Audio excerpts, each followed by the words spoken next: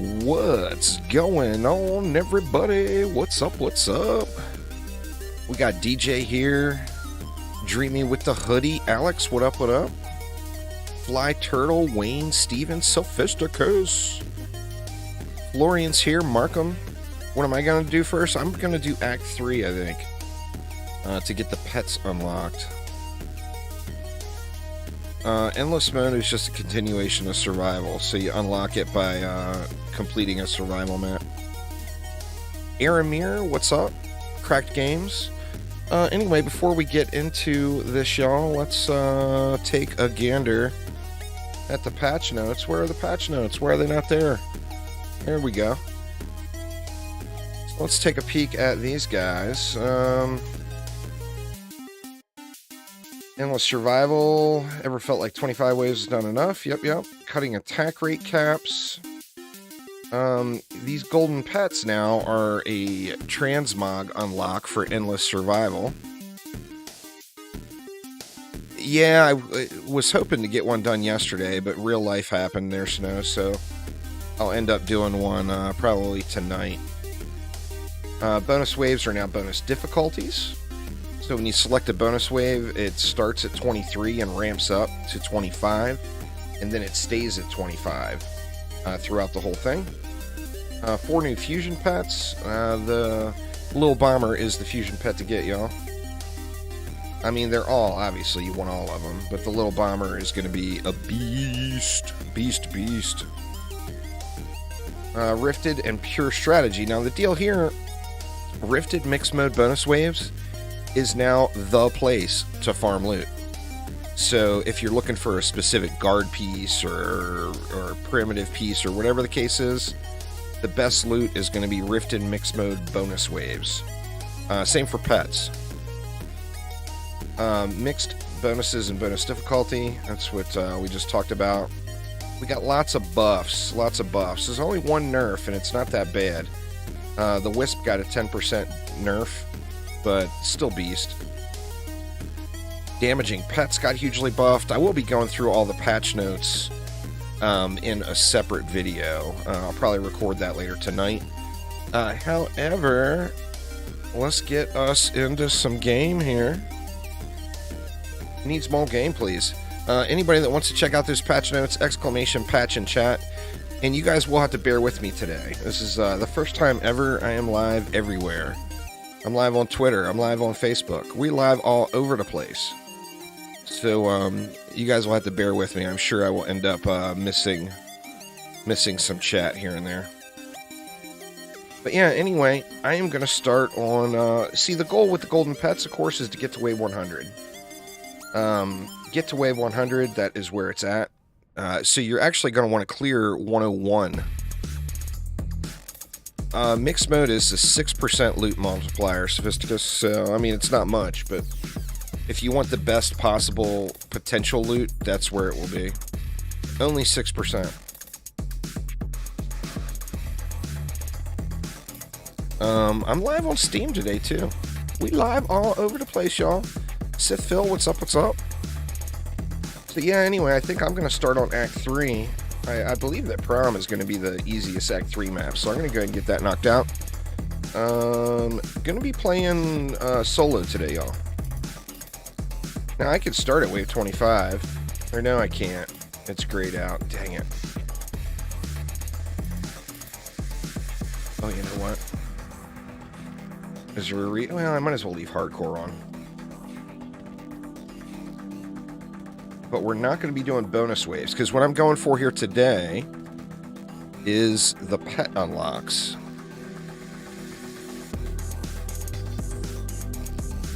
So the goal here is to get to wave 100. Now remember too, if you want to burn through these early waves, like it's going to be pretty easy to go through the starting waves, right? If you want to burn through them and get the higher wave unlocks, you can do that on non-bonus difficulties. Oh shoot, this is the wrong map. You can do it on non-bonus difficulties, and then go back and just toggle the difficulty on. No, bonus difficulty is just a toggle. Hardcore Rifted. Try this again.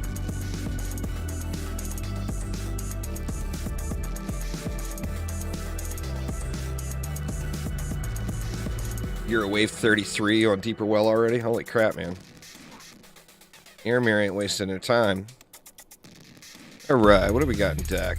We got Wally, which we're going to need. Don't think we'll need this guy. Oh, there's one thing I wanted to check. God dang it. I want to check something first before I get started. Sorry, y'all, sorry. With the speed caps being different, I want to check gemstones.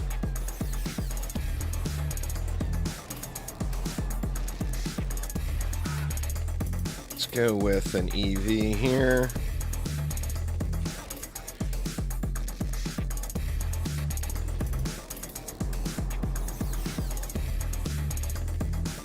Well, smart players, Alex, smart players will be working together with their friends. So, if you think about it, Aramir's doing Act 1, I'm doing Act 3. Maybe, just maybe, we'll be working together on those. Alright, so what did I want to check? I want to check gemstones. First off, let's check a speedy.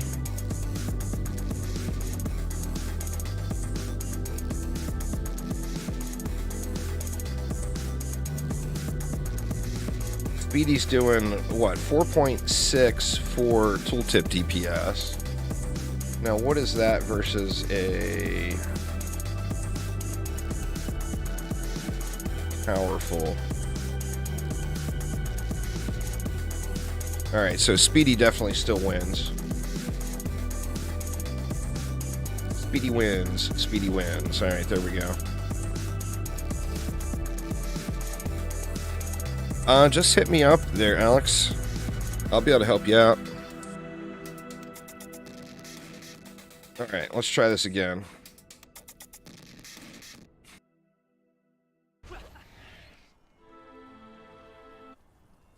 So, what are we going to want here? Well, let's just build it out and see what we end up with. So, we're going to go... Are we going to go full auras?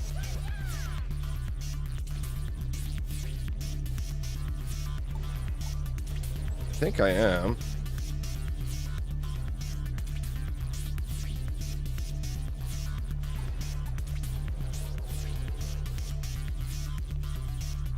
Oh, let's get an enrage in here too. Do we need an enrage in here on this one?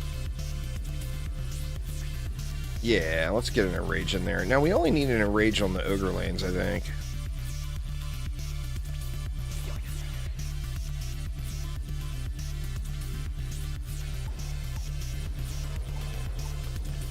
So let's go ensnare electric. We'll get a splody splode down there. Get a gas trap back like that. Let's get an enrage in. We don't really need an enrage here. I mean, might as well just do it anyway, right? Let's see what the DU looks like.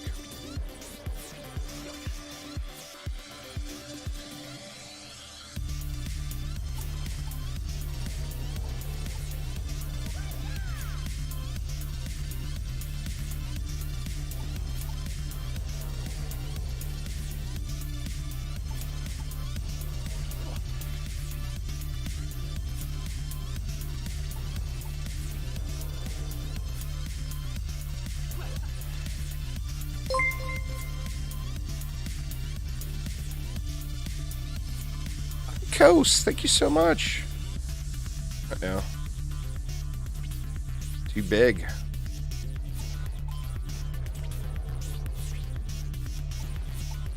I'll have to go over to the side a little there.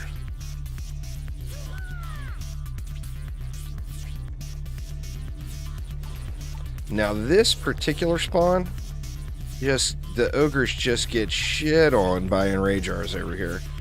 Because there's so many enemies that come out. There will be so many fights going on over here. Alright, let's get everything buff beamed and then we'll look at everything else. Actually, let's go with a wall right here. Give a little distraction there. I feel like this is already eating into my wisps a little heavy.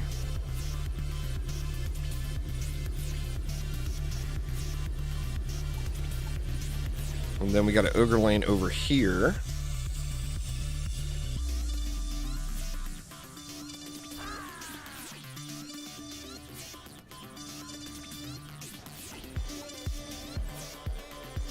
This one we're not going to bother buffing, I don't think.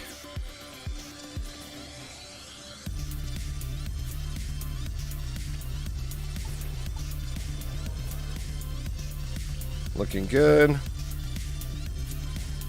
And we'll buff that. Yeah, this is just eating up. I'm going to have to do something here. Something a little different here. This is eating up way too much DU. I think we'll get rid of explosives, maybe.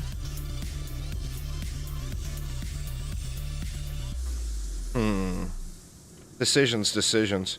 I mean, realistically, I think we can get rid of the explosive and the we can get rid of the explosive, I think, on these side lanes. Let's just do that.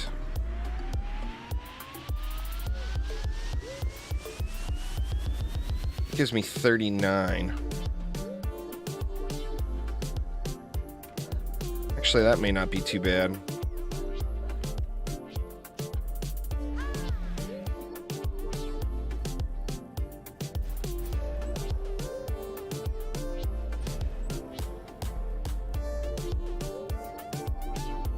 Go this way with them.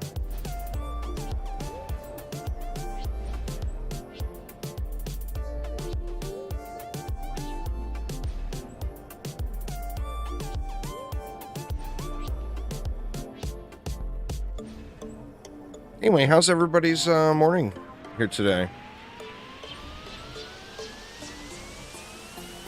Oh, we're out of DU. That's 9.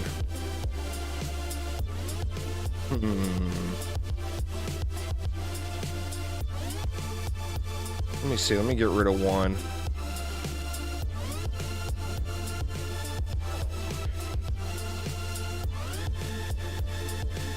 Work is busy today. What's going on there, the bomber? Let's see. We're going to put a Dark Elf Warrior trap right here. In fact, you know what?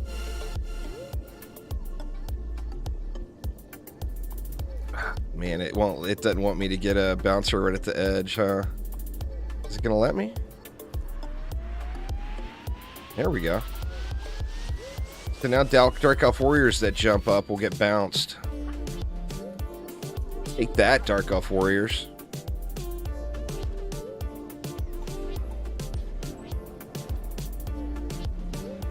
Alright, now I think for these starting waves I actually want a striking gemstone. That way I don't have any problem with copter ogres.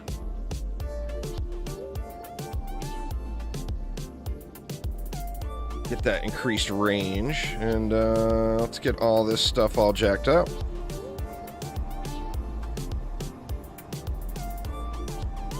Bouncer blockades and slice and dices, Alex, are just beast for Dark Elf Warriors.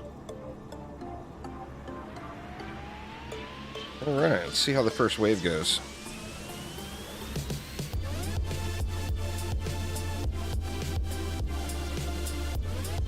Should go relatively quick.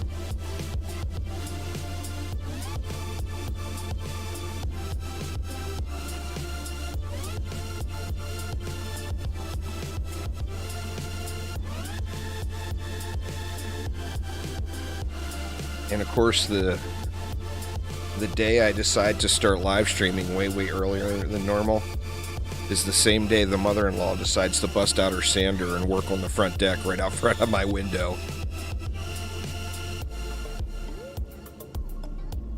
WTF. I guess that's how it works. So basically, here's the deal with Enragers, y'all. The tougher the enemies get, well, I mean, you got the tactical map. I want a mini map too. Yeah, I cranked the noise gate up a little bit today, Merkham, so it wouldn't be as bad.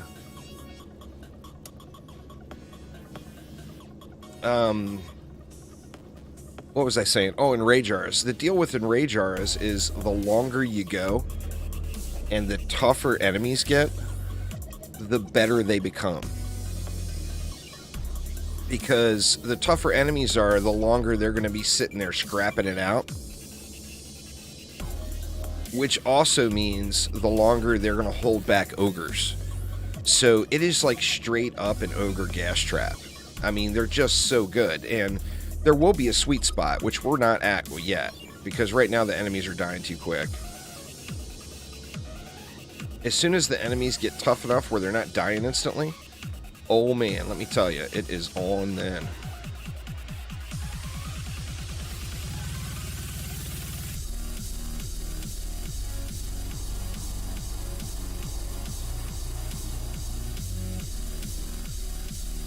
Yeah, part of me thinks I may have even should have left the explosives over here.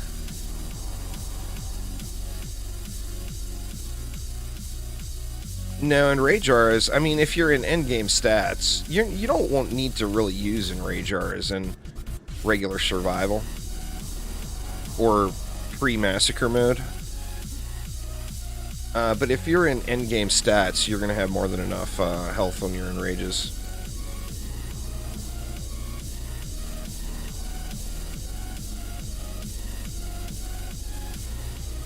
Let it fly here. Oh, that's a great idea. The next map I'll do that. That's the way to go, Aramir. I didn't think about that. About picking up the mana. That's completely the way to go, though.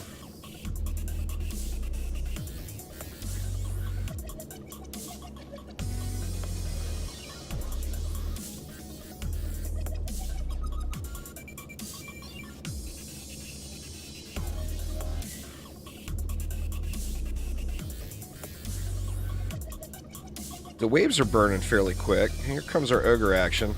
See, there's no enemies out there to stop the ogres. Now, these early wave ogres just get mashed anyway. But once those enemies are a little tougher and they're out there fighting, when the ogres run out, they're going to get backed up, you know, behind all those guys.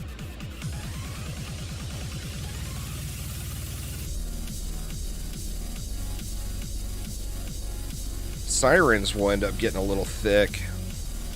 I mean, the thing really to focus on is ogres, sirens, and Jinn. Sirens will just get pretty tanky, and they do a lot of damage.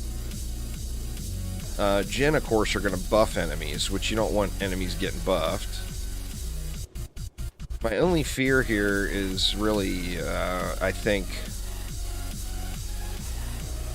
probably the little splody kobolds running out through one of these side lanes.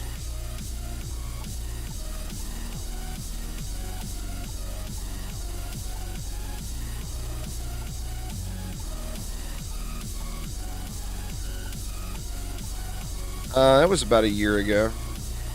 I mean, just getting godly items is nothing. It's not about the rarity of items, it's about the rolls on the items. Remember, this isn't Dungeon Defenders 2. This is more DD1. So the drops are guaranteed. It's a matter of getting the high quality drops. So just going for like getting all godly gear or whatever, that's not going to take anybody very long. And you're not going to be very powerful with that in mind. Unless you just got super, super lucky on your rolls. Dude, man, I never checked my loot filter. Alright, 395. Alright, so we should be good. Basically, all that's going to be dropping for me, or getting picked up for me, is fusion items over 395 upgrades, and then all pets and all accessories. So I will miss out on offhands. But today, that's I'll be farming offhands in mixed mode. So definitely not overly concerned with the offhand situation. The other thing to remember as far as pushing into these endless modes, currently in a survival run without starting really, really early on survival, you're just not going to get all your stuff fully upgraded. You know, there's just not enough mana available.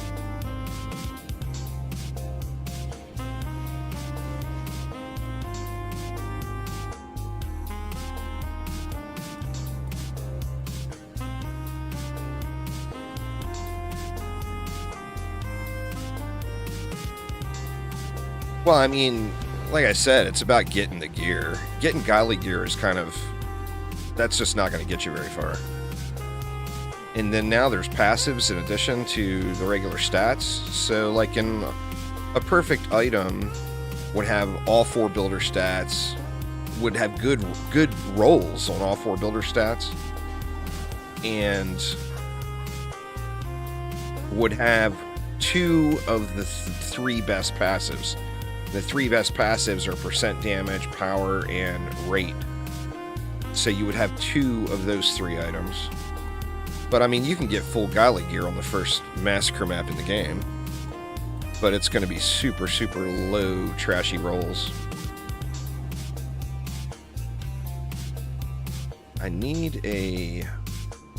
still do need an offhand for my monk here.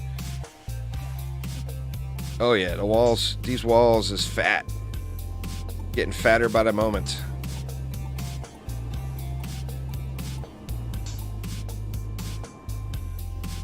And the Copter Ogres has not given me any issue. Oh, that was wave 25. So how it works, you get to wave 25, and it looks like the map's over, right? But if you go to view summary, then you just hit the continue button here, and bam, wave 26.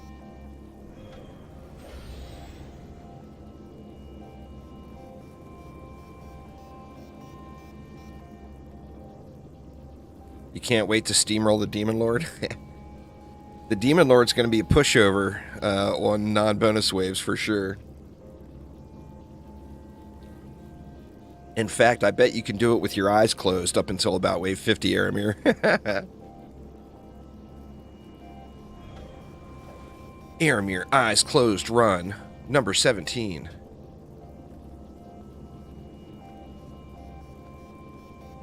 Bust out the blindfold.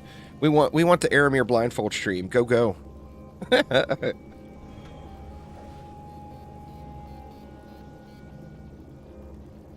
It would have been way, way quicker if I didn't do hardcore and I could just collect mana every few waves. I think that was a super good call. Wave 48 already? Nice. Well, I mean, Deeper Well, too. That one's going to be really quick.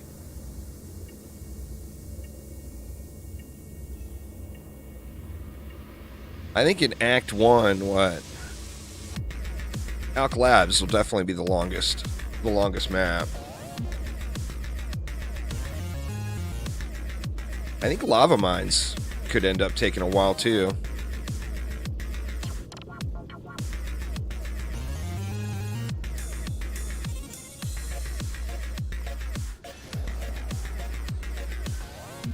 No new achievements, Fisk says.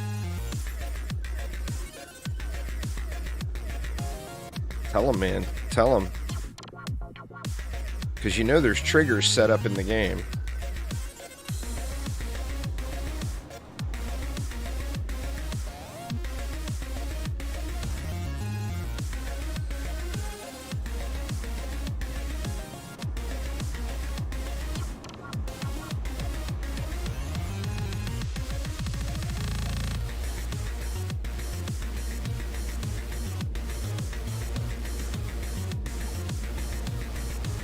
Might be saving for update 2. Could be. I mean, you would think that there would be achievements because there was achievements with episode 1, right? So you would think there would be some Chivos for episode 2.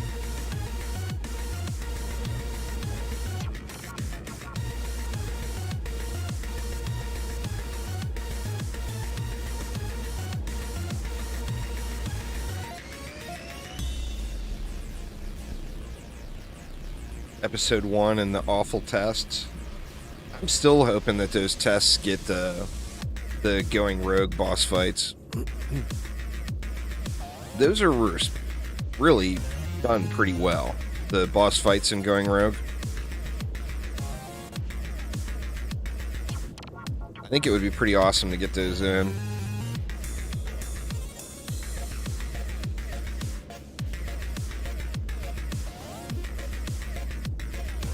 Have it transport you to a different arena, you know, and give us the boss arena. That would just be beyond cool.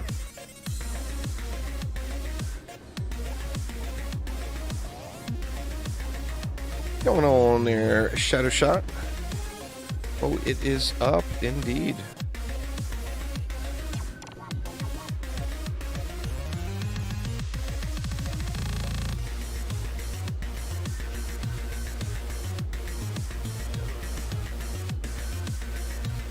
Once we get all this stuff upgraded, the waves will go way quicker. We just hit everything over here. It looks like everything's up there except the reflect beam. What's going on, Zorkoi? How you doing, man? Welcome, welcome.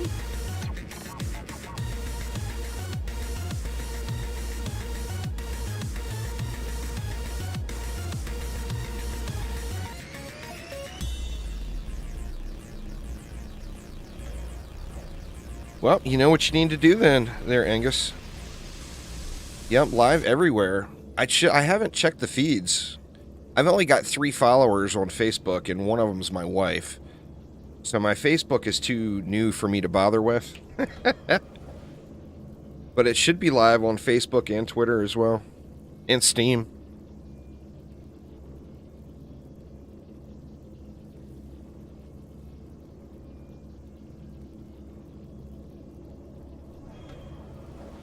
Country Boy Ant, what's up, what's up? Elves are the bane of your existence.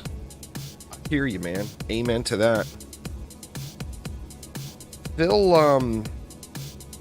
Phil is like, let's see, what sort of evil supervillain can we compare him to? Basically, Phil is trying to live forever. And every time someone cusses about a Dark Elf warrior, Phil lives an extra year. So, I mean, he's coming up on damn near invincible now, as it is. But that's basically the deal.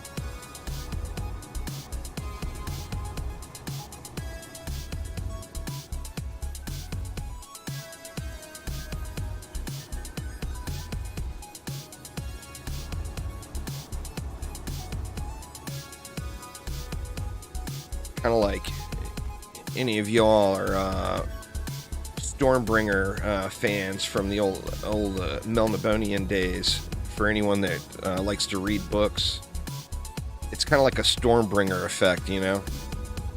Every Dark Elf kill adds a little bit to Phil's like soul and life expectancy.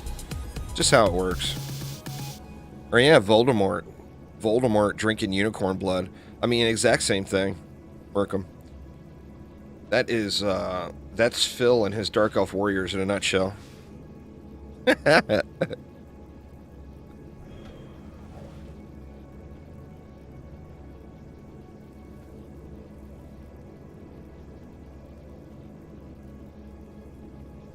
Yeah, see, we're only wave 29 now. We got a ways to go until the thickness is here. But, that lane over here in particular, you're really going to see it with the power of these Enrage Auras. As these enemies get thick, I mean, an ogre won't barely make it out past the door.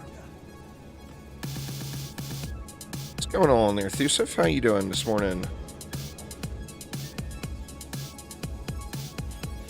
Or this afternoon, I guess, for you. Twitch, YouTube, and Facebook are all up. Can you take a look at Twitter? Uzar? I'm not sure how that one works. Does it show just like a Twitter post with a video running?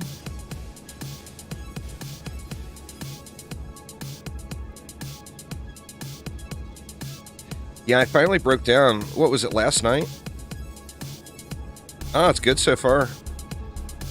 How's the multi-player population in the game? I mean, it's kind of the same as the other games. It's about like Xbox or PlayStation groups and then Discord on PC. I mean, you can get in public games, but who really wants to join a public game? Like, almost, you know, in every Dungeon Defenders game, so many of them end in disaster. But there's plenty of people playing where you can get groups, but you gotta join the Steam groups and etc. Steam groups and Xbox clubs or whatever they're calling it. Live on Twitter as well. Nice. Everything's working. No technical difficulties. First time, huh? The player base will really take a big jump up, though, when, and understandably, you know? I mean, I get it. See, the thing in Dungeon Defenders games, and it's the same with all games, like, the person who creates the map generally wants to build the map. But if you're actually playing the game and just not just there for the carry, you want to contribute too, right? So you join a game, you want to contribute. I mean, it's understandable. It's a very fair, understandable thing, really. And then, of course, the person who created the map usually rages and says, "So yo shit, everybody," etc., etc. But that's just, I think, sadly, that's kind of the nature of all Dungeon Defenders games now. But there's plenty of real solid pre-organized groups available on all platforms, in all the games, for that matter.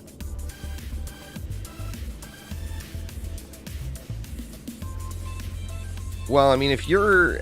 Now, I belong to the old school there, Baka. So, in my opinion, if you start the map, you need to plan on building it. If not, just ask around in town for somebody to give you a carry. But, you know, remember too, like I said, I belong to the old school of Dungeon Defenders beliefs. If you trigger up a map and aren't capable of building it, though, you're just asking somebody for a carry. So just skip all that, jump right to it, and say, hey, can somebody give me a carry on, you know, so-and-so map?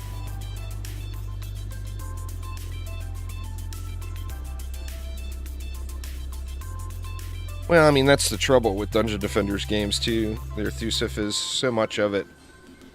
You know, I mean, I don't ever go AFK on stream. But, you know, I'd be lying. What's going on, David? I'd be lying if I said, when I'm watching Netflix and running maps in the background, I'm not a full-on AFK, you know? It's part of the Dungeon Defenders experience, is the grind. You know, all of them got it. Whether you're grinding loot, like in DD1 or DDA, or whether you're grinding the number on the screen, like in DD2, the grind is still there. What's going on, Quicksilver? No, the best gear is going to come from Massacre Mixed Mode bonus difficulties.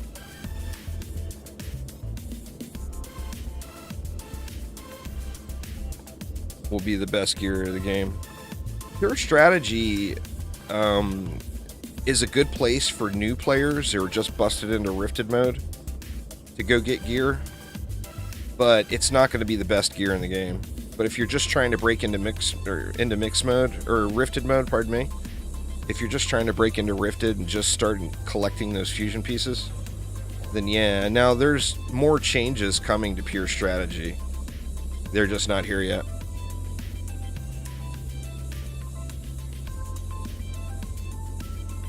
Bill had teased that he wanted to make pure strategy so that your gear quality that drops is based off of the amount of DU used, which I think is a really cool concept.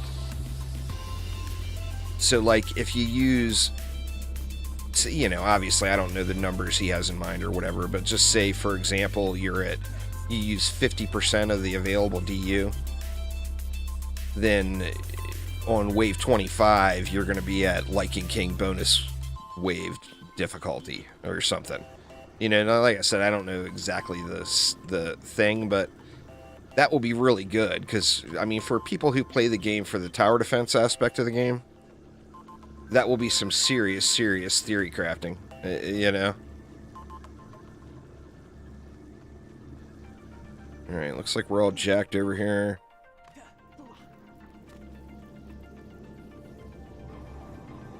That's alright, Elvis. It's really perfect timing. I mean, look at every game out there for that matter. You know, look at, say, World of Warcraft. Back in the day, during vanilla World of Warcraft, boy, I was way too much of a grinder. I played way too much.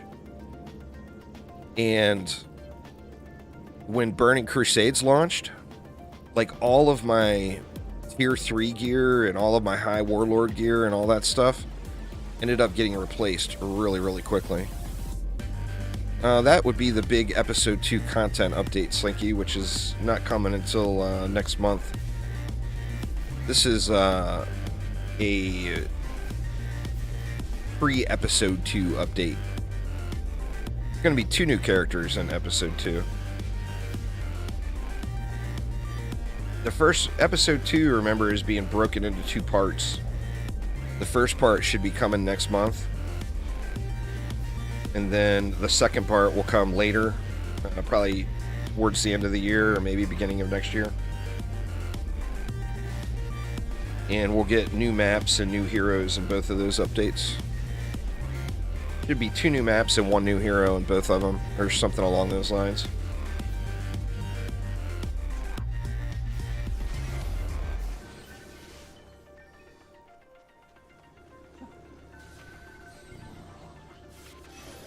Awesemo Noob, what up, what up? I was a little disappointed to see you didn't win the last giveaway there, Awesemo Noob. You're way overdue, man. I don't really have a favorite. I enjoy all of them. I mean, they're all really good games. I mean, anyone who's played all of the games seriously really can't dispute the greatness of DD1, I think. I mean, it's the game that started it all. Not only for the franchise, but for the genre. Orcs Must Die and Dungeon Defenders 1 launched at about the same time.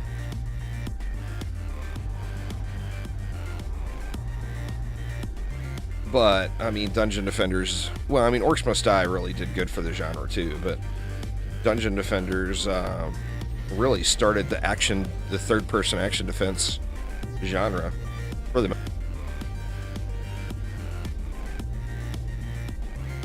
Didn't put in the work to the luck gods. That's fair. That's fair.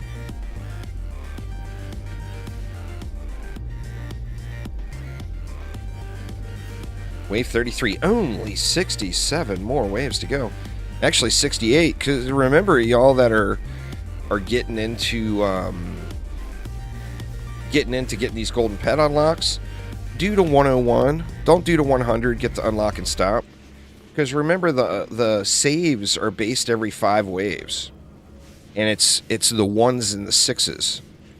So if you do 100, and then when you come back to that map to try to push it, you're going to have to start at wave 96. If you do 101, then you're going to be able to start at 101. So the save points are you know, 56, 61, 66, 71, etc. It's not on the 5s.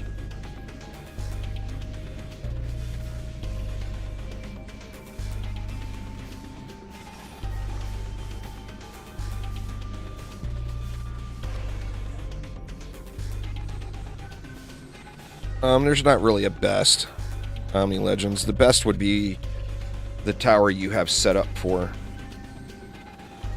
You know, ideally using multiple towers for an elemental combo. You never want to spam one tower in really any of the Dungeon Defenders games. I know a lot of people like to do that, but by doing that, you're greatly limiting yourself.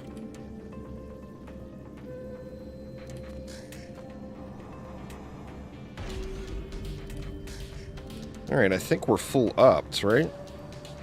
Or maybe not.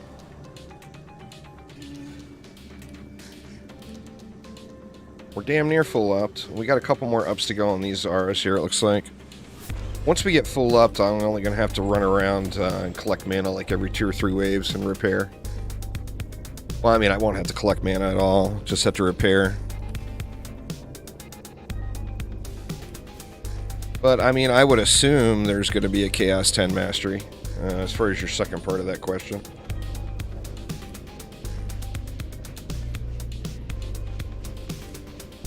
Baby steps, man. Got to get Chaos 10 first, then worry about the rest of that. You got to remember, it's a super small team. You got to give them time to get stuff made. That's part of the problem with why C9 is kind of in the state as it is. I mean, I don't know this, but I would guess that it was probably rushed. And there was very little that went into design. And it was just basically gear checked here.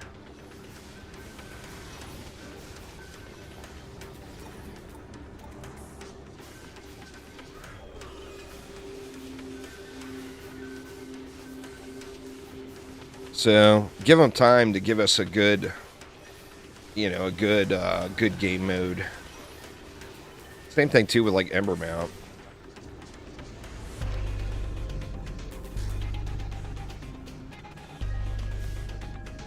Be all upped over here. Mixed mode, rifted bonus waves, Elvis. Bonus difficulties. So, the best gear in the game... no, it would be way too chaotic to try to manage today, Rob. With all the various platforms going. I actually, it's not announced yet. You guys remember that Juicy May Spectacular thing? Where I streamed Dungeon Defenders games every day for a month? And did a bazillion giveaways? There just may be another event like that starting with autumn. I guess it would be an autumn event, which starts next week. Well, the event will start next week. I'll be putting more information out on that during this upcoming week here. But yeah, we got a whole lot of giveaways upcoming. Any news on Golden Juicy Pat? I can tell you. I'll go ahead and spill it all out there. I'll spit it all out. I put it...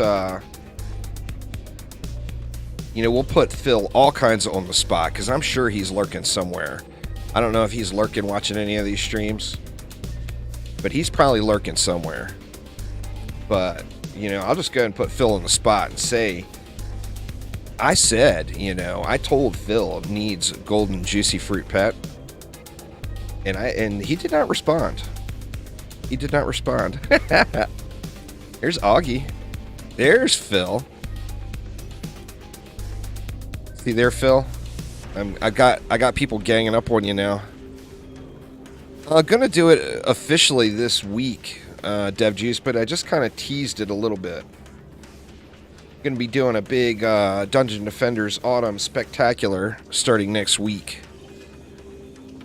Gonna be all kinds of giveaways and fun and fanciness, and just gonna be a good time.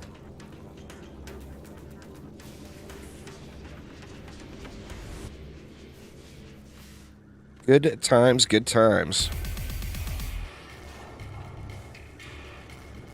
There you go, Omni Legends.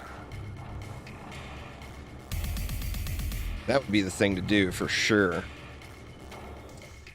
So for those just joining, I am live on everything. I'm taking a page out of Ninja's playbook here today.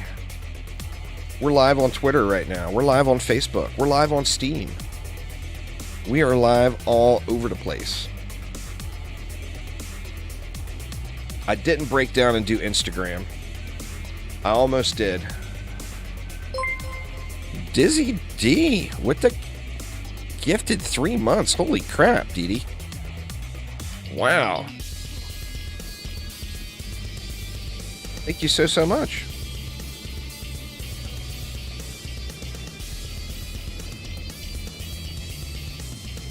Golden Giraffe yet?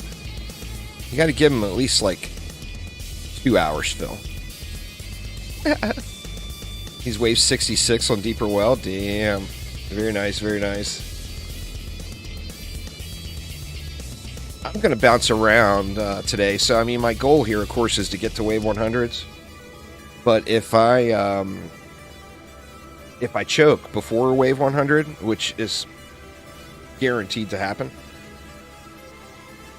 I'm going to switch over to a different map and come back to it.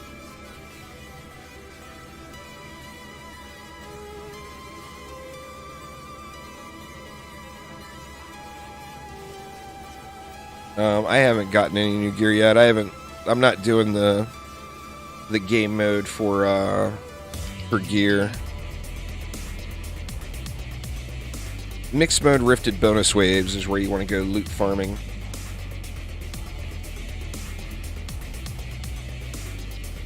I'm going for golden pets here. Golden pets.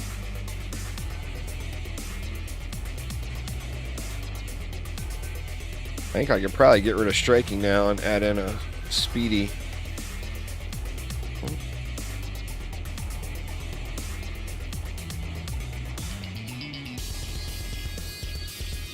We good. What's hard about mixed mode? We'll play it and find out. Mixed mode is mixed enemy schedules. It's not the same old enemy schedules that normal survival has. And it's got a 6% increased loot multiplier.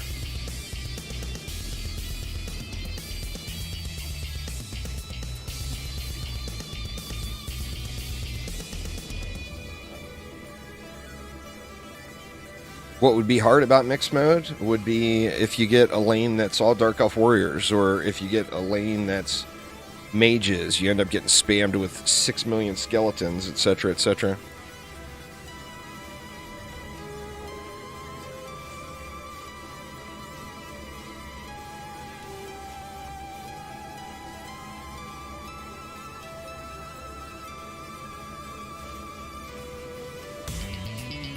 Ogres? No ogres have pushed to the wall yet. I need these enemies to get a little thicker over in this lane, and that will postpone those enemies there. I don't know what my highest gear piece is. I mean, it's just not something I pay attention to. Remember, it's a game about stats. It's not about getting an item with a big item power. It's about finding pieces of gear that have all of the stats you need with passives that you want as well. I mean, you can get passive items on gear to drop 500 stats. So say you got one item that's only got 350 upgrades with the wrong passives, and then you got another, or it's got 350 upgrades with the right passives, and then you got another one that's 420 upgrades with the wrong passives. The 350 piece will be better. So it's not really... You need to look at your overall stats and not look at individual power levels on pieces of gear. No, like mixed mode from DD1. DD2's game modes are unique to DD2.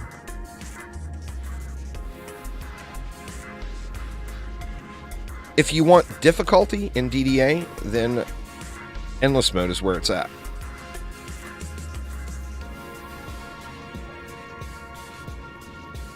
It's the first true endless mode in a Dungeon Defenders game. I mean, DD1 had that pirate map, and DD2 had endless mode at one point, but it wasn't unlimited scaling. This one is unlimited scaling, so you're gonna get wrecked at some point, because the enemies keep getting tougher and tougher. DD2 doesn't really have that option technically. There's a limit to, you know, just the 32-bit limit.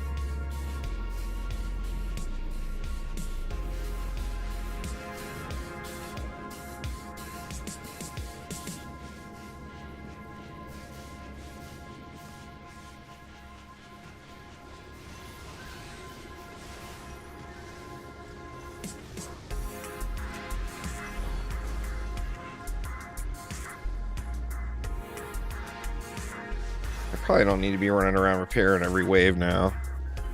And I think we got everything upgraded. Looks looks like it. The smart upgrade and repair makes repairing maps like this so easy. It's unlimited. It's endless, William, so...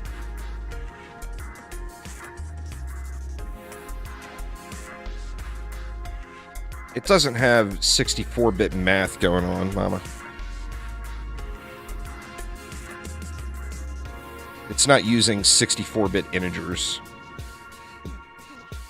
Still got limits. That will never change. That will take an upgrade to the game engine, as far as I know. Now, obviously, I'm not an engineer, but...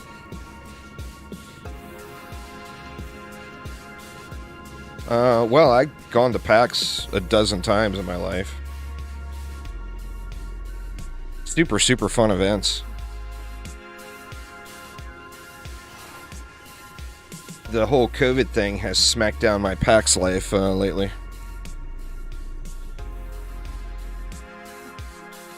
Having a wife that's a nurse, she lays the law down on that kind of stuff quite regularly.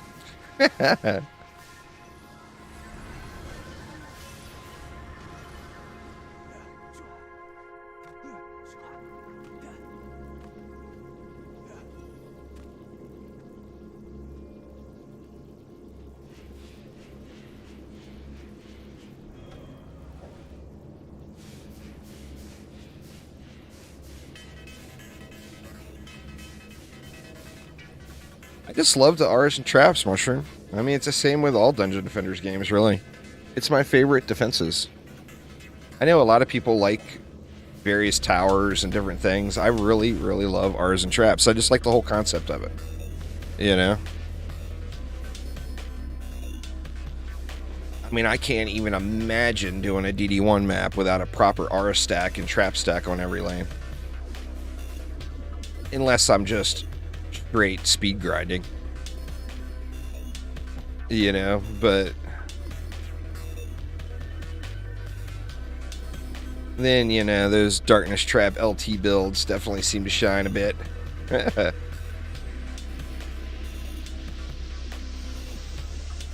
Oh, DSTs are awesome. DSTs are in a really good spot right now.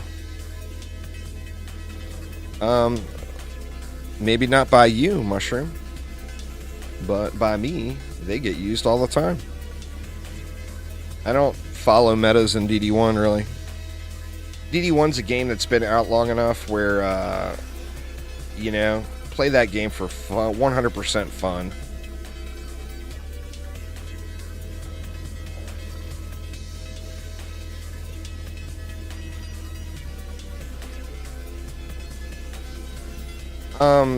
I think there will be plenty of DD1 maps that make it into DDA. It's not going to be all of them. Because remember, the game is not a remake. Contrary to popular belief, the game isn't a remake. So, I mean, there will without a doubt be DD1 maps.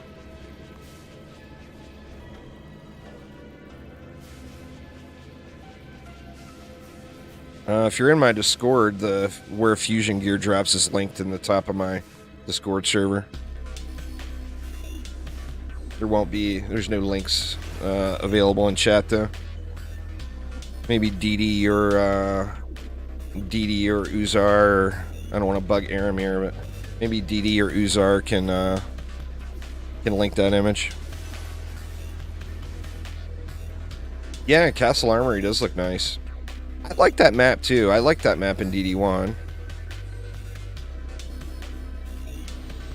Just go ahead and let it fly here.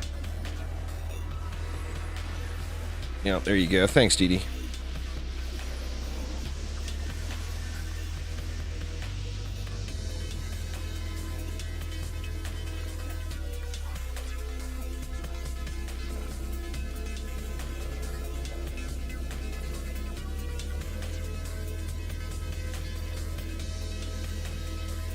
I might have it. Let me see. Do I have it? No. That's my old stats from the PTR. Let's see. I can set it up here real quick on the stream. For anybody that doesn't know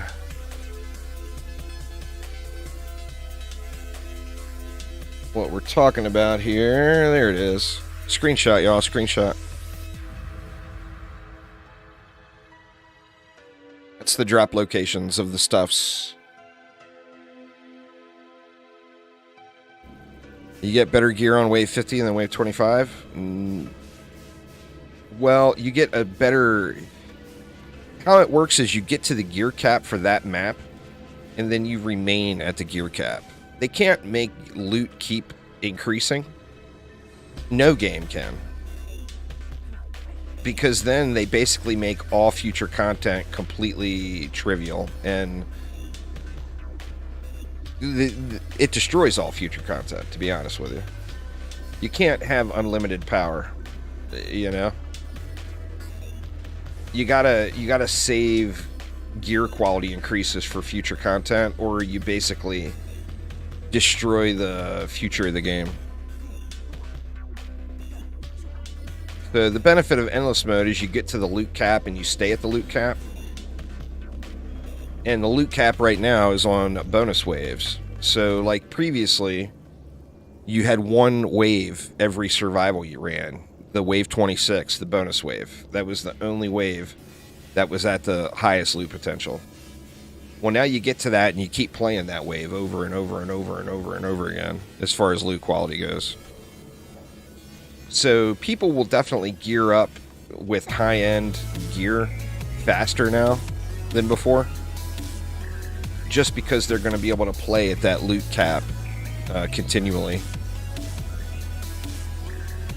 It's a combination of all values, so there's not any known figures there. What's going on there, Omni?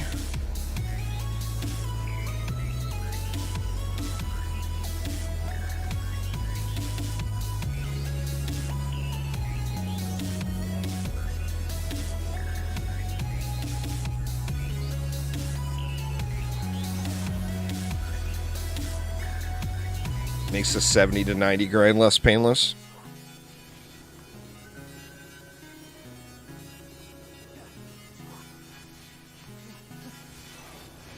That's fair. That's fair.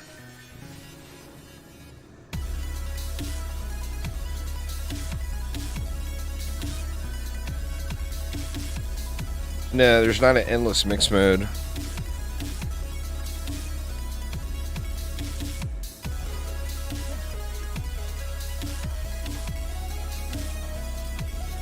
I'm doing golden pet unlocks today, Mushroom Cake.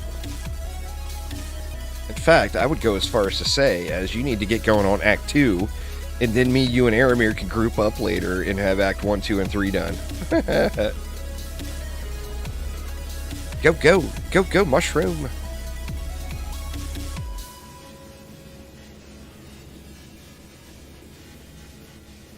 It's not really that bad, Cryptic. You just got to do the right game mode.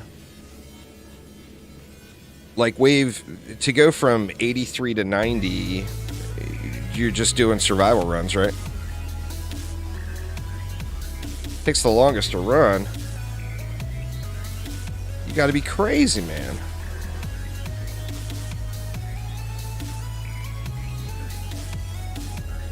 Yeah, the mobs were cut way down in Highlands. Well, there's your problem, is you were doing Nightmare. Level 83 unlocks Massacre Mode, Cryptic. Why are you not doing Massacre Mode? It's way more experience. So that's why it took you so long. Or you did it before Massacre came out, huh?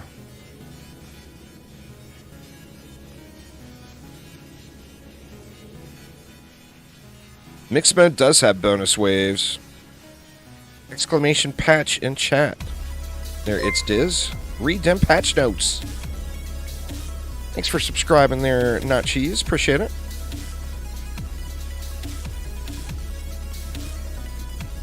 Yeah, you get better gear on Mixed Mode. Mixed Mode is where you go for gear. Endless Mode is where you go for cosmetics and for fun. And to try to push your limits. If you don't want to ever challenge yourself, and all you want to do is be a loot farmer, then yeah, just do Mixed Mode. Mixed Mode bonus waves. If you ever decide that you want to actually get a challenge,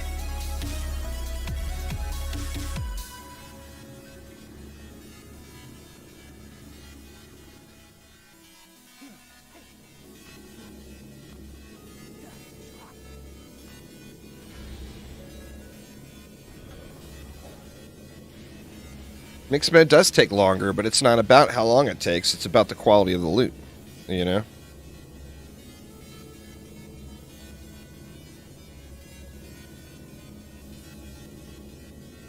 Yes, mixed mode has bonus waves. That's what I just said, Elvis.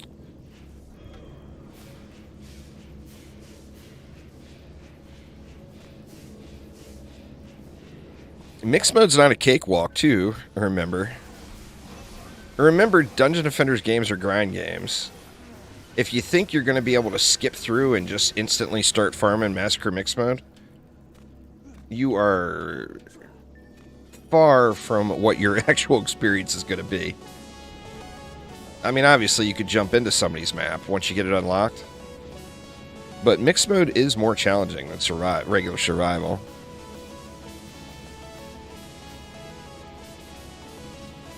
It's all about the journey, y'all. It's not about the destination, you know?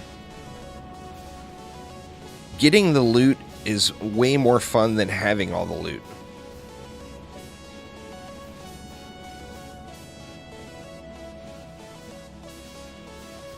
So enjoy the journey.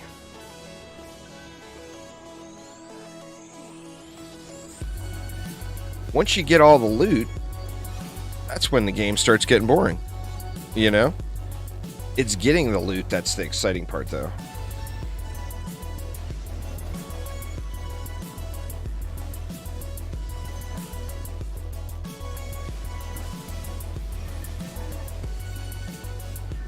Absolutely, Mushroom.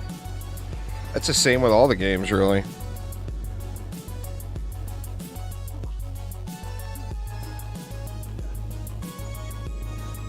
I mean, I've got quite a few. Diabolical, what's up, man? How you doing? I got quite a few real-life friends, or former co-workers, when I was working at the casino. I had my entire craps crew playing DD2 at one point. And, like, they played through and finished the campaign, and they were like, cool, fun game. And they were completely done. You know?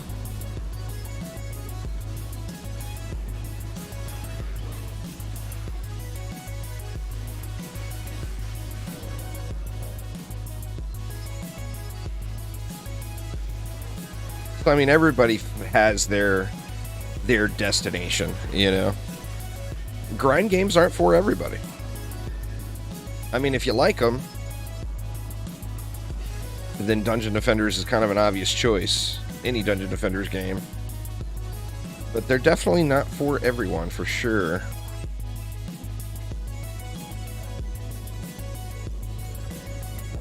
What's going on, Levi? How you doing?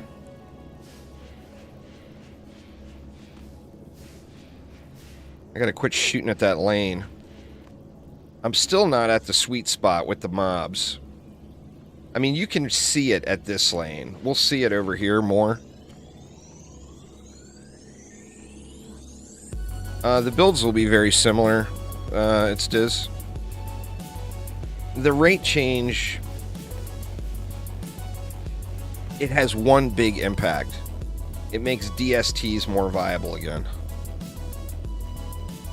That's like literally the biggest impact of the rate change. But the builds will be similar. There's more diversity now. Not because of the rate change necessarily, more from just the buffs. I mean, I think you can realistically go to wave 100 on Magus with harpoons. As far as I know, it should be there. Bill or someone from Chromatic would know here. Is the update live on Xbox? I thought it was there.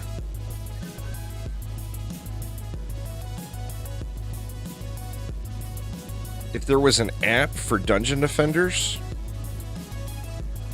What do you mean, like a mobile app?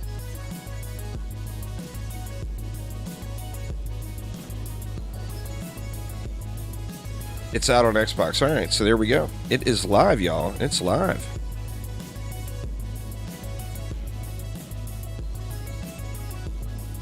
Like a mobile or desktop app?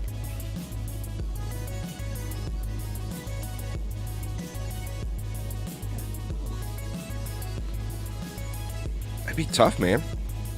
I mean, it would have to be, I think for me personally, it would be super convenient for people if it was a wiki style of app with various information, you know. Oh, you see the ogres? I accidentally sprayed into the pack, but the ogres were stopped right there. So I think we're getting a little closer to the sweet spot. See that ogre? Did he get a swing in on the wall? Nope, didn't touch the wall.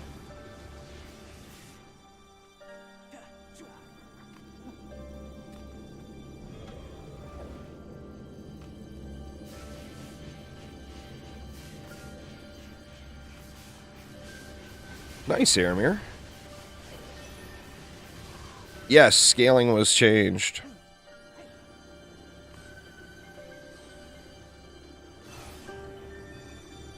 I'm not going to see the scaling change today because I want to get those golden pats.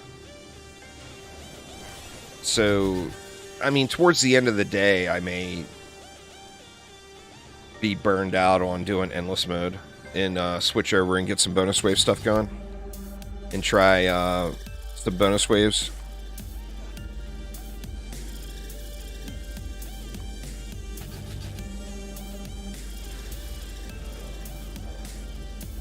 Yeah, there's one coming with the part 1 of the episode 2 update. That is the reworked summoner from DD1. And then there is another one coming.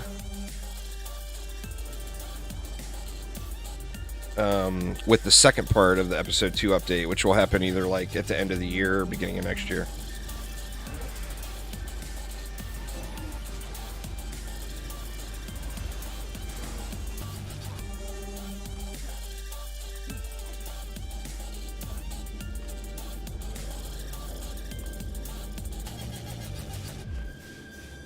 Well, I mean, he's doing deeper well, Dev Juice. Don't let him flex too hard. He started off at the first map. Of course that one's going to be the quickest. It's got like a third of the mob count of some of the other maps. Andre, thank you so much for subscribing. Welcome, welcome. No, I need a bot command for that, huh? I still got to give Dizzy access to the bot. I keep forgetting to do that.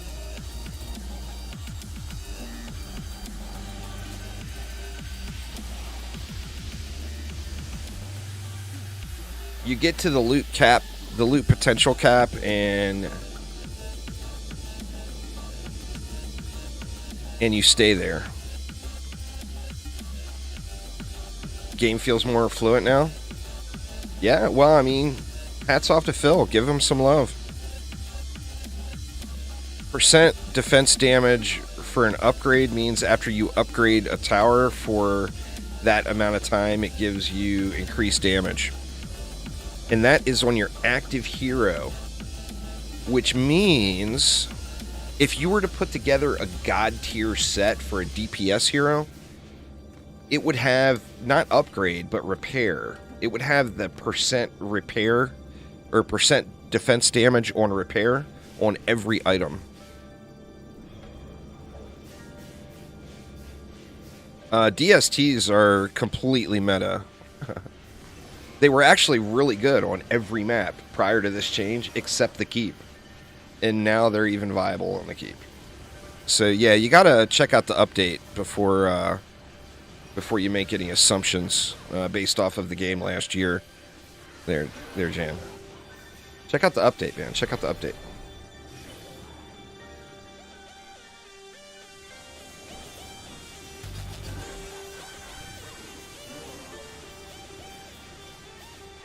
No, it's not possible.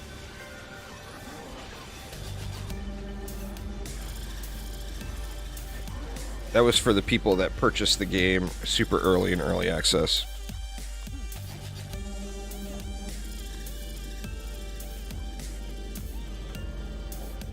See, I knew I shouldn't have gone. I knew I shouldn't have put my own priorities first today. I knew it. And there is the first person that didn't catch the intro of the stream or watch any of my videos from the last few days. I'm trying to get the golden pet unlocks, so I'm not doing any experimenting. I'm going in with what I know or what I think is going to get me there based off of my play on the PTR without doing any experimentation or looking at any of the changed things in the game. So, I mean, I really should stop what I'm doing right now and quit doing that, because that is going to be something that I have to say literally 17,000 times today. No offense there, Jam, but if you come in with a third of the info, then, you know. Stunlock all mobs in CC and bring in 4 jesters and just wheel. I tell you what, man, I hope the jester comes to DDA, but I am very curious to see what they'll do with that wheel. Very, very curious. I mean, it's like almost, that's probably, I don't know, it's a large portion of my current gameplay at DD1.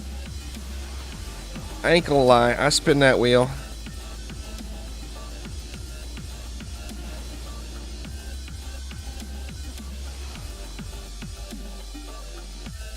Okay, so are you gonna make me repeat it again? I'll repeat it one more time for you, Jam. I'm not experimenting and using towers that were changed or adjusted in any way today. My goal is to get cosmetic unlocks today. Golden pets, that's what I'm going for.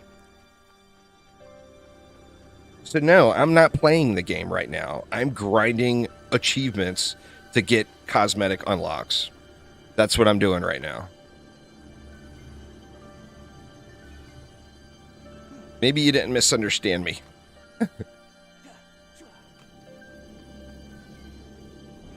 If you want to play the game and experience the different towers and stuff, that is there for you. Do it. Hop in and do it. It's going to be way more fun than what I'm doing. What I'm doing is sitting here obsessing over getting these golden pets. So you have fun. And I'll sit here and grind my ass into the ground all day long, just so I can make a 5-minute video for a few days for you all about what all the golden pets look like.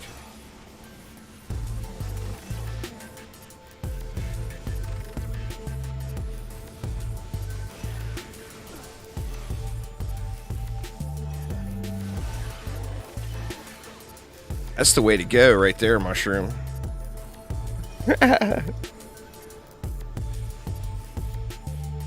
got my all of my clan mates in Diablo 3 that are grinding out classic WoW right now, or have finally started sending me messages. Hey man, when you gonna log on? I need my season power level of Diablo 3. The little bomber pet's really good. I don't know if I'd call it insane, but it's really good.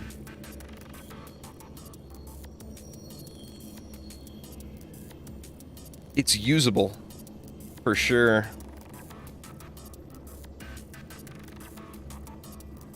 You asked for a bunch of golden corgis and Phil said no. I got me a golden corgi.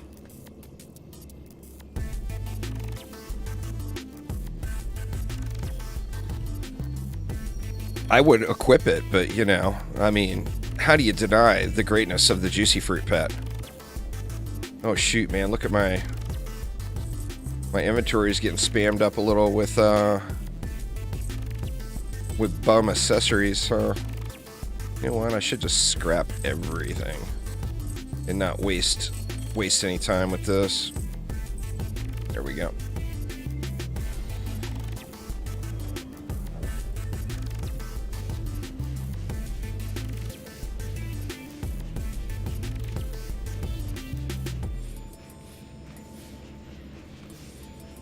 Now, sadly, Cryptic, we all know what happened with Diablo Immortal.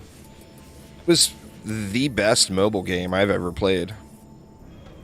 But they had to go and do that with the monetization. Good lord, man. Such a bummer, because it was really good.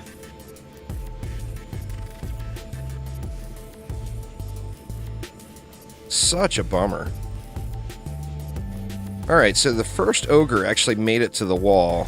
He didn't live. And that's what, wave 52.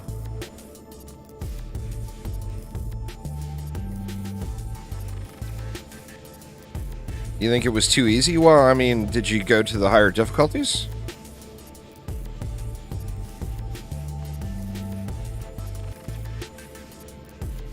I never ended up making it to the top tier. I ended up quitting because of the monetization deal. Oh, you went to Hell 3? Wow. I don't like all this hidden gating and stuff they did. So I personally didn't, you know, I should move this gas trap up here now.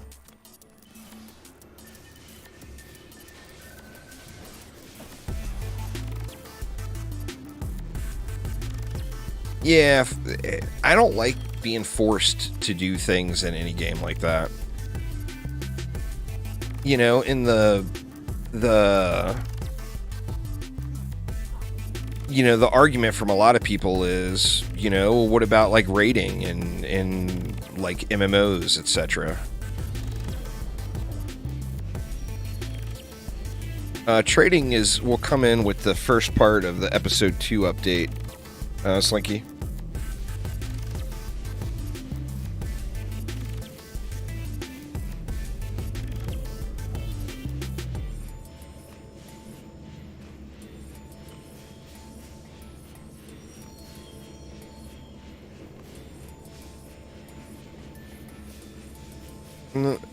Actually, they've been saying it's going to be there with the episode 2 update for quite a while now. At least a year. It's so hard not to spam into this lane, it's just habit, but the runes are going to be pretty game-changing.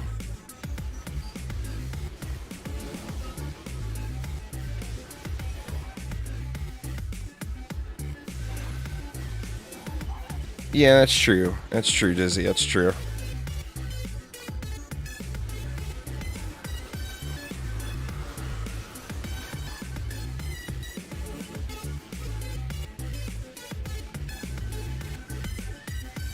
Well, I mean, we're already seeing that. There, Dev Juice.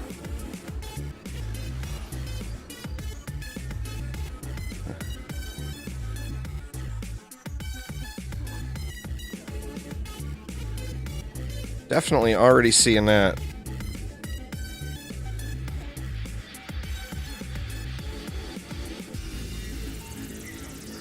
Random fusion gear will drop from enemies on rifted maps, Florian, but it's, as far as farming the high-end perfect end game set, you're going to want to go to the targeted locations and get it, because that'll be the highest quality.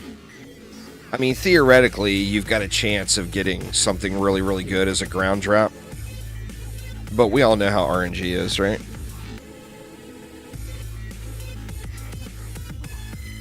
Oh, that sucks there, Dr. Sam. Hopefully you're feeling better. I had it twice. The first time was not bad. The second time was brutal.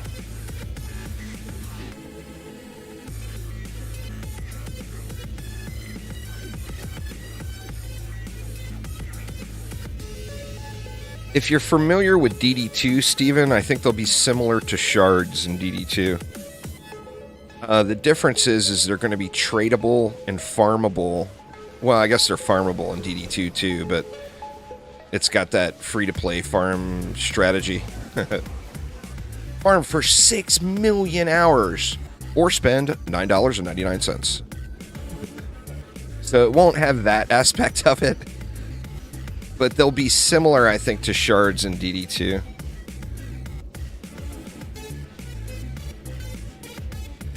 It's going to add a lot of diversity.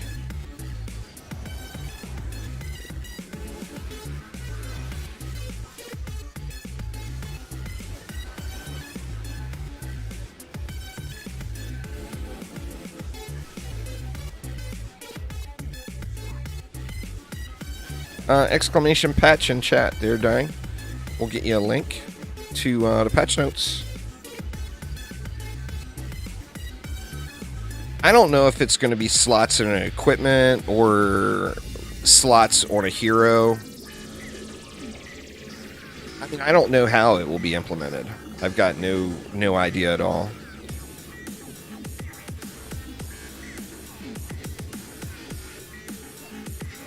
I mean, it may be something that you slot in on your hero itself. Or it could be, you know, it could be something per gear piece. I mean, too soon to tell. We got none of the info yet.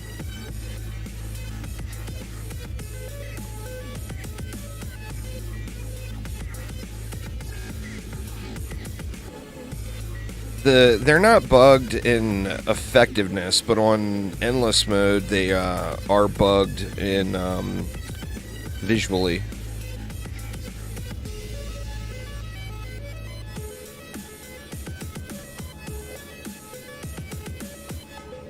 But they still function as if they're supposed to when you need them.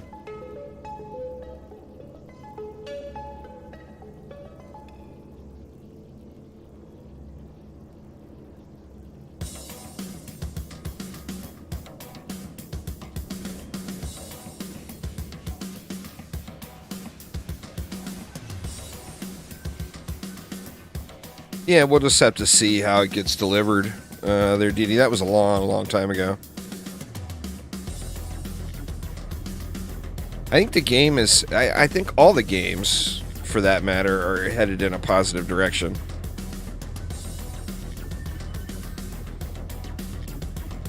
The structural changes that happened recently at Chromatic were a very, very positive thing, in my opinion.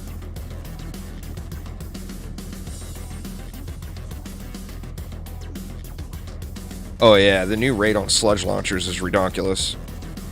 It keeps its title. Prior to this update, sludge launchers were the strongest thing in the game, without a question. After this update, sludge launchers are the strongest thing in the game, without question. They're beast. They're just situational because of the line of sight, you know? Oh, that's no secret, Merkham. Everyone who plays knows, including Chromatic. Phil knows that they're way powerful. They've got a huge limitation, and that's the line of sight. You know?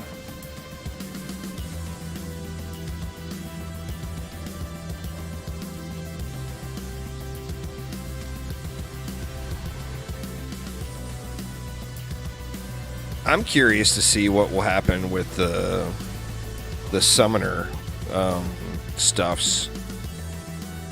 Why am I still collecting mana?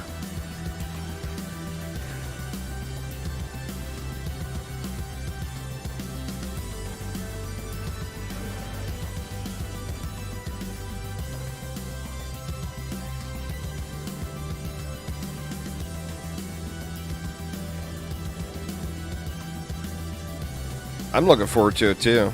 I mean, it's going to be good.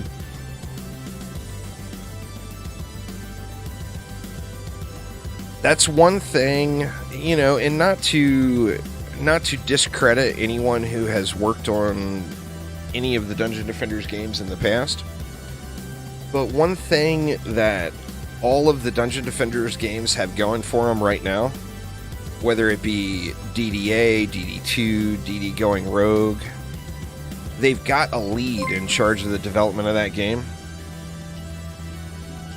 Thanks so much for following there, Jeff. Appreciate it. Welcome.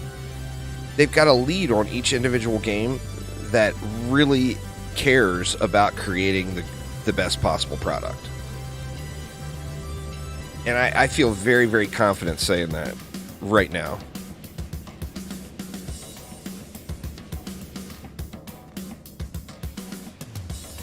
So, I mean, that's just going to lead to good things for all the games, you know?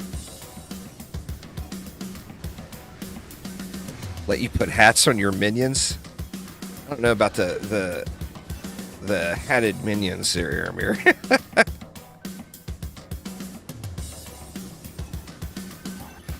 Aramir wants minion hats, Phil. He wants minions in top hats. Or Santa hats during the holidays. It's a seasonal request. Oh, another thing to remember for the people just watching or just joining, I'm going for 100% going for the cosmetic unlocks. So I'm not playing bonus difficulty right now. Realize that as well.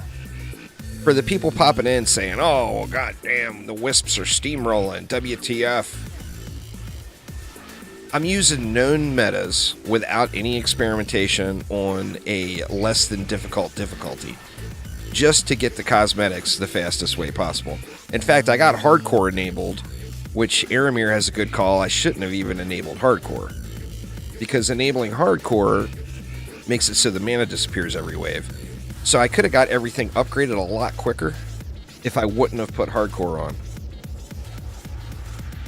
All about the golden pets. We're going to get our first one here in, 42 more waves.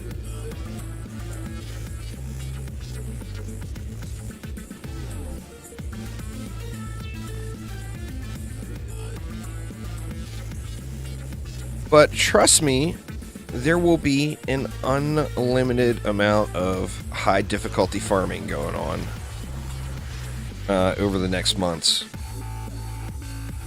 Whole lot.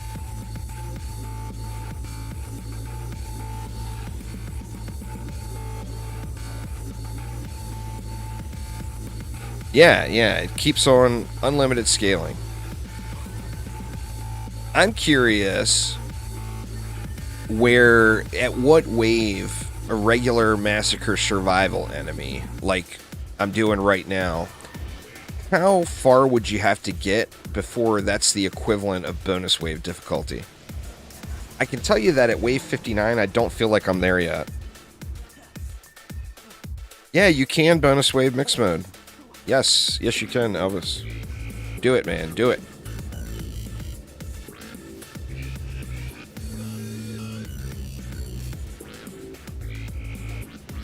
Yeah, I'm wondering about that.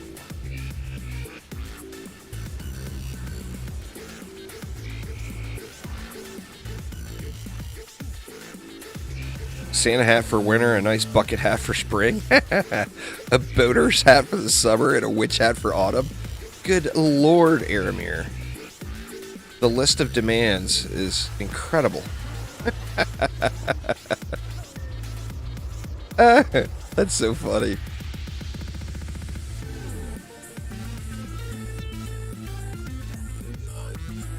Aramir should be hitting wave 100 soon, I think. Let me take a guess. You're at 94. Are you at wave 94 right now, Aramir?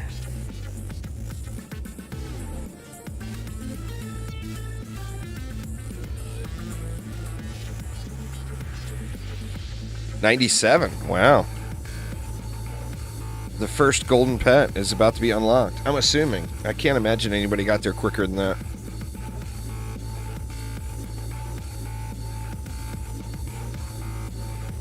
Well, you have to have the bonus difficulties unlocked, Elvis.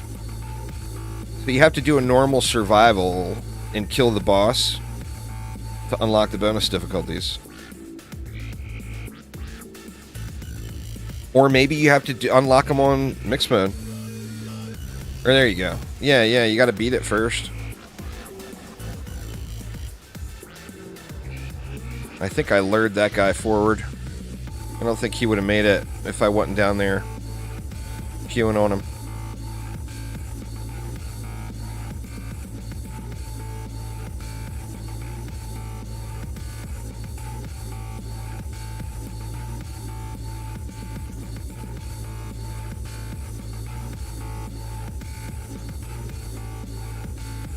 Looks like that ogre died over there.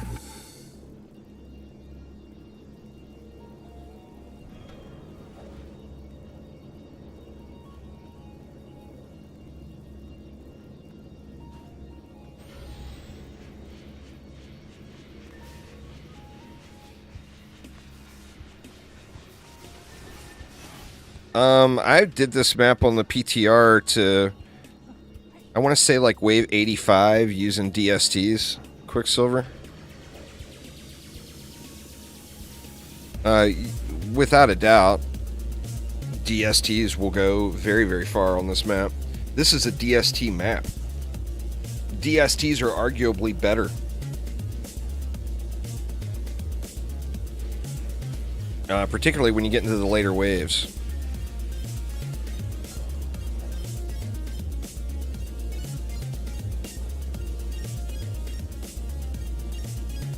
What I would do if I was using DSTs, though, is I would definitely not have explosive traps. I would possibly not have the electric auras either, and go with more DSTs. The map for the little bomber is Act 3. It's a 50% chance to get one on Act 3 non-encore maps.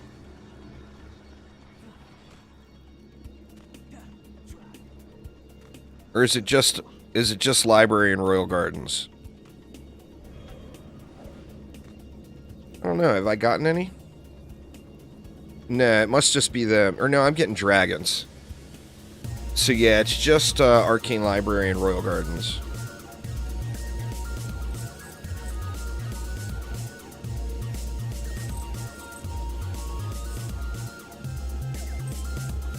And here I am staring at loot when I should be letting the map run.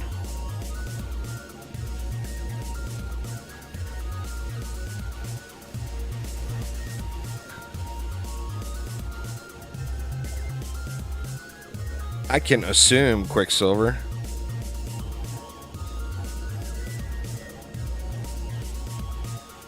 But no, I mean, the update's been out for what, 90 minutes? There's no possible way anyone could have gone through and come up with those calculations yet. Just not even remotely realistic in any form. But, I mean, I would assume that sludge launchers are the most powerful thing in the game.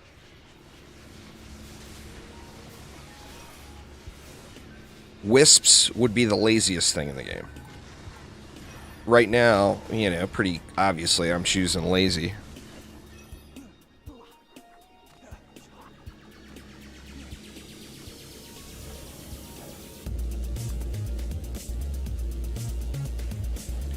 But yeah, sludge launchers are beasts, and they actually got turned up to 11. They were the best thing in the game before the update. And now they're turned up to 11. They're going pew, pew, pew, pew. Just like that. They don't make that sound, though.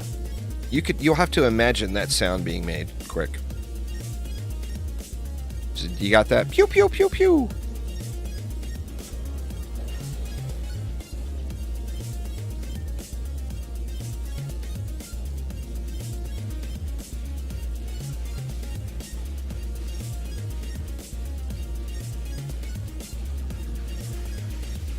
Long ago, Andre.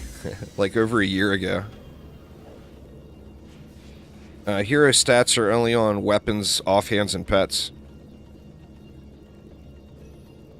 Oh, you had your tac map up and missed the pop-up? That's what you get for playing efficiently, Aramir. You're not missing any stats, though. You actually have more stats. Because they added passives to armor pieces. Or passives to well, I mean, they added a whole nother piece for hero stats. But for builder stats, they added passive items, or passives, to each armor item. So none of your builder stats are missing.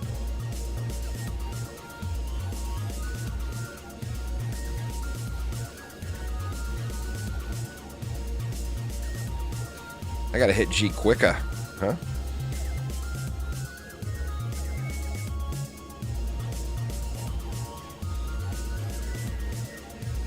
Must hit G faster.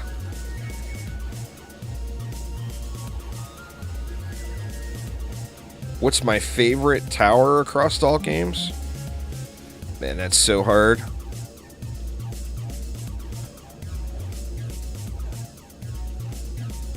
I'd probably say the Lightning Tower if you were to factor in every game as far as towers go, but if you just said defenses in total, it would without a doubt be an aura. I just love the whole concept of auras. Visually, aesthetically, mechanically, I love me some auras.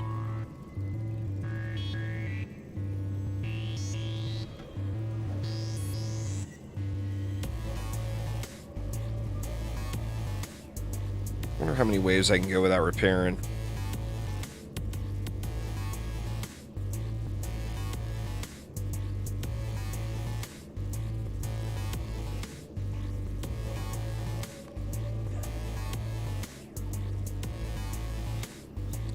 Alright, what's going on? Right, we're getting slow Dark Elf Warrior spawns at the end now.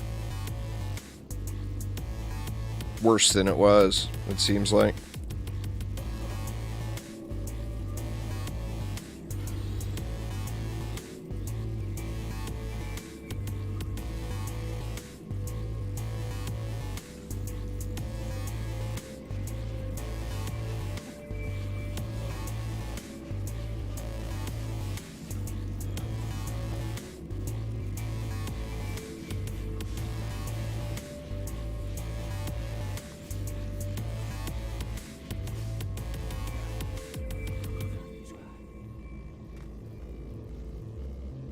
They're all, well, they're all pretty good, really, Dion.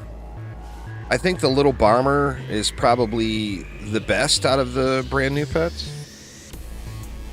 But, I mean, the Steam Robot's a beast. The Little Wizard, I still feel like it needs to just hit a little harder. It does good, and it pierces.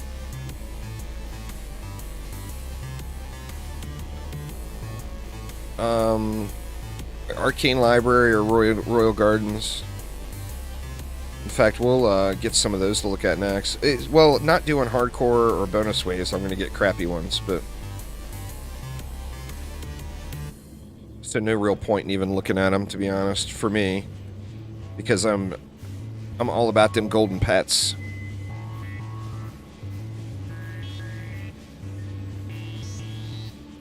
Oh no, it's all good, Elvis. I don't know, I always have loved trapping Aura stacks in every Dungeon Defenders game.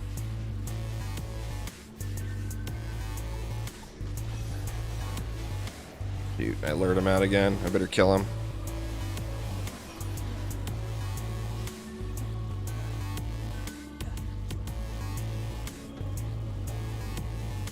I gotta quit doing that.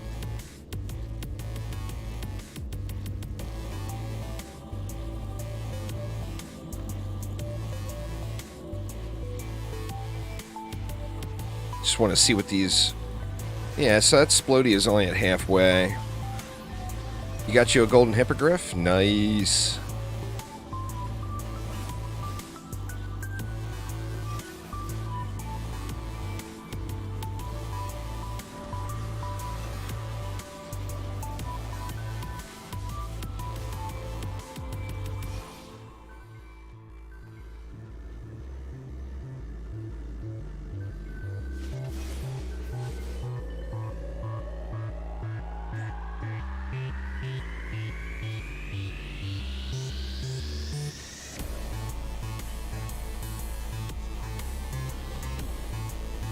I still got a ways to go. Only 67.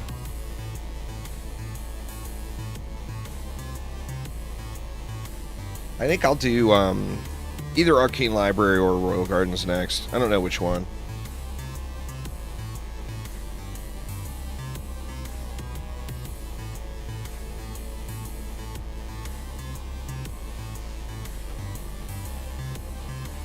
Thanks, sir, Alex. Appreciate it.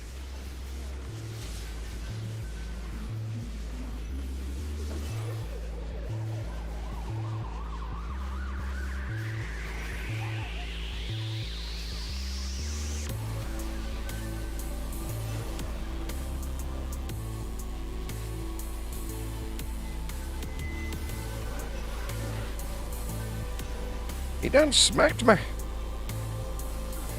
Don't you dare smack me again.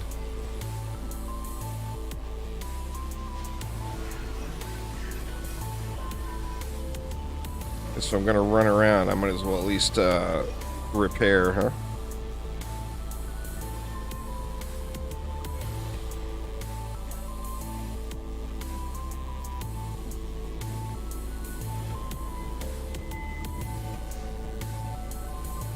We should be at a pretty good point now. Oh, the ogre died really quick over there. We should be at a pretty good point now with ogres getting jammed up. Let's check these ogres here. See, it's all about having a fight in front of them. You know, if you got a bunch of little goblins fighting in front of the ogre. Okay, here come the ogres. See, there's not a whole lot of mobs there. Oh, there they go. You see, the ogres aren't moving. And it's because they're scrapping it out with their homies. And the ogres died. Scrapping it out with the homies.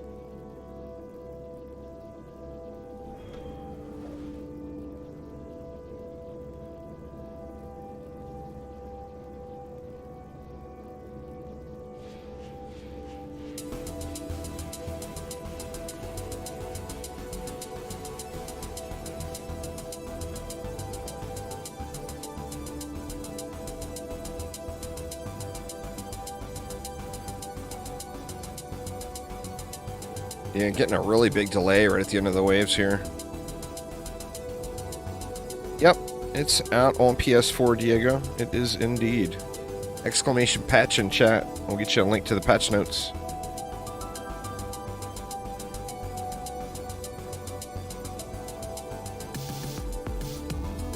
Yeah, we're getting really slow Dark Elf Warrior spawns at the end of the waves now.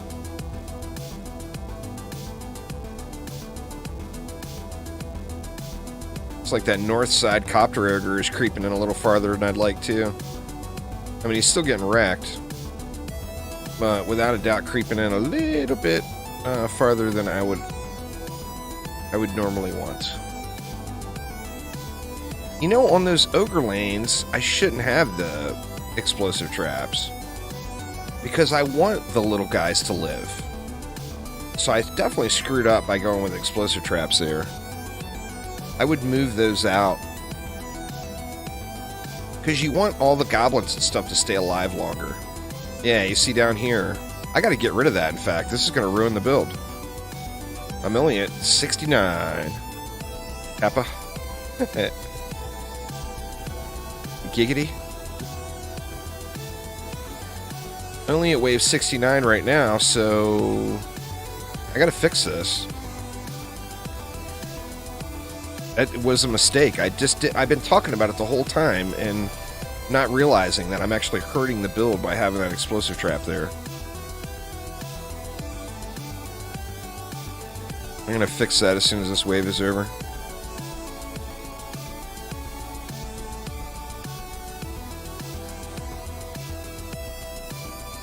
Alright, so let's get rid of that.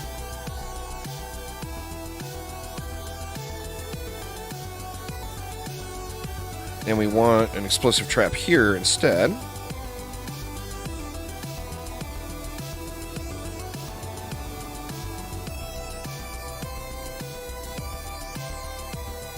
And then we want to get rid of this. God, what was I thinking? Clearly wasn't.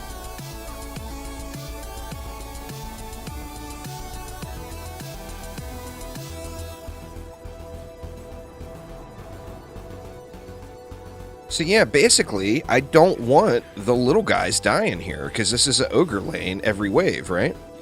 I mean, I'll get other ogres, but this is a guaranteed ogre wave every lane. So I want a bunch of little mobs fighting right here to kind of hold that ogre back. And then the same thing on the double lane. That's a double ogre lane every wave, no matter what. So I don't want all those little guys dying. Yeah. It is quick. Massacre Rifted bonus waves is where you would want to go to get better loot than what was previously available.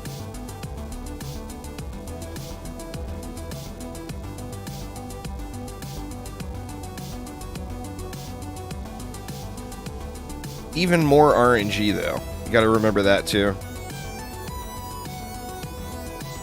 Because although mixed mode has a higher ceiling, it's got the same floor. So there's a wider range of loot that can drop. Where, like, you know, say a regular survival drops.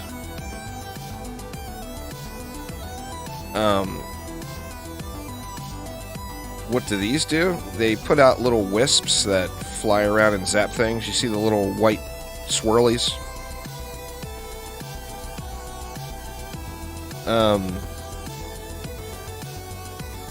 Every wave it's a bonus difficulty. It's not a bonus wave. It's going to take me a while to get out of the habit of saying bonus wave. It's now bonus difficulty. But anyway, what I was saying, if, you know, say a regular survival drops loot quality from between 1 and 100, mixed mode is going to drop loot quality from 1 to 106.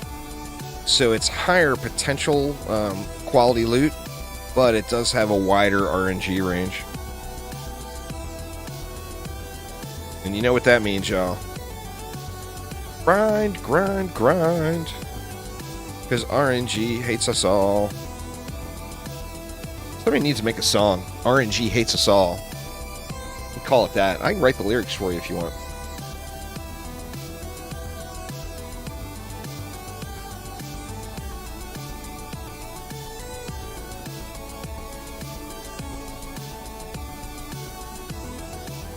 How do you get fusion equipment only? Play Rifted mode. I mean, it's the only way to get fusion gear is to play Rifted mode.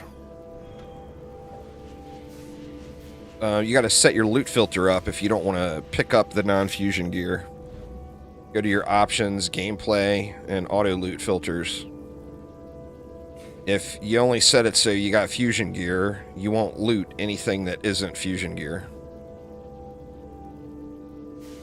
So yeah, all about setting up your loot filters.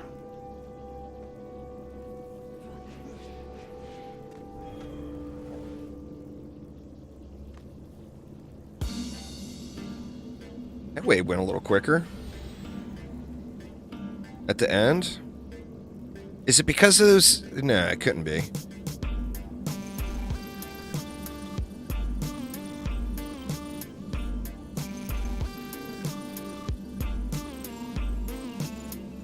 Let's see what we get here.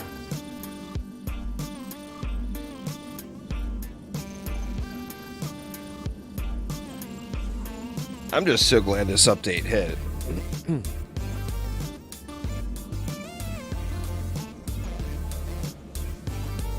Anyone who hasn't played DDA in a while, if you haven't played DDA since episode 1 update launched, or since Massacre mode launched or whatever, now is the time, y'all. Now is the time. Get your stuff dialed in and get ready for episode 2. And you got a ton of stuff to do that wasn't in the game previously. In fact, I want to look. I'm going to look real quick. Mess up all of my windows. I'm going to see how many people are playing right now. See if it's a big spike on Steam. That's a little spike. Not a big spike yet. More people playing than there was yesterday.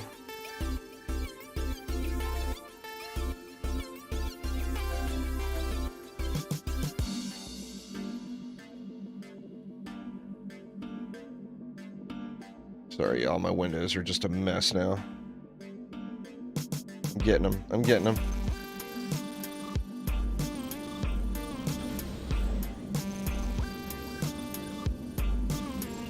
Get ready for the Champions League. Nice. There quick. Nice. Yeah, it's every 5 waves, Antoine. It's tied to 1s and 6s, though. So if you get to 51, you can start at 51. If you get to 50, you would start at 46. But yeah, you can save. It makes it the ultimate convenience. Assuming, I mean, they're going to want to put leaderboards in at some point, right? I mean, endless mode in every game is all about the leaderboards. So once they get leaderboards in, it's going to allow any player the potential to compete.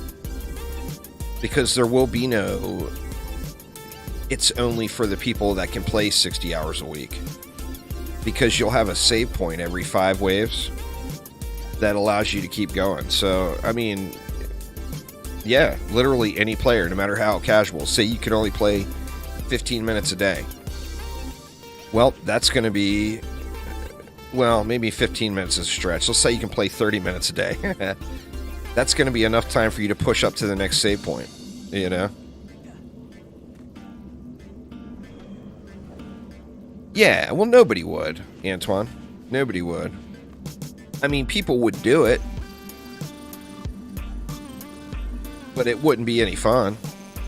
Nobody wants to grind from 23 to 100, you know? Oh, yeah, I mean, there'd have to be... I mean, they could even do it only including Massacre, to be honest. I mean, Phil had mentioned that it would be really easy to get toggles set up on leaderboards to handle the different difficulties, etc. But I mean, to be honest, you could do it on...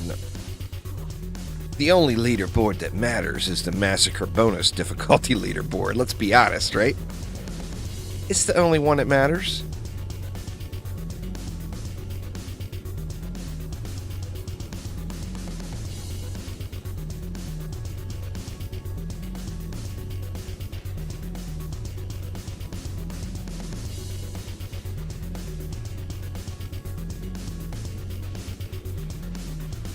I guess that's not true, but you know what I'm saying, y'all. You know what I'm saying.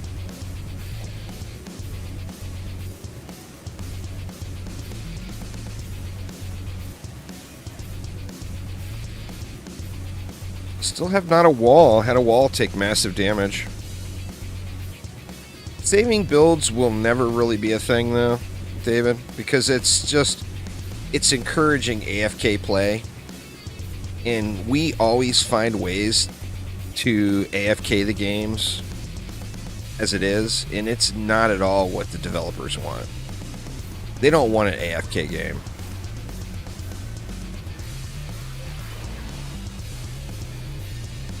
I mean, I wouldn't complain, personally, but I also recognize that it will never, ever, ever be a thing.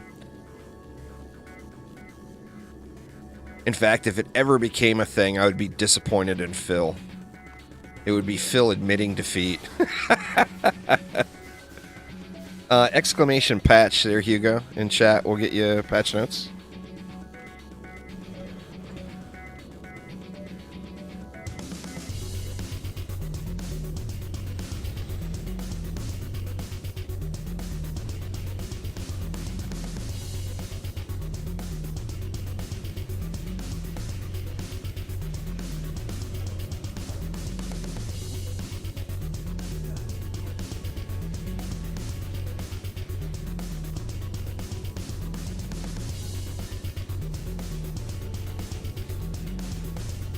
Trophy bug on PS4. I'm assuming that's a client host thing. Like after you restart the game and go back into your own tavern, all your trophies will be back as normal. If that's what you're talking about. Not positive that's what you're talking about. I was going to bust out my PS4 this weekend and play a little bit on it, but real life ended up real-lifing.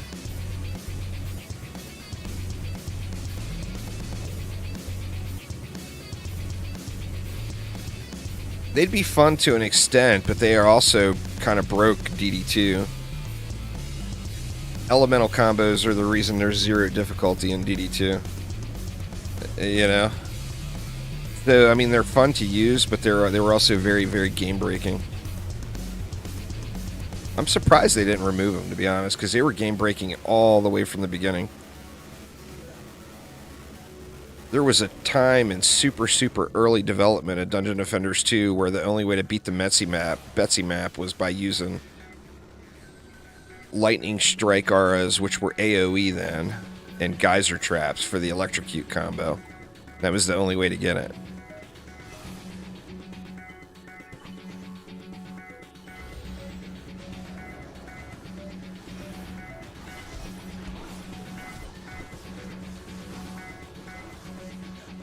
dude smacking on me. And no explosive trap to worry about dying over here. Yeah, I think you're gonna have to. It's a client and host issue. No.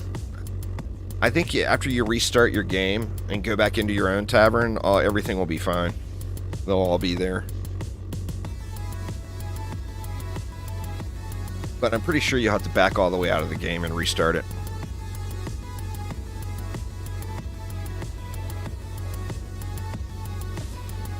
Uh-oh.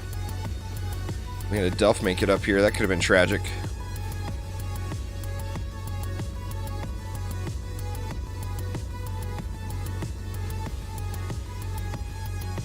So what is this map going to be? Is this going to be the Golden Helping Hand? Is that the pet unlock I'm going to get? Assuming, of course, I don't choke between now and 100.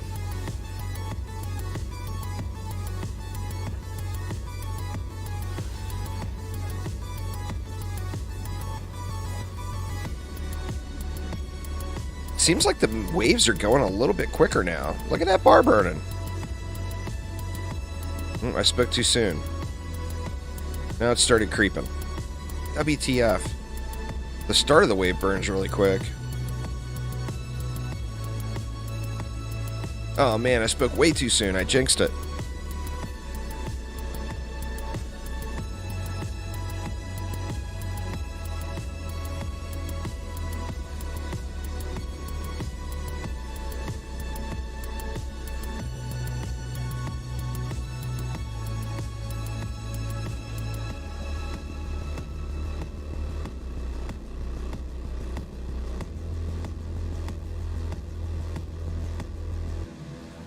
You don't have trophies in DD2, no? You got nothing to show off there, man? Your friends can't join you. That's going to be another issue. I mean, there's zero reason why your friends wouldn't be able to join you. Unless they haven't unlocked the content yet. If you're doing something harder than what they've got unlocked, they should still be able to backdoor you.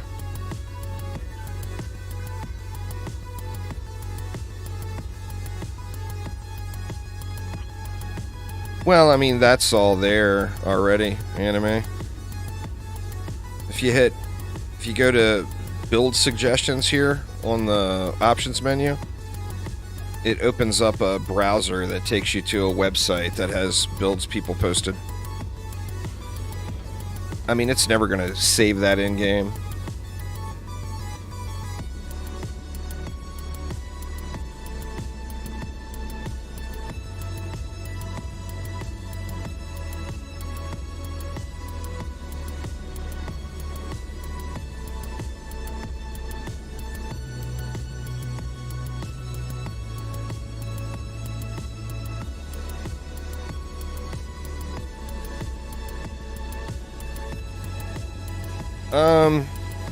Somebody was saying on Xbox they're having problems getting their trophies to re-show. Phil, the whole host client bug issue after being in a group. And they're saying that they even restarted the game and went back into their own tavern and the trophies are still not there.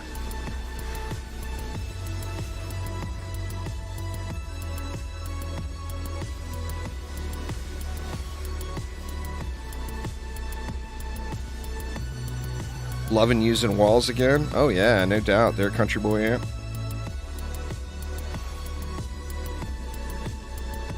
Oh, he was on PS4. Never mind, it was PS4, not Xbox.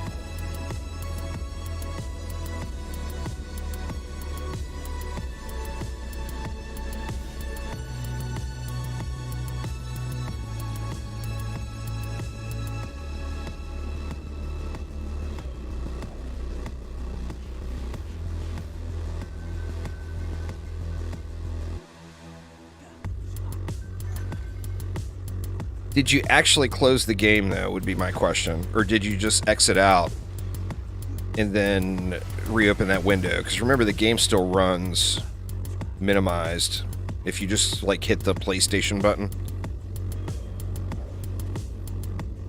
Kizamora, what's up, what's up? How you doing? Trying to get my first golden pet unlock here.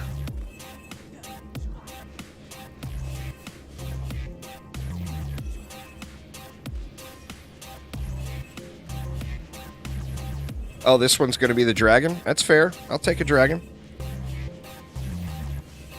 I will indeed take a dragon. In fact, I'd rather have a golden dragon than the helping hand.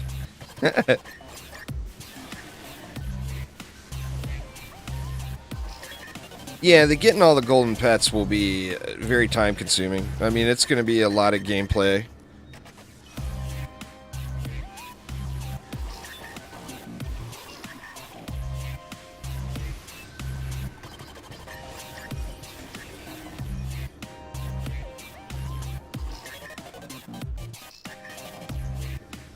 Oh, because Summit would not be the dragon. Summit would be the gemstone, probably, right?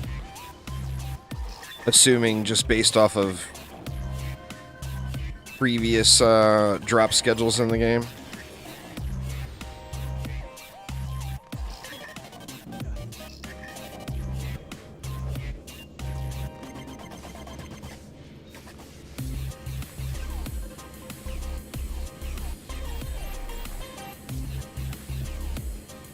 This should be the hand. Okay. Well, I mean, we'll find out. 20 more waves.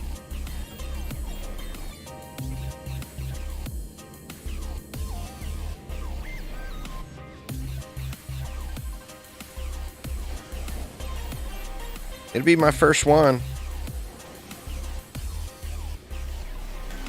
How long is it going to take to get the golden treadmill, y'all? What do you think?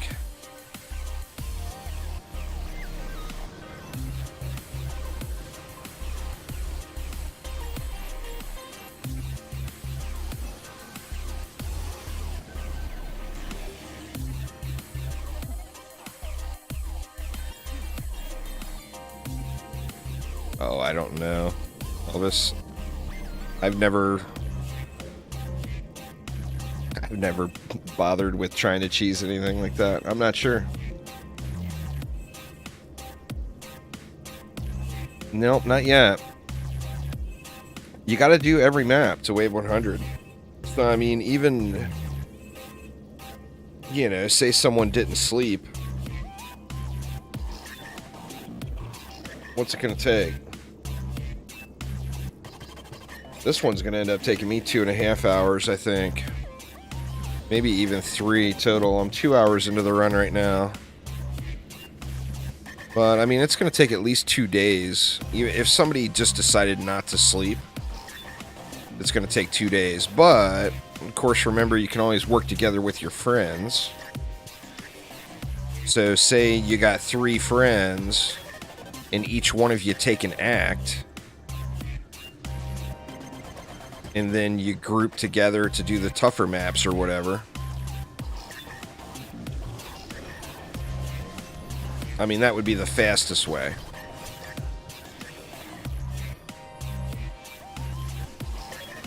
Dude, man. Killing enemies again that I shouldn't be killing.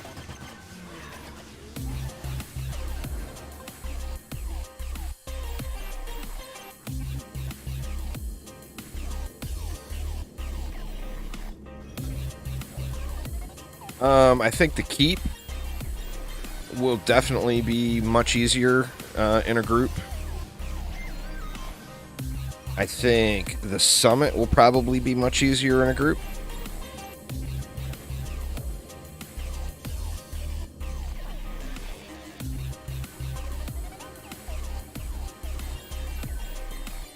Maybe all of Act 4 for that matter. I mean, we'll have to see. But definitely the keep. And probably the summit.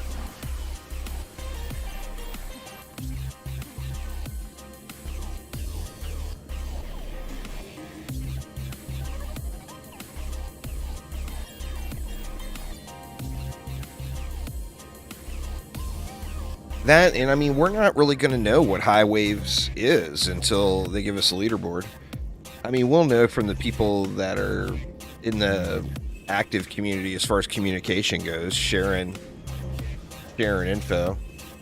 But what about that guy that doesn't use Discord or doesn't use the forums or doesn't ever bother talking to anyone on PlayStation or Xbox or whatever? I mean, there's plenty of those people, you know? I mean, like, I assume Aramir got the first golden pet unlock here just a few minutes ago. But we don't know that. I mean, it could have been somebody that is all tweaked out on caffeine that's been staring at waiting for the update to launch all day and instantly started spamming it out, you know?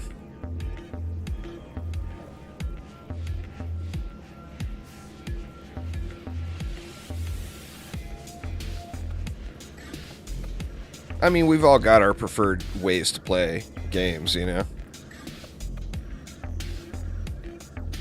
Some people are just not into the community aspect from it, and there's nothing wrong with that.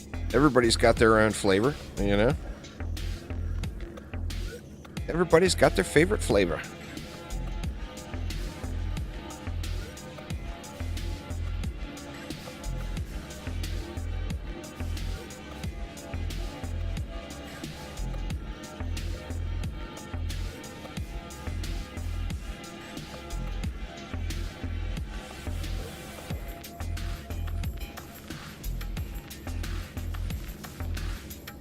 Just need these baddies to die. I'm trying to speed run golden pets. I'm not gonna be taking any breaks to look at any particular stats. You can look at my videos. I haven't changed anything. That's right, Rating Elementalist. We do indeed need us some Aquanos.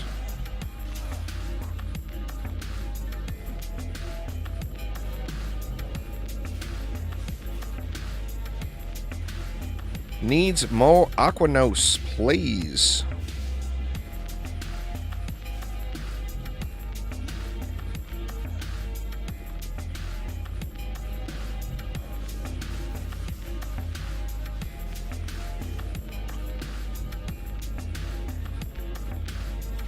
But yeah, I'm like high 11, close to 12k main stat. There, Lumine, on my Rs.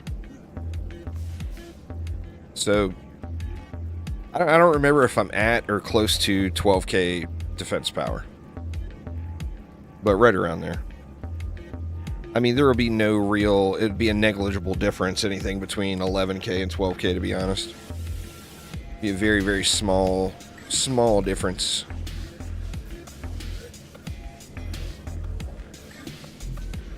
Nat, and remember, I'm not doing bonus difficulty right now. Yep, it's on Xbox.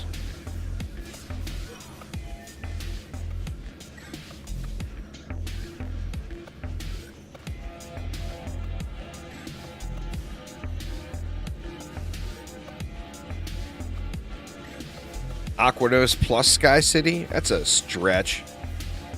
Good lord, Reigning Elementalist. You're probably trying to give people heart failure?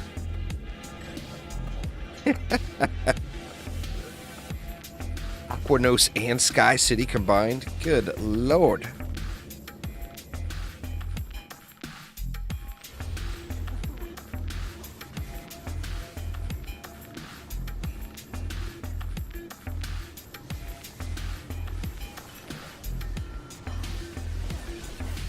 Oh, come on now. Quit smacking on me. Everybody wants to smack on me.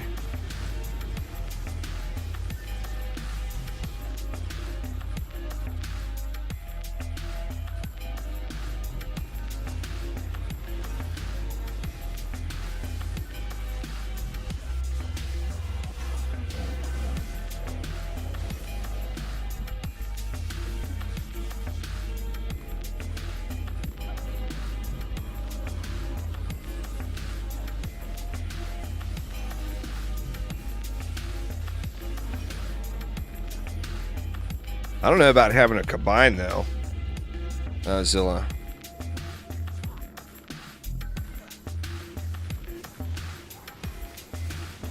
That's the real. That would be the real fun there, DD. Give us Akatiti and King's Game combined. Layer on layer of jungle. Or you could combine Akatiti, King's Game, Morago, and Aquanos. And have each layer be a different biome. Oh, man.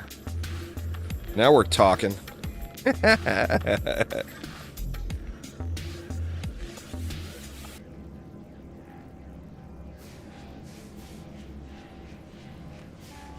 Well, there's guaranteed accessory drops, Elvis. So you just go to the guaranteed maps and farm them. Alchemical Labs is guaranteed a brooch. Throne Room is guaranteed bracers, and the Summon is a guaranteed mask. And then the best overall stuff, it will come from the keep.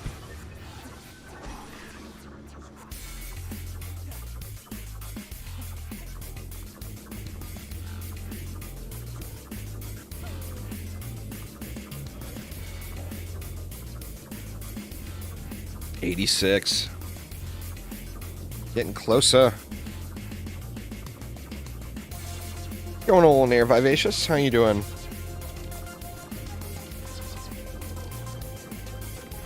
AFK, what up, what up? Oh man, the slow spawning Delphs at the end of the wave are back. They disappeared for a few waves.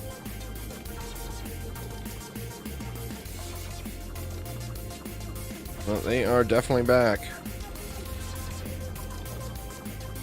Wave 87.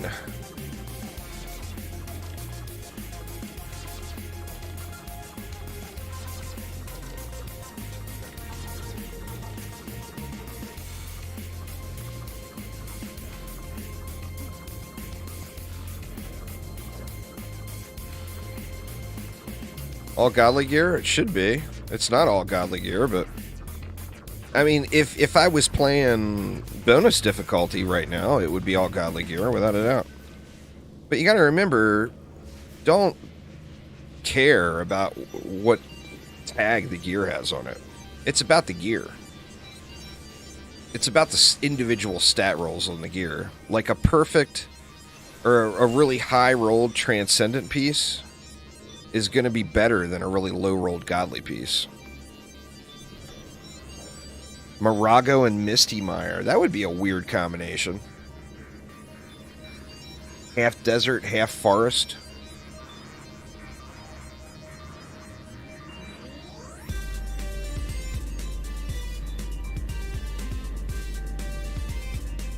It looks like they're so weird. The slow spawning Delphs are coming and going at the end.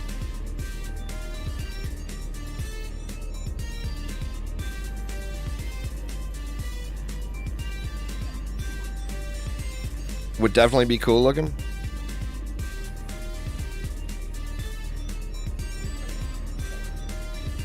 Jins would summon buffed spiders. Oof. Pass on that one. I don't like your idea.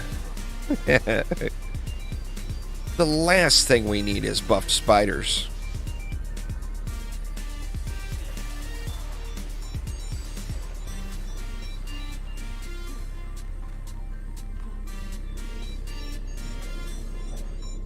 Next thing you'll tell me, they'll spit spiders and they'll poop Dark Elf Warriors. So you got a vomiting, pooping buffed mob spawner. That'd be terrible.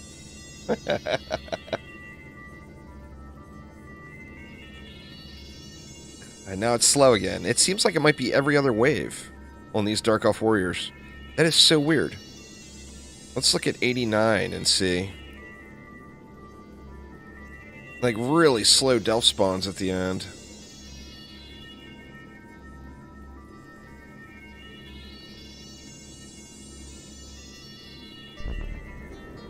Oh, well, it's guaranteed drop, Zilla. You just gotta go to the right map.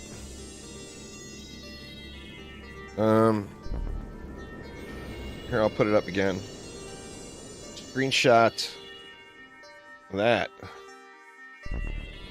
That's where everything is. So if you're looking for one specific item, go to that map. That's where it's a guaranteed drop.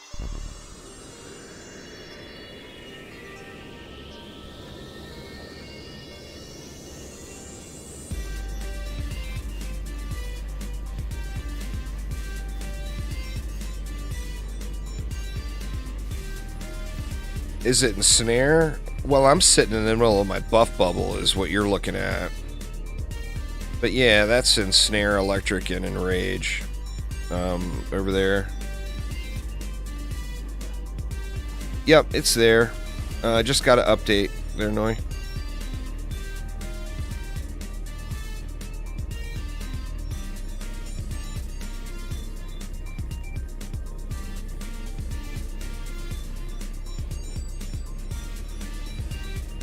Alright, let's see at the end of the wave at 89. Or is that just all in my head? Let's see.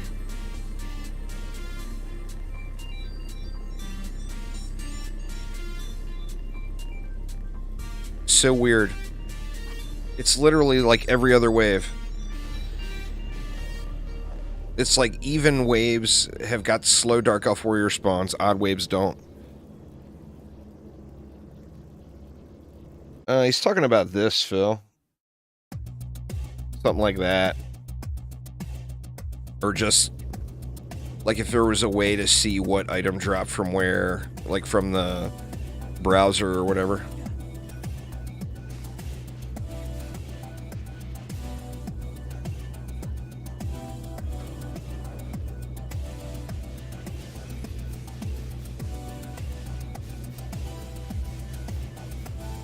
It's in your backlog for future updates. Nice.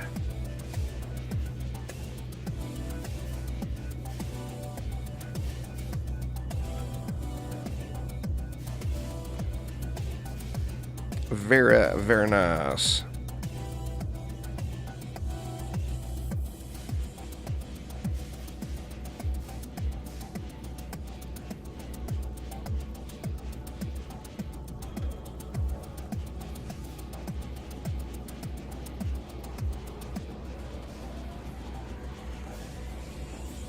No, 90 was fine, so it's not an every other wave thing. That was all in my imagination.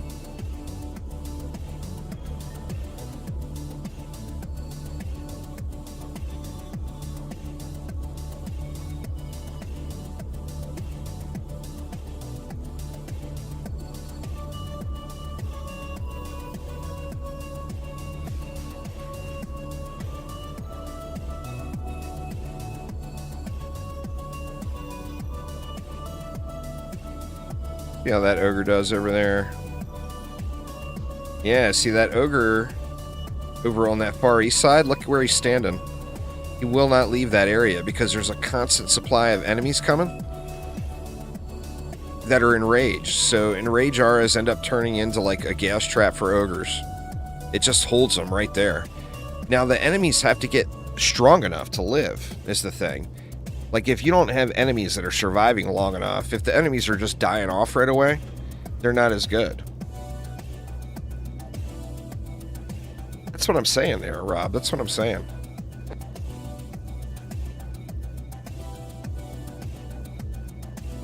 And see, now we got another slow one at the end. So weird. Wonder what's causing it. Very strange. Very, very strange.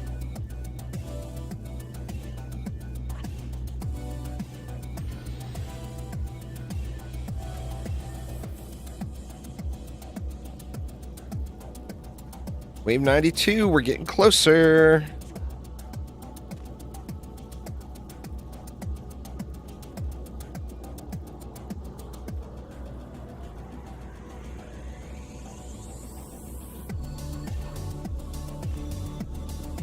Well, I'm not playing. I'm just going for unlocks. Purely, so I'm not playing bonus waves. This is not hardest difficulty in game. The Phoenix Pet was a pre-order bonus or a Kickstarter bonus. I don't remember which. It was one of the two, either a pre-order bonus or a Kickstarter bonus.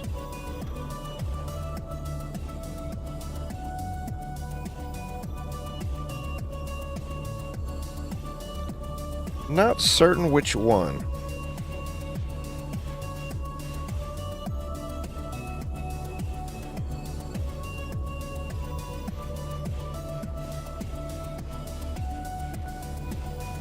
Aquanos plus Moonbase.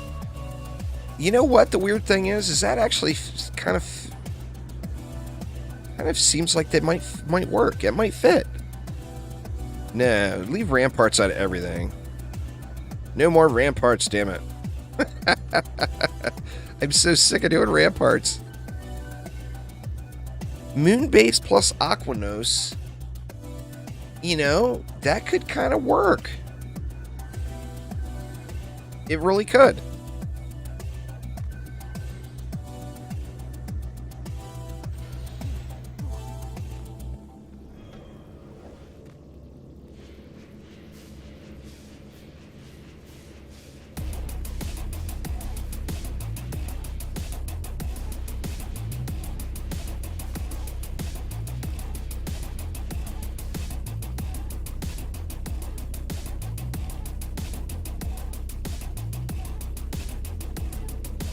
Servant quarters plus Highlands plus ramparts. That's just pure evil there, Aramir.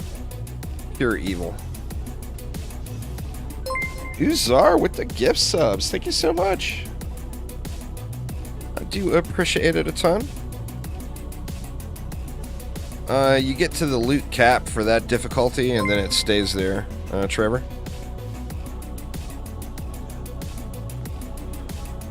So, like, say you're playing bonus difficulty. The loot that previously would have been wave 26 loot, you get to that and you stay there every map. Or every wave. So you play at the maximum potential loot quality, basically. Which, this is all going to be trash loot because I'm not playing bonus difficulty.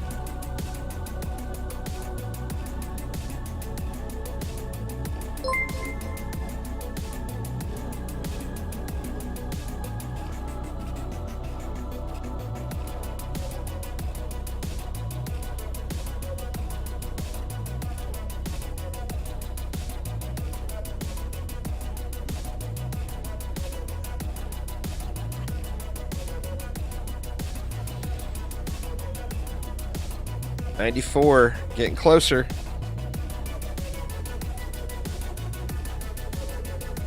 About fusion traps and blockades. What about them? They are good shit. Ring Elementalists. Good shit.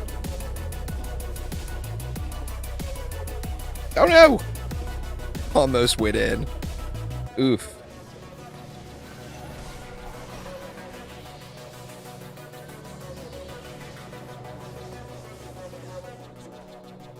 How does it run on a Steam Deck there, Twisted Fire?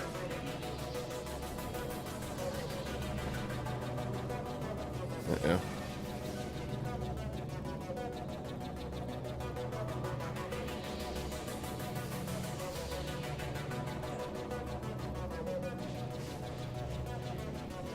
It runs really well. Nice.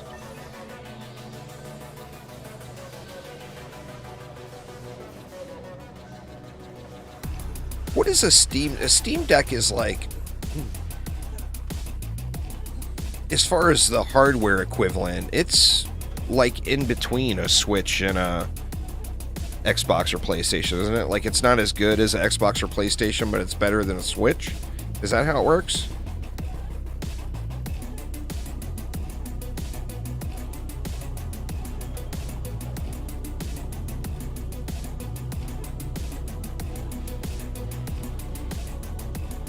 Well, I mean, it's got to be better than that.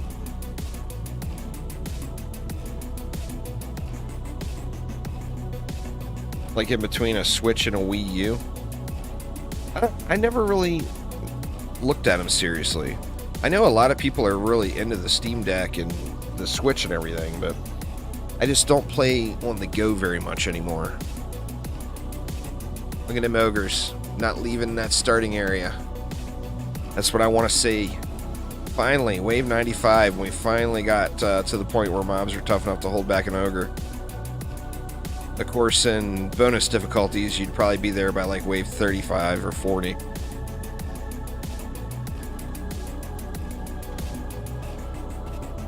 I'm doing easy cheesy lemon squeezy mode, y'all, for anybody that's just joining. Going for pets. Or going for pet cosmetics, I should say.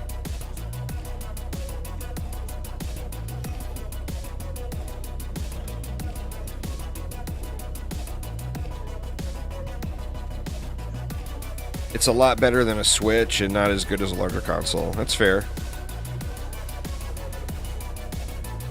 It's a pet. It's a cosmetic, Zilla. So it's the same. It's a transmog.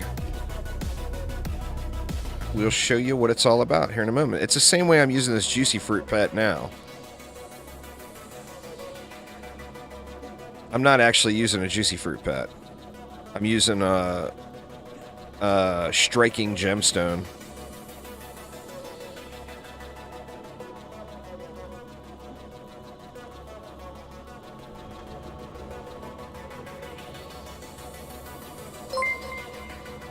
Thanks so much for following there, Brugally. Appreciate it. Welcome.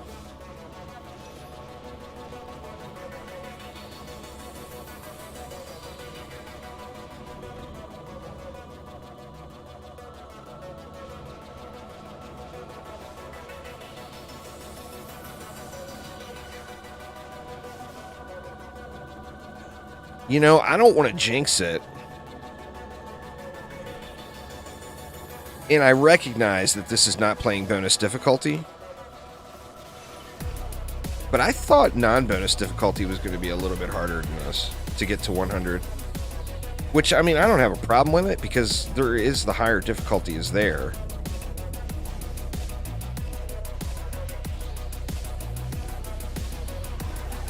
But this has been a pretty face roll here.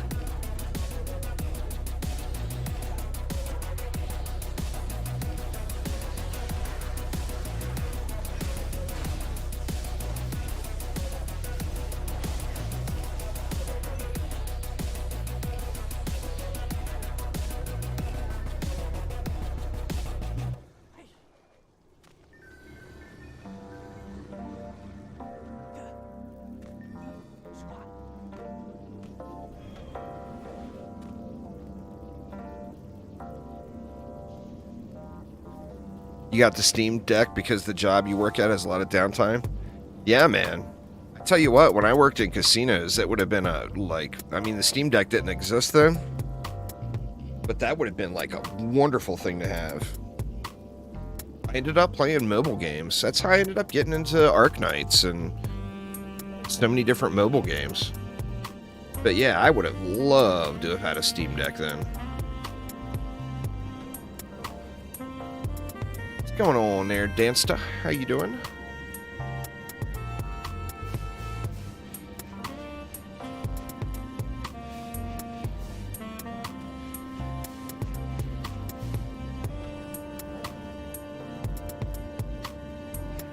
Long time no see, indeed. For those curious, some of the chat is not lining up with what I'm saying. It's because this is my first ever time doing a 5-platform multicast. We're on Facebook, on Twitter, on Steam, on, you know, the obvious, YouTube and Twitch. We are everywhere today.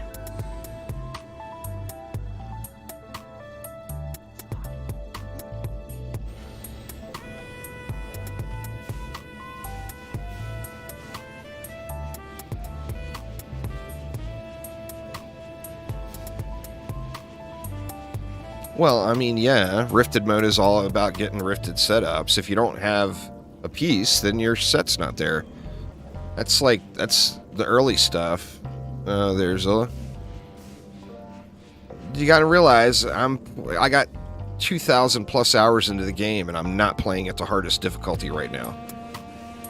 So, I mean, you gotta do realistic comparisons. I'm a far, far, far cry away from not having a piece to complete a Rift set or a Fusion set. You know?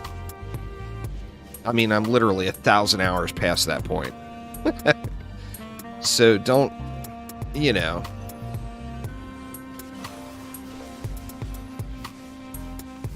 I mean, for you DD2 players out there, I'm doing Chaos 8 right now in full Chaos 9 gear, basically. You know? It's a big, big difference. But like I said, I'm going for cosmetics here.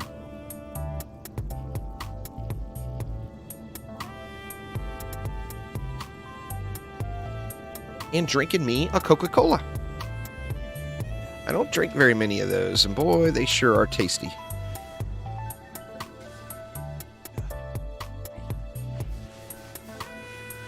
Well, I mean, doing Rifted mode in non-fusion gear is all about the elements, mixing the elements. Like you would want a gas trap and a shock beam on every single lane, no matter what. You just would. That way you got two different elements of CC. Oh, anyway, Dansta, exclamation patch in chat. That'll get you a link to the patch notes, man. Sorry about that. I didn't miss you. I got sidetracked by something. And lots have changed over the last year from then until now. And then additionally, there's lots upcoming.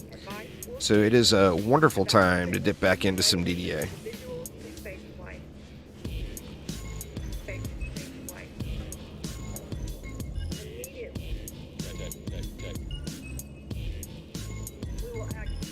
Yeah, man, that ogre is not budging. That is such a perfect spot for him now.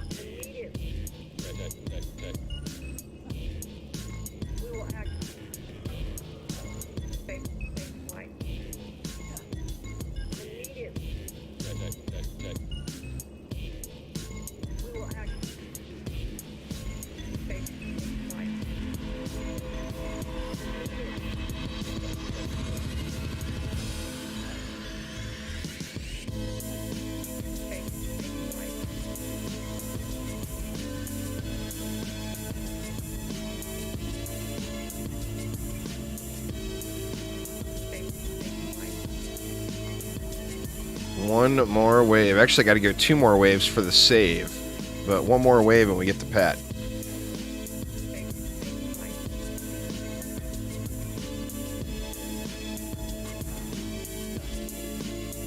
Alright, here we go. Wave 100.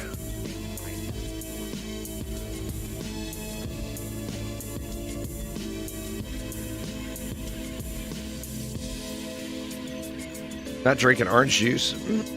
I drink orange juice when I first wake up. I am addicted to caffeine there, Reigning Elementalist. You can't just drink juice all day. Unless they come out with caffeinated orange juice, I'll drink the shit out of that. That'd be awesome.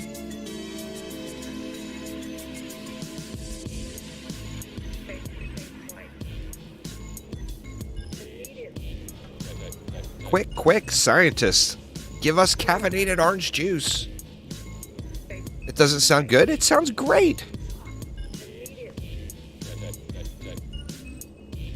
Apple juice? I mean, don't just limit it at orange juice, y'all. Caffeinated apple juice would be delish.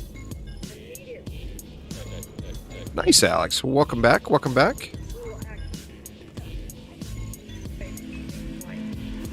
Is it a pop-up? Is there going to be a pop-up?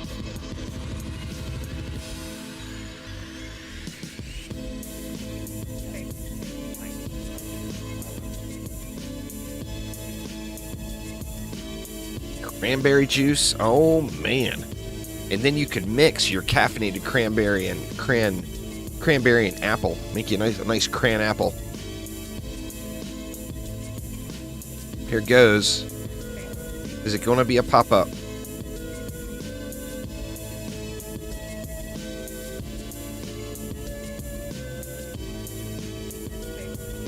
Damn you, Delphs.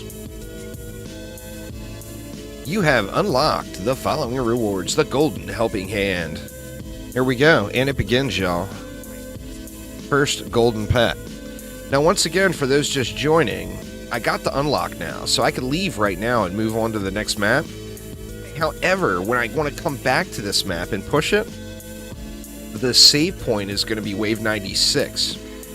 If I do this one more wave, then the save point is going to get bumped up to 101. So the save points are on the 6s and the 1s.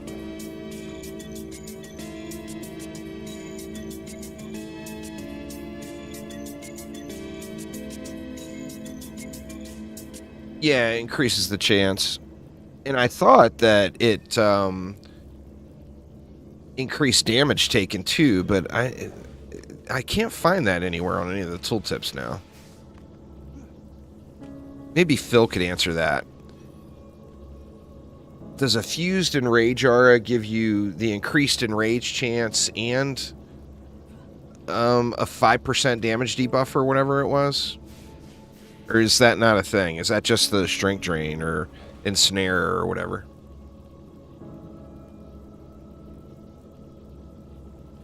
I can tell you that on the PTR, a lot of people were doing it without using fusion enrages. But if you have fusion enrages, it is going to be better.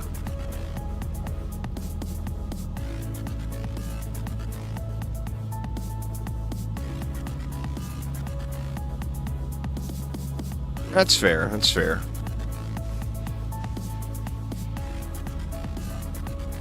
Alright, come on and die, dang it. All you baddies just die already.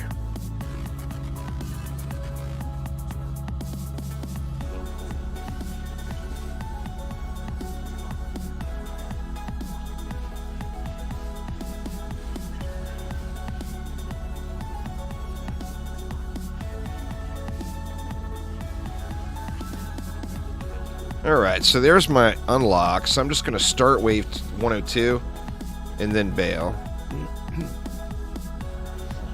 Now, say when I do want to come back and do a legit attempt on that map, I can go back to it. I can start at wave 101, and I can turn Lichen King bonus difficulty on. So now we would get the real deal.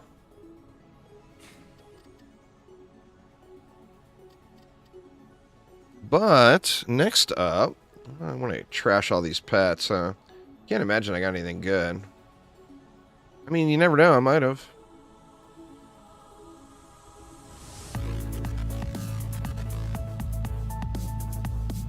Man. 365 rolling a dragon. And it's that crappy stats. Yeah, let's just sell all this crap.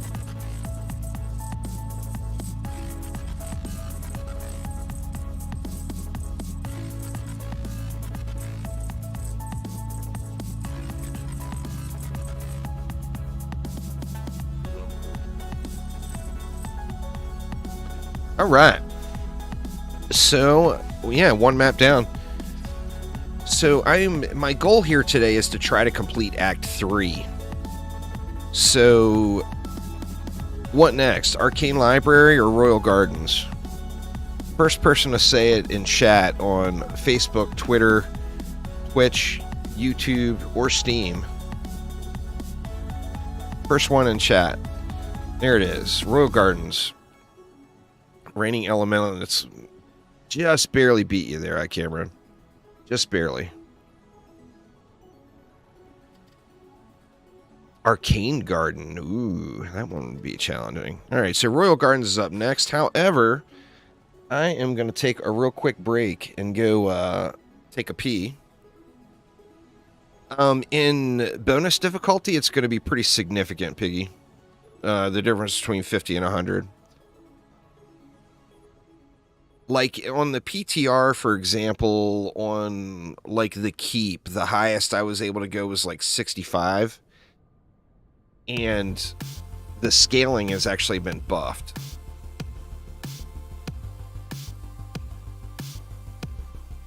So, yeah, anyway, I'm going to do the gardens next. However, I'm going to take a real quick break and brew another lovely bit of coffee and go take a leak and all that good stuff. So give me just a sec, y'all, and I will be right back.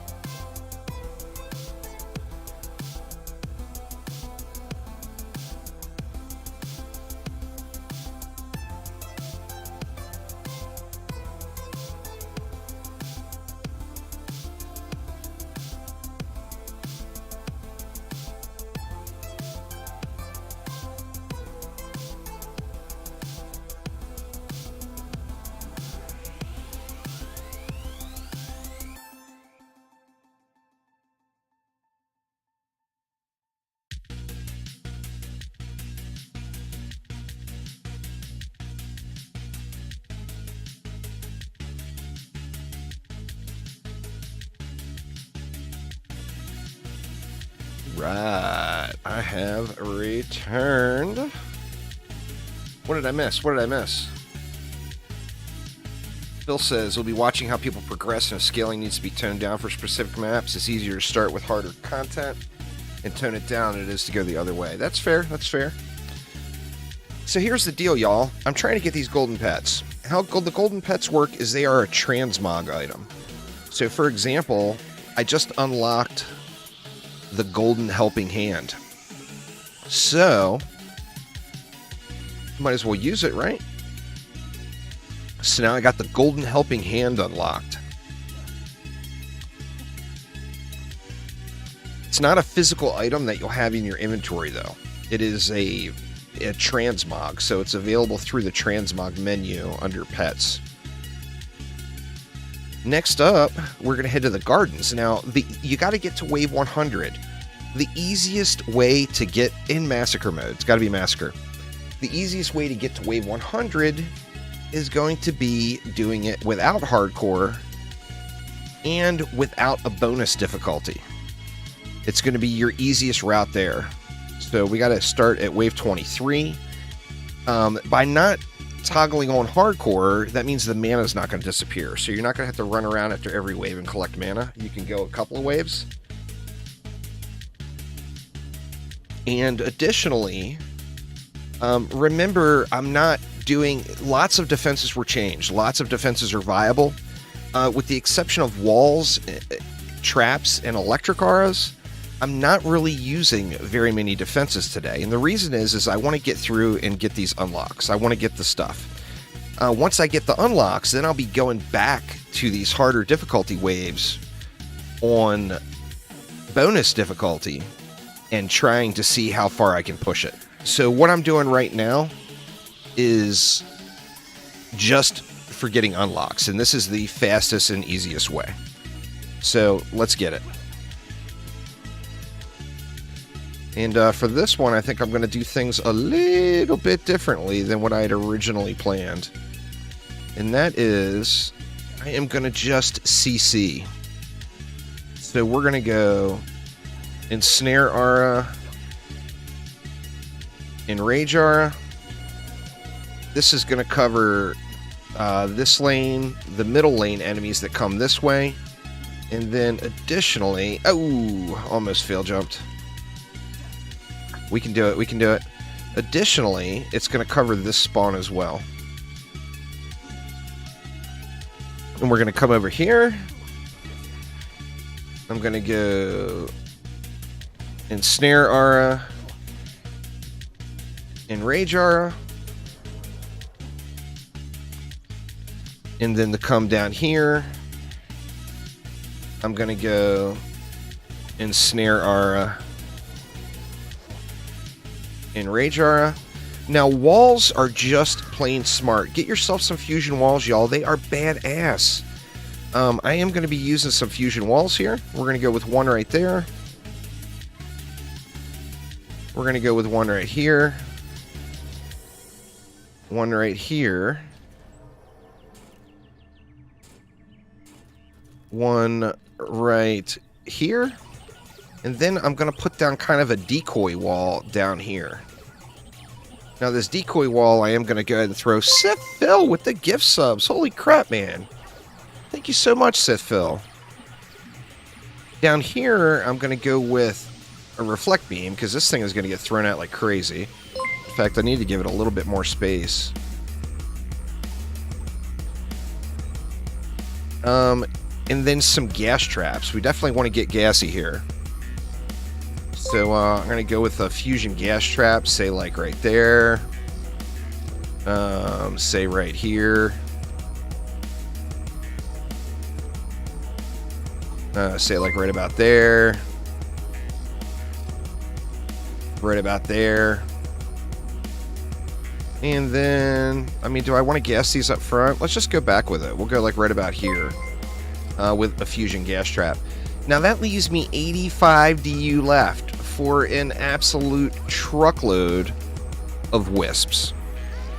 Now, you could do DSTs, you could do laser beams, the beaming blossoms, you could do mixtures of sludges and beaming blossoms, you could do mixtures of DSTs and flame bursts. There's a lot of different possible mixtures to this bit. But what I'm going to do is try to get, once again, trying to get my unlocks as fast as possible. So I'm going Wispalicious right here. And hopefully this is going to go relatively quick.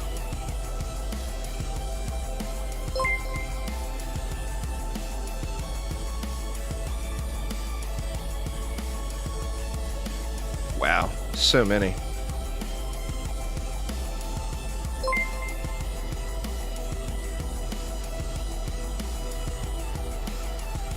Okay, that's 12. We can probably go one more. Alright, then we need to buff all this stuff.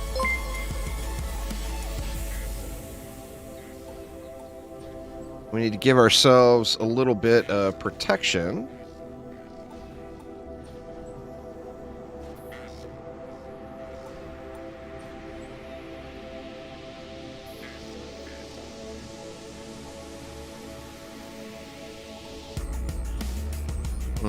We got one DU left over. I think I'm just going to put it right here. The better loot would be coming from Rifted Mixed Mode bonus waves, Fawaz. This is cosmetics. Cosmetic unlocks, basically, is what I'm going for here today. I'm going to be farming for better loot, like, non-stop for the next several months. So today I want to get the shinies. I want to get the cosmetics. I'm not sure which this one is, but you see the last map I got the golden helping hand pet. And I'm going to stick with that striking gemstone. And let it fly here. Now, without hardcore on, that means I only have to run around and collect mana like every few waves. Draco, thank you so much for subscribing. Welcome, welcome. Yeah, that's what I would think. I think the Golden Fairy is going to look awesome. The Golden Fairy, that Golden Fairy Godmother in DD2 looks completely badass. It's a great looking pet.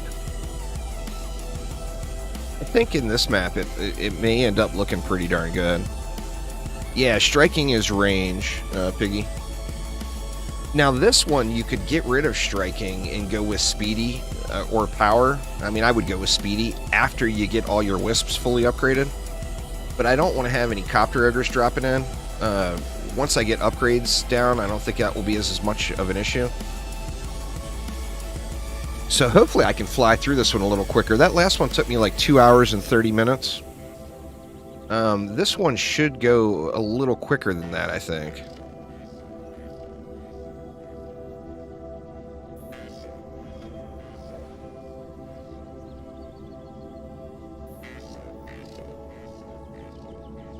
In theory.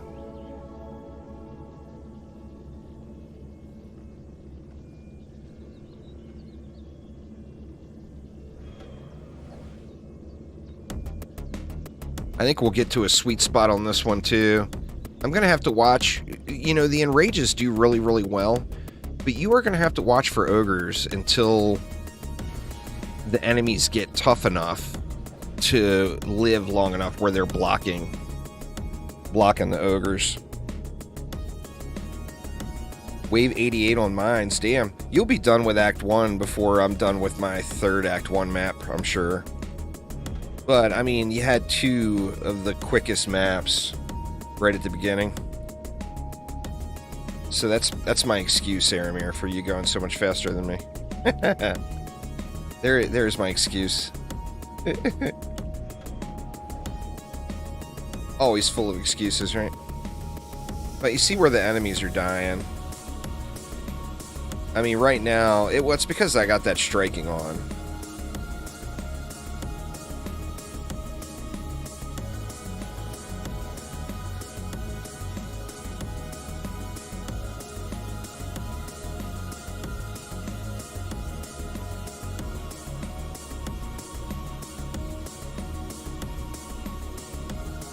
I'm anxious to try to actually start pushing bonus waves, though. I mean, we'll see what happens. Right now, I'm just going all full greed mode on the cosmetics. But it is going to be way more fun to do the bonus waves. That, and remember, too, bonus waves are a toggle. So you can get, like, those first 100 waves knocked out on non-bonus wave, and then come back and start a new map and do it with the bonus wave on, you know?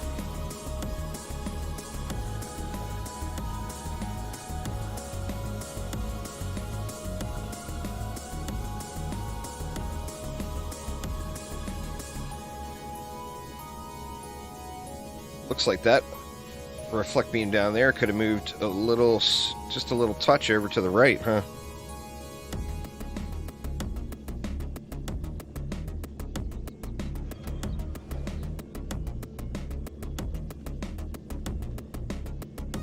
Arcane Library, I'm going to play with the Rogue, I think. I'm not going to play Boosty Boy.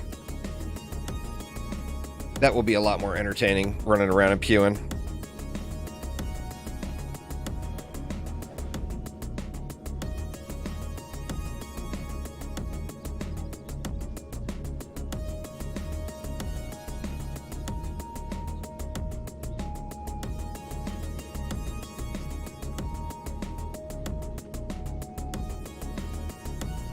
Probably get one more wave before I worry about picking up the mana too. That's the other benefit of just having the CC defenses out there. You don't have an explosive trap that you're sweating, you know? That's just constantly burning charges.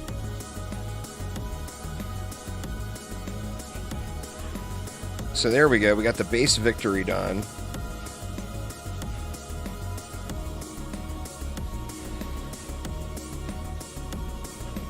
Now wave 26 is here.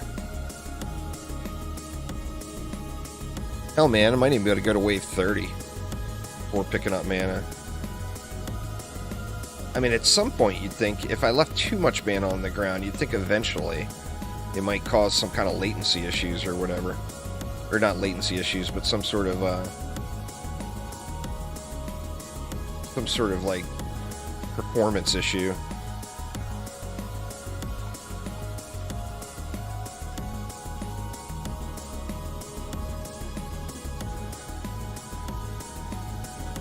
It doesn't? Yeah, the calling with the mana clumping up really helps it. How many waves are you going, Aramir? I feel like with a setup like this, without having explosives, I feel like I could probably go like 10, 15 waves.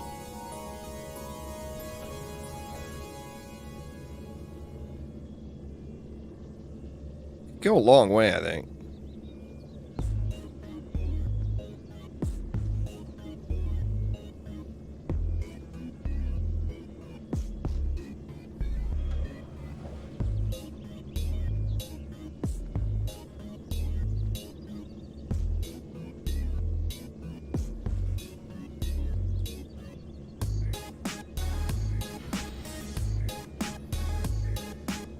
After wave 31. I mean, if I had explosive traps up there, I feel like the traps would get burned.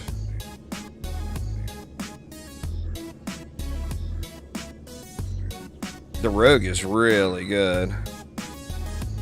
You're going to enjoy playing the Rogue.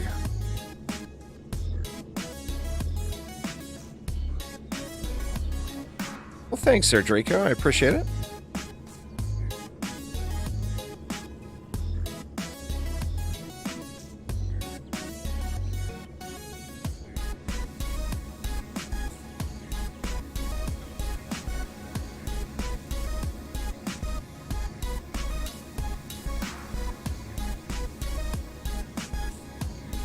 Some of the maps could still end up being a challenge, too.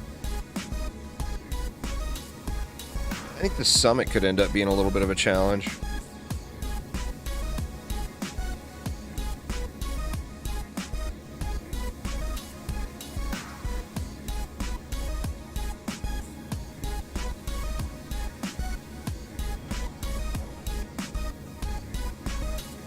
No, these are Warden defenses.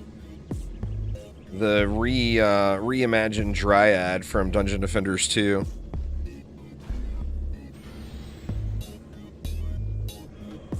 The Rogue is a DPS only hero. So it's like the Barbarian or the Gun Witch in DD2. So did you miss the Warden as well? The Warden's pretty beast. Like 3 of her 5 defenses are meta. I mean, she's an absolute machine. Well, that's fair. That gives you plenty of stuff to work on there, then. So then you missed Rifted mode as well, I'm assuming. you're gonna have lots of stuff to do, which, I mean, that's a good thing, right?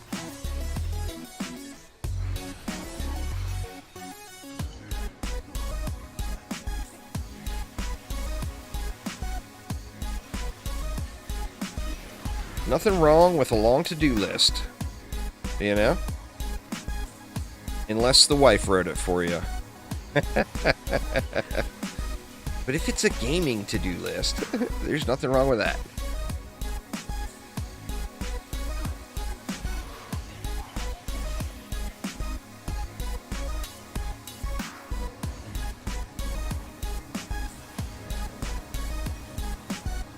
Oh yeah, it's easy to rack the hours up when you get your farm on, you know? No doubt there.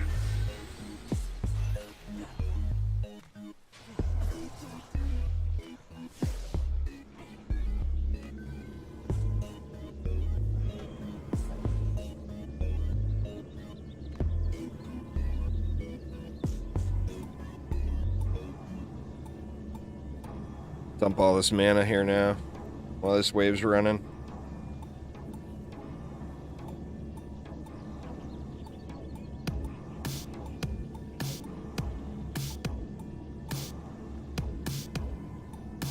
Oops. Targeting my roots.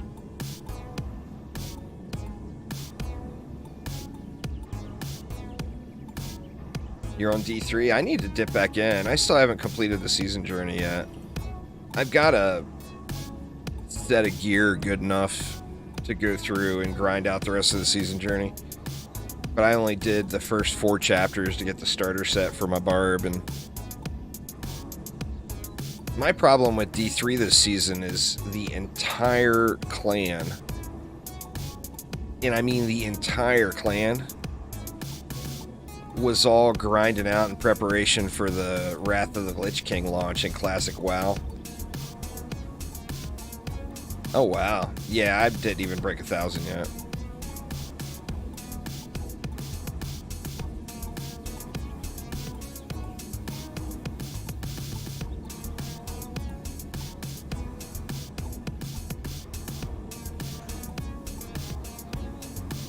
Keep cranking on these wisps here.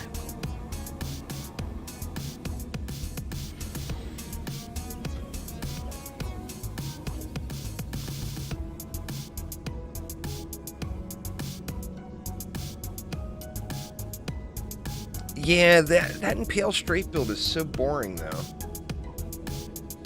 It's the only thing I didn't like about it. I'm usually always all for the DH Strafe builds. Love them. But that's so ungodly boring.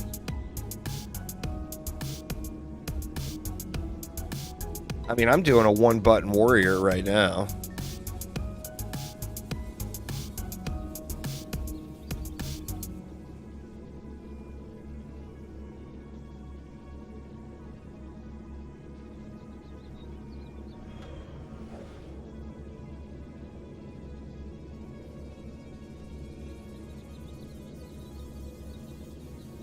That's 19 wisps. Holy shit. 3, 4, 5, 6. Yep. Good lord. I mean, none of them are sitting. So I know they're all out doing stuff. They all out staying busy.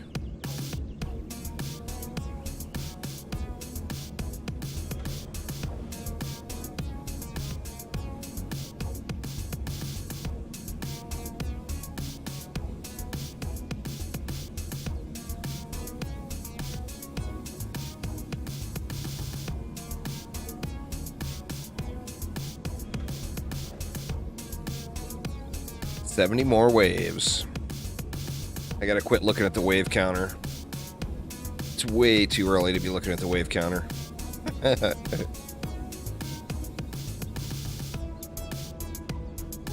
way too early.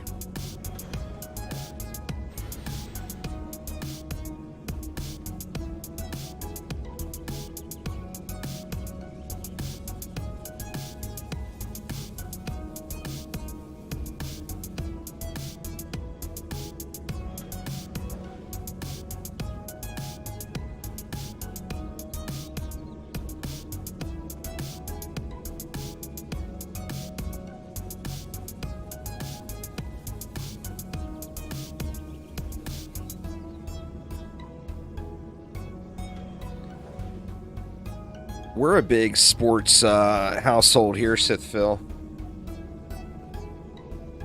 But the problem this time of year is I grew up in Washington, D.C., and my wife grew up in Michigan.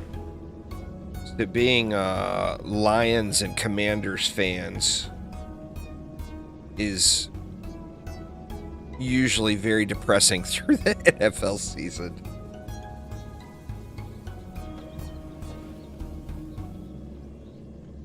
I like hockey as well, but hockey and NFL are definitely my, NHL, NFL is my favorite two leagues,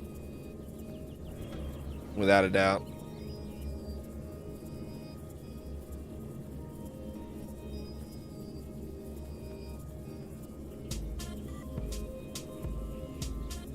Dolphins for the win. So you know what I'm talking about there, Hunter. Being depressed during the NFL season. Being a Dolphins fan, you know exactly what I'm talking about.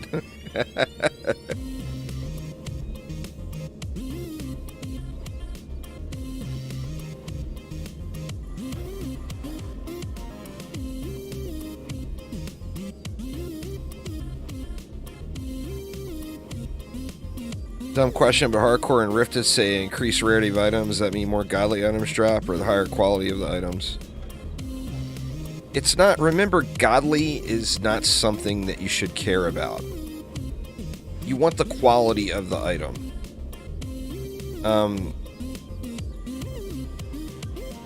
Hardcore is a straight loot multiplier. So in theory, you would get higher quality items overall, which would mean more godly items. I can tell you right now, I'm at wave 32. There's even a gray item on the map here right now, but there's still godly items. But I can also tell you that if I was playing bonus difficulty right now on wave 32, there would be almost nothing but godly gear on the ground. Even right here. I mean, there would be very little of anything else. You know? But don't base your wants off of whether or not it's godly. Because there's a big range between a crappy godly piece and a good godly piece. A big, big, big range. And like I mentioned earlier, a high-end transcendent piece is going to be way better than a low-end godly piece.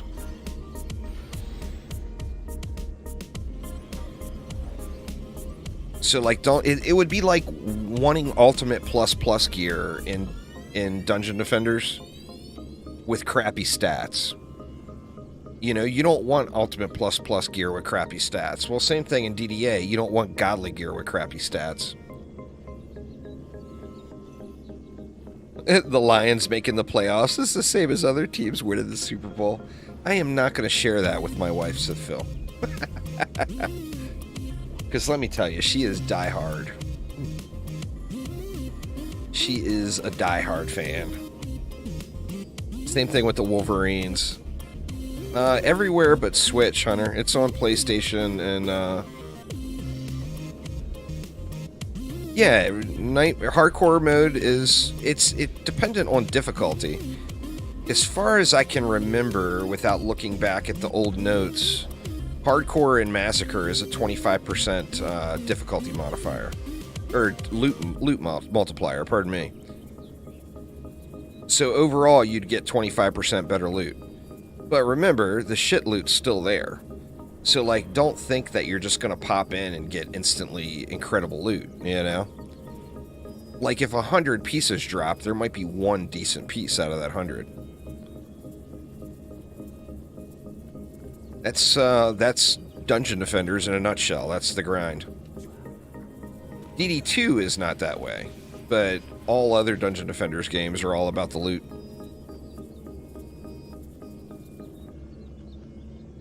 Oh, if you're on PC, there is no reason for you to stop playing the original game.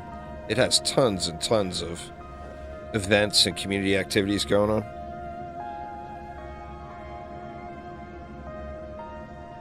Well, that changed today, so no, I don't have a video up yet. But the best place to farm right now is going to be Massacre Rifted, Mix Mode, Bonus Waves, or Bonus Difficulty. So the first thing you would want to do is beat the Keep on Mix Mode to get the highest possible difficulty unlocked. And then that would unlock Lycan King Bonus Waves. And then you'd want to do Massacre Rifted Hardcore Mix Mode, Lycan King Bonus Difficulty. Would be the highest potential quality.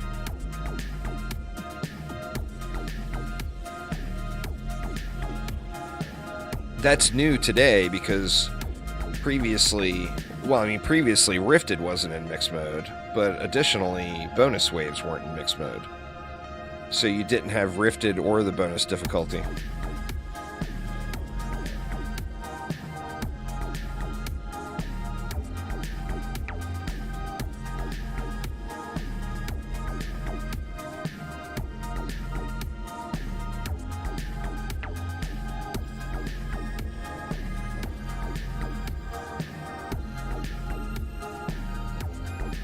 Oh, that's fair. You haven't played DD1 or DD2?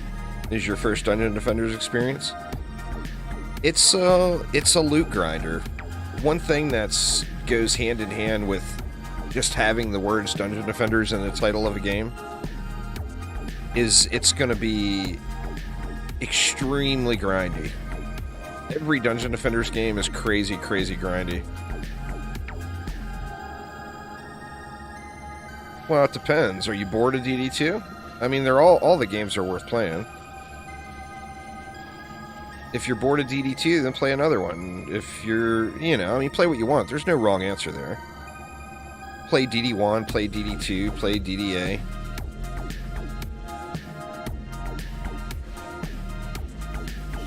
No, not Wave 10.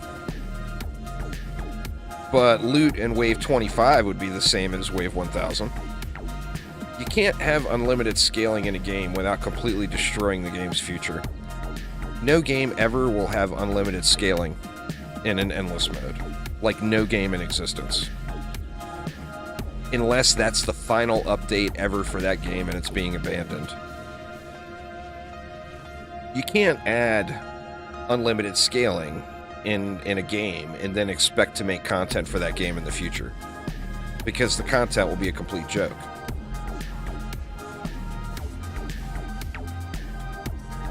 But Wave 25 bonus difficulty will have the same loot as Wave 1000 bonus difficulty. Which also will not be the best loot in the game. The best loot in the game is going to come from mixed mode.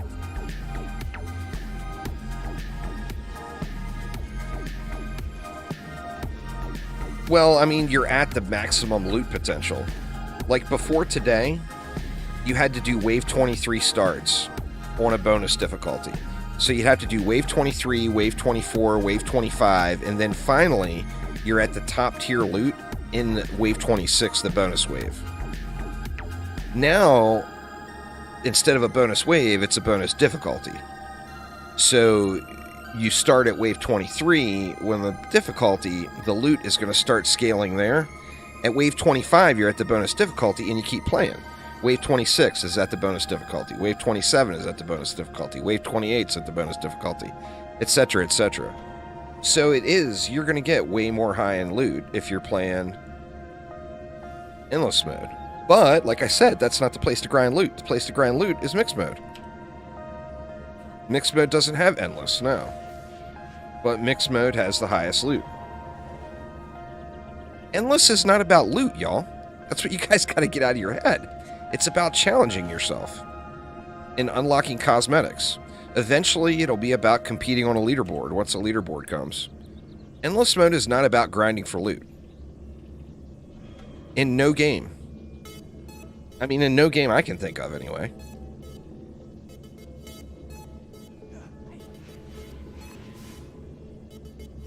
Endless mode is 100% always about challenging yourself.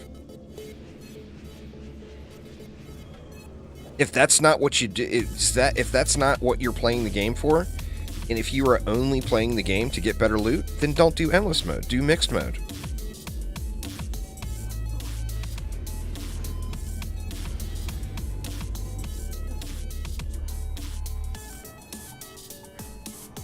I feel like I need to do a round of mana collecting, maybe. Get these things upgraded to the rest. Oh shit, I lost a ensnare. Yeah, see, I waited too long. Luckily, I can just pop it back down here.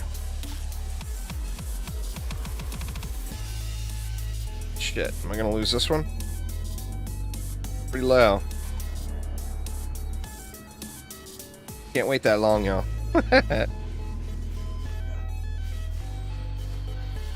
Shit, I lost this one too. God damn it. Core under attack.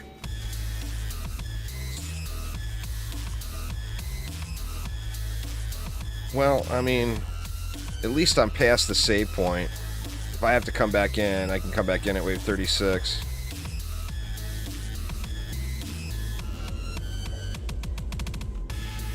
Dang it, man. That sucks. Shows you the importance of CC, y'all. Your CC goes, bad things happen.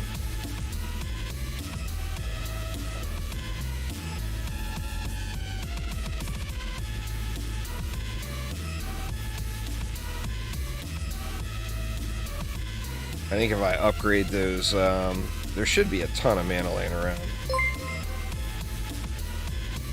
Thanks so much for subscribing there, Shadow Killer. Welcome, welcome.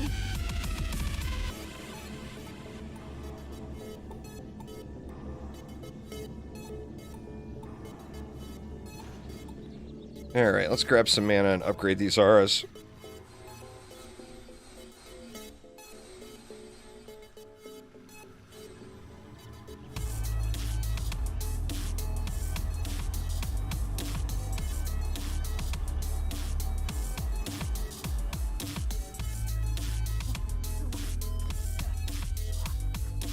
Once I get these guys jacked up all the way, I don't think we'll have an issue.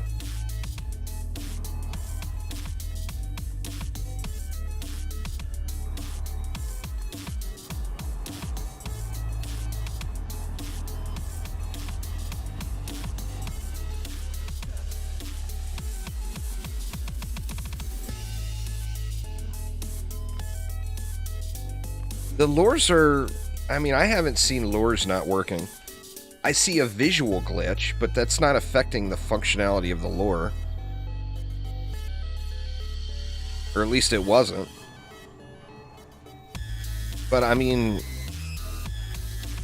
if you did it and the lure was bugged, why did you do it again? It's my question.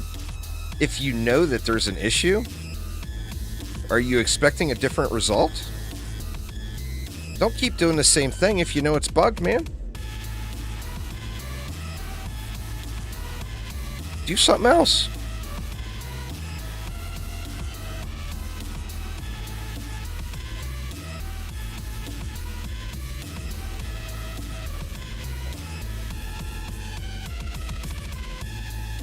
I mean, I haven't done it yet today.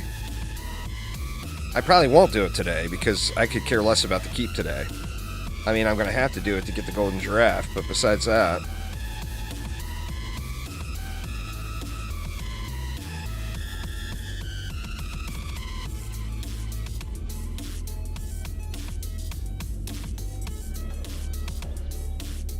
It reminds you of Duck the Game for PS2?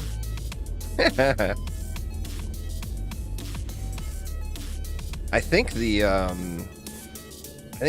the fairy is going to look really good as a golden pet. I'm excited to get that.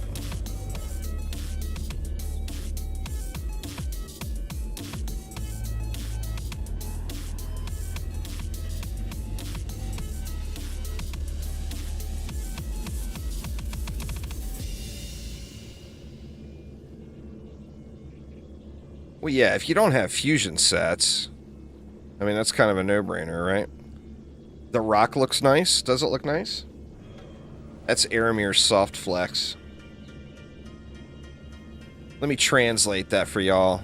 That's Aramir saying, haha, I got 2 golden pets now.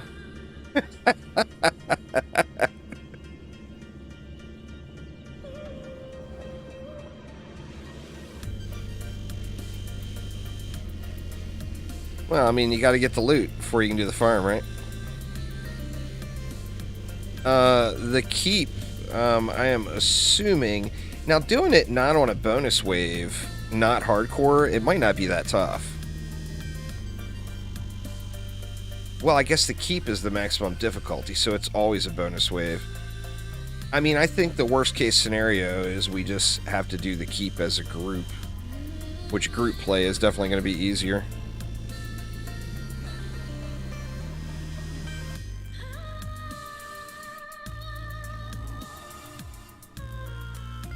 Yeah, 2-player is kind of the sweet spot for every game. You don't get hit very hard by scaling, yet you got an extra DPS character running around, or an extra booster. Like if you wanted to chill, having a monk with a speedy, and then an apprentice with, you know, another speedy, or powerful or striking, or whatever the need is for there. I think 2-player is really a sweet spot.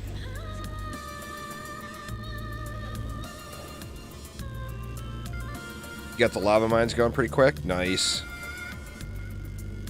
Nothing wrong with that. I feel like this map could run quicker. The scaling in endless mode changed there, Father Knight. And then there's rewards for endless mode as well. And there's bonus difficulties on mixed mode now too. So yeah, there's a few changes from the PTR.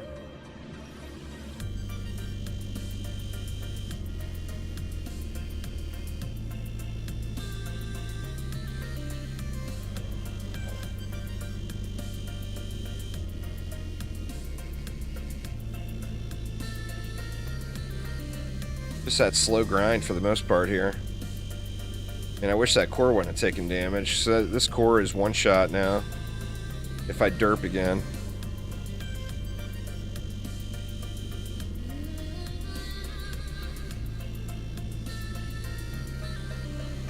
That would just take an enormous amount of hours, you know? I mean, there will be people hitting 1,000 on maps. Being the keep means nothing, though, because remember, there's bonus difficulties. So every map would be the same difficulty as the keep.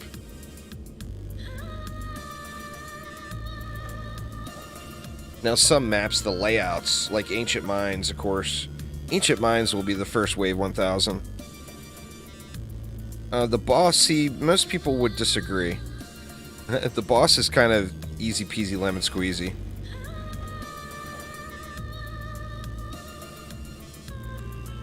Well, I mean, if you're standing in front of it with a squire letting it hit you, then you deserve that. You gotta hit and run, man. Hit and run. If you're gonna stand in front of it and try to take his shots, you deserve to die. The way to fight the Lycan King on the Squire is not that.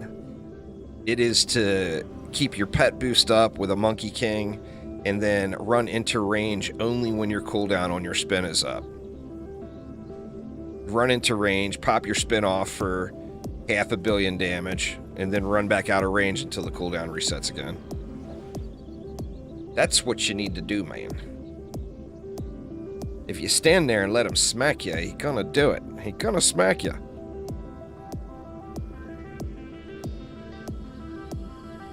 Well, I mean, do you want to kill it fast or do you want to AFK? That's the question. If you want to see how far you can make it AFK, then yeah, keep doing that. If you want to kill it fast and actually push the map, then you need to be using the spinning steel set. That's just all there is to it. It's so much burst damage.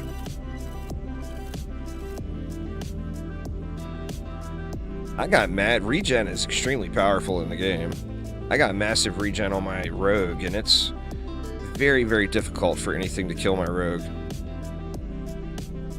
It straight up would have to be one shot, a million plus health.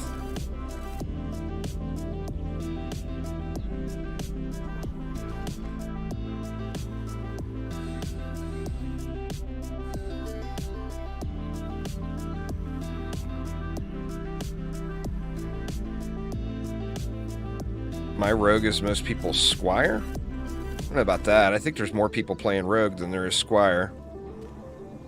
The people that are playing squire are the people that aren't really into the action element in the game and want a pet build. I mean, it's the best pet builder because you get that power. The warden, actually, the pet does just as much damage, but you don't get that burst damage from the spinning steel set. And most people don't even know to use the spinning steel set because it's such a miserable grind. I mean, you should play who you want to play. For single target damage, yeah. The fusion, what's the hell's that thing called? The little warship thingy is going to provide a whole lot of entertainment value, though. No, I'm just doing cosmetic unlocks right now, Bumba. I won't be doing Lycan King stuff probably until like maybe Thursday. I can take at least 2 days. The little bomber, yeah. The little bomber is going to provide a world of entertainment.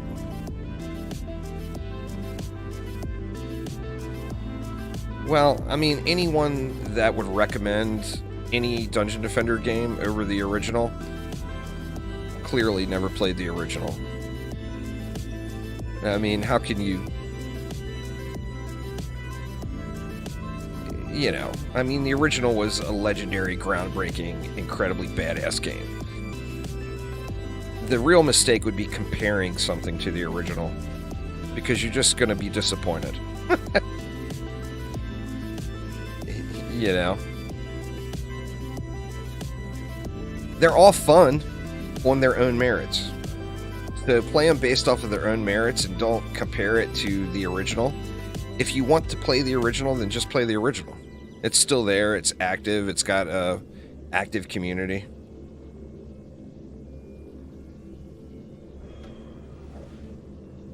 But comparing the various games only leads to arguments.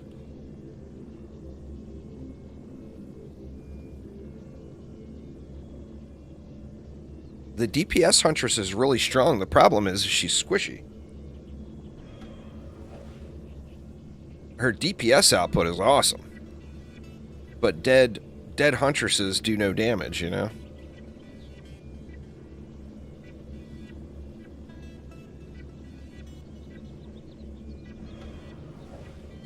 The dead Huntress does 0 DPS.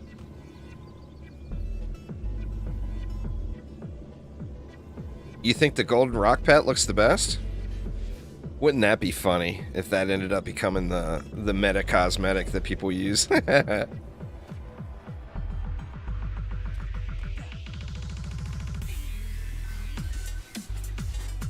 best cosmetic is...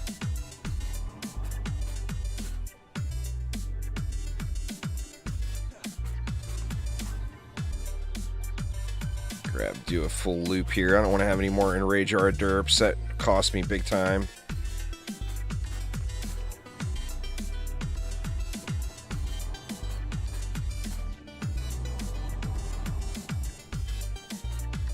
No more Enrage Our Derps, please. Or Ensnare Our Derps. You guys know what I meant. I still don't have all my Wisps upgraded.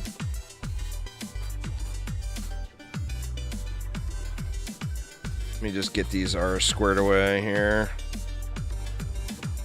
They got me all paranoid now because I took all that core damage when I lost my Ensnare. Actually, maybe I do have them all upgraded now. Yeah, it looks like they are.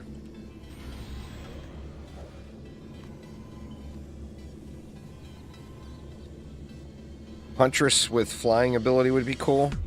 I can tell you, Sithville, I think the Gunwitch is probably a prime candidate to come to DDA one day. And if they don't make it so the Gunwitch can fly, I think we should all start a riot. Just how it is. Gunwitch must fly, y'all. Gunwitch must fly.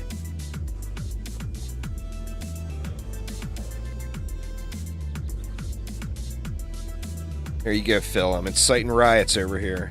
You ever put the gun witch in the game, you better give her a flying broom.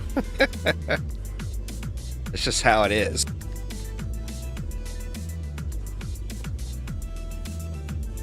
Just how it is.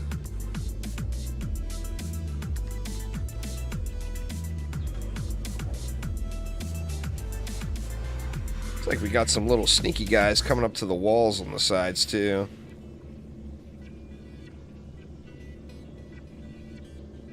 Look, this wall didn't take any damage, did it? Yeah, it took like tickle damage. Not enough to worry about.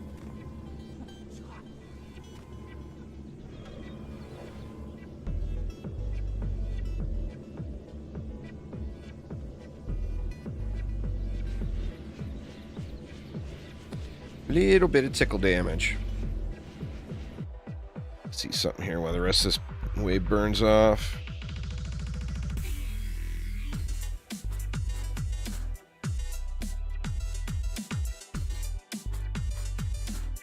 Had a whole bunch of Discord messages built up, but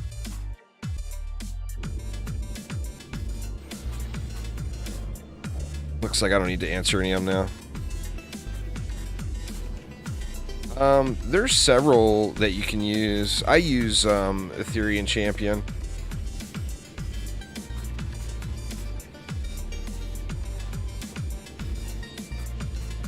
But you could use that inspired set too. The one for the area damage it's fun in theory, but how often are you going to go jumping into a pack of mobs on your monk is the thing. You know, you would just be dead.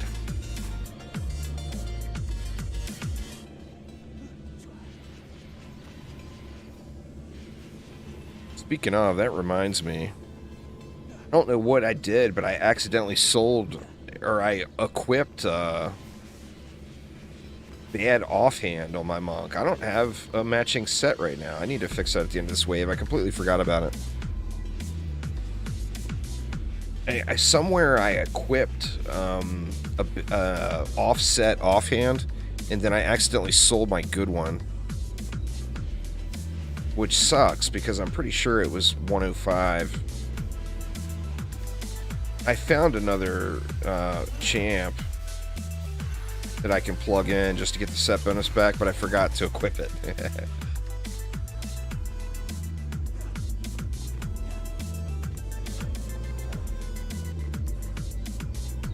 I noticed that last night. The piece I have is not very good, but of course, set bonus versus not set bonus. Let's do that right now. Yeah, see, I'm using an inspired piece and an Ethereum weapon. Big derps. Here's the little bomber.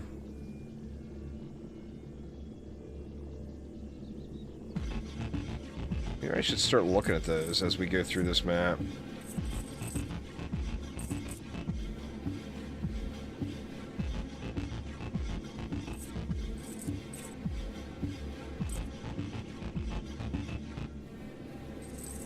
Alright, let me see.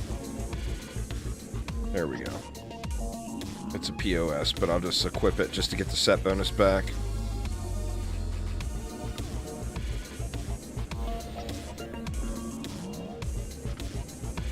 Glad you mentioned something about that, because I completely forgot about that. I'd be taking on the Ancient Dragon or something here, wondering why my DPS is so low.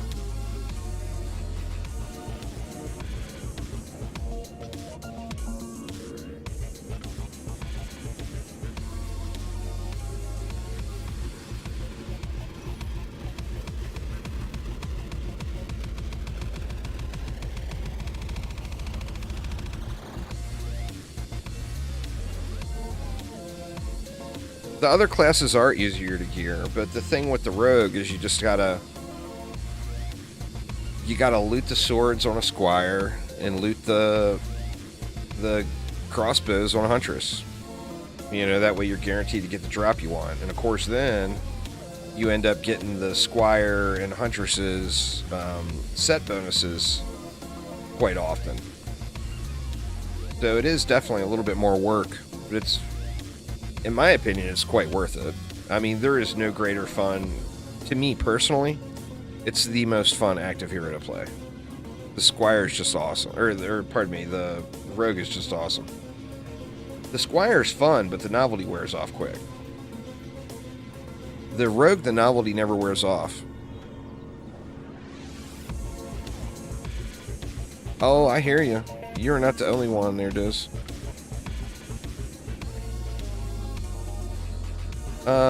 This is for cosmetics and challenge cookies. The gear is in mixed mode now.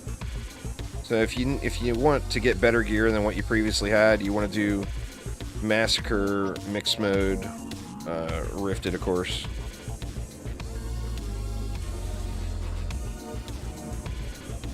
Endless mode is not a gear farm mode.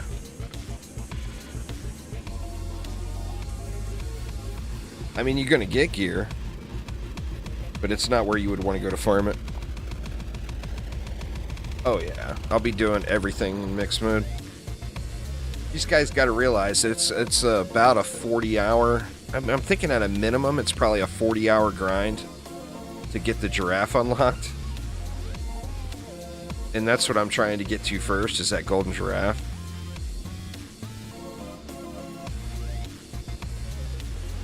And I feel like I can comfortably get the golden giraffe without finding any gear improvements over what I already had. So that's where I'm going to first, but I'll be doing all this stuff. Nice cookies. Well, welcome back. It saves every 5 waves. It saves on the 1s and the 6s. So, like, right now, I'm at wave 45. If I lost right now, I'd be able to restart it at wave 41.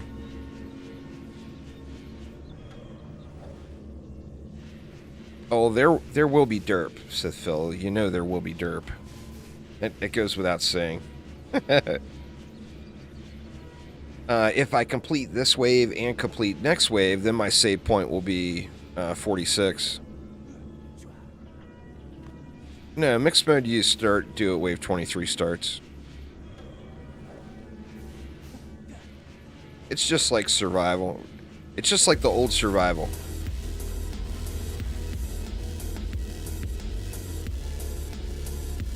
So you just do 23, 24, 25, then you rinse and repeat. Well, plus the bonus wave. 23, 24, 25. Actually, it's bonus difficulty now, so there's not a bonus wave. So yeah, that even shaves 1 wave off the farming time. So mixed mode, without a doubt, Rifted, Massacre, mixed mode, Hardcore, wave 23 starts. And I'll be putting a video out on every one of those maps here within the next, say, 2 weeks.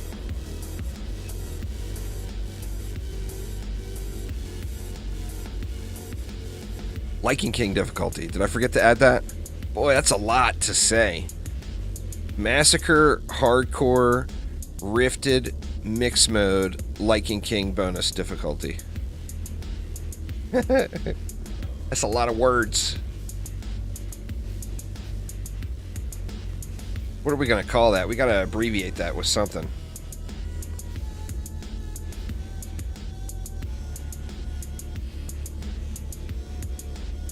You go back, when you hit replay, you start it wherever you started that map, that run. So if it was a wave 23 start, when you hit replay, you're back to a wave 23 start. If it was a wave 1 start and you hit replay, then you go back to wave 1. It's an exact restart of the last way you started it. Rifted, Hardcore, Massacre, like in mixed mode.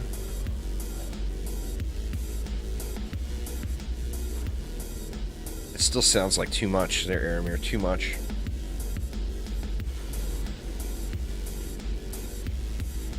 I do like the whole Liking King difficulty thing though, because it's just unlimited meme potential for clickbaity thumbnail posts. Because you can put down how you liking this Rifted Hardcore Massacre mix mode. Get all your meme clickbait in there. It's good stuff, man. Good stuff.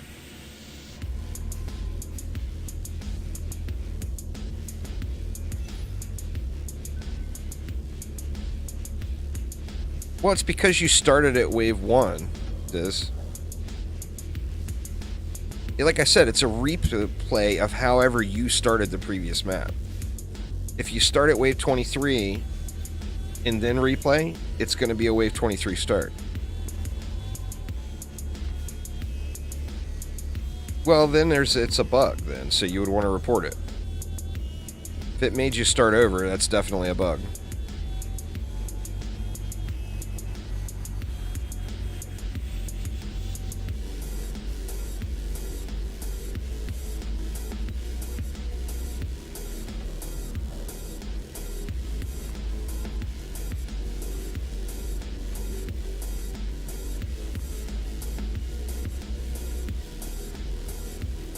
Yeah, I think RHML would be the way.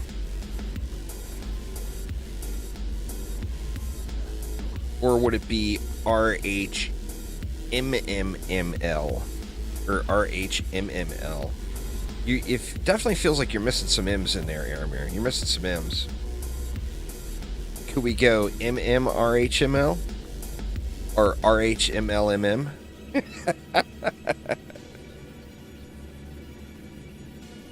It's going to be a lengthy one, no matter what. I vote for, we just call it loot mode.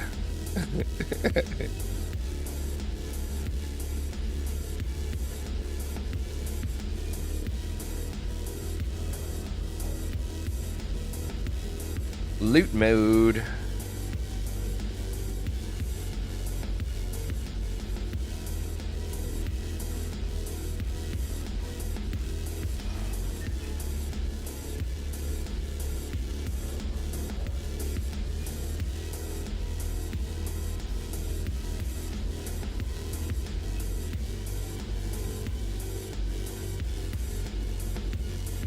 Yeah, well, I mean, the bosses are where the loot comes from, so yeah. You want to do the bosses.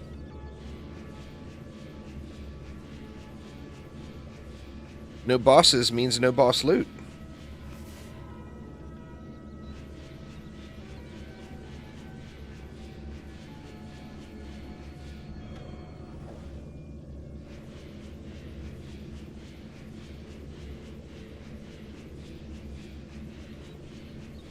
Well, I mean, that's where, like, the best weapons and stuff in the game drop is from the bosses, so...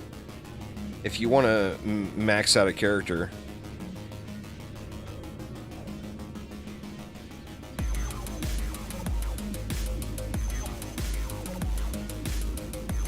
Oh, yeah, because when they change gear... That was a while ago. It won't take you but a minute, though.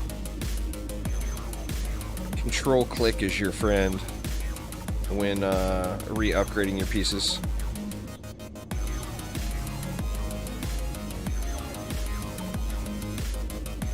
I ended up getting a bunch of gold back, because you guys remember back in the launch or the early times of DDA, I was like dumping billions into pets just to throw them away 5 minutes later, just to test them once.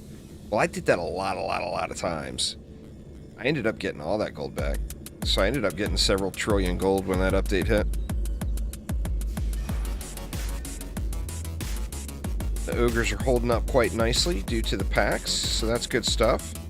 You know, I haven't really looked at an ogre in a long time. It looked like we took a little bit of more core damage that time from something. Did I miss a pop-up?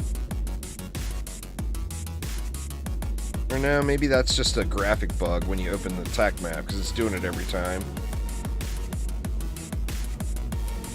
You got 375 back. Nice, nice.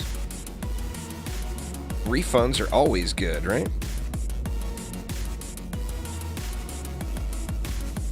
Refunds for the win.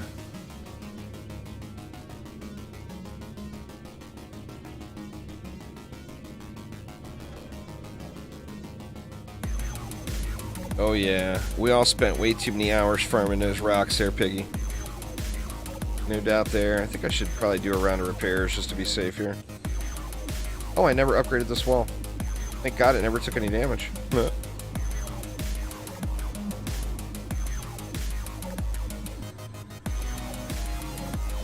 many waves was that? That was like 3 waves, wasn't it?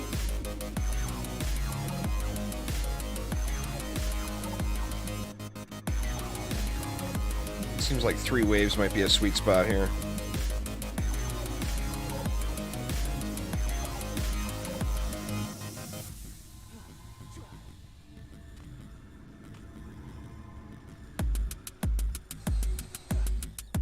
I'm pretty sure everything is up now.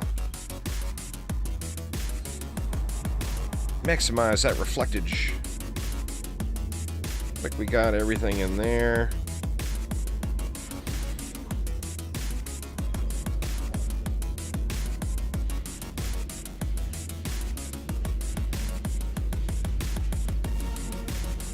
I think they should rethink the rock, yeah. I mean, is removing the movement speed the thing to do though? I don't know. I mean, it's always been a pet in DD1 as well. It's a pet that you never ever would put on an active hero. But by taking away builder pets, you know, it kind of made that pet useless. I think they should completely rethink the whole rock philosophy, to be honest.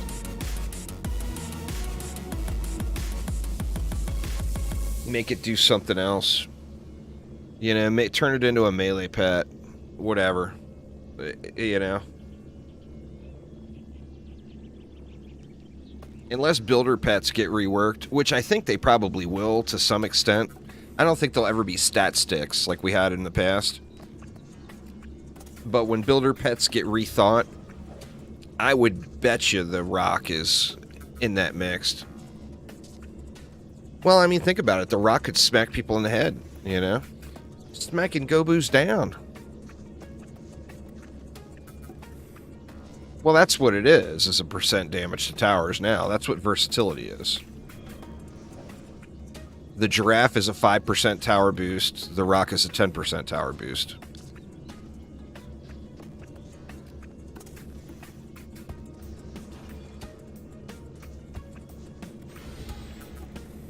That's what that versatility stat means. Is it's a tower boost to all towers on the map while you're playing that character actively. Well, yeah, I mean, that's how it's always going to be. No pet, they don't want a pet to have an active ability when the pet is not out. So no pet in the game has an effect when it's not out.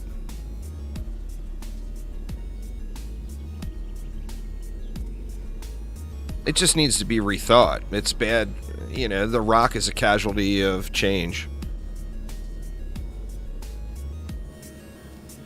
You know, there's still reason to use a giraffe after the change. There's no reason to use a rock.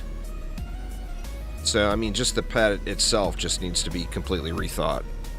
In my opinion.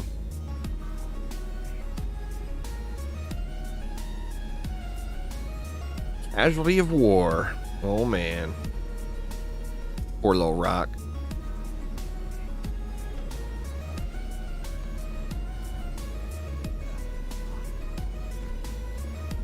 Oh, little rock. 50 more waves. Oof. Make it an AoE Monkey King? Why not make it a...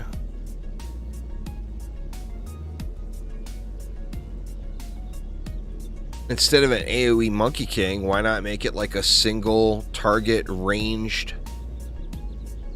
AoE pet? Like throwing rocks, like the rock throws itself or whatever, and smacks fools in the head and does AoE damage, like equivalent to say like a steam robot or something, like a small AoE area. I mean, that would be cool, right?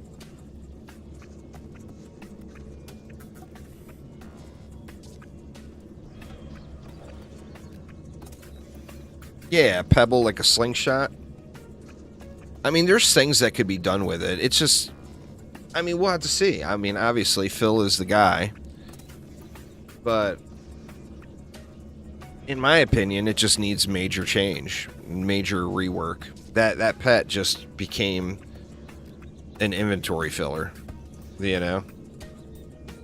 Like, you would never, ever want to keep one for any reason. All it's doing is taking up space in your inventory, and you'll never use it.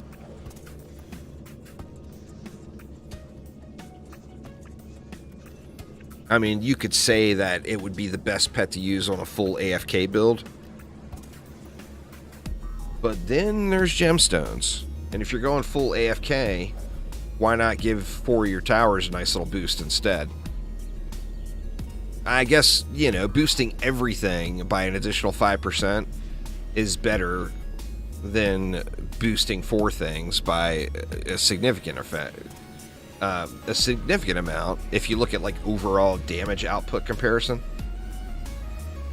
But with the gemstones, you can do what you want. You know, you can make them have bigger range, attack faster, etc., etc. Well, speaking of, I can probably get rid of this striking now and go with something else.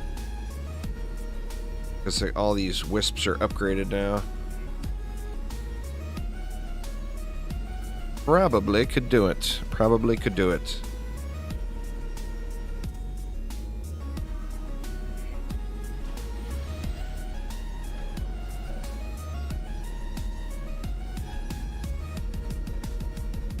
Phil talked about that. He talked about that on the dev stream like last week or the week before. Making mini tower pets, that'd be cool as hell. Like DD1. The CDT added those in that big final CDT update. You can roll around with a harpoon pet, a DST pet.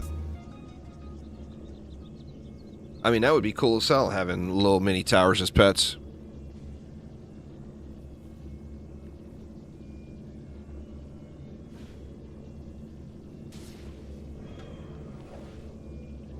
Well, it would just become a pointless stat stick then, is the thing, though, Apache. What people missed is not the giraffe, and you don't miss the stats because you actually have more stats than you had when the giraffe was a thing. What people miss is getting a benefit from a pet that they're not playing. You know, that's the thing that people want, or people miss. They miss having a benefit from a pet that's sitting in their deck that they'll never touch.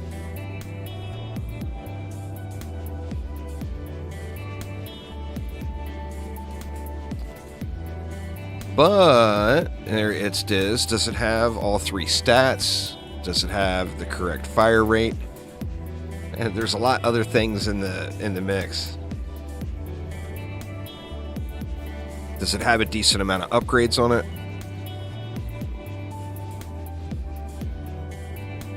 Because remember, upgrade totals on a weapon are straight power increase. Because you would use all those upgrades on the damage stat.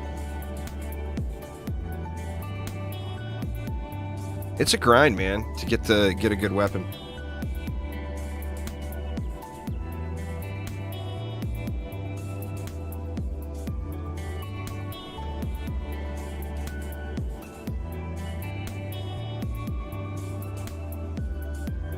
It's got 3 stats. Nice. Well, that's a good start for sure.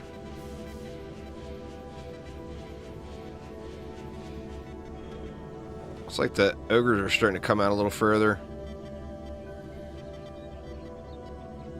The sides, I feel like they're probably fine. I should watch the ogres next wave because I've been really not paying attention.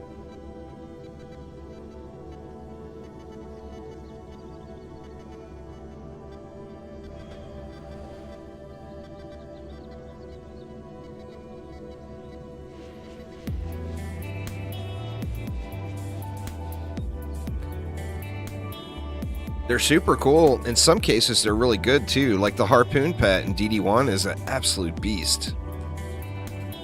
I mean, a beast. You go through the... What's that map where you do the free-range chicken? You get the eggs for the free-range chicken. Does anybody know the current state of DD1? I can't remember.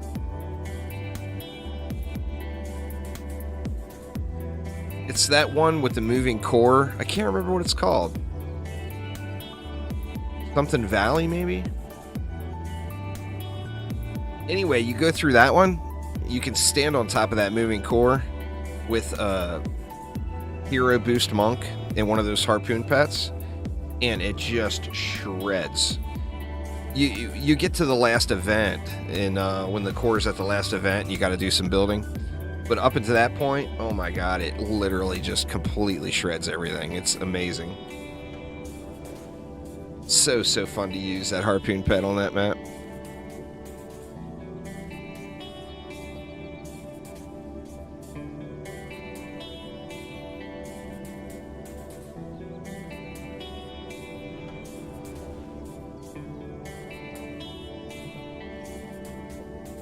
Let's see. Yeah, see, there's plenty of mobs fighting on the ground. So those ogres aren't bothering with coming out. Dark Elf Warriors are pushing through, though.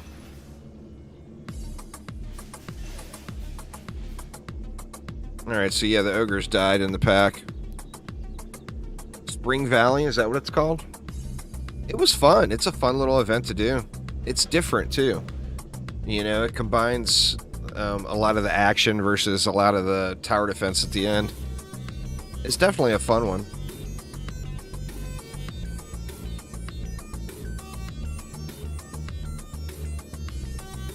And then that free-range chicken shooting all the elements, that's kind of cool, too. I never found a really, really good one.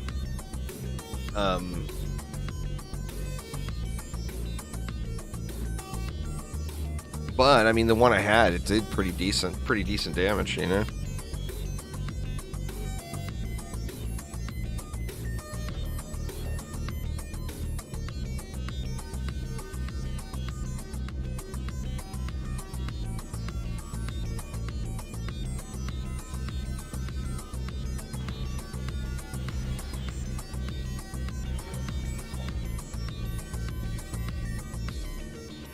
See, we're what? We're probably about 90 minutes. Maybe not even that long. I think I'm only about an hour into this map. Well, I mean, well, an hour and 10 minutes. Alright, so we're 71 minutes into this map. Obviously, I could be going quicker. You haven't played DD1 in like 4 years? There's always a reason to play some DD1, man. They actually have had a bunch of events going lately. They had a community event last month where you got to pick your participation reward. Well, you had three. You picked your top 3 items that you wanted, and they rewarded one. You know, depending on what they had available, they rewarded one of the top 3 items you wanted.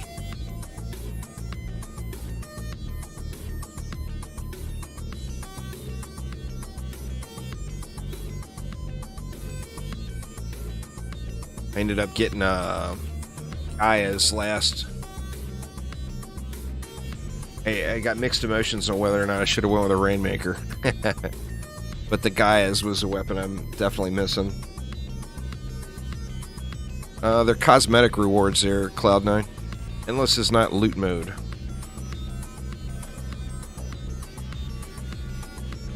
I mean, you're still going to get loot, but you do it for the cosmetics. You want loot? Go to, what is it? Massacre Rifted Hardcore Mixed Mode Lycan King bonus waves. That's where the loot would be.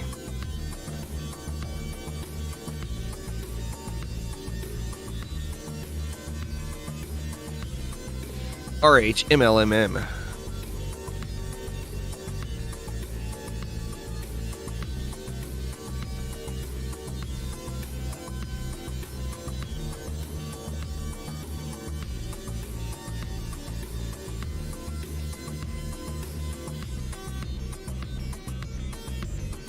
I'm not on Lycan King, but I will, without question, damn near AFK up to 100 on Lycan King Ancient Mines. Trap and Aura spawns, man. Rule Ancient Mines. Completely rules it. But yeah, I'm not doing bonus difficulty. I'm just trying to get the wave unlocks.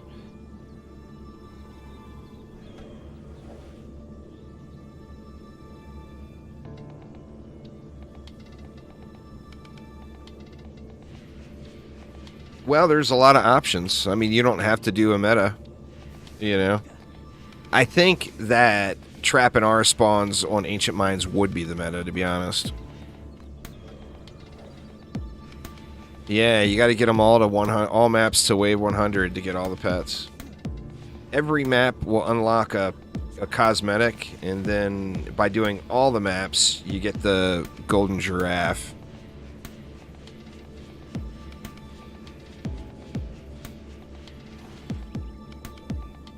I wonder if I should repair. Such a tough call. Such a tough call.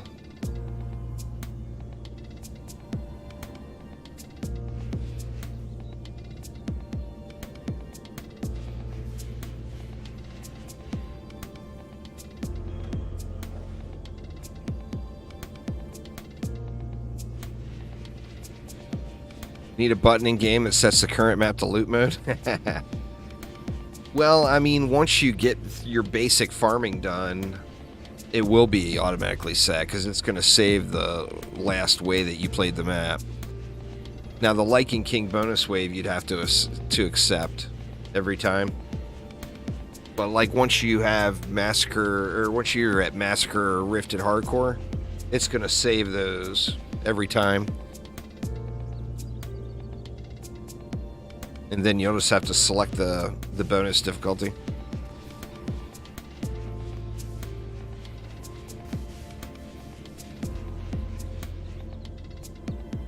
Yeah, all maps is all maps. All maps means all maps.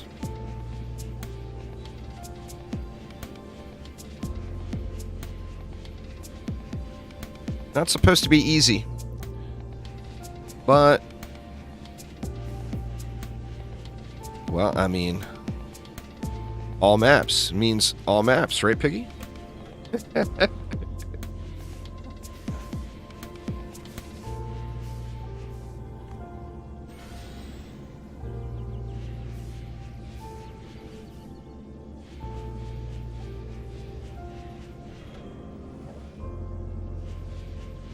The Encore maps, two of the four, is it two? No, it's 3 of the 4 Encore maps will be some of the easiest endless maps to push.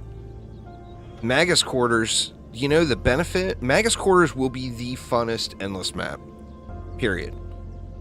First off, you're going to be able to push it hard like you would Ancient Mines, but you are literally going to be able to use any defense setup you want. You want to spam harpoons? Head to Magus Quarters. You want to use sludge launchers? Head to Magus Quarters. You want to use wisps? Head to Magus Quarters. Any setup you want to use, you can do on that map. It will be the most fun endless map in the game. Without question. Just because your amount of freedom is going to be ridiculous on what you can use. And then Endless Spires is going to be super easy. And then Foundries and Forges is going to be super easy. So, like, literally, the only Encore map that's going to be a challenge at all is Glitterhelm. Well, I mean, I don't want to say only be a challenge at all, but you know what I mean.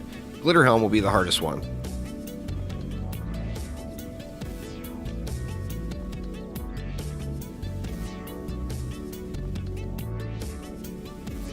Oh, yeah. I mean, that's... People have been doing range gemstone on stacks of auras on mini-maps for a long time. Alk Labs. So I better do a quick round of repairs just in case. Oh yeah, good call. Good call on that one. Alk Labs is a gemstone map. Prom is a gemstone map. You know, Magus, of course, is a gemstone map.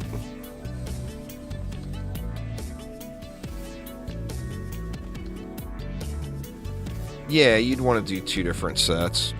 It's exactly that. One set would be super easy to set up, and you'll get it put together in no time. And the other set, you'll have to fine-tune a little. But, I mean, the range fall-off is pretty huge on the auras. Like, the difference between, like, 7,000 range and 12,000 range is so small. There's just, the diminishing returns are very, very noticeable on auras. Well, I mean, it's noticeable in everything, but auras particularly, when you do extreme comparisons like that. Sorry, y'all, sucking on my coffee here. Gots to love me some coffee. I got a coffee, a Coke, and a pint of water.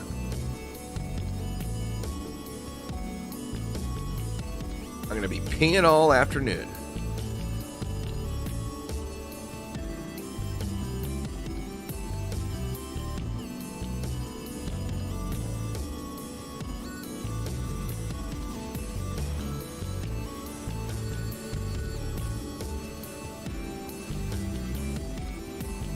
Yeah, the Dark Elf Warriors are starting to get a little thick here. They are getting a little thick for sure.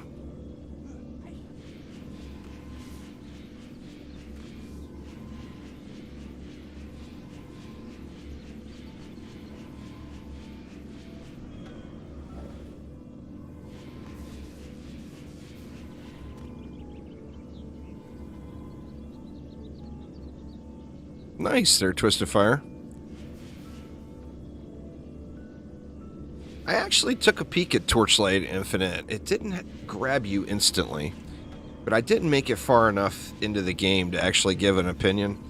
And with that beta running for multiple weeks, I knew there was tons of time to play it. What's going on there, Predator? How you doing? But yeah, I did. I dipped into that already, just briefly. I mean, literally, like, not enough time to form an opinion. Like 20 minutes, maybe.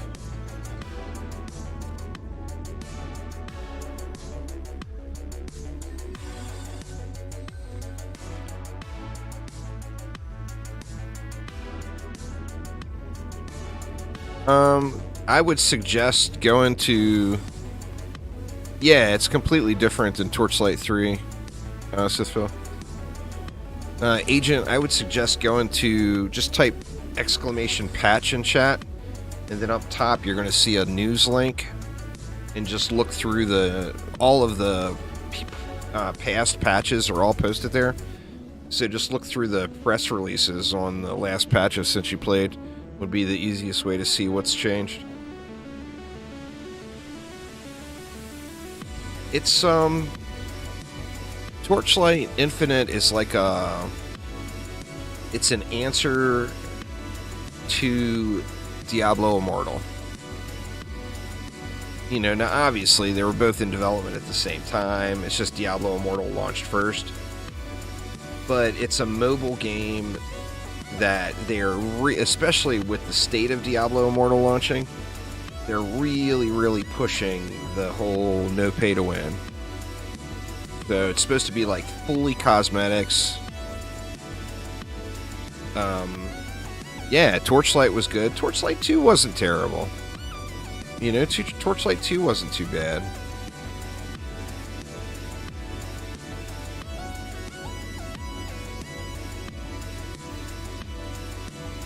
It's very cartoony, too. It's not, you can see the mobile in it. It's definitely a slightly different art style as the other Torchlight games. You can definitely notice the mobile.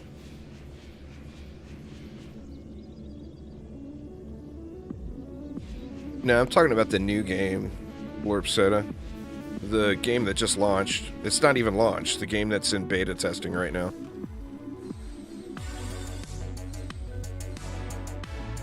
Or they just put pay to win into the beta test? That would be a huge mistake.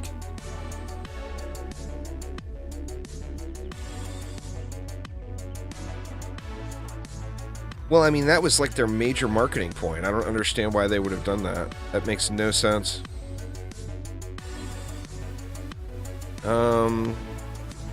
Royal Gardens and Arcane Library. You get the little bomber.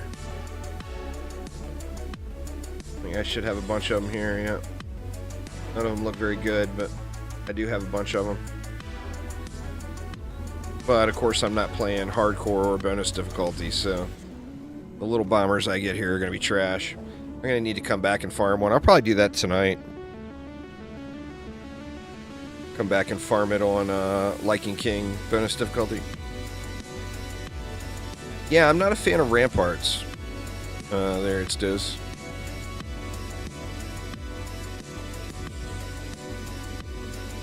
Oh, that's pretty unfortunate there, Blorp Soda. I haven't heard any of that. You're the first person I've heard say anything like that. It's just that makes no sense to me. Because they really marketed the shit out of the whole no pay to win. My problem with ramparts is I have grinded ramparts in literally every single Dungeon Defenders game. And I don't mean played it. I mean grinded it. Like, in DD1, there was a time where Ramparts was the highest difficulty map I could do. So I grinded the shit out of Ramparts Survival. Then in Dungeon Defenders Eternity, right at the start, Ramparts was actually the best quality loot. So I grinded the shit out of Ramparts. I mean, hundreds of hours. Then Dungeon Defenders 2. You know, they throw it into Dungeon Defenders 2. Remember, at one point, that was for anyone that remembers back that far, that was where the 750 item power stuff dropped, or one of the 750 item power stuff maps. So I grinded the little living shit out of it in DD2. And now in DDA, I just don't want to play it.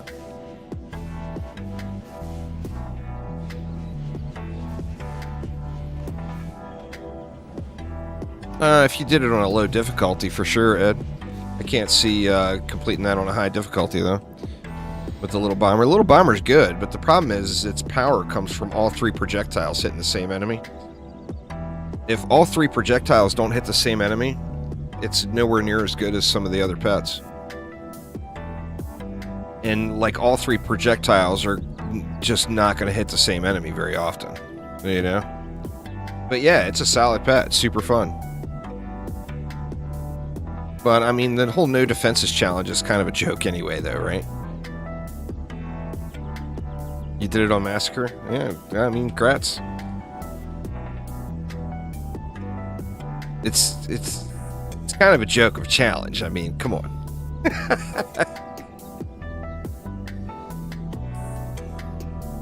Go in that bad boy with 2 players and you got some spray and fun. Go into that with 4 players and you just got a massacre of projectiles spraying everywhere.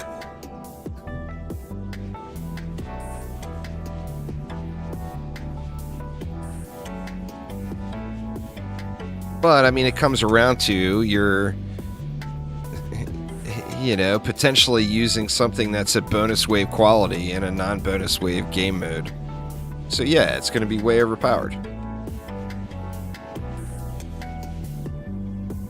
It depends on the hero. It's Diz. I use a prop cat on my rogue. You should only use a damaging pet on either a squire or a dryad. Or warden, pardon me. You shouldn't be using a damaging pet on other heroes. For boss fights, I use a giraffe on my monk. Just for the stat. And then I use prop cat on my rogue. And I use damaging pets on the squire or the warden.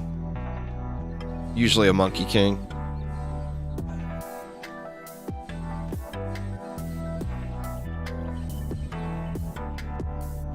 Yeah, there's no info on the big trophy yet. Like Aramir said, it'll be like Ultimate Defender. It's like one of the last things that'll get added into the game.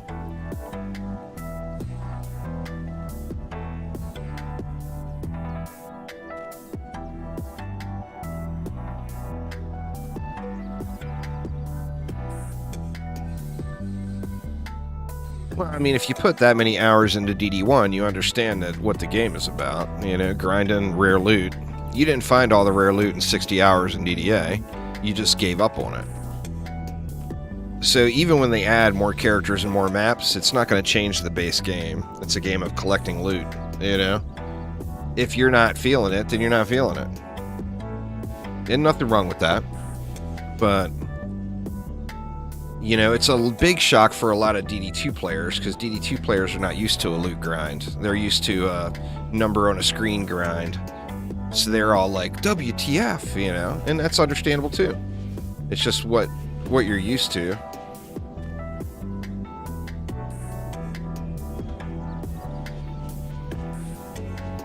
I probably got 1,000 hours on King's Game, just King's Game alone, trying to get that stupid dice pet.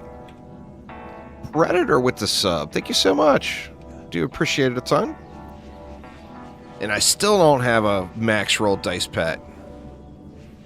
1,000 hours is probably a little bit of a little aggressive. I bet it's 500 though. I bet I got 500 hours just trying to get that pet, that one pet.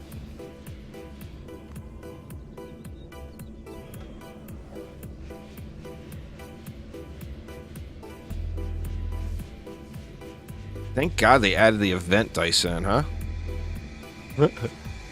I would never have a usable dice pet. Oh, I've gotten a bunch of pluses, but none of them had good rolls.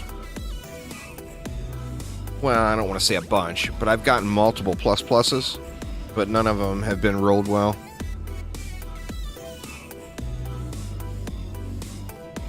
Me? Oh, I got nowhere near a top 1% dice pet. RNG hates me on that map. I mean, it hates me on every map, but boy, it has extra hate for me on that one.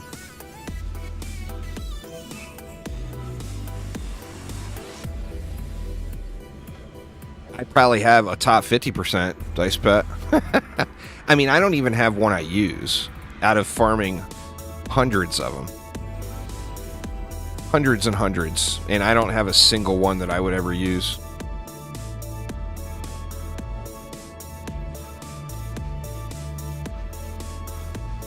I used to collect them in the tavern. I had the dice thrown around with Ultimate Plus dice around in the tavern. And then I realized how much of a joke it was, because when everyone ran over to this massive pile of Ultimate Plus dice to look at them and saw they were all shit, it lost its appeal. It lost its tavern appeal right there. These dice are all terrible. What are you collecting these for?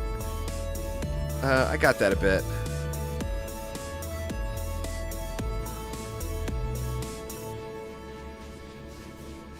Ooh, the backside reflect finally saved us. I think that's the first time, well, first time I've noticed anyway. This reflect actually paying dividends here.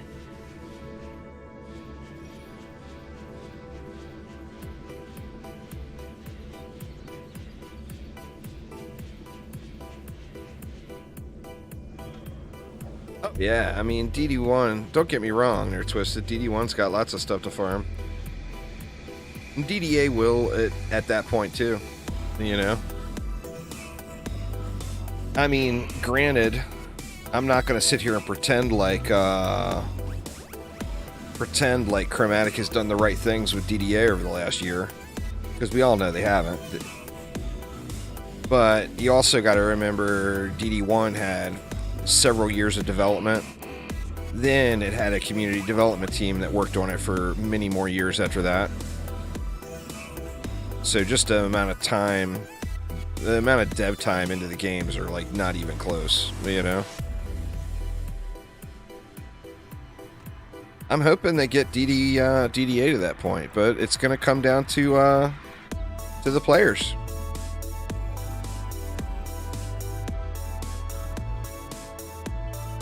If people keep bombing Steam reviews because they're pissy about something in the game, then it's never going to get to that point. It's one thing that's always really bothered me about the Dungeon Defenders community is there's so much hate towards the other products. You know, just because you like one game doesn't mean you have to hate on the other game. And the right answer is play all the games because they're all super fun. But, I mean, I know for a fact that there's straight up bombing has been done to DDA Steam reviews because people that are just not very bright think that that's going to make more development go into one of the other games instead. Which the smarter player or the smarter person would say, all the money goes into the same bank account. So if there's a bunch of money in the bank account, then they can spend money on development. On all the games, you know? But nah, people like to bomb their reviews. I mean, it happens with every game, you know? But yeah. So get out there and leave some Steam reviews, y'all. If you have a complaint about the game, leave the complaint. I'm not saying that. But leaving and encouraging others to leave bad reviews just because you don't like one of the design decisions is not the smart thing to do. You know? And all you people that did it, that got your way with these speed cap changes, you need to get over there and change your goddamn reviews, folks. Do it. I'm going for golden pets.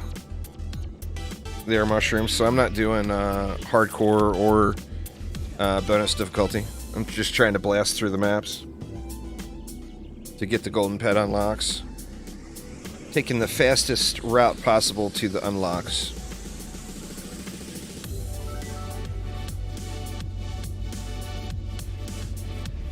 Nah, too slow, man. Too slow. I want to get these golden pets wrapped up here in the next couple of days. I wants to be sporting me a giraffe before the weekend, man.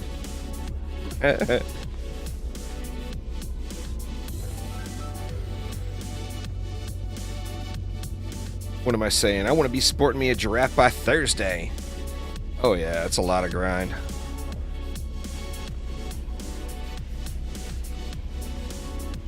No shortage of grind, that is for sure.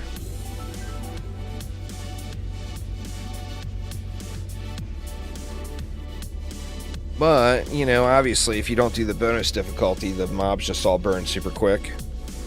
But additionally, if you don't do hardcore, then you don't have to run around and pick up the mana, because it'll just sit there forever.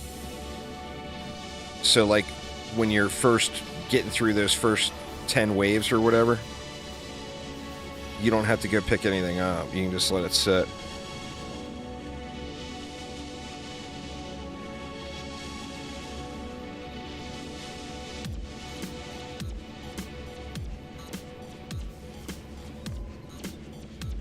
Well, for the most part, every character is about the same. Every damaging defense, you want power, range, and rate on that item, and then only upgrade power. I'll go through and find all the breakpoints here. I found the breakpoint on the LTs, but that may have changed. It was like 7,900 or something. Alright, Mel. Well, enjoy your looking.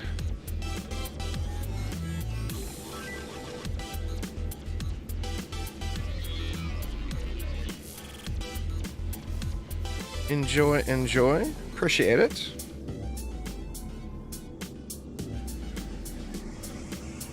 You don't think you've seen a pet below 300 ups? That's awesome. I mean, that is good to hear. I've gotten decent pets, and I'm not even playing on difficult stuff. Look. I mean, that's 0.82, but you see what I mean. 332. Ups on that one. 315, 320. Yeah, I mean, these are all over 300. Well, there's one at 290, but almost all these are at 300. And I'm not even playing a bonus wave or hardcore for that matter. So yeah, it definitely seems like they fixed the pet RNG for sure. Seems like it anyway.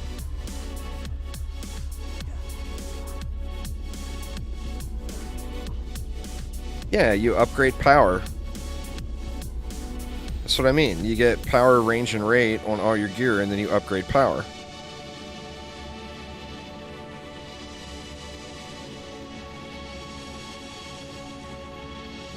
We'll have to do some new... I know that end game is still that same way. We'll have to do some earlier game calculations to figure out if that strat holds true. Say like at the start of Massacre Mode or something.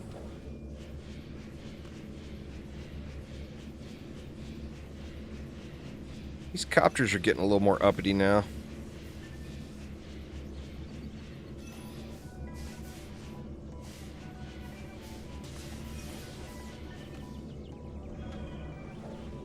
How long have we been in here now? An hour and 39 minutes.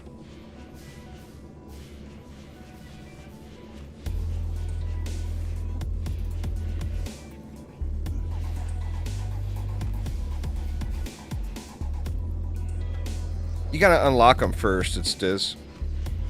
Just like when it got added into regular survival. You gotta go through and do the boss maps. So you do the Keep mix mode, it will unlock the Lichen King bonus wave. Or bonus difficulty.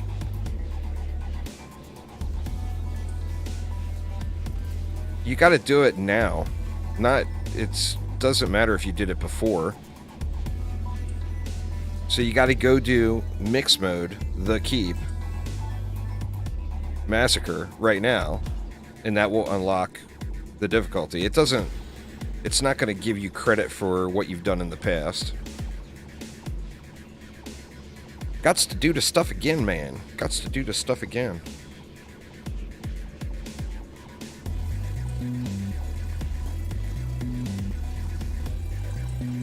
I mean, you know, you're geared enough where you can skip the others, so that's the benefit. You don't have to go through and do all the difficulties. Just do the Lichen King. Who cares about the other ones? Right? So you only had to run one map.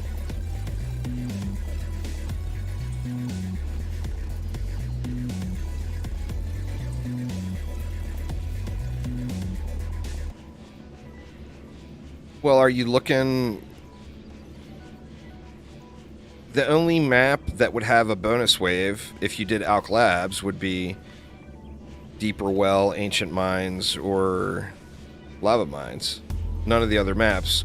All the other maps are already more difficulty than Alk Labs. So it doesn't give you higher difficulty on what's already a higher end map.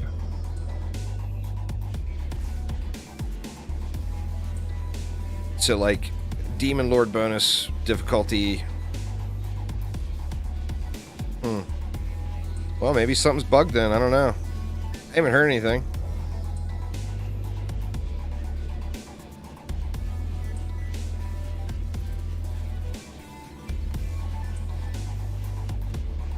I mean, you're doing it on the same difficulty, right? Not like trying to do it on a lower difficulty and then move up.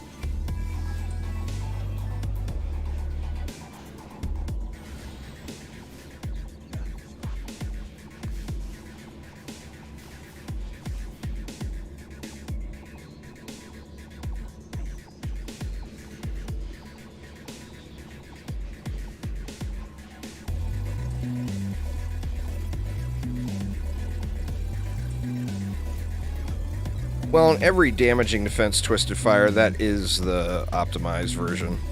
There's only one defense that's even close to having something you would pay attention to end game, and that's the Lightning Tower. And then the rate cap on that is very, very low as far as where rate is more effective than power.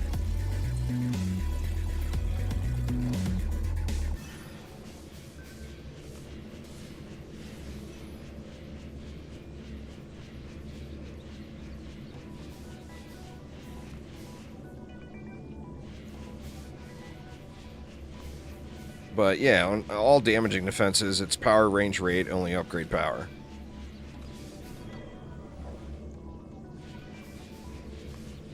And of course, to get power, range, rate on several gear types means you need all 4 stats.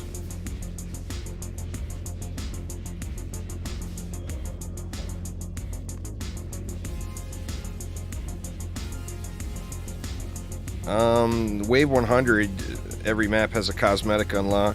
Key Morton.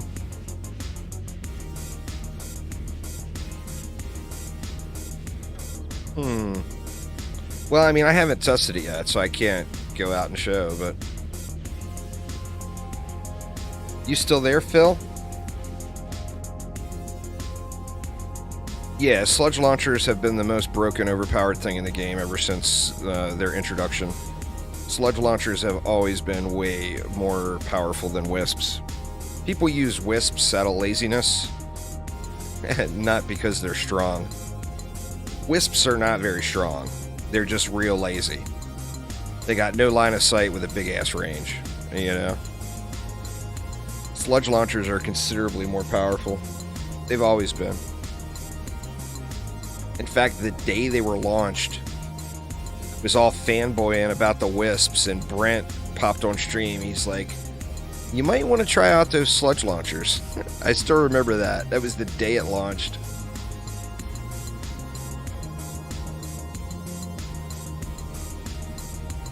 I mean, you beat it on survival, right, Diz? Or on mix mode? Like, to unlock Lycan King mix mode, you have to do the keep mix mode? You didn't do it on campaign and think that would give you the unlocks, did you?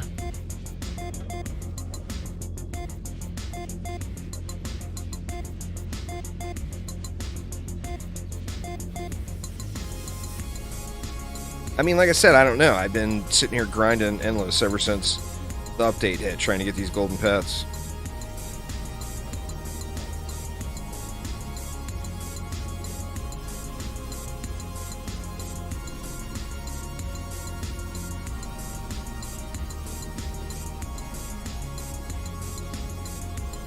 I mean, I can look on the table once I get out of this one. Figure I got a few more minutes in this one. A few more minutes. Another hour. Yeah, maybe not. Maybe not an hour. But I got a ways left on this one before it's over.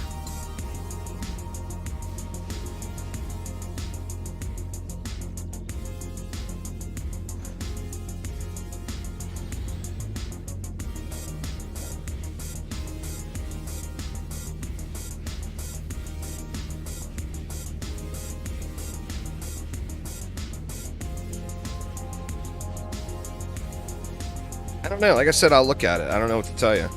But that's how it works. By doing mix mode alchemical labs, you should have bonus difficulty for ancient mines, deeper well, and lava mines. It's the only 3 maps that would apply to.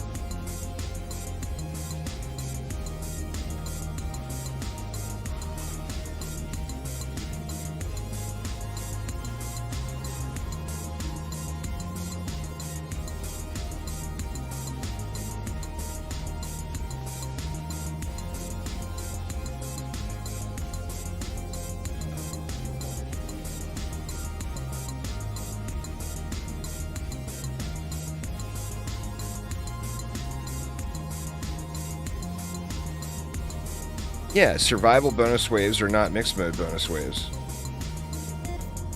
You have to unlock them separately. Well, he said he unlocked it.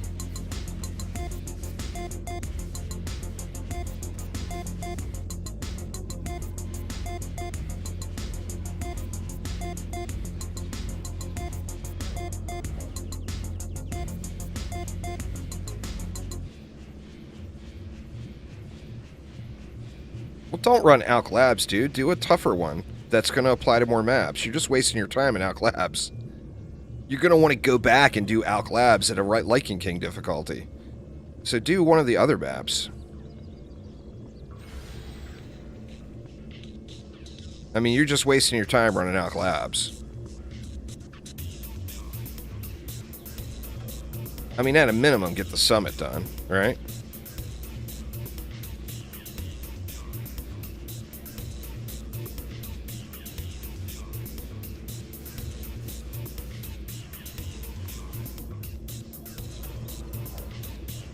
But yeah, soon I'll look at the word table as soon as I get out of here. Now I'm not gonna... I mean, I guess I could do a mixed mode. I can knock a mixed mode out real quick.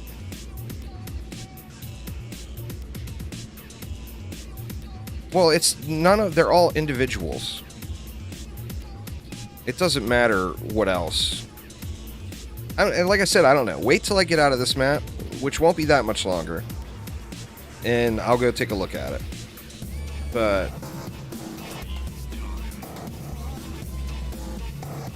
You know, don't know what to tell you until I can go look at it.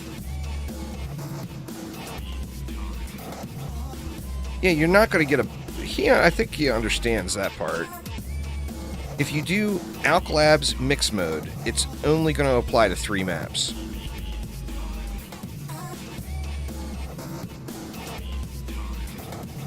So if you do Alklab's on mix mode, then you should get a Demon Lord bonus wave on Deeper Well. I think he understands that.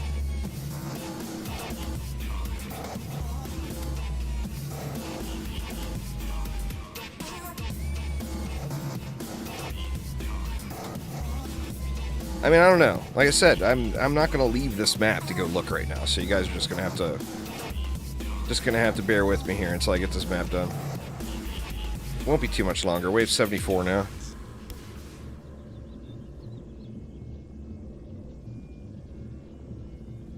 I was thinking, Jesus, I'm already out of coffee again. But then realized it's been almost 2 hours I've been sipping on this cup.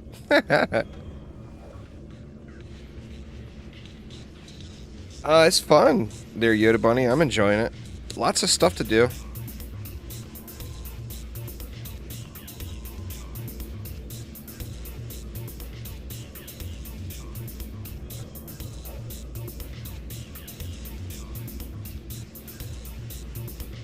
I use a prop cat on the Rogue, personally. It's the only pet I would ever consider using on the Rogue.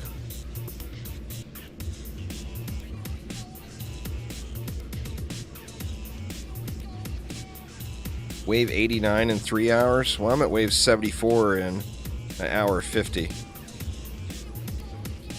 I think I should have this cleared before I get to 3 hours. Or cleared enough for the pet.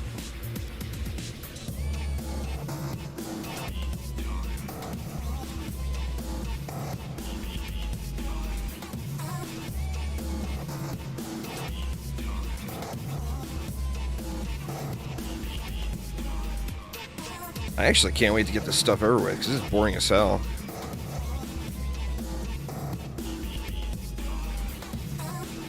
Well, you see, the thing is, Twisted Fate, is I'm addicted to high-end coffee. So, like, I gotta have,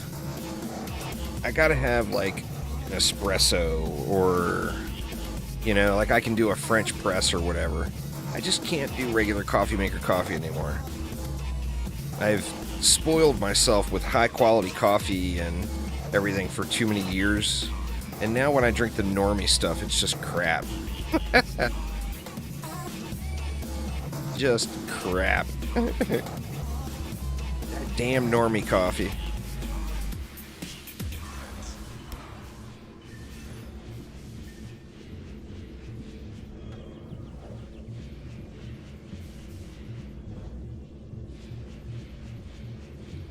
I gotta look at the time on this one, see how long the waves are taking here. I'll look at it when we start this one. Drink it with I do not drink it with my pinky lifted, though. In fact, I kind of prefer to throw it in a pint glass. I drink it like a redneck. I drink the fancy coffee, but I drink it like a redneck.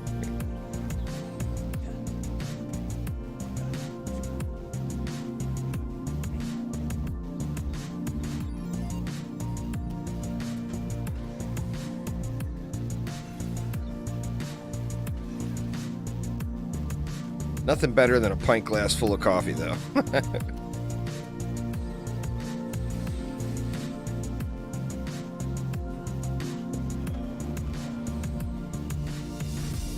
God, that's terrible. I play the Rogue so much. That tower boost I just put up there was supposed to be a dash. I was hitting the Rogue's dash.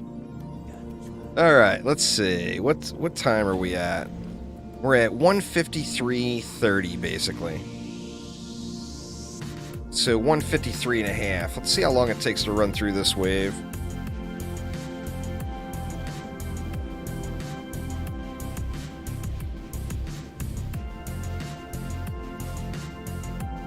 Got to review your AFK build.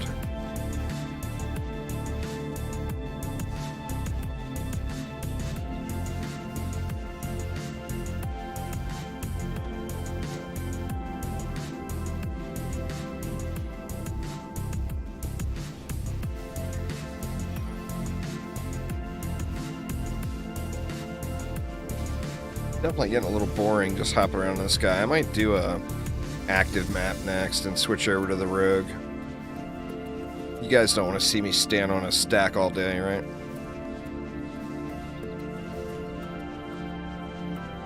Oh, and rage jars get more powerful the further you go, too.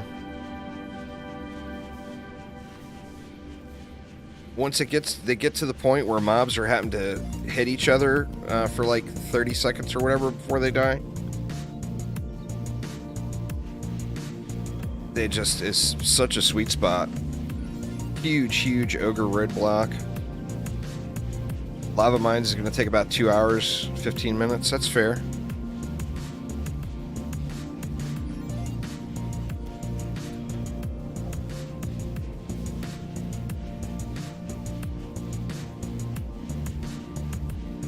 We're going to switch up and do the summit next.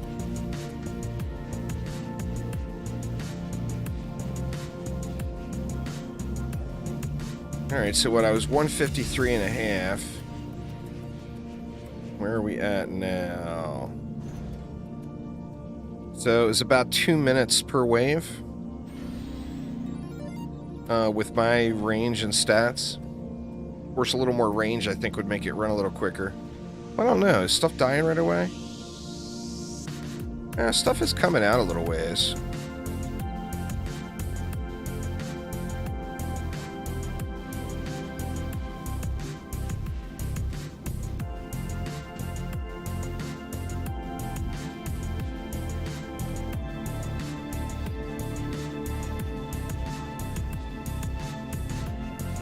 Wave 79 at 90 minutes in. That's pretty quick for lava mines.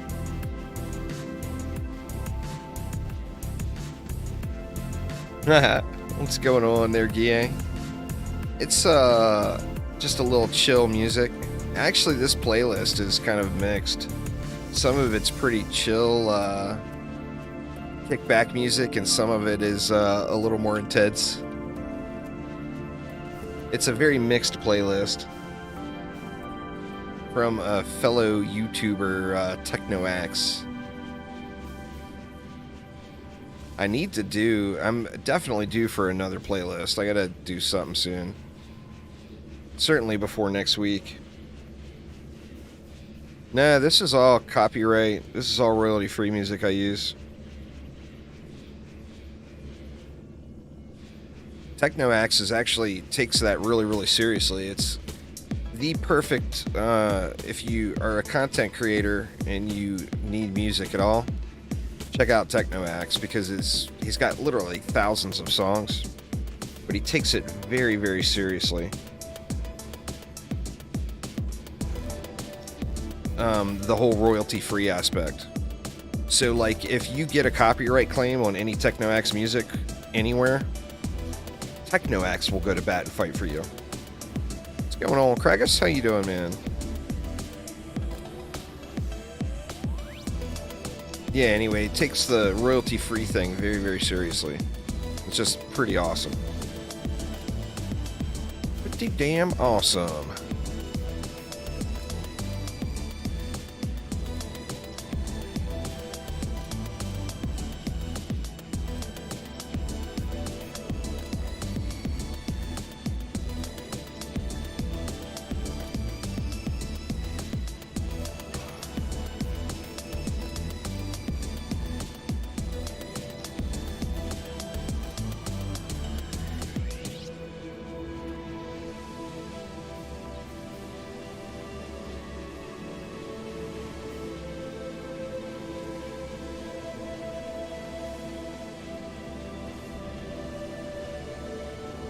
We still got 23 waves to go.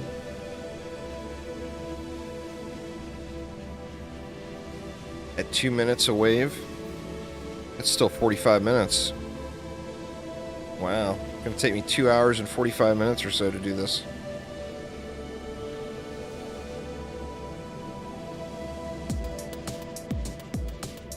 Big oofs.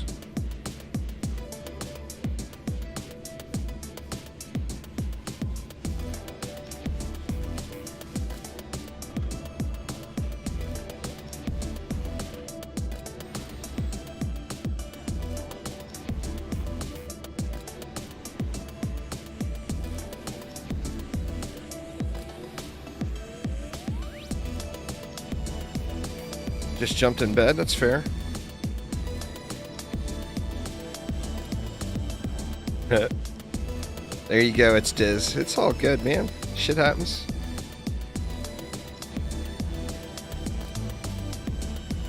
Add armor to the core.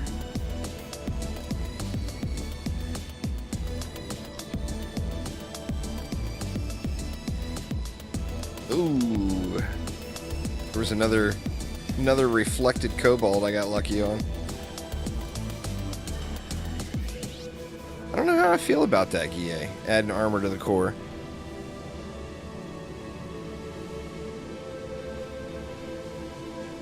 Because you know we'd find a way to break that.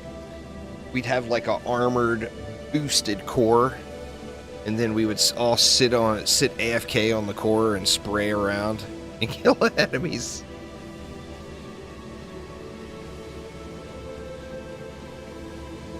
You know damn well we'd find a way to break that, Guille. You know it.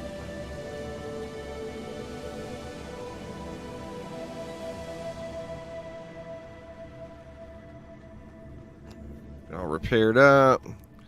Yeah, buff the core with a buff beam? Absolutely.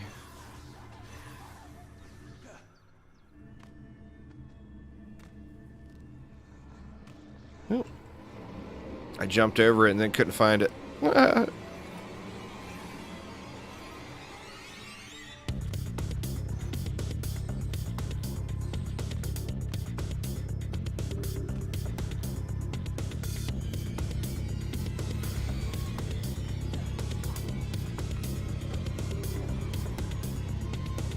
Took a little damage on one of those wisps. Wonder what that was from. Welcome back there, Zilla. Welcome back. We are wave 80 now, plugging along. Still got, what, 21 more waves. 21 more waves to go. Yeah, it's going to be just under 3 hours to complete with this build. I think, well, I mean, I think I'm pretty good as far as range, to be honest.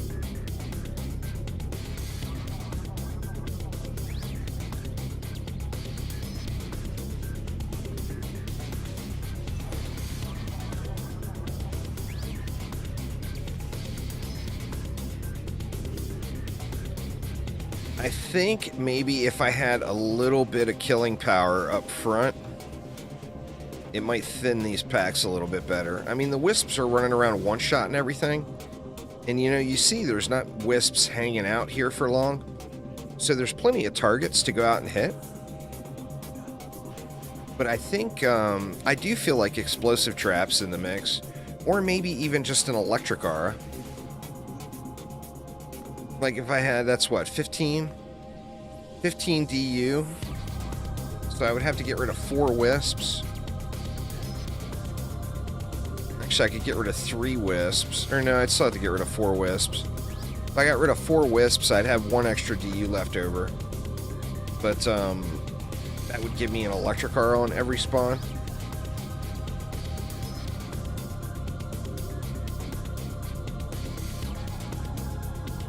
I don't know, I just feel like I don't have,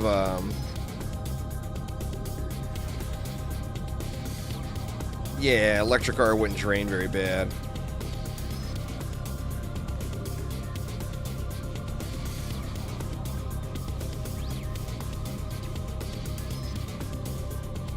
Well, that's the thing is, like, nothing's really making it very far out of the spawn. I'm still spawn killing, but these areas where there's multiple goblins sitting, those goblins would be dead in an electric aura, you know? That, and then if I'm going to throw damage over there, then of course I really need to throw a buff beam over there too. which that would be even more DU gone.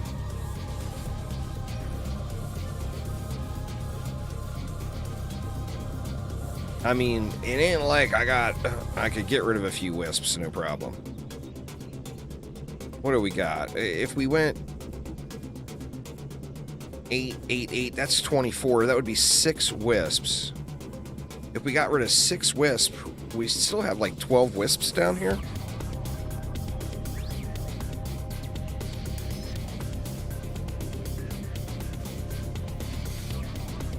And then that would give me a buff beam and an electric arc every area. I almost feel like it's worth doing right now just to try it out.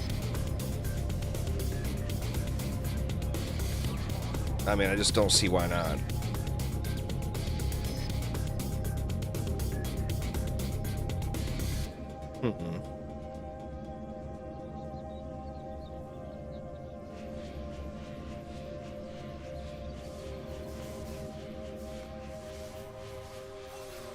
I mean, that's the thing, is we didn't know what the scaling was going to be like. Now, I'm not doing it on the hard difficulty, of course. Let's just do it. 1, 2, 3, 4, 5, 6.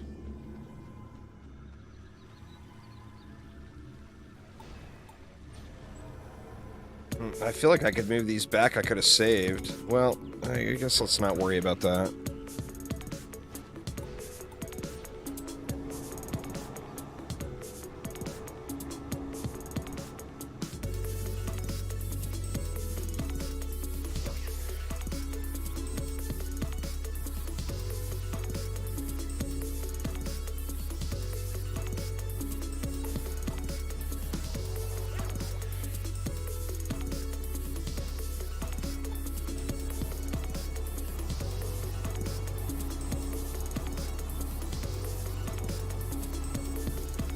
See if this makes the waves run any quicker. We'll do it for science, y'all. We'll do it for science.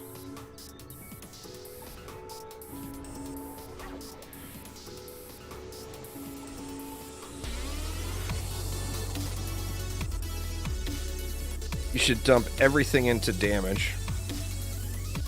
Damage is the amount of damage your weapon puts out. Attack is one of your stats. So on all weapons that you intend to do damage with, you should dump all of that into damage. Because that wall hasn't really been touched the whole time, so I don't think it matters. Let's see, so what time is it? We're at 2:06. Let's just wait till 2:07. So that's a nice even number to remember. Alright, so the last time... What the last run we had, it was right at about 2 minutes. So let's see how long this wave takes. I mean, it should be a little quicker.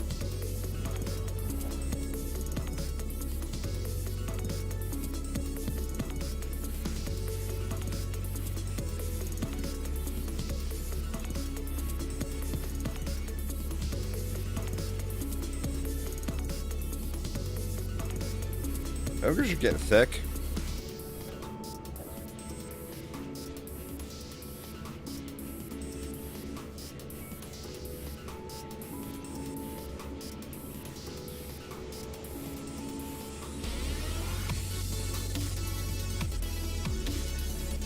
The best way to level is always do the highest level difficulty that you can. And then as far as just XP per hour, grind... do survivals. Wave 20, like wave 20 starts in survival. Let's see.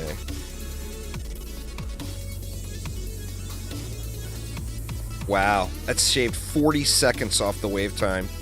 Holy shit. That is significant.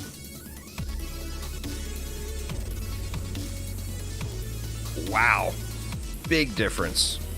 Good lord, I should have switched that 50 waves ago. Damn. That is so huge.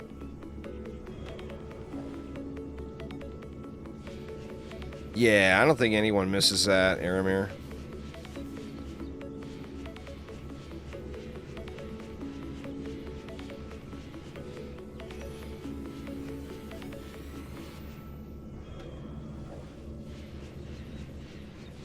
What's going on there, Chrissy? For you, Chrissy, my greatest tip would be to join my damn Discord server. Come do some matches with us, for God's sakes. No, stability does nothing to off pieces. Stability is an active stat. It only affects hero that you're active on. Anyway, I guess the real answer there, Chrissy, would be the EV and the Warden are both very, very strong, particularly with progression. The strongest thing in the game as a brand new player, level 1 and just starting, the strongest thing in the game is a Proton Beam.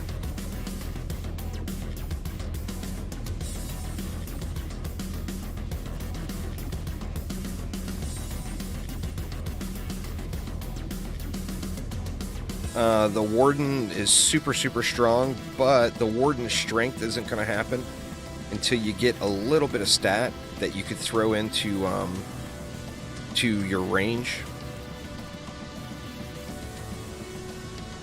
So like starting off with Proton Beams and then working in some Wisps along with Proton Beams by like the time you're level, say 15 or 20 or whatever, and you're going to beast mode through all the content. I mean, all the early content, anyway.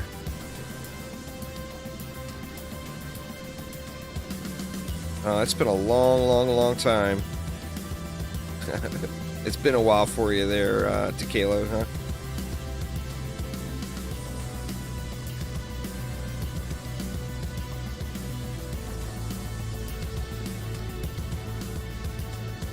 You now have passives on your armor instead of just... Well, I mean, it's had major changes. It's having major changes the next update, too. I don't really have a favorite, Chrissy. I think anyone who hasn't experienced all the games is missing out, because they're all super fun. But I mean, any given day, I could play any of the Dungeon Defenders games and have a good time.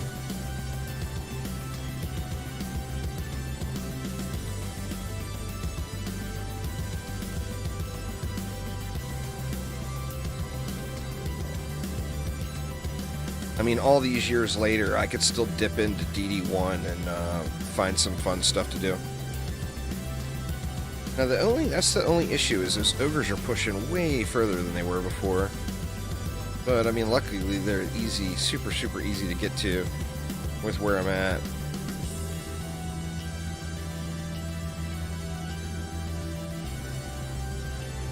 Oh, the game has changed a ton since early access, for sure.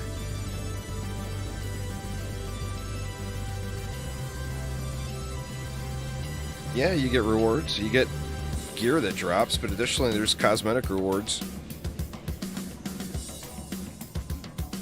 But, as with every other game in existence that has loot, endless mode is not a loot grind. It's not where you go to grind loot. You grind loot in other game modes. So, if you're not interested in cosmetics, and if you only play the game for loot and never want a challenge, then just do mixed mode.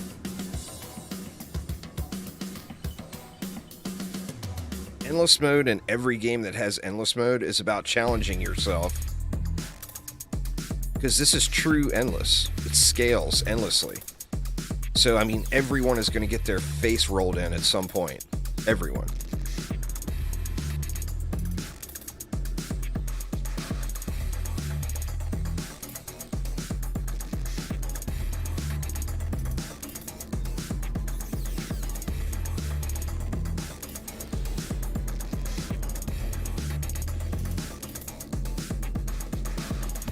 We got, what, 15 more waves, and I can get out of this map and go to another one. I think Summit's next. I need to play something a little more active. This is, Starting to make me yawn here now. I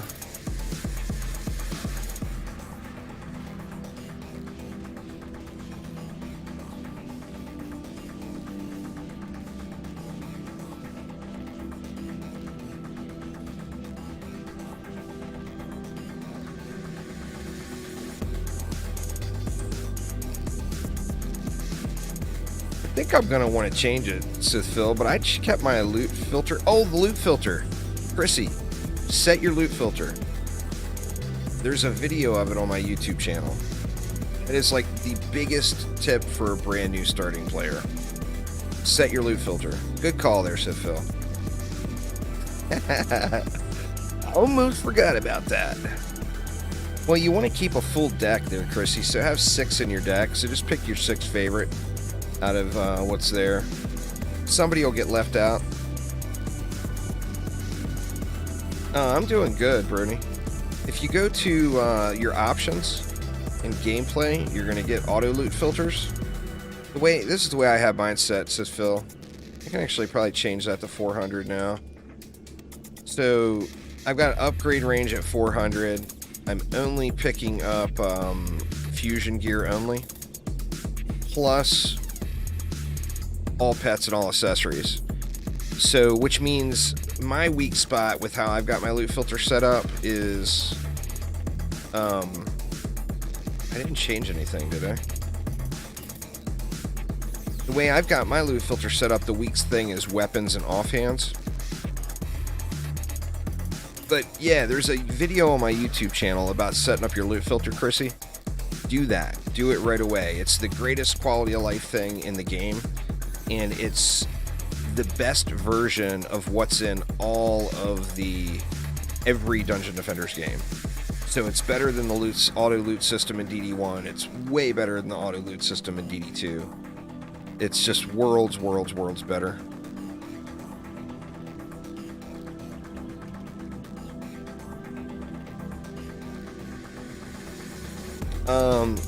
Exclamation YouTube in chat. There's videos about setting up the loot filter. Basically, do it. That's all I said. That's the only thing you missed, is me saying do it. Just do it. It's such a good thing.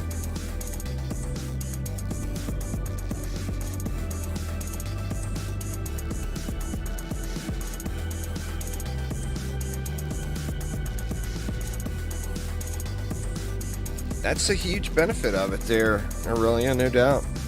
The save points are so awesome, you know? Very, very good.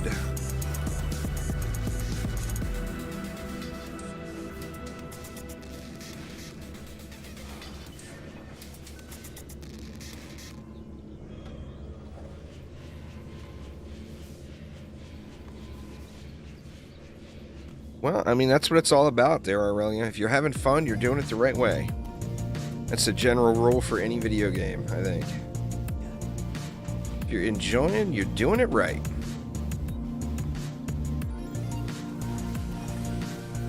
Over here collecting mana again while I'm at the mana cap. Love it when I do that. Yeah, you go to regular survival. When you complete it, it will say continue.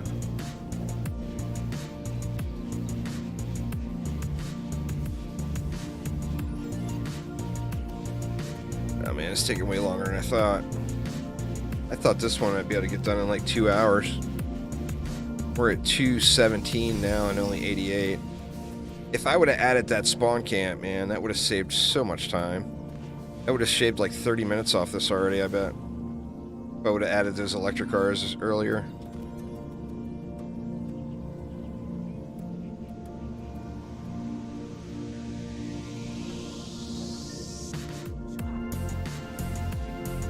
Yeah, upgrade range is how many upgrades it has on it. So, like, basically the way I have it set, I don't want to loot anything below 395 upgrades.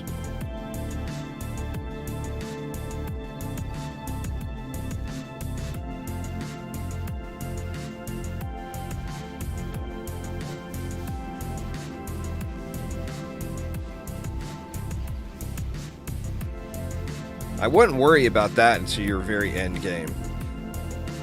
Here, let me just go through it. If I was a brand new player, I would have nothing checked here. I would have everything checked here. I would have nothing checked here. I would have everything checked here. Everything checked here. And then always include pets, always include accessories here. And then after I get a full set of gray gear on everybody, I would uncheck that. Then once I get a full set of green gear on everybody, I'd uncheck that. Then once I get a full set of green gear, or a full set of blue gear on everybody, then I would uncheck that. And so on until I get all the way up the chain. The other deal is when you, after you set your loot filter and you leave, click the apply button. If you don't click the apply button, none of it will get saved.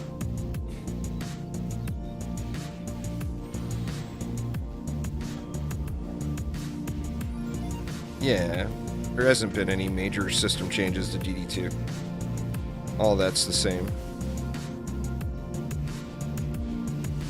There won't be. The pity systems in DD2 with the loot there will never be a change to that. Those are there for the life of the game.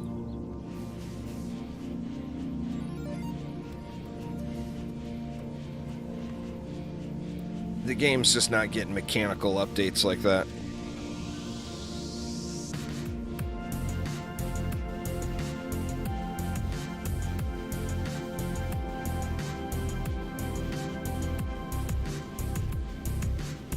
Yep, there's videos. Basically, every fusion gear is assigned to a tower slot. So, it says on the gear, too. So, I mean, you don't really even have to look at a video, but like, guard gear, ancient gear is slot number 1. So, slot number 1 on my monk here would be the ensnare aura.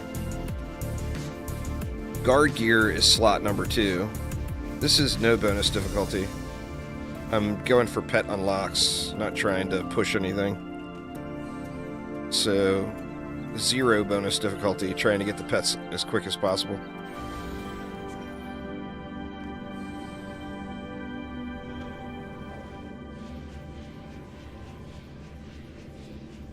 If you want to go through and get the golden pets unlocked, don't click hardcore, don't click a difficulty, a bonus difficulty. Just do regular massacre survival. It's going to be your fastest way through. But, I mean, if you don't care about the cosmetics and you're still grinding loot and you want to get better loot, then yeah, of course, play the higher difficulties. I could care less about loot right now. All I want is the pets, and then I'll worry about loot next.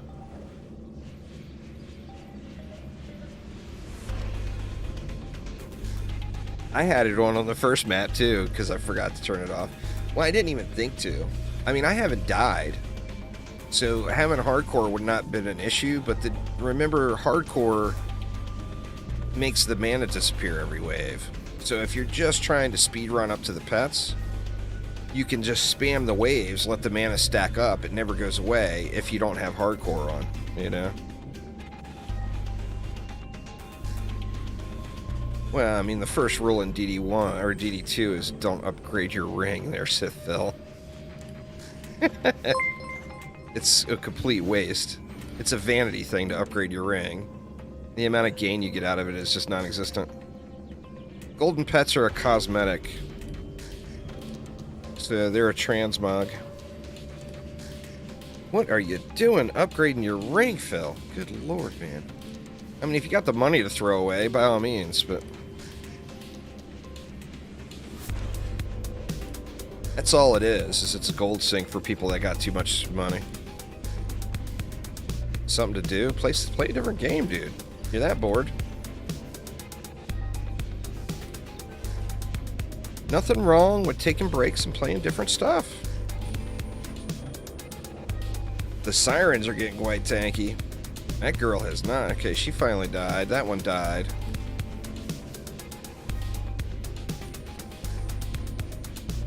Ooh, does this wall take damage that time?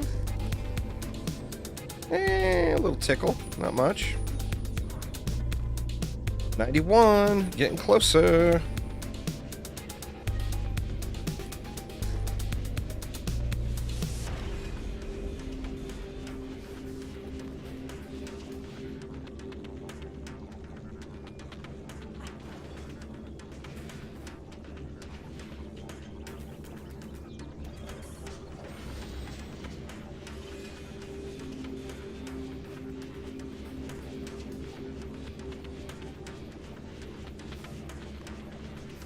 I personally go through the game with... You got 6 heroes in your deck, right? So you can take all the heroes but one. I personally, when I go through a brand new start, I leave out the Squire. How rude, right? If I was starting fresh today, knowing what I know when this update hit, I would probably leave out the Apprentice. But what I have done previously is you fill your hero deck. Super early, your very first points you get, you're going to want to go into range on just about everything. Because the scaling is so big super early. Do I think it's time for a new hero slot? Not really. I'm pretty happy with 6. I was surprised they went to 6, to be honest.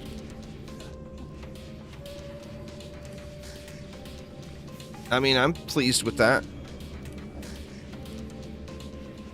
I think any more than 6, and people are going to say the game is too casual and too easy. Because at 6, it's pretty casual and pretty easy. If they took it up to 8 or whatever, it would be over the top.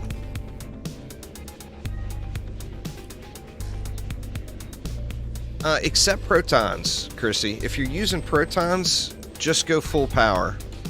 So, like, when I start a new series and I'm just going through the early game again, like the first bunch of maps, all I do is spam proton beams around, and all the upgrade points I only put into power.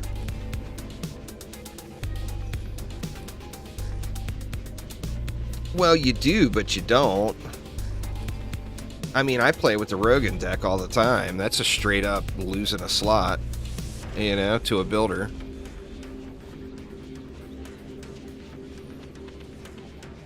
Well, it saves every 5 waves in Mega Rocket, so you don't have to get it done in one sitting. And it's not 100 waves, it's unlimited. You can check back next week. If you see me on wave 93 on any map, you just straight up call me a pussy right then.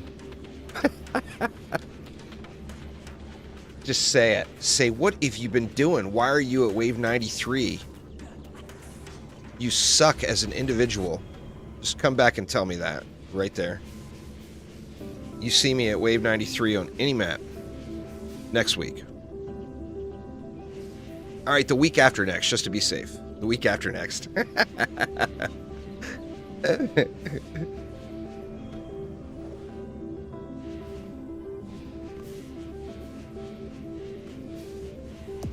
But yeah, I mean, I'm hoping to get to wave 200, wave 300, wave 400. I want to see what the real challenge is like. I mean, I'm going to do my fair share of mixed mode grinding as well to try to get some better gear.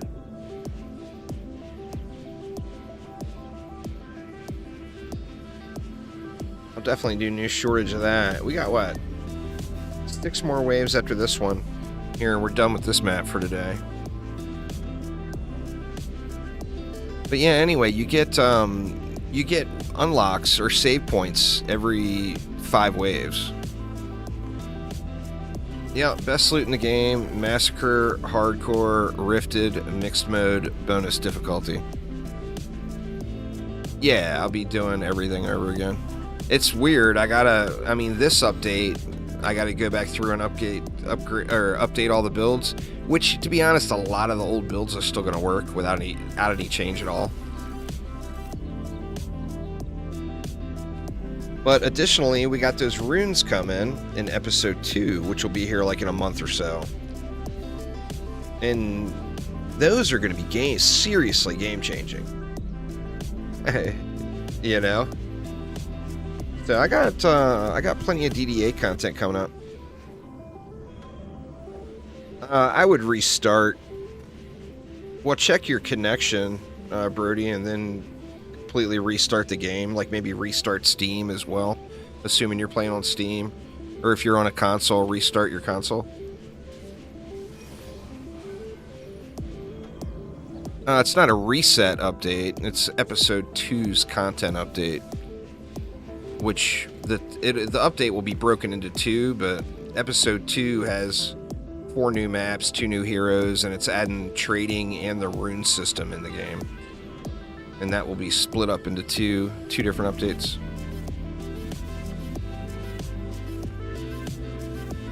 But yeah, anyway, there'll be no shortage of DDA videos coming, because there's just lots to do, and there's going to be lots more to do in the future. And then I kind of teased it a little bit earlier. You guys will have to check out my YouTube channel later this week for more details, but I'm going to be starting another month-long Dungeon Defenders event here next week, starting with the beginning of the fall.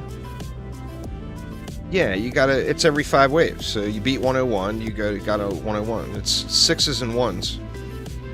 So you beat 96. 100 unlocks the pet. No, there's no wipes. This is a launched game. They're never going to wipe. This is a game that's already launched. These are continuing updates.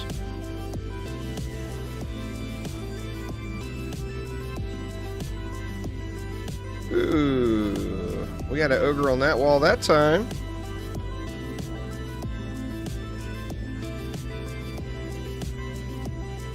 Well, I mean, that just shows how close they are, or that they're closer.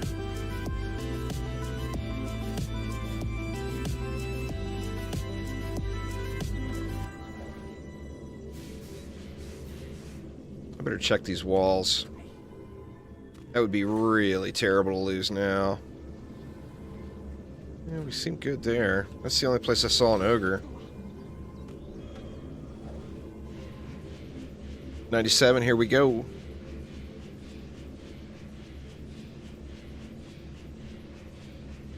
I'll be playing on PlayStation some more. I mean, as soon as they get cross saves in, I'll be playing on all the consoles again. But I don't plan on grinding any of my current console accounts except PlayStation. And the game just runs really, really good on PlayStation. Is why I chose that one. Like, it runs, you know, it runs better on PlayStation than it does on Xbox or Switch. It just does. It was a really, really good port that they did. Oh, no! Shit, I don't even know what it was. Dang it, man. Oh, and it wasn't even that core. What was it? A Rift Ogre.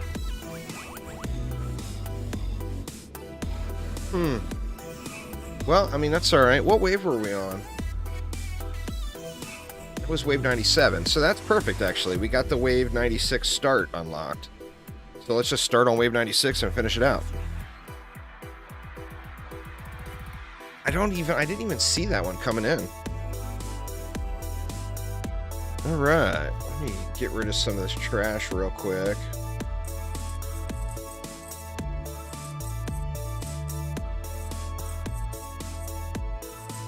Oops. It's alright. I want to look at these little bombers. I don't want to just spam sell them.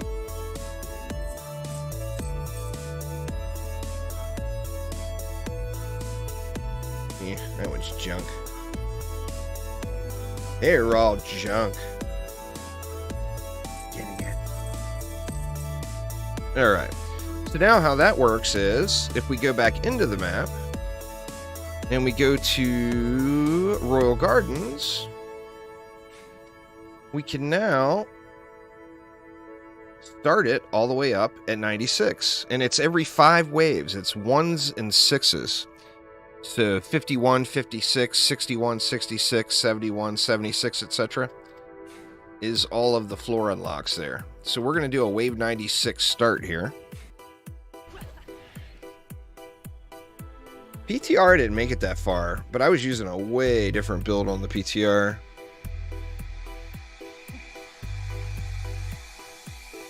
Look at the mana. I got tons of mana. So we'll be able to get everything down. Let's go,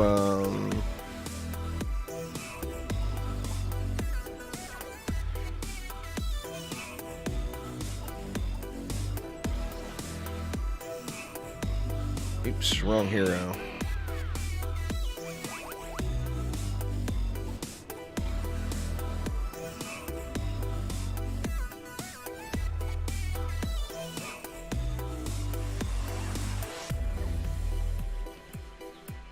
Bonus difficulty is what you unlock for killing bosses. I'm trying to get pet transmogs right now.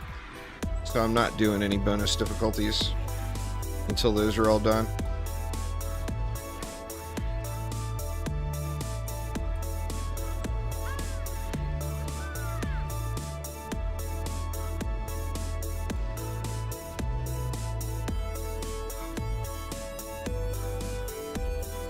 Such a bummer, man. It was so close.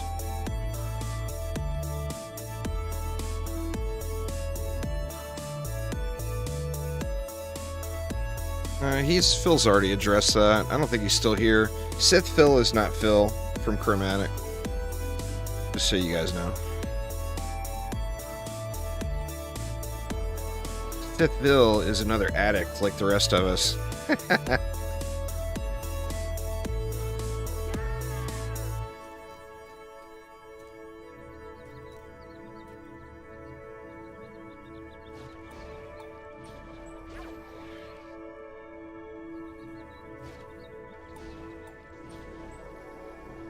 Spike walls are cheap. They're not better. They're cheaper.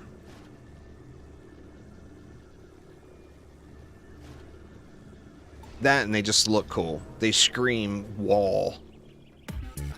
I just like them because I think they got the best aesthetic.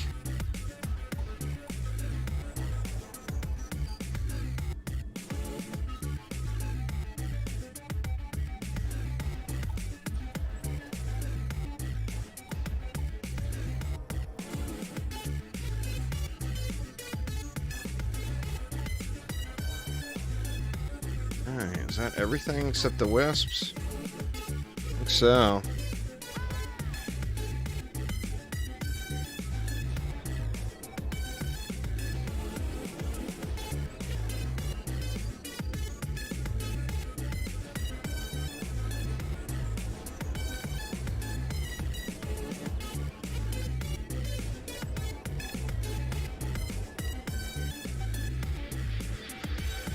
Oh man, look at the wonky placement on these bad boys. I'm not going to be able to go 3 wide. I placed them too weird.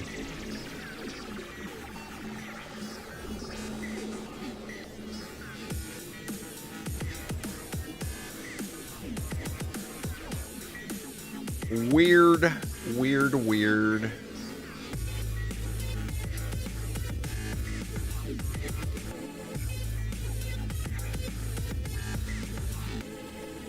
think we're gonna have to use that extra DU right here too.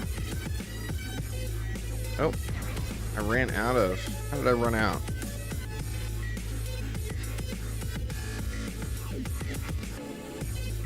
Two, 4, 6, 8.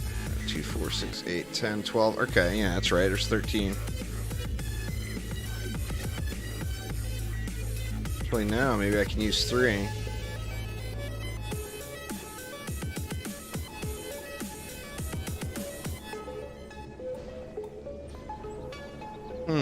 I got DU left over now. Well,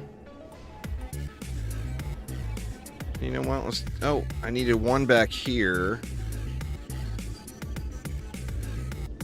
to protect me. Let's do this, actually.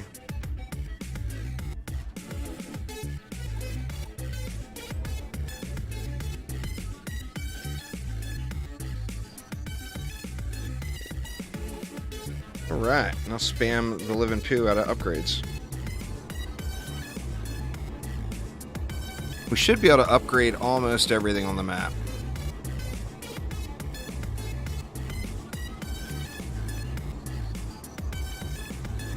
It won't be everything, but it'll be close.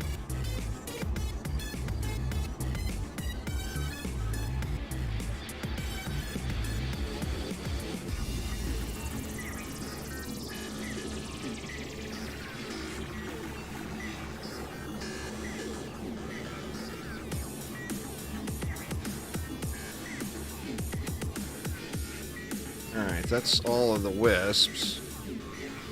And we want to hit the electric aura.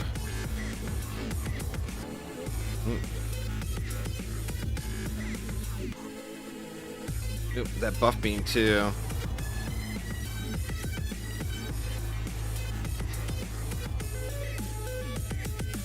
Nah, this is my own royalty-free playlist that I use while I'm streaming.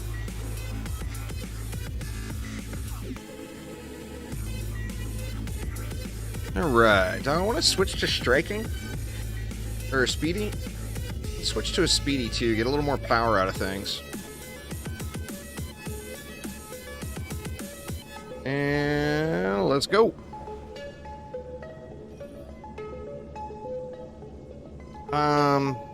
It was probably a DLC, Brody. I don't know, I don't remember offhand what I'm using on my Warden. Sorry, I just noticed your comment there. Oh no, once I do 100 on all stages, I will go right to the push. This is the boring stuff. I'm getting the boring stuff out of the way up front and getting the cosmetics, basically. The fun will be doing the bonus waves. I'm using a speedy gemstone, but I've got it transmogged into a golden helping hand. As, you know, that was the first, that was from doing Wave 100 Prom. That was the first map I knocked out. So I'm trying to get my second cosmetic unlock done now, basically.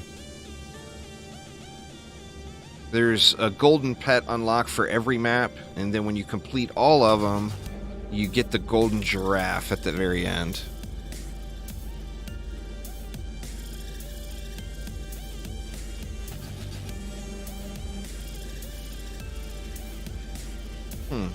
Look at these ogres burning now.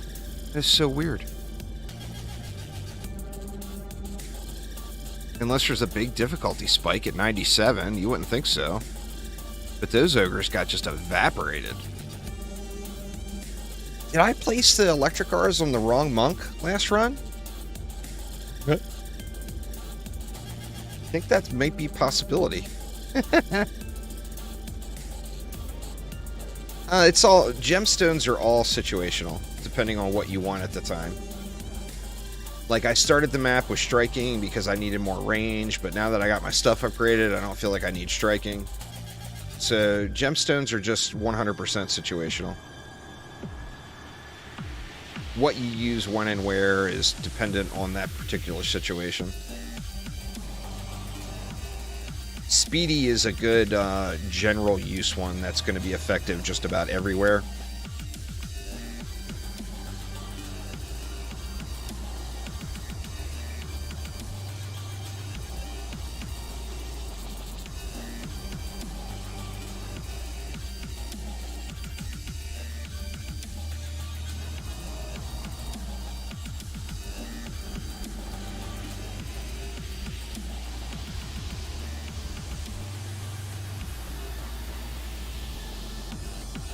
Right, see if we can get through with 97 without any major derps this time. No derps, please. No derps.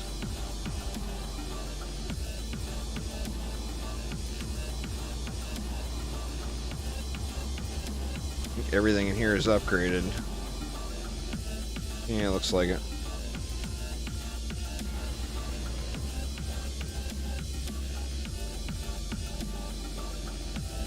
Has it got any? No, there's no microtransactions in DDA. It's a retail product like all the other Dungeon Defenders games.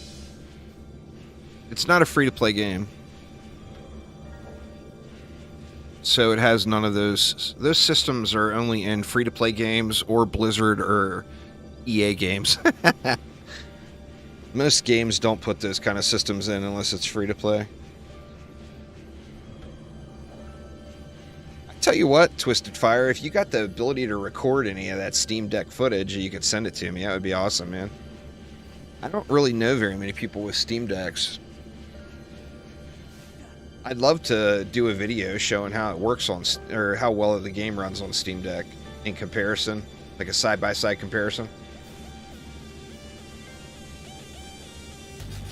But I don't know if it has that sort of feature. Yeah, creeping into more and more games these days, sadly. It's because people keep accepting it, you know? I mean, I'm a firm believer in artists and people that are creating things get paid, you know? But with a lot of these games, it's not the artist or the creative people that are getting paid. It's the corporate side of the business. The corporate greed is attaching to so many different products.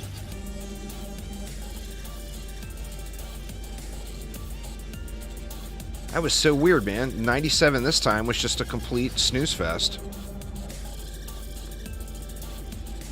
I guess it was just that one ogre got lucky. I mean, I should still watch for him and not be a dummy. But so weird. I mean, it's to the point now where if an ogre just breathes on something, it's going to one-shot it too.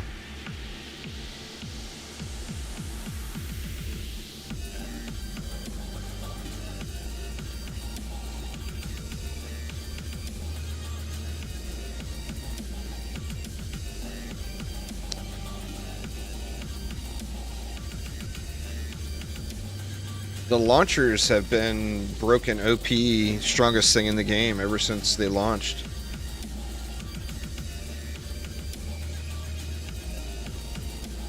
The problem launchers have is they're boring. They don't have any shiny to them. They're spitting out a snot ball. You know? But they are extremely powerful. They have always been the most powerful defense in the game ever since they were a thing. But they don't have like the shininess of the laser beam or the flashiness of the wisps flying around all over the place. All they got is thunk, thunk, thunk, thunk. But they're really, really incredible.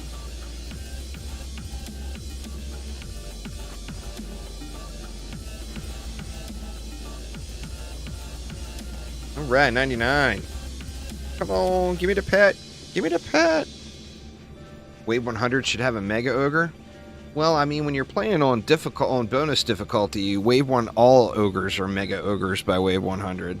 But you realize that too. I'm playing on easy mode just to get to unlocks. So this is just regular old Massacre. No bonus wave at all. So I mean, it's the effective version of playing on easy mode. You know, in the gear I have anyway.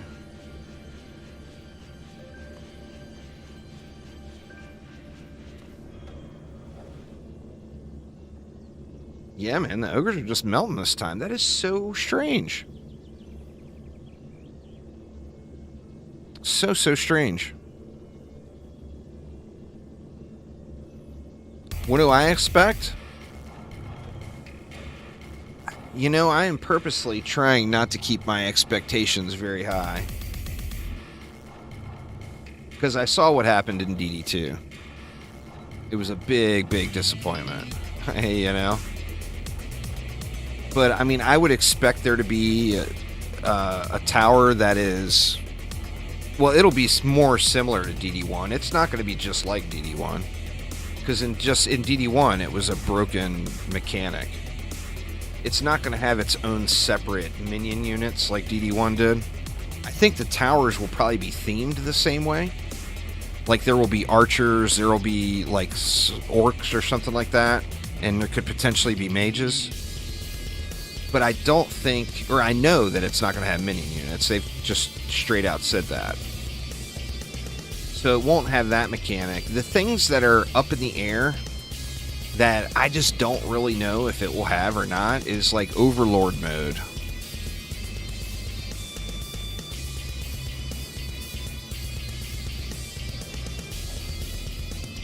When you use the Warden's ability for launchers, no, it's not like an aura. Or an area effect, is that what you mean? Yeah, it applies the slow to everything that the launcher hits. It's an area just like the damage is. If it does damage to it, it will apply the effect, basically.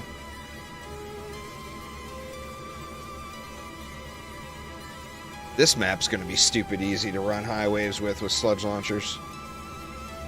Because so much of the challenge on this one is this area. And sludge launchers just will steamroll this. But bam! Golden Soothing Fairy. All right, now I got to go one more just to get the save, because remember the saves are at 1s and 6s. So if you go to 100 and get the pet unlock, don't leave. Do one more wave, because when you come back to this map, if you left at wave 100, it's going to give you a 96, wave 96 unlock. If you do one more, you're going to get the wave 105 unlock, or 101 unlock, pardon me.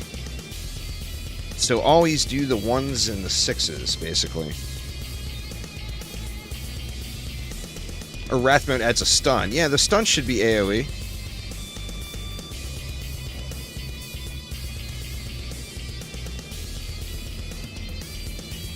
Can you only...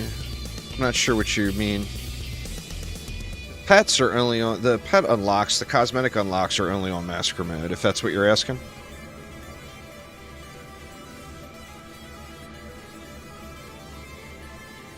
Assuming that's what you're asking.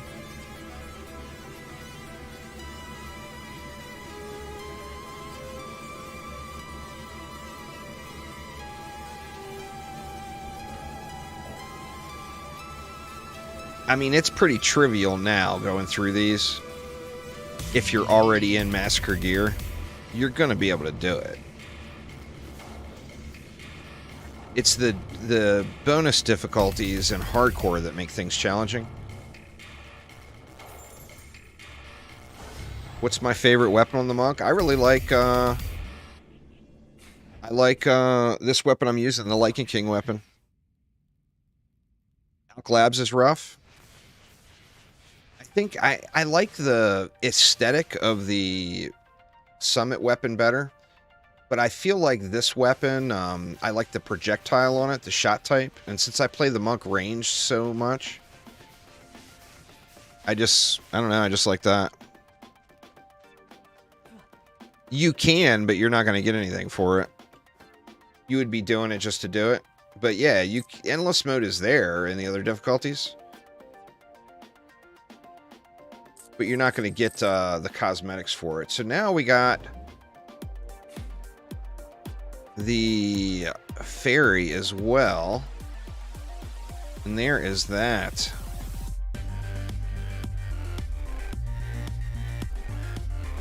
I think she looks good.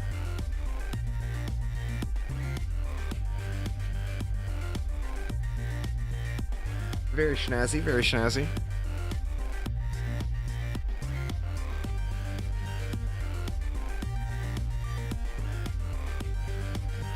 On the monk, the Alk Labs weapon has straight up less projectiles.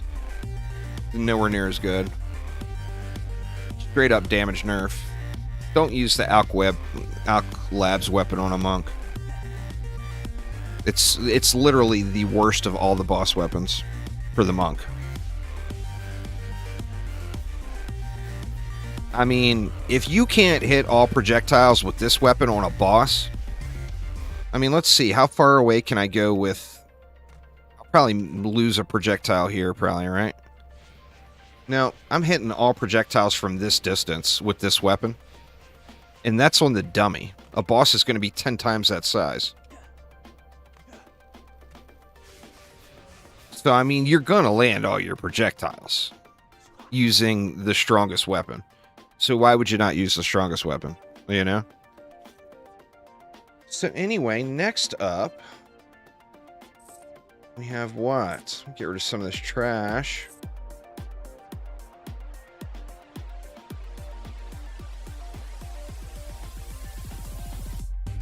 Next up, I want to try the Summit, but I'm gonna take a quick break again, y'all. I need a little caffeine. Need to pee because I've had too much caffeine. All that stuff. So, I do apologize, y'all, but I am going to be a minute. So, give me just a few minutes, and I will be right back.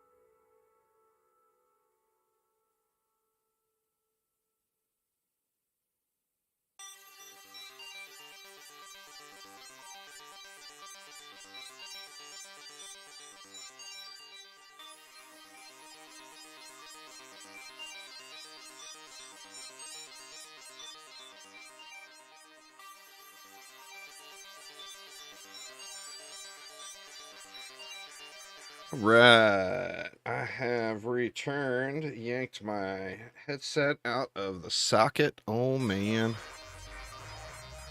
I'm hoping there's not going to be any noise, but it started turning into a little bit of an oven in here.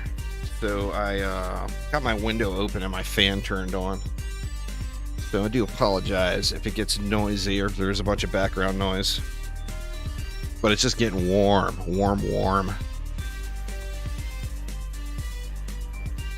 So what are we going to do on the keep? I think on the keep we're going to do a very similar type of thing. Yet I need to bring the rogue in. And since I would have to give up a fusion slot to bring the rogue in, I think I'm going to end up popping the rogue right here where the EV is. So we'd go with non-fusion buff beams. Well, let's do it. Non-hardcore. No bonus difficulty. Because, once again, just trying to get the unlocks. We got to start on wave 23. Let's do it.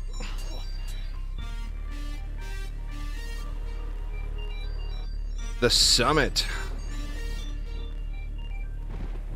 Right, so let's go ensnare, electric, and enrage. I almost feel like I should go with the snares up here too. You know what? Let's just do it.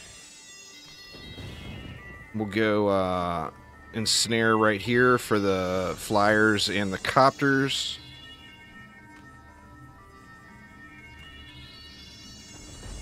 We'll have to see how the DU is going to work out here.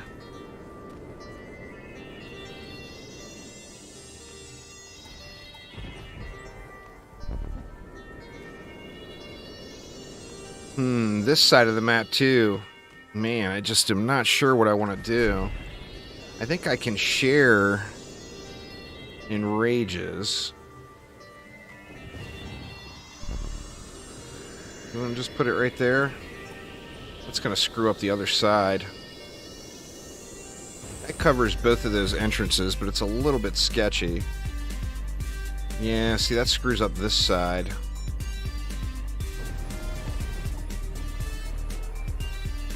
It just barely touches that entrance.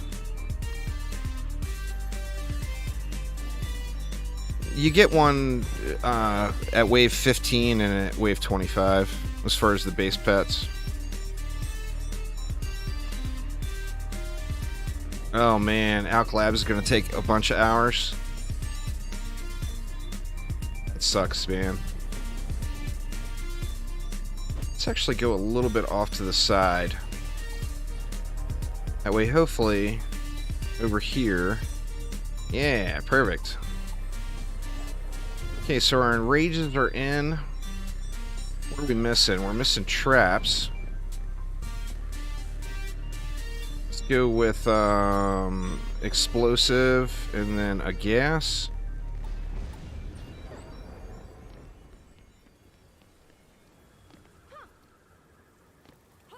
It's 6%. 6% over hardcore. We will act immediately on the more troubling aspects of this report with respect to alcohol use and the anecdotal references of resistance by agency leadership to accepting advice. So it's not much. But if you're min-maxing and you're looking for the perfect quality gear, that's where the best stuff will come from. You know?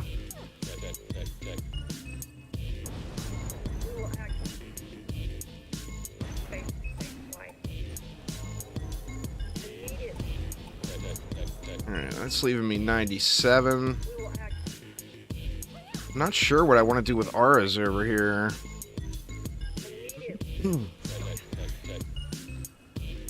Part of me wants to go ham, but part of me thinks I shouldn't. Let's go ham and then we'll see what's left. How's that?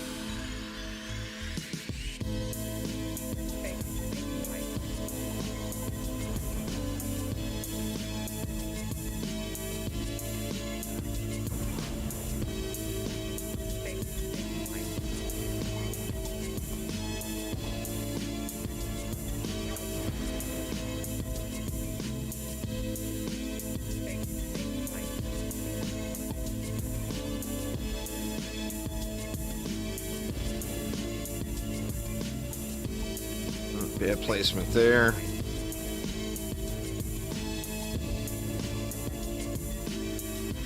Man, I'm very quickly whittling away after the amount of available DU remaining, huh?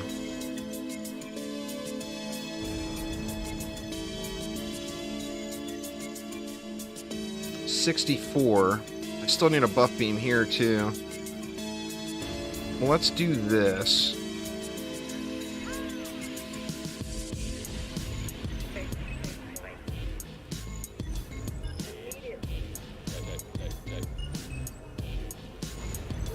Put 4 wisps right there on a little baby buff beam.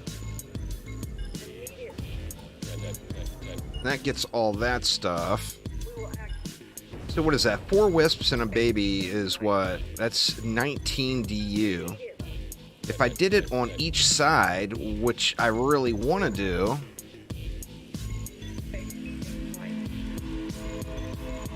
it's just not going to leave me enough DU for the front. Maybe I can go 2. That would be 11 per side. Or 12 per side, including the root. So let's go a root right there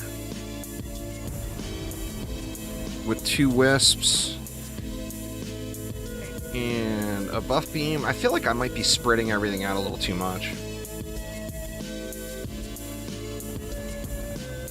Do the same thing over here.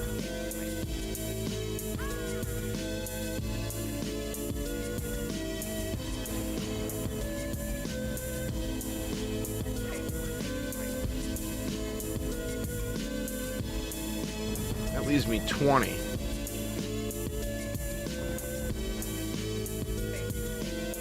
mean, geez, that's just not much, huh? And I haven't got any walls in yet. Ooh.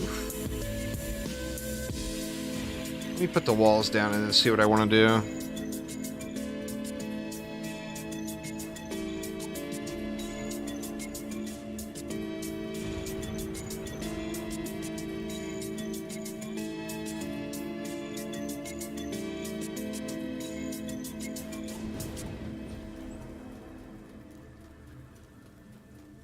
See, if we went like that, that would leave me 16. That's only 3 wisps over here. It's probably a wisp that's been buffed by a djinn, or a mage that's been buffed by a djinn, Christian, would be my guess. Alright, I feel like I need to get rid of something over here. I could get rid of the explosives.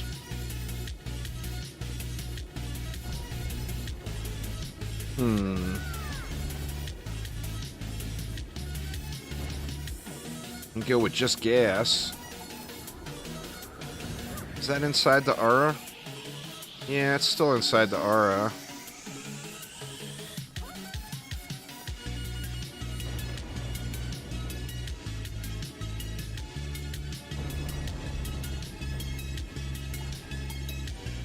It gives me 22. You know what? Let's just do it. Get rid of all of the explosives. That leaves me 25.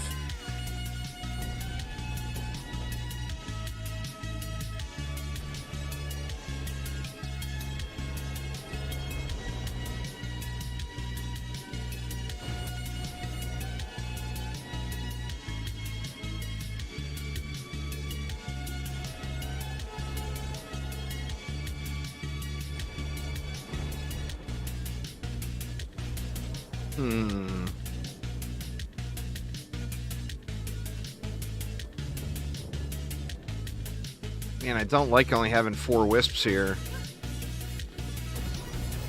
I think I'm going to get rid of this explosive too.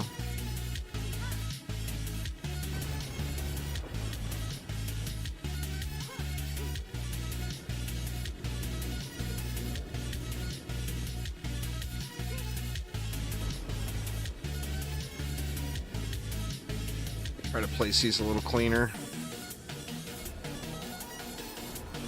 1, 2. That's still not enough, because I need reflect beams still. It's 5 wisps over here. I mean, maybe that's good enough. Maybe that's good enough. Let's try it out. Because remember, I'm going to be running around on this one on the road, pewing.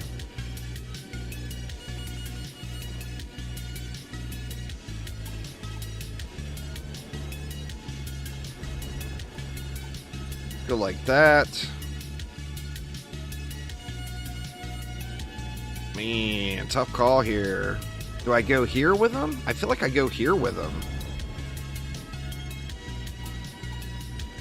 Like this. But I would love to have 2 more DU to go over here. But I don't feel like I can afford 2 more DU, to be honest. And then we're going to get rid of our fusion buff beams and go with a rogue for the pews.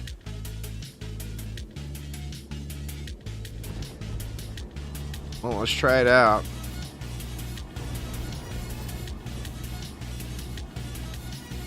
A few upgrades there.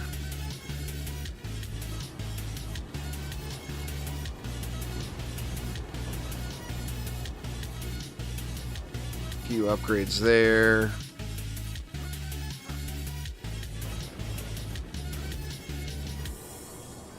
Not gonna be able to take this one up all the way, but we can go with a few there.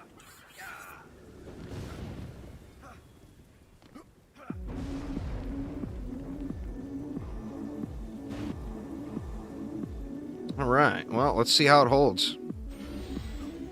I mean, it might get wrecked. We'll have to find out here. Actually, do I want the gas trap right there? Part of me thinks I may not want the gas trap right there.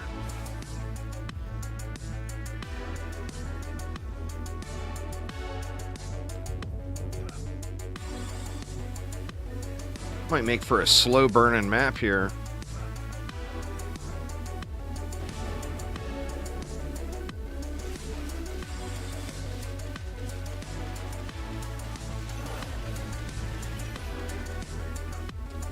Replay starts the map where you started your previous map. However, somebody thought there was a bug.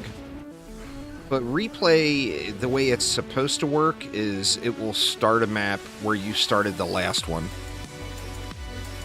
So if you do a wave 1 start, and you hit replay, it's going to start at wave 1. If you do a wave 23 start and you hit replay, it's going to start at wave 23. But that may, like I said, somebody mentioned earlier that they thought that was buggy right now.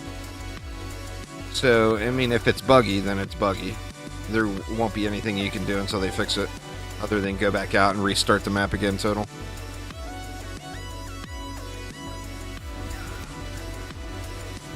Yeah, that's clearly a bug then. So they're just going to have to... It's already been reported. As somebody mentioned it earlier, and Phil said he's going to get QA to look at it. That would definitely be a bug, though.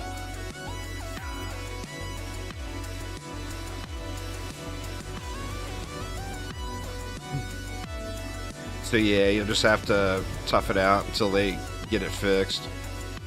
Or yeah, we put a buff beam on this. I was like, we never put a buff beam on this, but yeah, we did. I think we'll go into the wisps.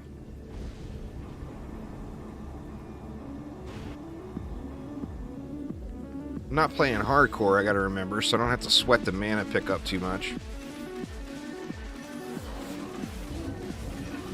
Or you'll stuff at me, mister.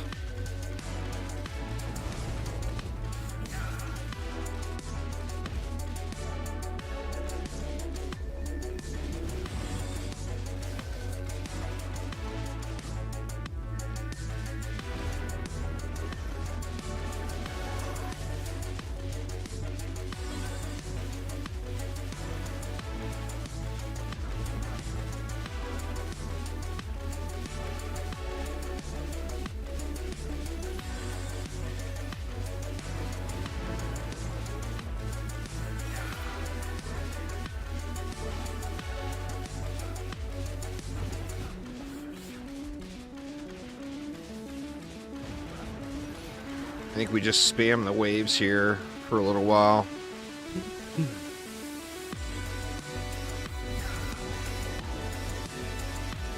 Curious to see how the dragon scales too. Remember, it's not Lycan King difficulty, so it won't be near what the Lycan King will be.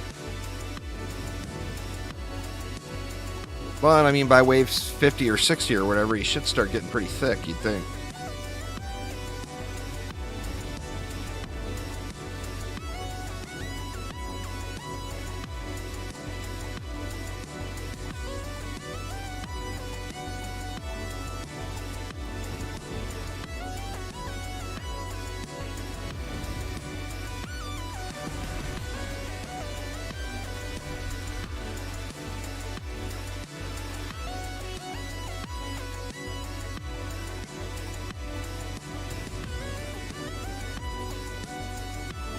Oh, is it only in offline mode?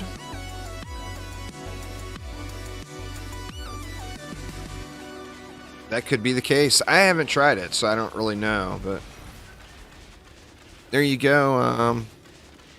It's Diz. Don't play in offline mode, dude. Apparently that's an offline mode issue. Or maybe it's in online mode too. I don't know.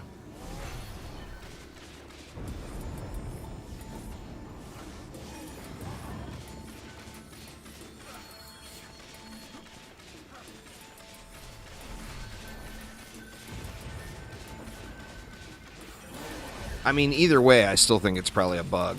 It's definitely not intended that way.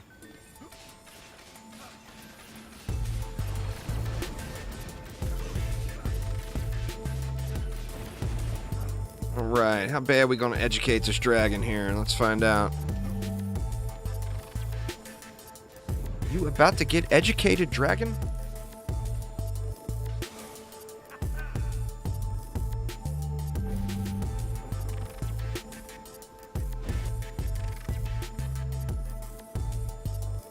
Oh, crap.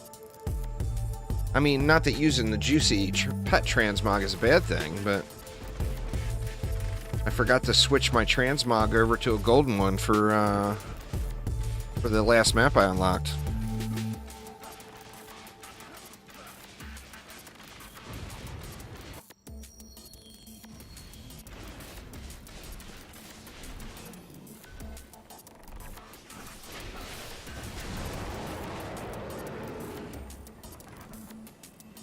Where you at, Mr. Dragon? He all the way over yonder.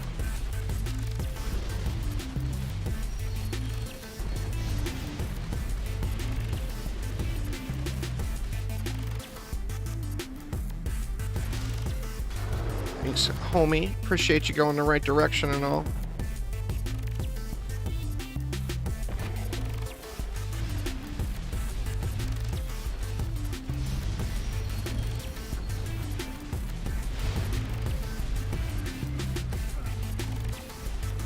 Oh, he's coming back around again.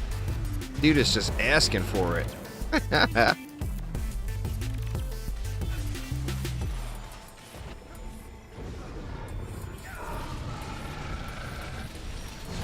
Alright, dragon number 1 down. 1.178 billion starting. Well, they said that endless scaling changed, so I would assume that means the boss as well. But I don't know that.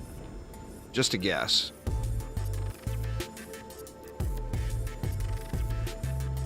We got a poo-poo baby dragon. Poo-poo.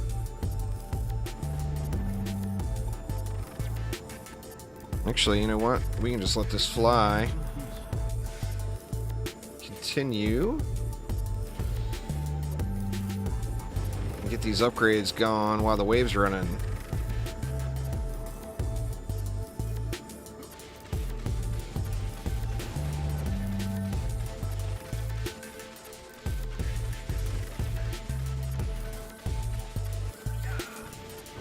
Yeah, if it's not connected to PlayFab, that's a problem. I'm not sure what the issue would be, but that's definitely a problem. I just saw your last question, too, and the answer is yes. If you have a Strength Drain and an Enrage Aura, the enemies are doing less damage to each other. So never combine a Strength Drain and an Enrage Aura. Thanks for subscribing, Russell. I do appreciate it. I mean, you can. but you're losing some of the benefit of the enrage. I got the fairy now as well, Phil. Hey Phil, people over in YouTube chat are talking about not connecting to PlayFab right now, having issues connecting to PlayFab. Who was it? It was Brody.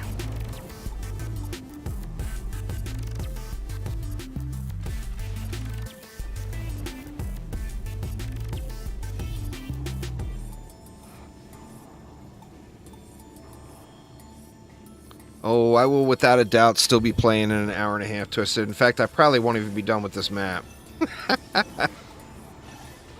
It could be a minute still.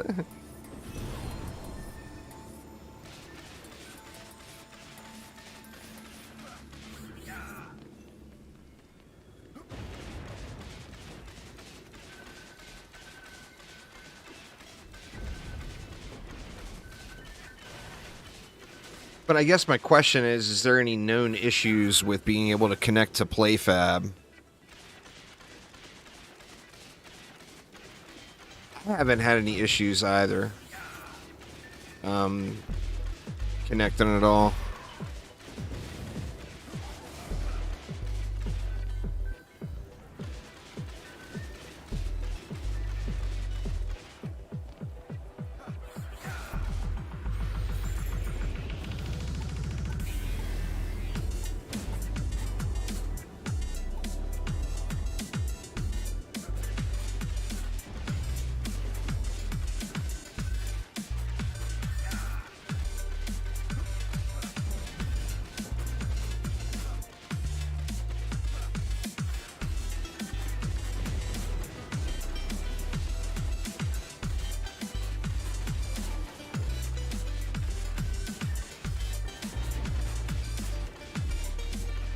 Oh, well, that's another issue then. If it's been happening to you for 2 months, it's some other issue.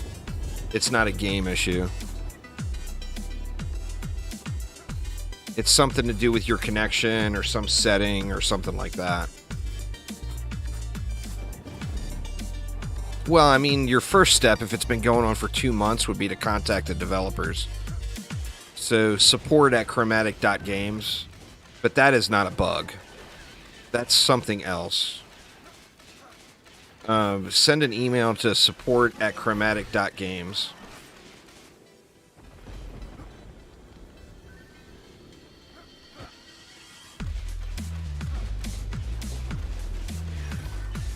No, Liking King bonus difficulty doesn't start scaling until 23 max.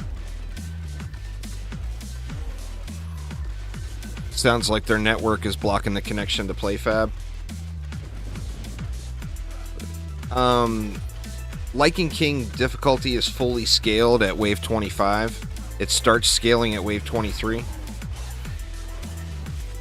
Yeah, you've got like your firewall or router or something is blocking PlayFab is what's happening there. That's not a game issue, that's a network issue.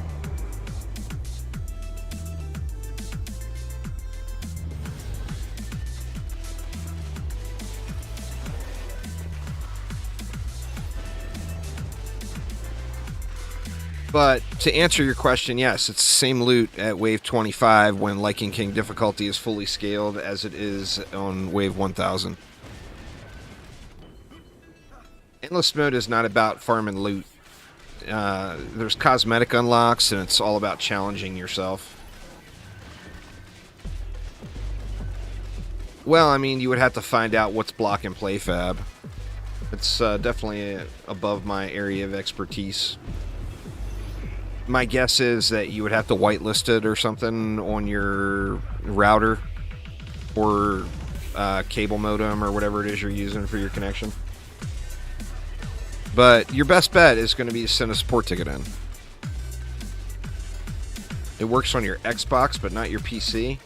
Well, then it's Windows Defender or something like that that's blocking it then, probably. Something on your PC. So check, like, Windows Defender or whatever.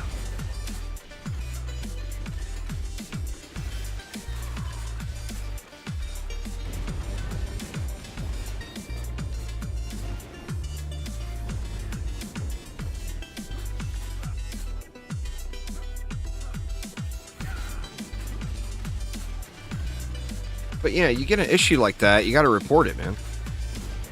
You can't just expect it to go away. I mean, if something is buggy in a game for 2 months, then it's probably not the game. And Facebook, and Steam, and Twitter there, Michael. All over the place today. Well, I haven't tried to do any pushes on the highest difficulty. I'm unlocking pets, Harrison, so I've gotten to wave nothing in bonus difficulty.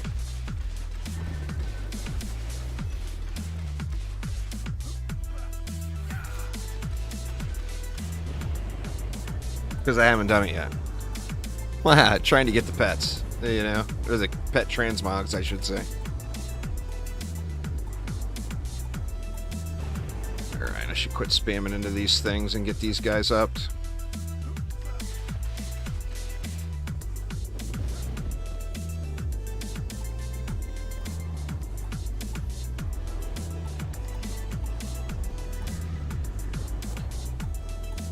Corporal says easy first step for something like that is try launching in administrator mode. Quick and easy to get past some of the permissions issues. There you go. Try that. Brody, right click, run as administrator.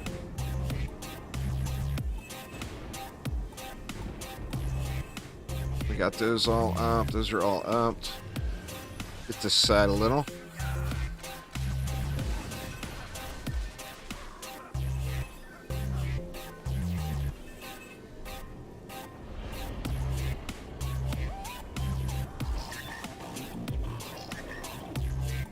Oh, nice, Max. Grats. Grats.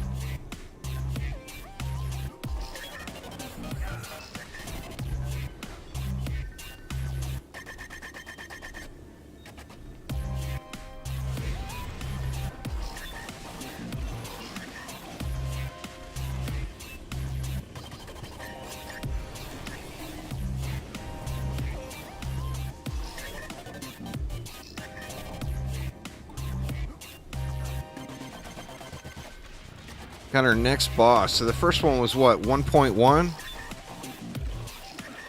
Was it 1.1? The cloud, I think, is going to need more than that, personally.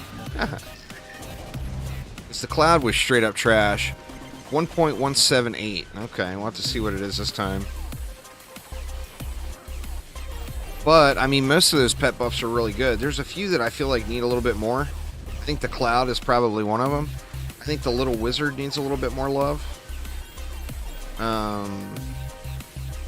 Now, granted, I haven't found a good one yet. But I think it's a good first step, you know, on those pets.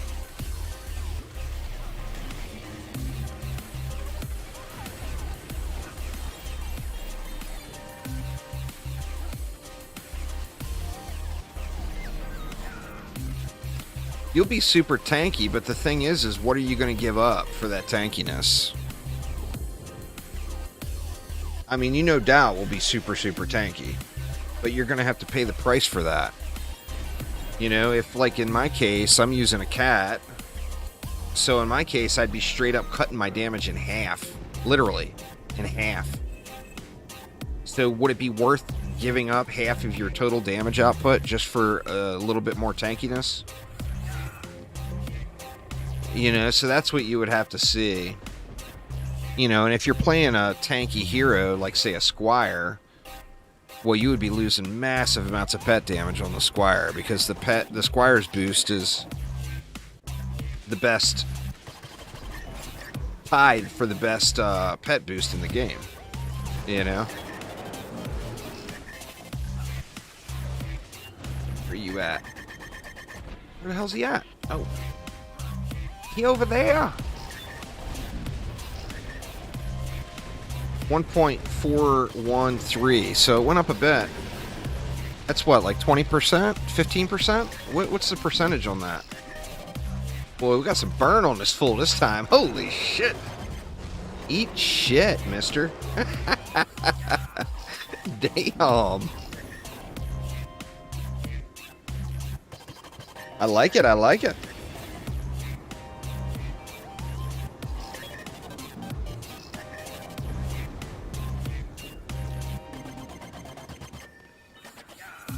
All right. Well, let's just fire it up. Let it keep running. We got, what, 70 more waves to go. 16.6%. I mean, that could end up being pretty healthy if it goes up that same percentage every time. We'll have to check it on the next wave and see.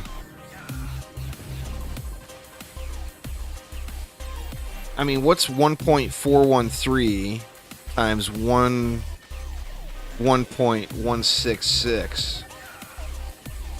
We can theory craft what the next boss's health will be.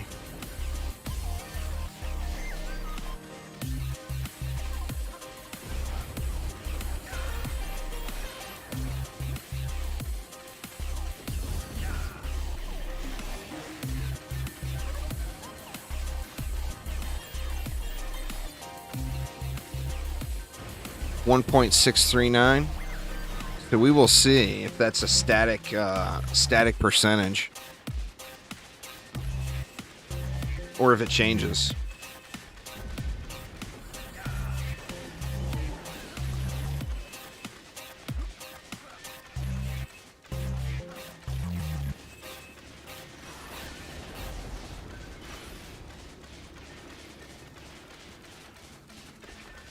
%, Phil says.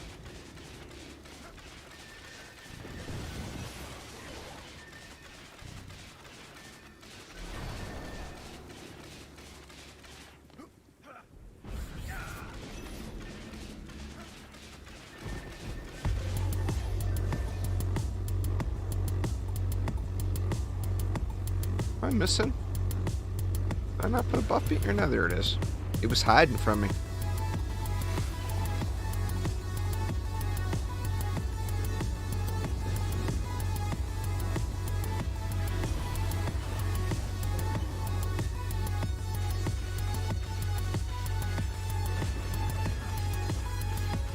Let's check the wave time too.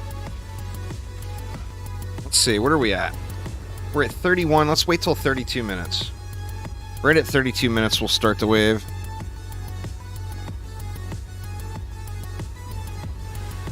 Alright. So we're at 32 minutes in. Let's see how long it takes to run a wave here at wave 30. Of course, that will change the higher we go.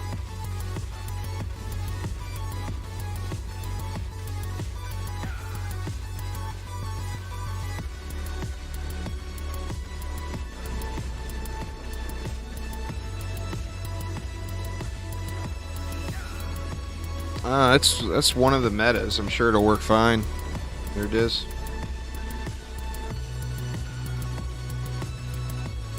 It will work just fine.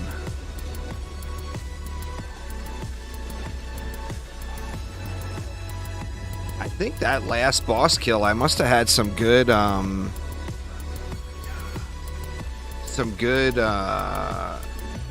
good irradiate stacks going, or procs or something going on him, because that was a fast burn. Yeah, wisps and LTs, wisps and sludge launchers, wisps and beaming blossoms, sludge launchers and beaming blossoms, sludge launchers and LTs. Those would be the easiest keep clears.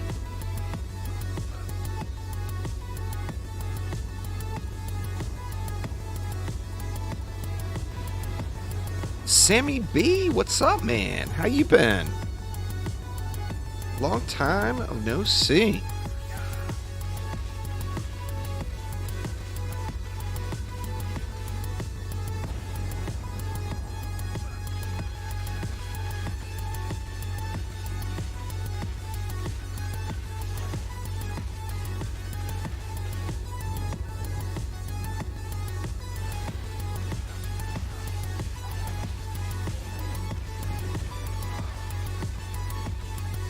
Gonna jump back into the game.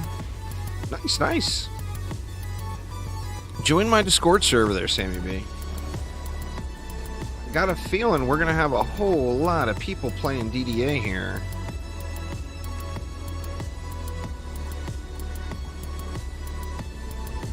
If you're a Discord user, that is. By all means, don't go out of your way if you don't use Discord already. Half the time, we're just talking shit about the Flash anyway. I've got 2 so far, Elvis. Working on number 3.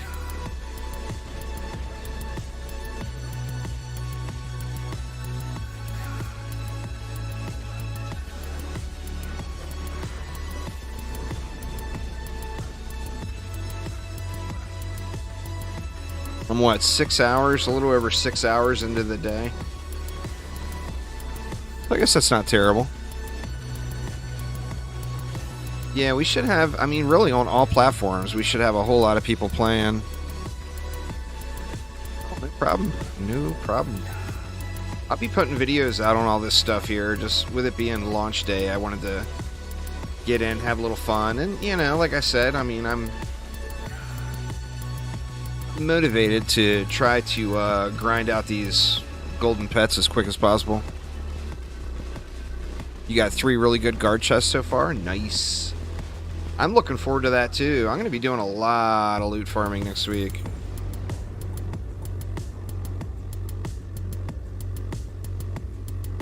Oh man.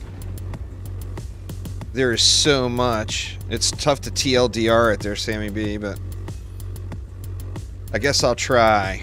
The Warden is the reimagined Wisp, and she's a complete badass. The Rogue is a brand new character that's into the game. It's DPS only, but he does it real well and has the highest mobility in the game. So getting around the maps plus pewing, the Rogue does very, very well.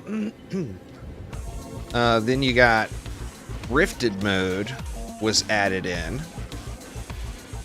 Rifted mode, you collect fusion sets of gear to convert a specific defense over to a fusion element defense, which gives it specific bonuses, which is badass. Today we got endless mode, which is badass. Boy, that's way, I mean, I'm already far past the too long part of TLDW. Or TLDR. There's a lot of stuff, basically. A lot of stuff.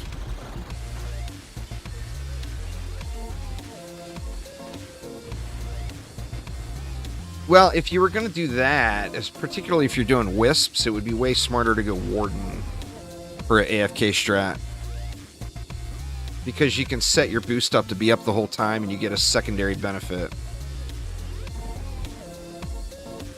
So, I mean, if you want to go full AFK, then the Warden Bomber would be a beast combo if you were building with Wisps. Well, I mean, your gear, believe it or not, Elvis, this may come as a surprise.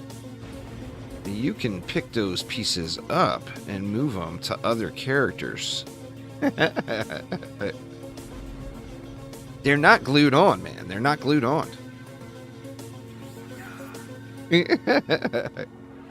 But then you'd be getting a beast mode buff to your Wisps and doing the same amount of pet damage. Because remember, the Squire and the Warden's pet boost is very similar.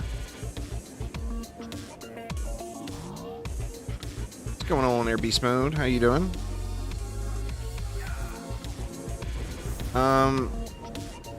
Sure, that's a great place to farm gear.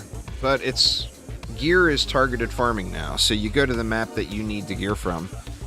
But as of right now, mixed mode like in King bonus waves on Massacre Hardcore would be the best place to farm gear. But where you farm the gear is depending on what you need. Everything's targeted farming. Get your screenshots ready, y'all. I'm not going to put this up all day. Wrong one. That's where all the gear drops. Guaranteed drops from the victory chest. So do the mixed mode, Massacre mixed mode, hardcore, highest difficulty bonus wave that you have unlocked. on those maps to get your gear.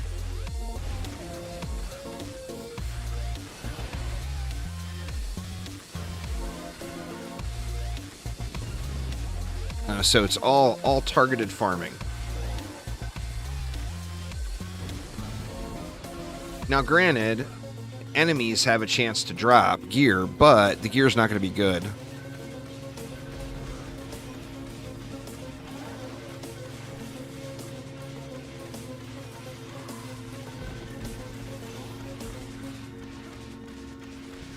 Yeah, and you don't have to do 26 now. Now, once you choose the bonus difficulty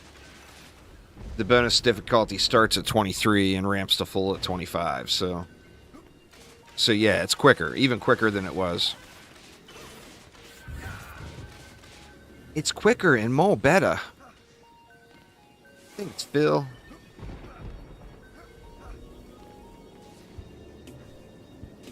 All right, everything over here is up. You can, if you are a real glutton for punishment and love getting drops you don't need. That would be a great strat there, Uzar. Marfy with the sub. Thank you so much. Oh, shit. We got a boss over here. What was the number? 1.6. There's 3 numbers. Which one's right?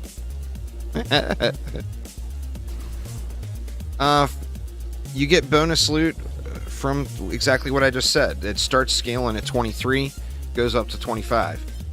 So the maximum loot would be on wave 25.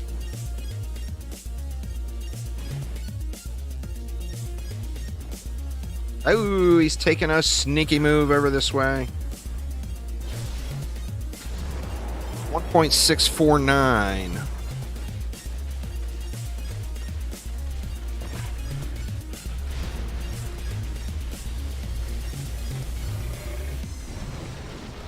Woo! He's burning too! Oh, you just get wrecked, you big bird. Damn. Damn. I'm telling you, I'm getting lucky at radiate procs or something. Why would it be burning faster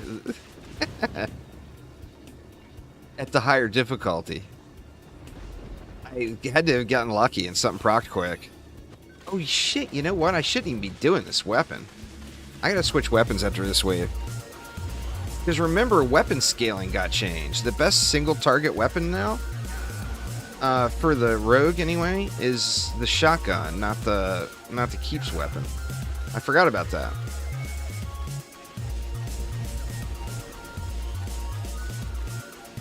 Well, I mean, why wouldn't you? Is the question. Of course it's worth. If it was 1% better, then it's 1% better. I mean, if you can do it on Massacre Hardcore Survival, you can do it on Mixed Mode. You're just going to have to change your build a little bit, maybe. There's zero reason not to do Mixed Mode. I mean, better is better, period, right?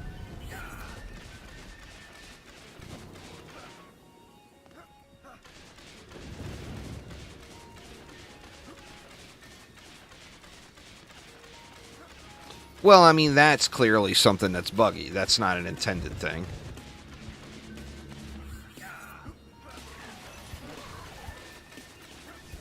Having 200 Delph spawn 3 at a time, that would certainly not be an intended feature.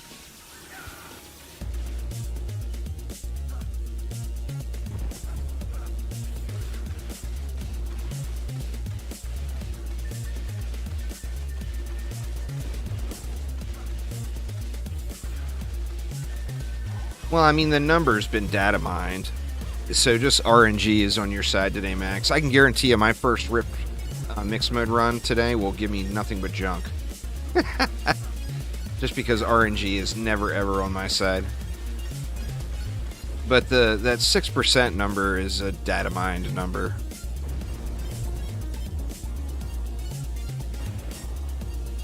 Take the RNG while it's there, because it won't be there all the time. Or ever, if you're me. Need you guys to find all the super fat loot. That way when trading comes a thing, I can give you guys all my gold. And take all your fat loots. 'Cause you know I ain't gonna have none. Because the RNG is evil, evil. Oh, I haven't been looking at the gemstones I've been dropping. 6% is the official quality increase from any Mixman map. There you go. We got the straight up, no nonsense answer from Phil. And since he said it on Twitch, it's even captured on screen right there. Clip it, y'all. Clip it. Wait if he ever denies it later.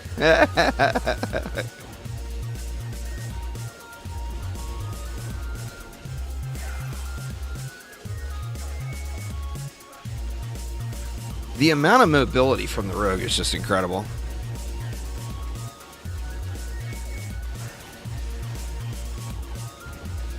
Or maybe there, DD, maybe Phil knows how much you love Dark Elf Warriors and hit the more Dark Elf Warriors for DD button. Because you know that's a button.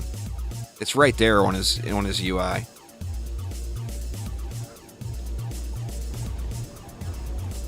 You know that's how you do it.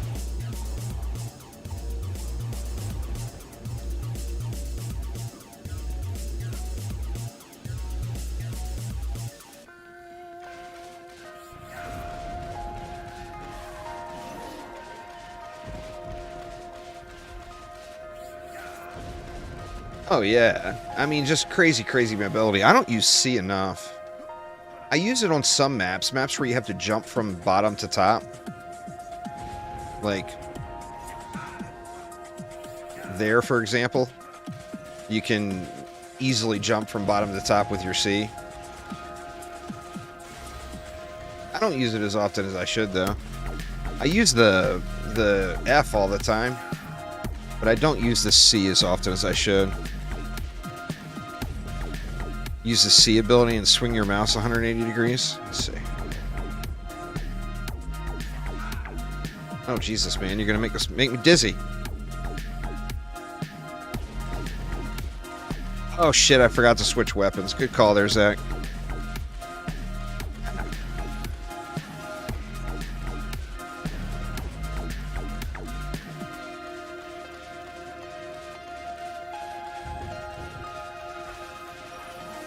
I'll remember at some point before Wave 100. Shit, man, I'm sitting on a lot of mana, too. We got the salt upgraded yet?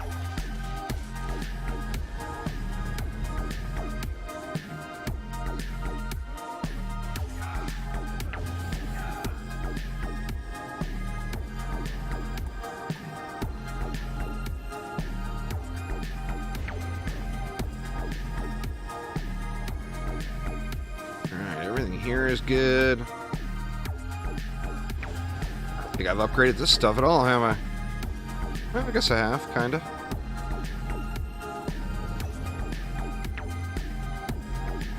Kinda. Not really, but kinda.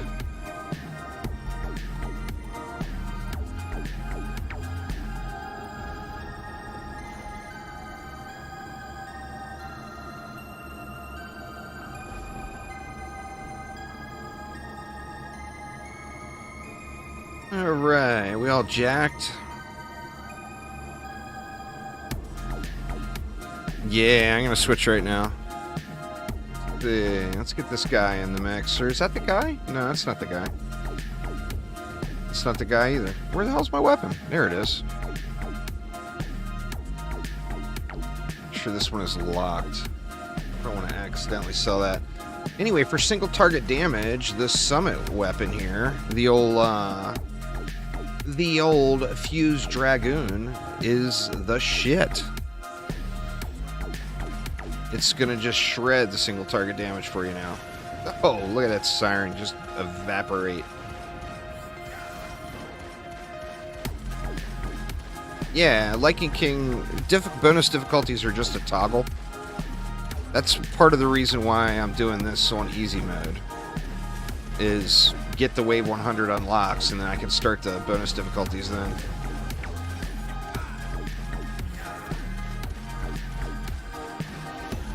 But I probably wouldn't have bothered with it if it wasn't for the golden pets. So I'm not gonna lie. I want my shinies. I want my shinies.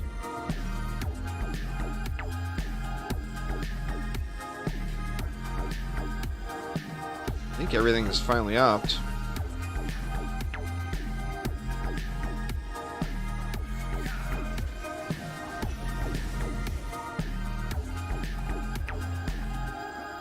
There we go. Sure looks like it now.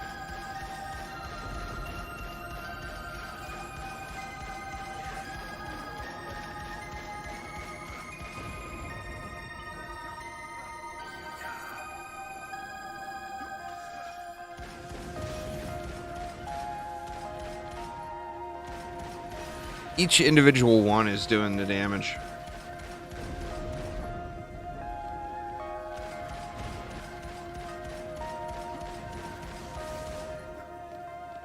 You get boss weapons from boss waves. So anytime you kill a boss, you get a boss weapon. So 25, 30, 35, 40, 45, 50, etc. Like I'll get a boss weapon off this guy. This one right here.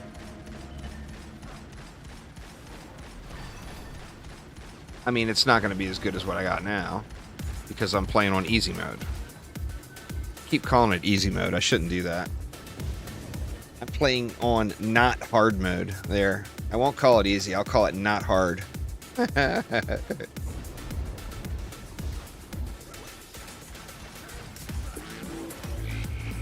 And just for extra tweak factor, this time around, I went with the normal quad espresso, but I'm also throwing in a amp energy drink on the side from Mountain Dew. Let's taste this bad boy. I've had the flavored ones. I don't think I've ever had the OG. Let's see. Oh, it's sugary, man. Woo! Sweet, sweet. Tastes good. Boy, it is sugary as hell, though.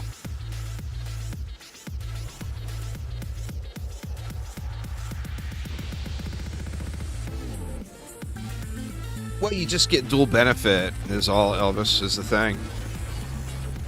You get the benefit of the boost plus the benefit of the increased wisp damage.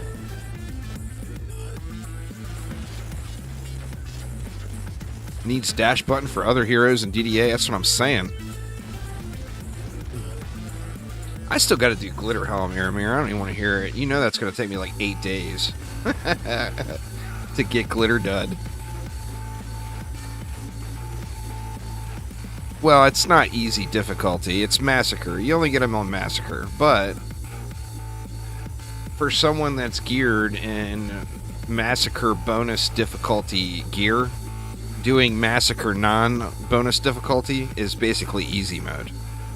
So no, it's not. Theoretically, it's not easy mode. But it's easy mode. You know what I'm saying?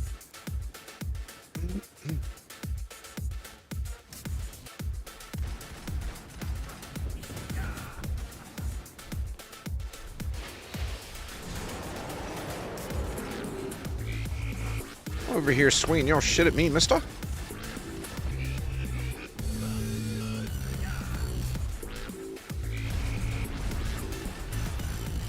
Alright, let's get that irradiate popping. Oh yeah! Oh yeah!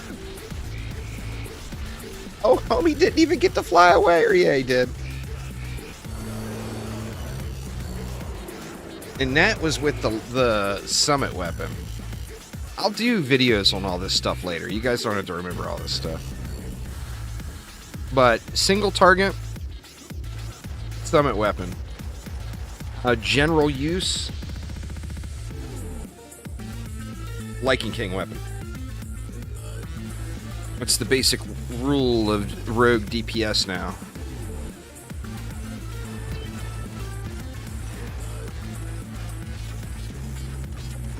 And then, to be fair, the Alk Labs weapon is a pretty damn fine consolation prize. It's not going to be as good as the Lycan Keep weapon or of the Summit weapon, but it's not bad either, you know? What do we got? We got us a Fuse, Dragon Temper.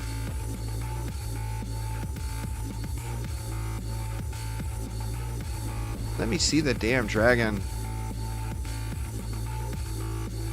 I'm just not going to get any good pets today. I should not even look.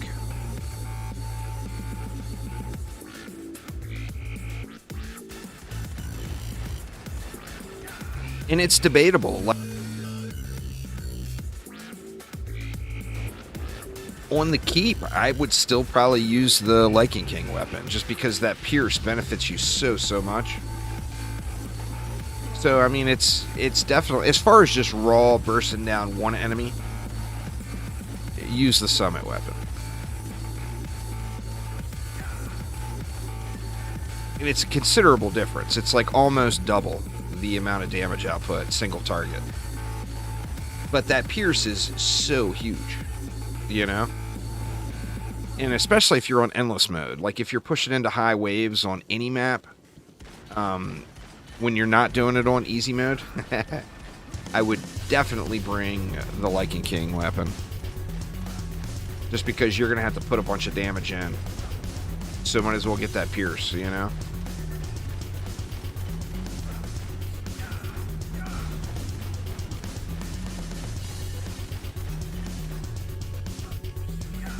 Where are we at? We're at wave 41.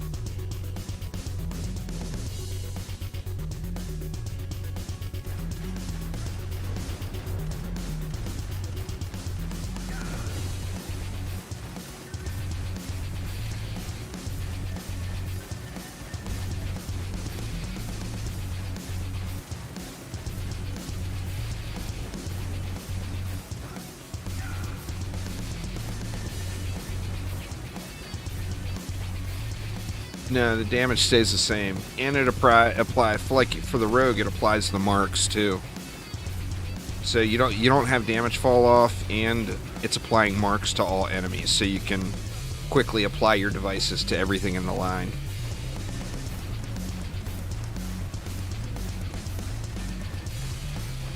It's just good. It's very good.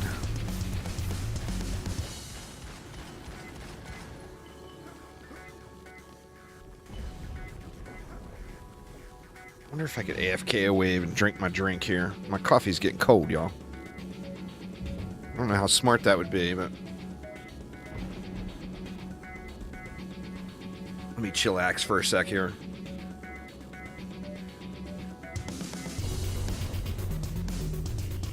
Let me tell you, coffee with... like... sugar and cream... with an amp energy drink on the side, it does not taste wonderful. It's a very odd combination. Good lord. Very odd.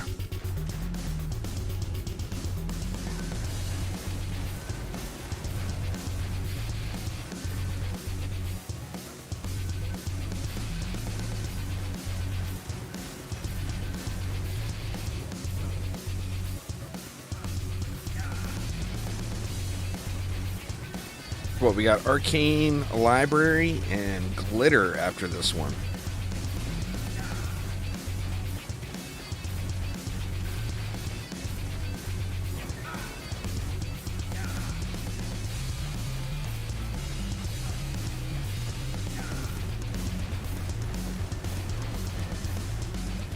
Oh, I never upgraded this in Rage.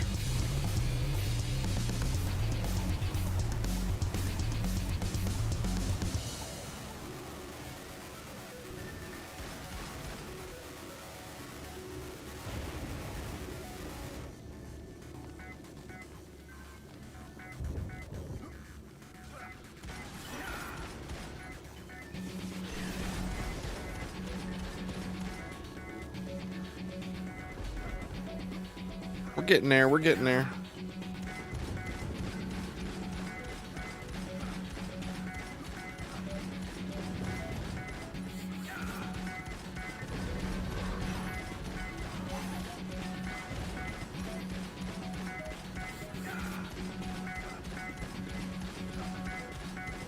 It's your evening tonight after work? Nice.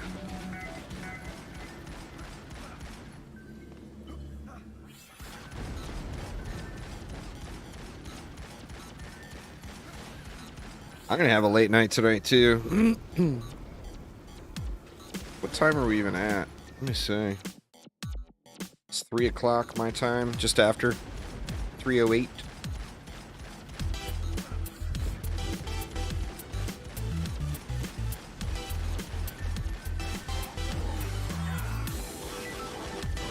Probably keep it going here for a while.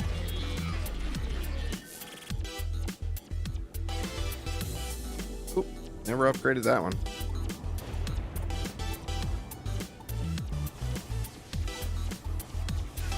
I'll be smacking on my walls. Told you this before.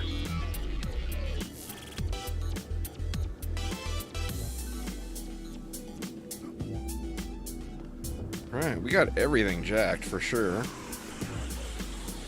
I mean, I would hope. It's wave 43.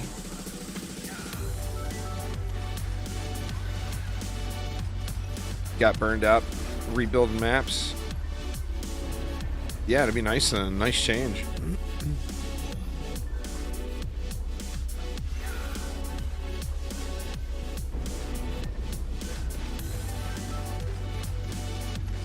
That and you get to see the pure power, the full potential and full power of your build. Because, you know, shy of like the early wave starts, how many people are getting enough mana to upgrade the full map, all their defenses to max before the end of the run, you know? So you get to see really the full potential of what you got going on, which is pretty nice.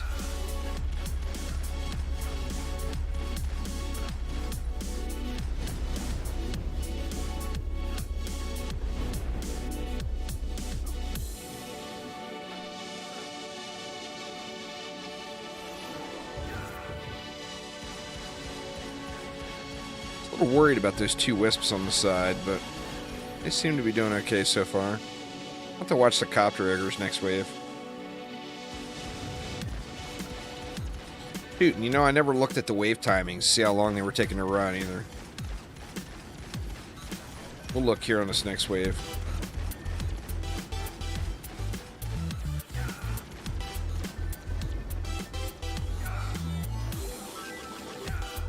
Alright, we are at...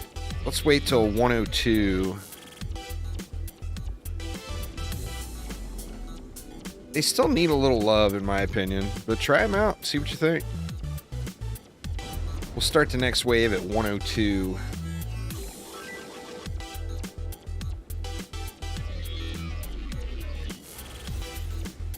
Now, I'll see if I can remember to look at the time when this wave's over. I just want to see how long each wave is taking.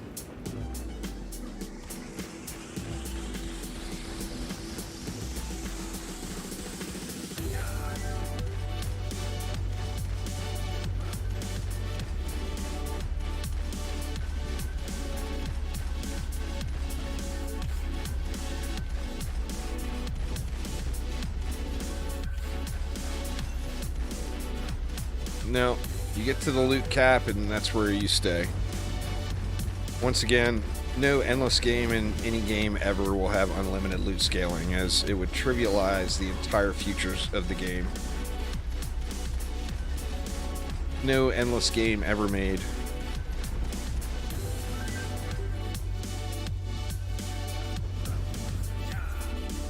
You just can't. I mean, the only way you could do something like that is if it's literally the last update that the game is ever going to get.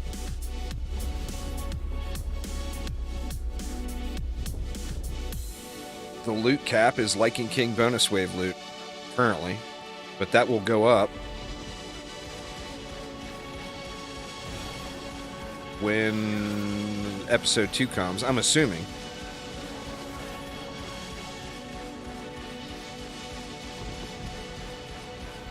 I would assume we'll get a new boss when episode 2 hits. That would give us an increased cap. That'll be the second part of episode 2. So that will be like not till the end of the year or early next year.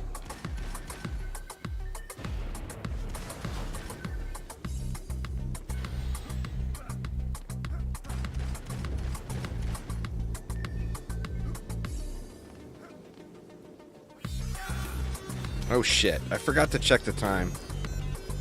What, it was like It was less than 2 minutes, I think. Oops. Oops.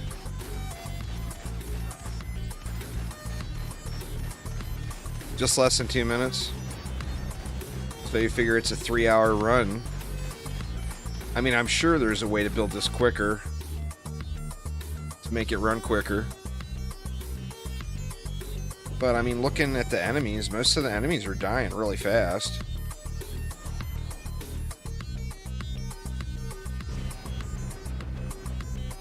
There's a little bit of a delay on the enemies coming out versus when they die. So I'm sure you could shave 15 seconds off of it or whatever.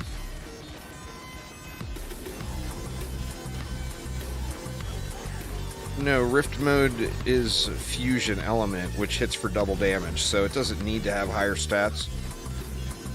The Fusion Element hits rifted enemies for double damage. So theoretically, you could have half the stats and do the same amount of damage as a non-rifted piece. I mean, it doesn't work that way, but you get what I'm saying. You don't need it to have higher stats because it's doing double damage.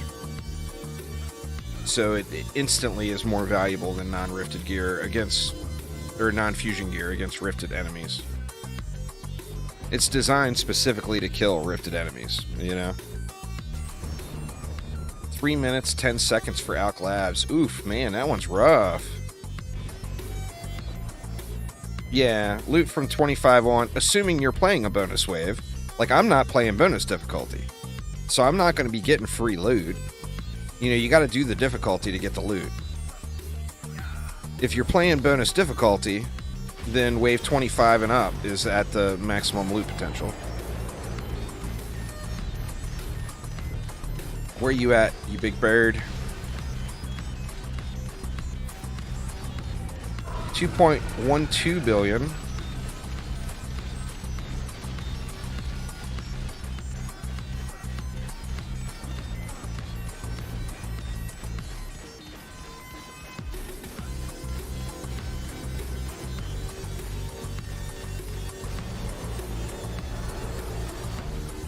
Very nice, very nice.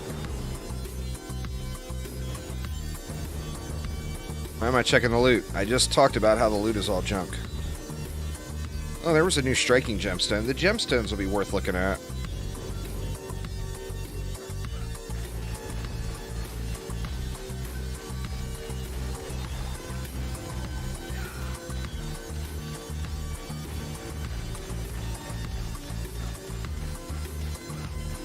Yeah, it's like 8 billion by now on Lycan King. Absolutely.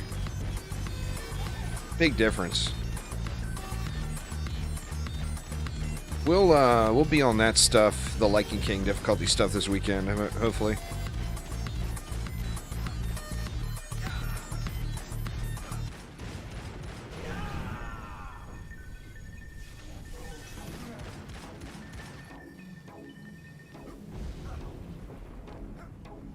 See how long of a mana trail we can get. Oh, god dang it. It's gonna catch me! Shit. Did it catch me? Not yet. Oh, dang it caught me now. No, there's still one piece. Oh, and now it caught me. Damn it.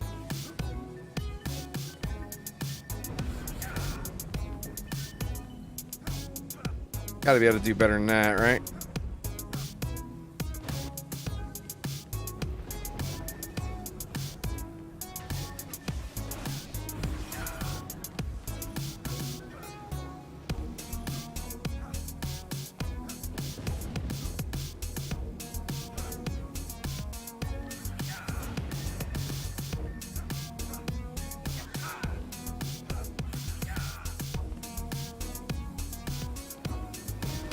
Pretty bad when that's the mini game you're playing. Run from the mana. But the benefits of playing on easy mode.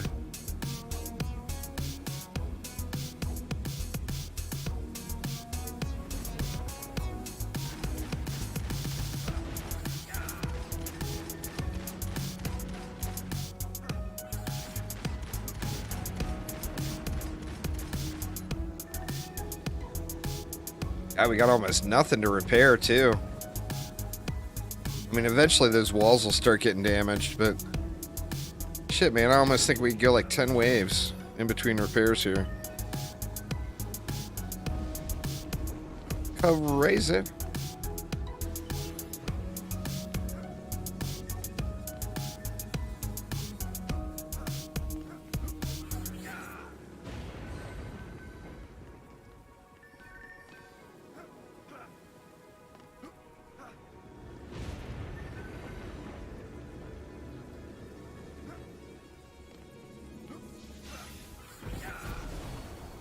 I'd like to think I'm almost halfway there, but then you realize you started at wave 23 and you've only gone 23 waves. Oof.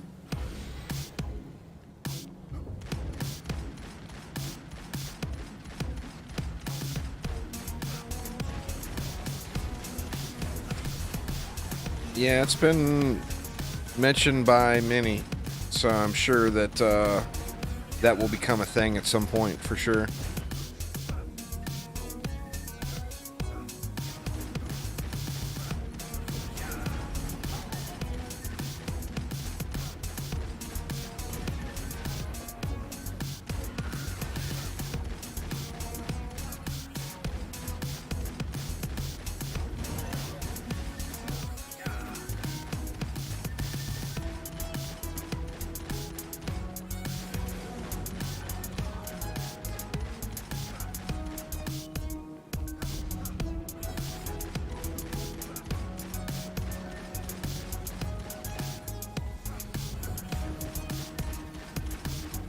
Definitely got to find a way to make this map run quicker, though.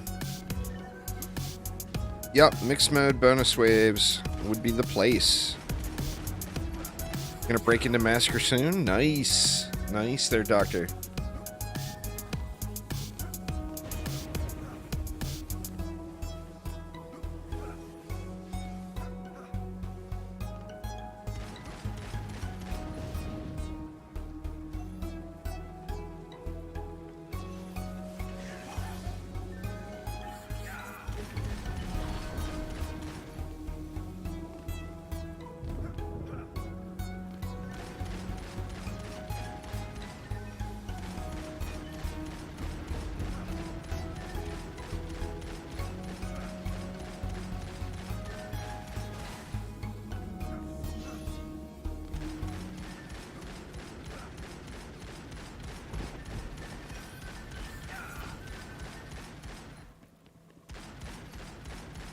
So what if we got two...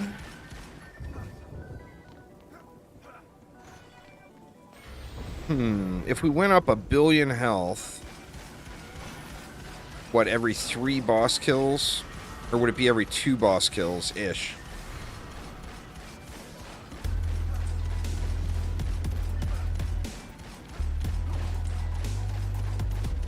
Should be in the 6-7 million range by the end, I think. Want to see how that goes. How much are the ogres now?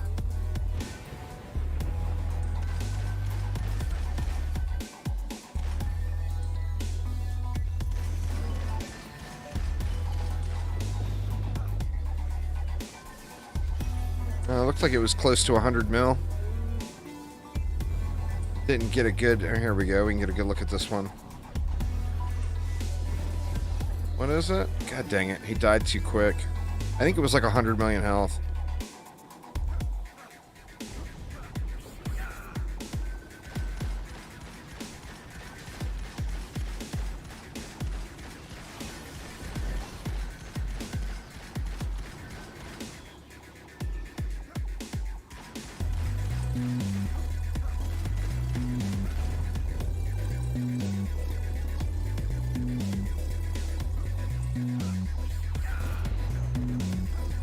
No, mixed mode is not endless.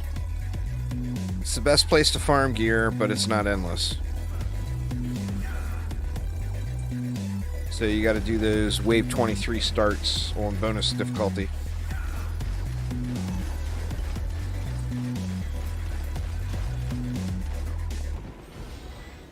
Endless mode is about challenging yourself, and there is cosmetic rewards. There's pardon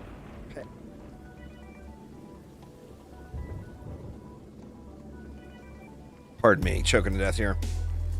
There is a golden pet transmog that unlocks at wave 100 on every map, and then there's another one additionally for completing wave 100 on all the maps.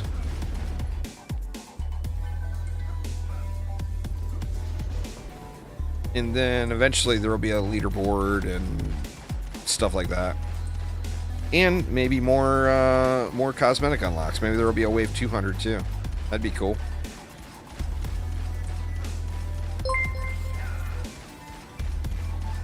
Devilish Soul, thank you so much for the follow. I appreciate it. Welcome.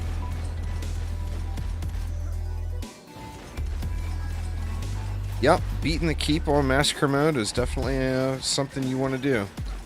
That is for sure.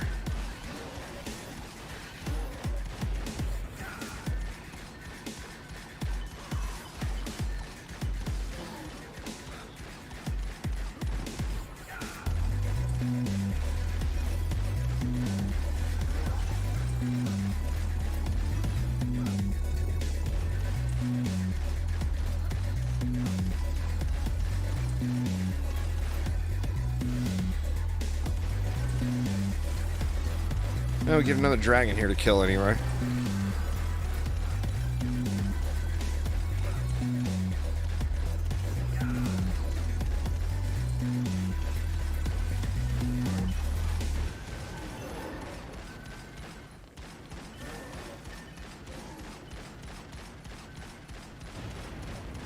The keep is the challenge. I mean, once you get a build down that you're happy with your gear that works, it only gets easier from there. But the keep is a challenge for sure. I mean, I grinded the living crap out of it for many, many, many hours on the day it came out trying to beat it.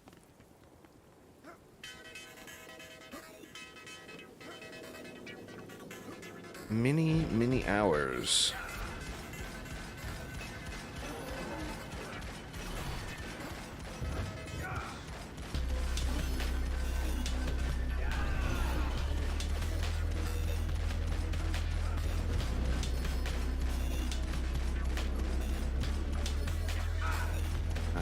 Failed jump.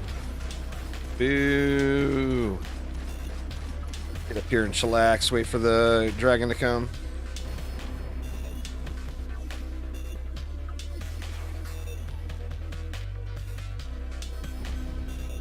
Have some more sips here while I'm waiting. One of the dogs are getting yelled at the front yard. I wonder what they did.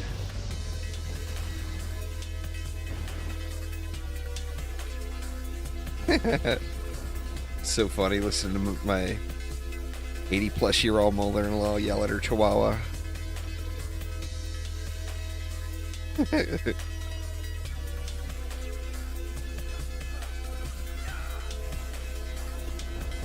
You have to beat the version to unlock bonus difficulty for survival. You beat survival. To unlock bonus difficulty for mixed mode, you have to beat mixed mode.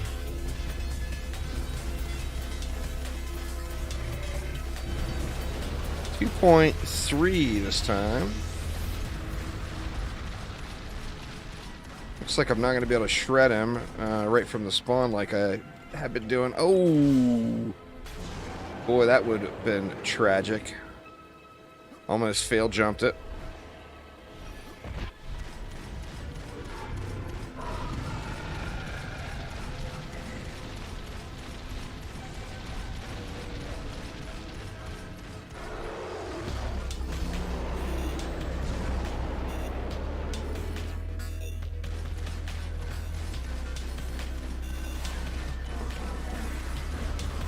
Siren disguise. I wonder why it didn't give me a pet.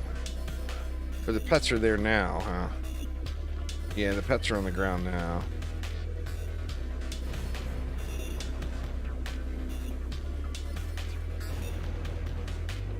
Little poo-poo dragon.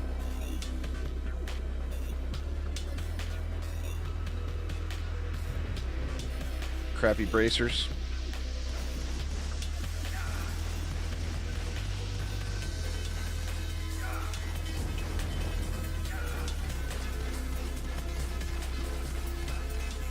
Oh, crap, I said like 30 waves ago I wanted to look at the copters, and I'm still not looking at the copters. Alright, Rob, take it easy. Enjoy the gym.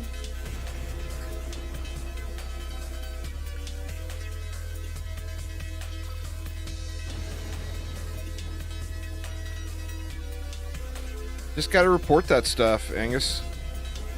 Anything you see that doesn't seem right, report it.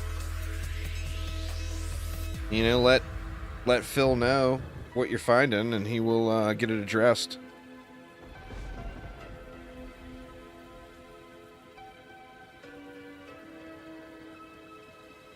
Not going to be any more copters this wave.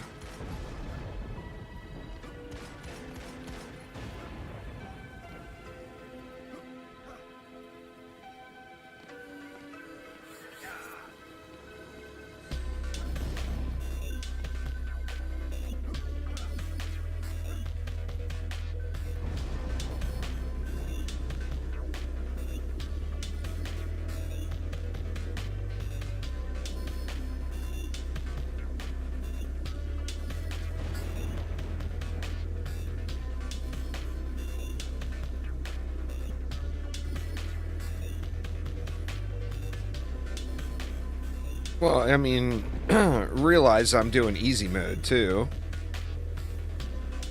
I don't have a bonus difficulty. The keep is always a bonus difficulty. You have no option there. So you got to remember that, too. But yeah, I mean, if there's something wonky at the end of the waves, just let them know.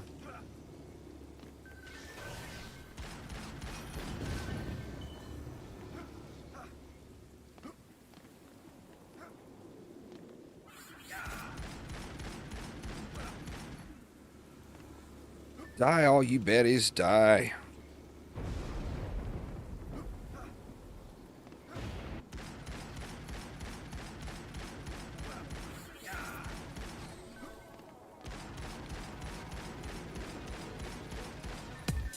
I mean, I'm getting a slow burn towards the end here of the waves too, but it like has a little hiccup and then it catches back up.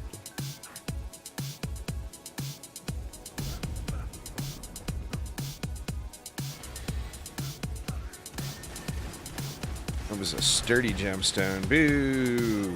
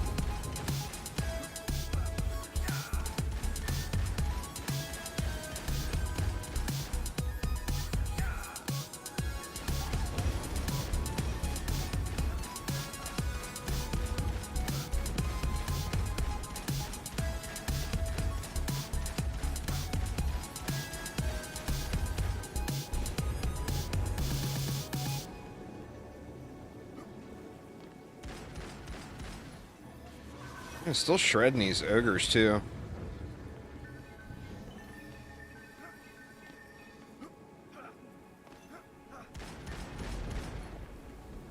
Wondering how many enrages we're actually getting off here. I want to look at the copter ogres next wave. I gotta quit forgetting. Quit forgetting the look.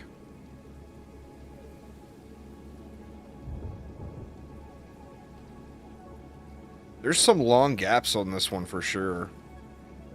I think that will improve here. But there's some definite gaps.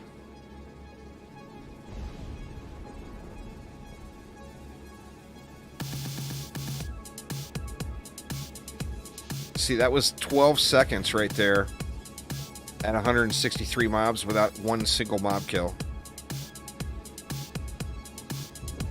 That adds up. You know, if that happens 2 or 3 times per wave and you're doing 100 waves, that turns into a considerable amount of time, you know?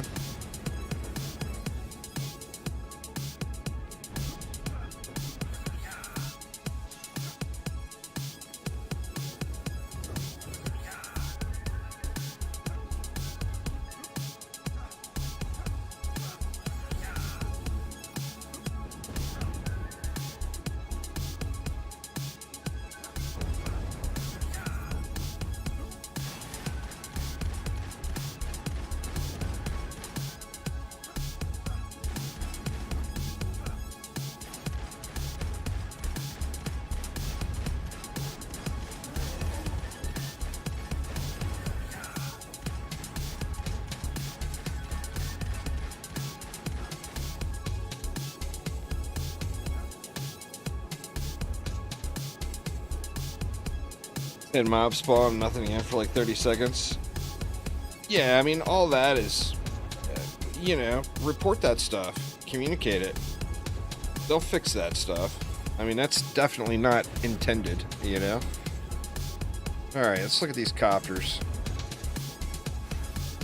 There's one. That one died way out there.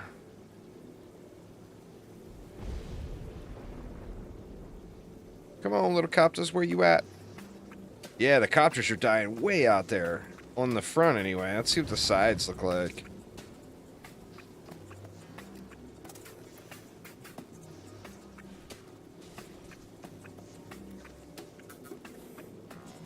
They're dying out there pretty far on the sides, too. I mean, that is way out there. So I think you're still in pretty good shape there. With just the 2 wisps. Now, of course, they'd be considerably thicker if I was playing bonus difficulty.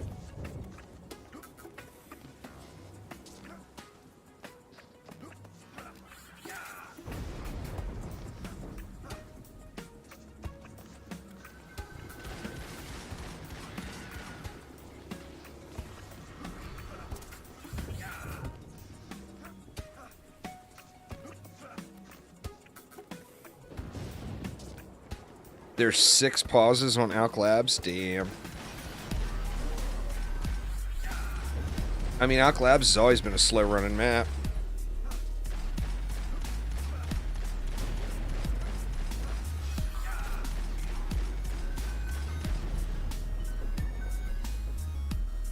What wave you on there, Aramir?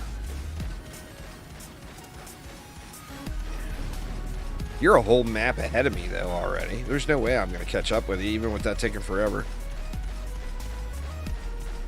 You've got 3 unlocks already. I've only gotten 2.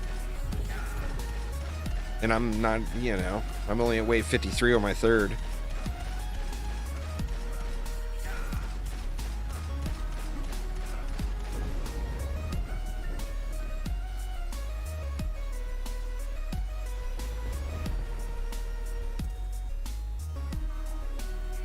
Two hours in. Oof. What am I at? I'm at 90 minutes in here. Natum75, thank you so much for subscribing. Welcome. Welcome, welcome.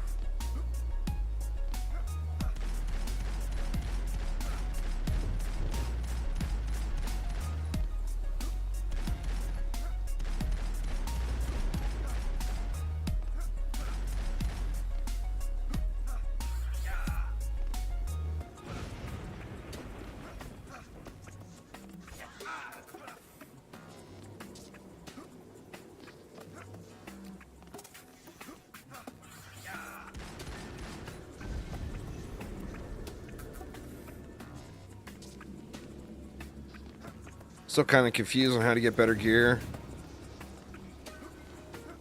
Rifted mixed mode bonus waves. Devilish Soul. Hardcore. So Massacre, Rifted, Hardcore, mixed mode bonus waves, or bonus difficulty. Which means you have to do the keep first to unlock Liking King bonus difficulty. That is the best loot in the game. Anyone is telling you anything other than that, tell them they are wrong. And then tell them to come talk to me.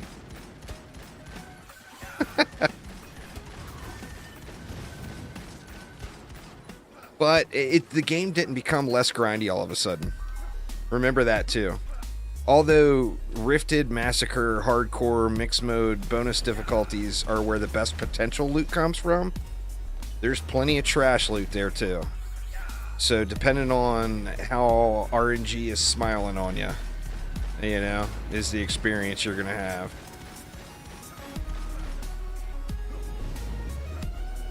The ceiling is changed, not the floor, basically.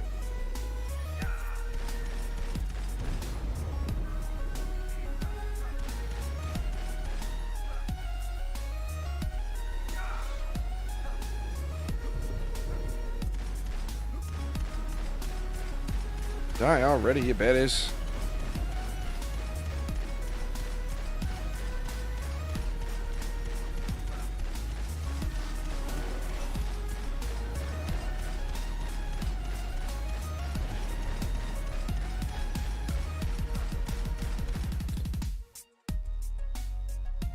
curious.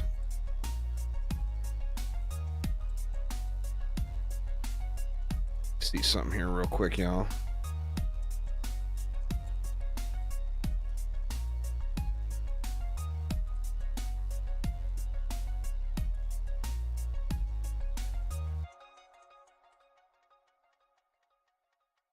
A 7-minute wave, youch.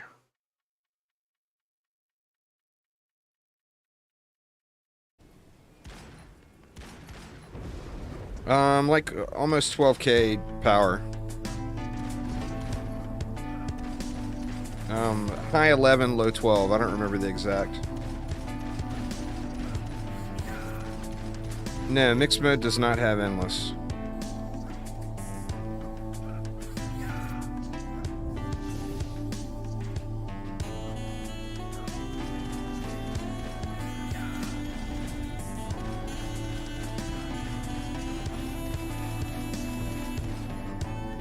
Well, I mean, report it, Angus. It's all on videos. I haven't changed anything. Using the same old stuff. Militia set, weapon from... I'm using a weapon from the summit now. You want militia fusion set, and then either summit or Lycan King weapon.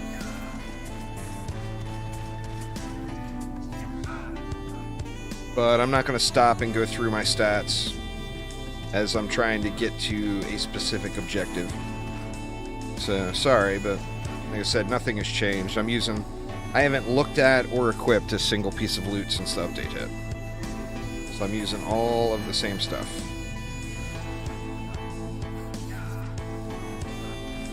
But the main thing is militia.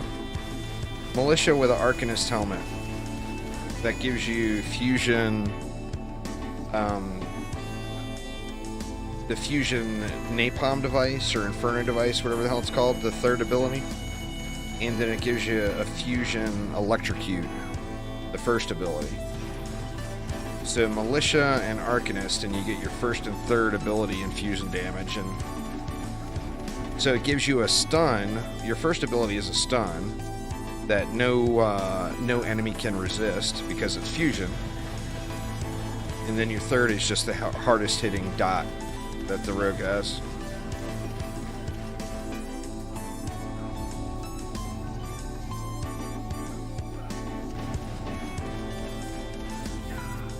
I'm wondering if it's possible for me to AFK a wave here, though.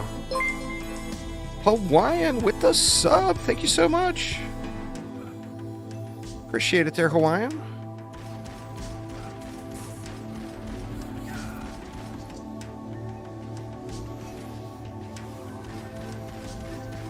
Yeah, I think I'm gonna have to run out and help my wife get some stuff in out of the truck.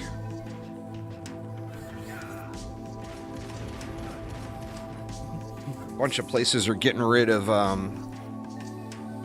wood right now. Pallets and crates and big wood things. I mean, pallets obviously aren't that big, but big wood crates and stuff people are getting rid of. And they're trying to get rid of them so they're free. And some of it's kind of nice wood. So the wife went downtown this afternoon and grabbed a bunch of crates that I guess were shipping brand new engines in. So they're pretty huge.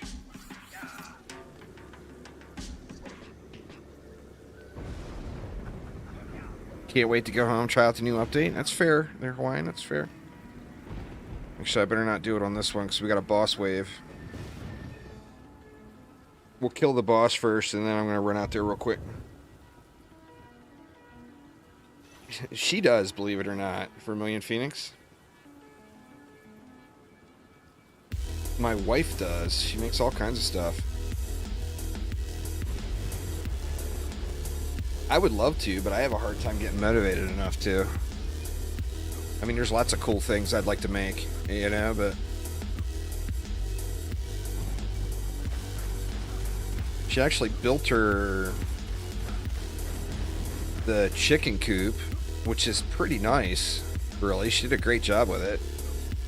But she built the chicken coop out of scrap wood. It turned out super, super well, and she's built all kinds of things. She built like a little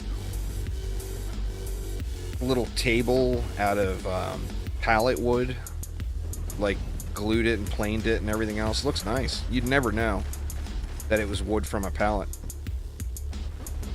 And then she's done all kinds of stuff, all kinds of little projects. But she's definitely oh yeah, we got chickens. That's her department too. All I do is eat the eggs.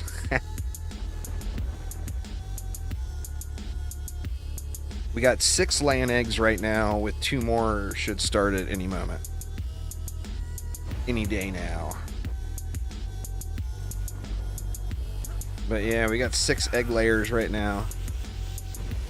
It's a lot of eggs.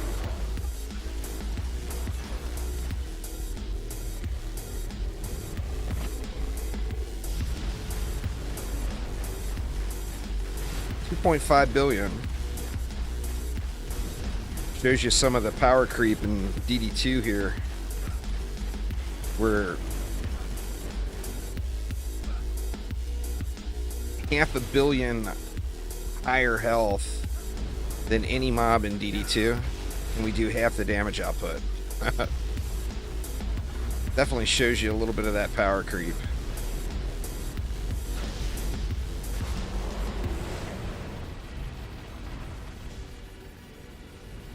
Yeah, 10% was not that bad, for sure.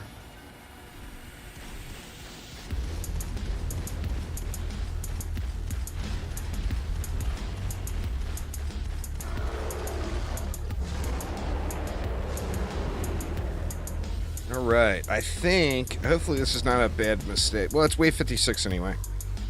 As long as we clear this when we get it unlocked, but I'm going to let this run here, y'all. So give me just a minute and I will be right back. So sorry.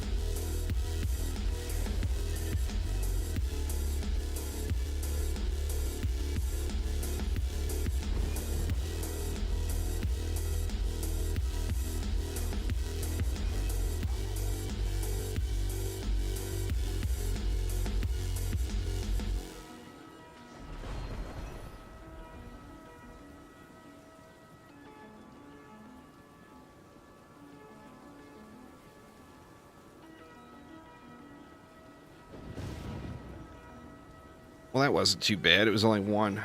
It's big.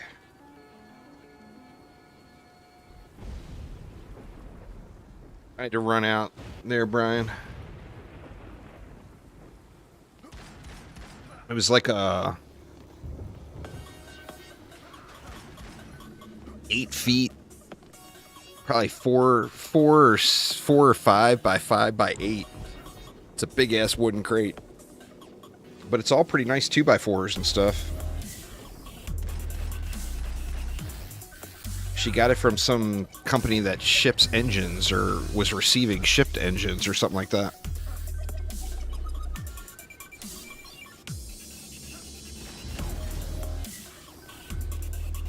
was heavy enough. We use my mother-in-law's got a pickup truck, a big pickup truck. We use her pickup truck for that stuff.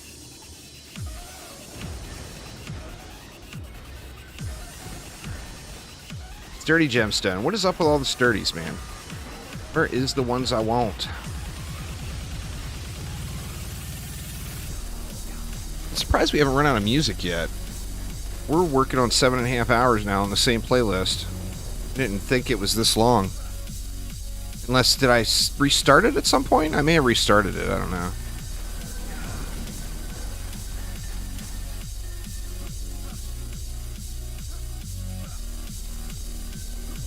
I'm using Propeller Cat. This is a pet transmog here. They're Hawaiian.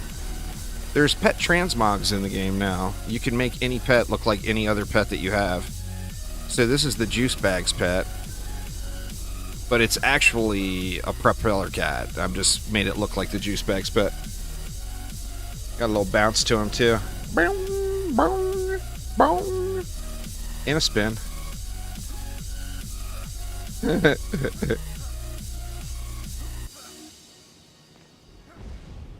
I love that bounce. That is so funny.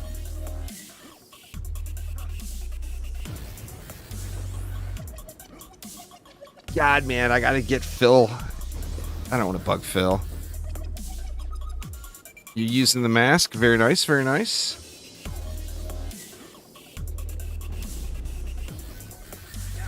Need some jetpacks in DD. Maybe one day.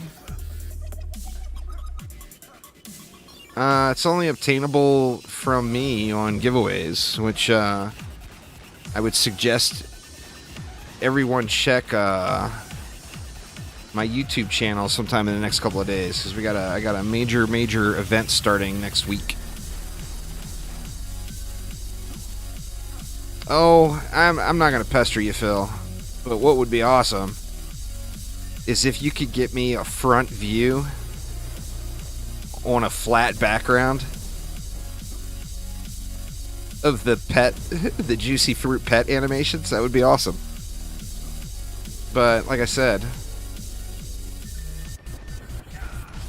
if I'm gonna pester you about something, I'd rather it be something bigger than that.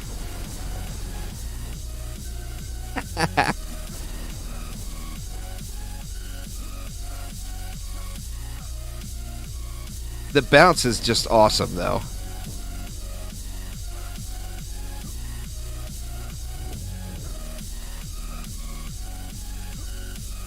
We could find somewhere super flat in the game. I could get someone else that, like a super flat background of one solid color. I could get someone else to equip it and just jump for me, and I could record it, but of course the resolution would be awful.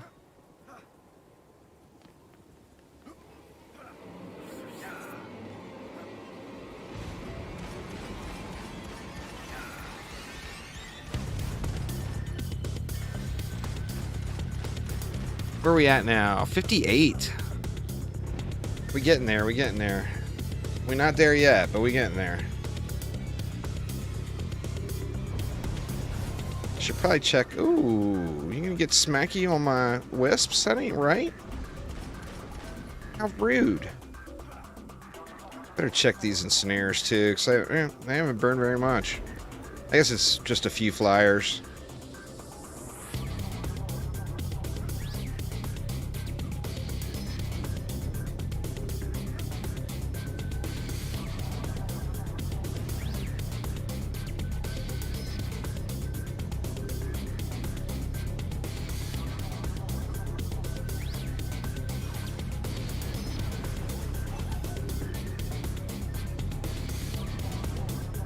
What's going on there, Barnaware? How you doing, man? Welcome, welcome. Oh, what was that? Did I just see something? I could have swore I saw something out of the corner of my eye up here.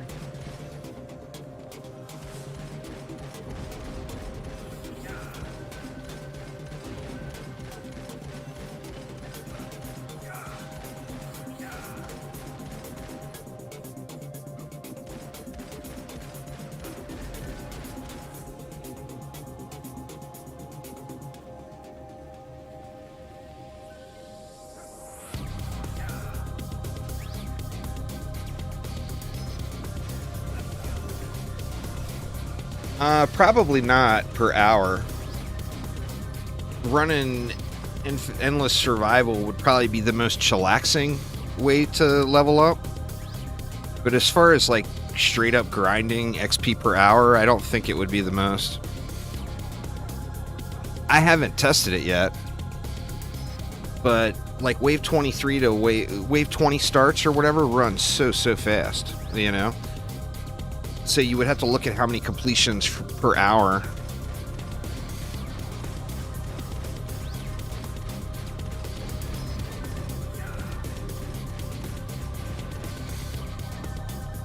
Just fought the Lichen King. Nice, nice.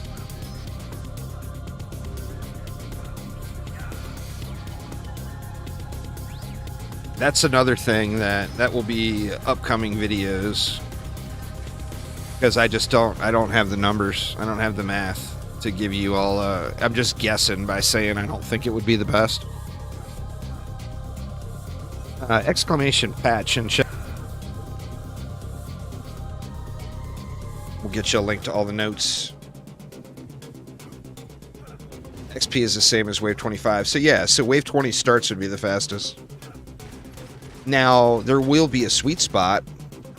Like instead of going wave 20 to 25, because you have to calculate in the build time and how fast of a builder you are. So there could quite potentially be a sweet spot. Just type in exclamation patch in chat, and the bot will give you a link.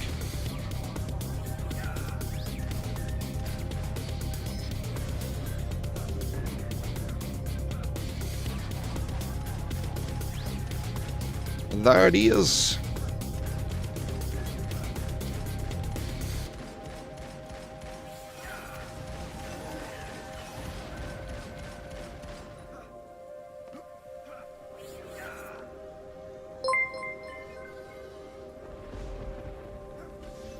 Stefan, thank you so much for subscribing. Welcome to the channel.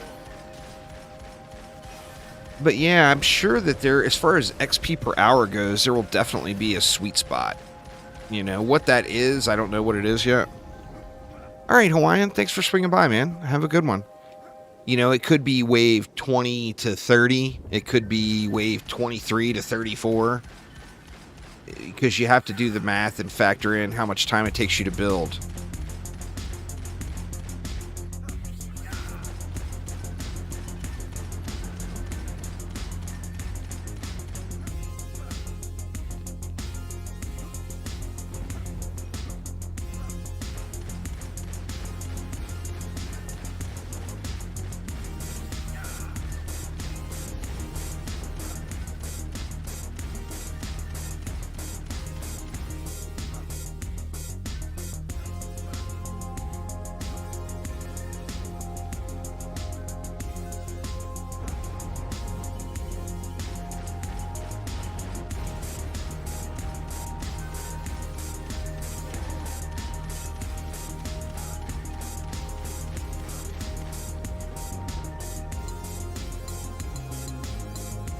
Maybe he won't be that high of health on wave 100. Bet it'll at least be 5 billion. No, we'll see, we'll see.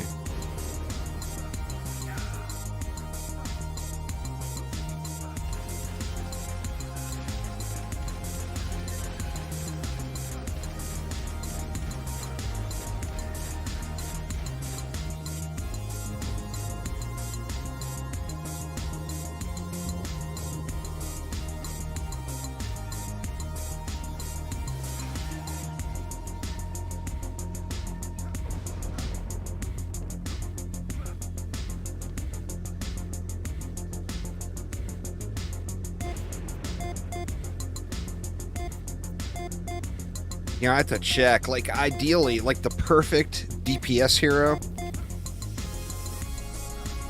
you would have that percent damage increase on repair on all your pieces of gear.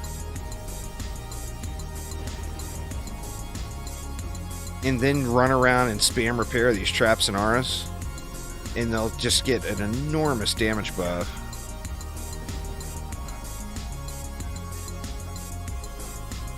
You want power, defense rate, and range on all your pieces of gear, and then only upgrade power for the wisps. Same as just about every other damaging defense in the game.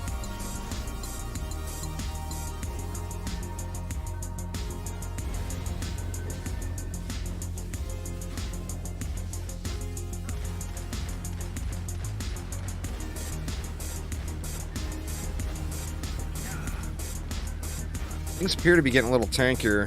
The copters look like they're still dying out there, though.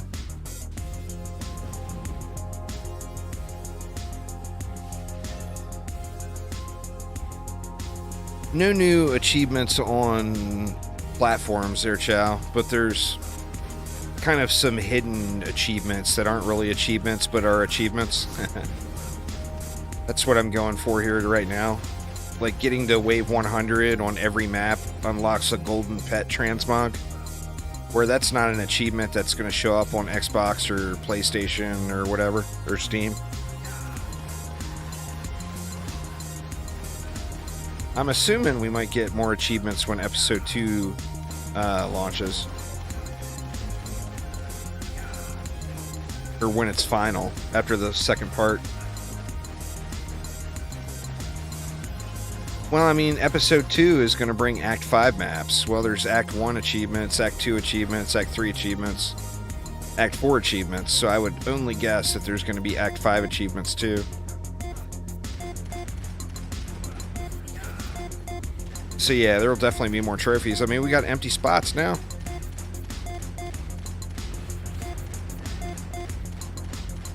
So we'll definitely have more trophies.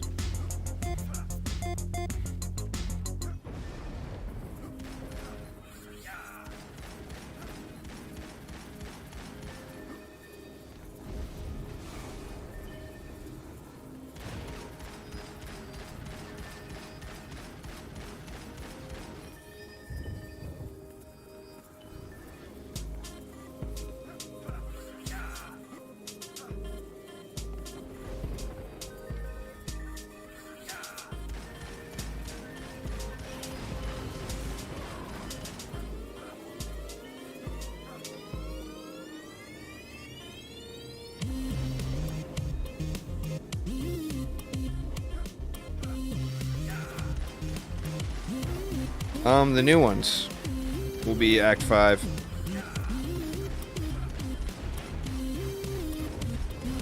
So that Palantir remake. Have they teased anything else besides that one? I know we got the images from ArtStation for one.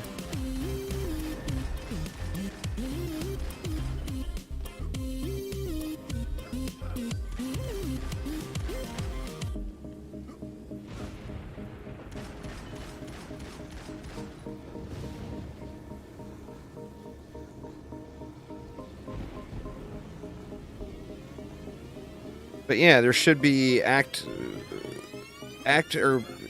2 is going to be divided into 2 different updates. Between the 2 updates, it'll be 2 new heroes and 4 new maps. So those 4 new maps will all be Act 5. I'm guessing it will be 3 normal maps and then 1 encore map.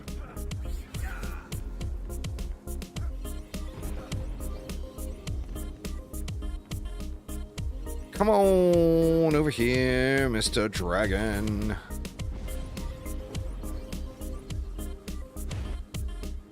Let's check the thickness here. Should be what, 2.8 or so?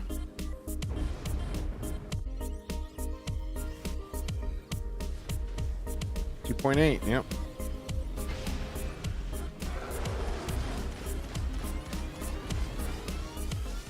On the keep, for sure, non-rifted is harder than rifted because it's just got so many enemies. On all the other maps, not so much. But on the keep, without a doubt. But, I mean, there's no reason to do non-rifted in the current game. To remember that. 0 benefit to be gained.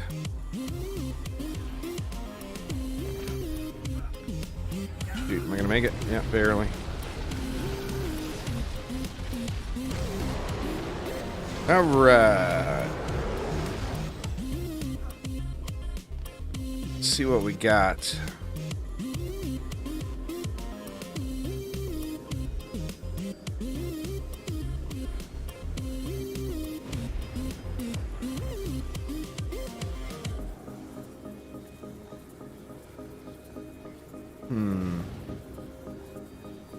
Nah. Non-bonus wave loot.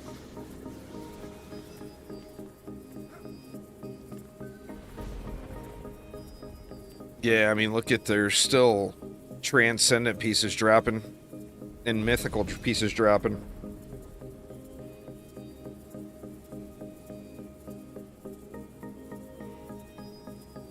That's the downside.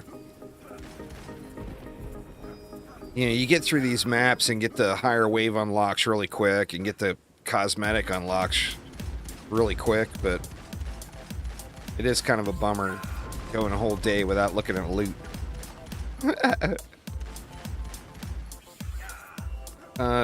It's situational, depending on what you're doing. I use different pets on literally every hero.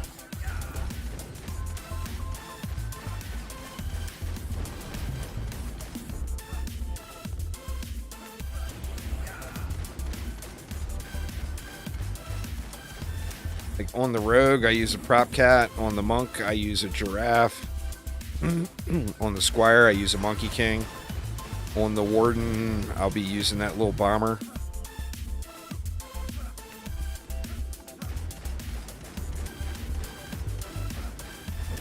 So definitely completely situational for what your need is for that particular hero.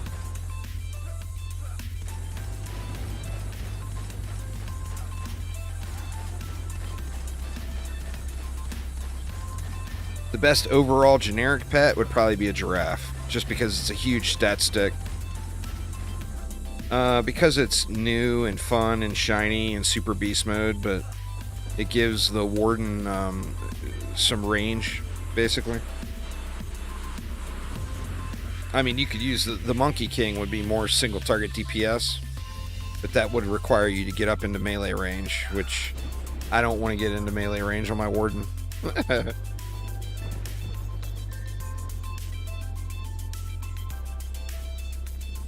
Dark Mana, how you doing?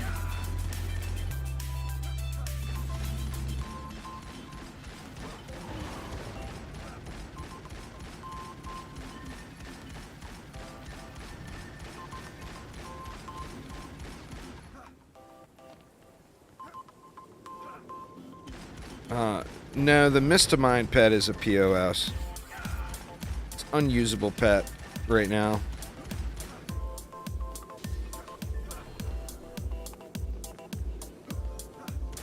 I've been live for almost 8 hours now, Dark. So hopefully school is not going to last that long for you.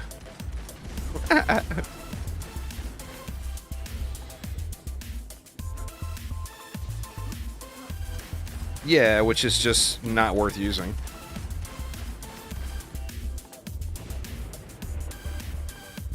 Having 5% additional tower damage versus using a giraffe. But what you're giving up is too huge. Like, I use a propeller cat on my rogue, it's literally double damage. So I'm giving up double damage for a 5% damage increase to towers. Just makes it not worth. The only way it would ever be worth using is if you're just fully AFK, just letting the map run. And even then, it's debatable. Like, if I was fully AFK letting the map run, I would probably do a wisp build, and I'd pop on the Dryad, or the Warden, and then I'd use that little bomber.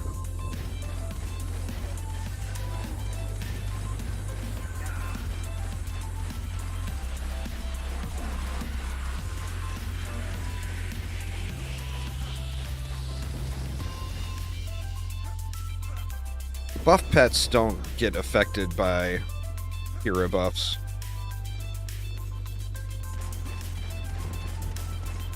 Hero buffs increase damage. A buff pet does no damage, so it has zero effect.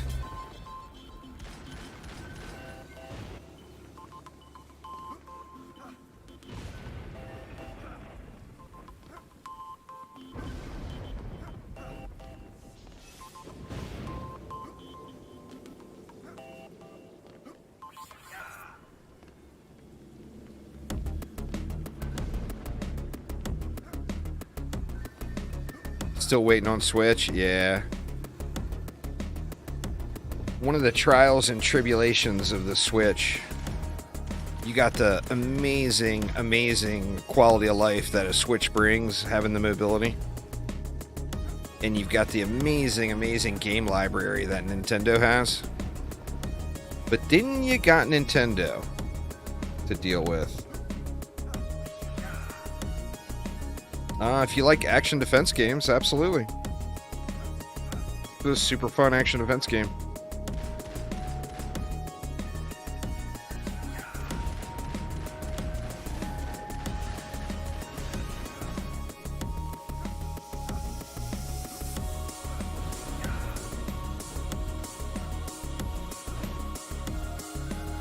Where are we at? 62. God, it feels like they're kicking off really slow.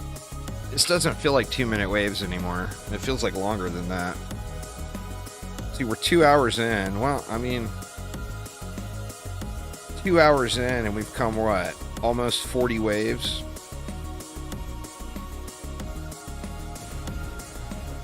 Wow, look at this gap. Huh.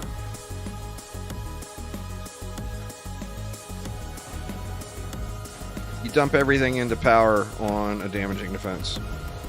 Every damaging defense in the game, end game, you get defense power, defense rate, defense range on every piece of gear, and you only upgrade power. So all of your points go into power. All of your upgrades that you spend on individual armor pieces all go into power.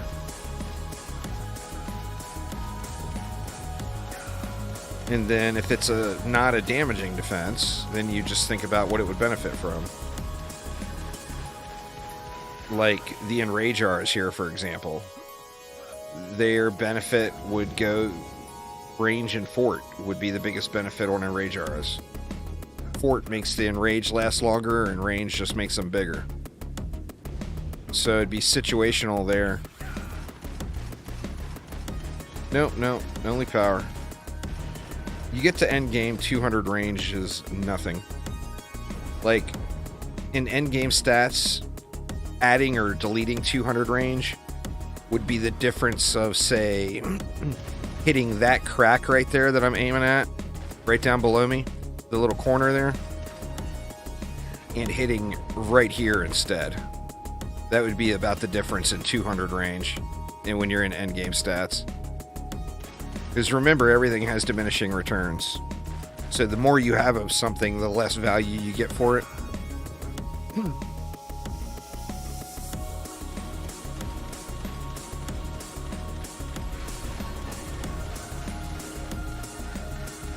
The vitality and attack do.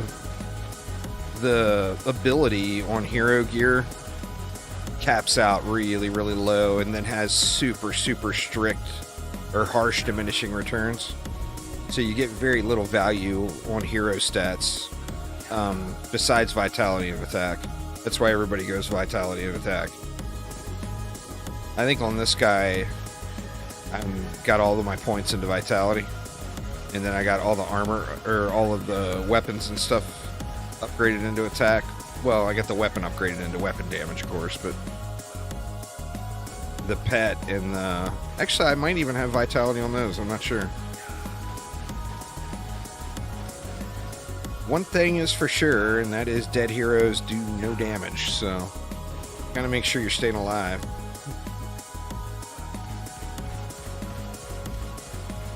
No, there is no vitality or attack on armor. It's only builder stats on armor.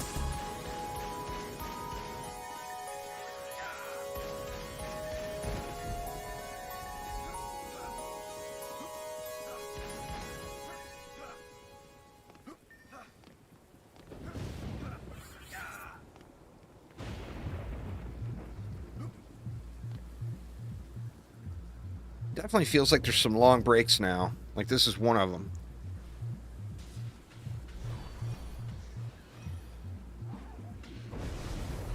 What's going on there, Rebel Jake? It's been good, man. Been really good.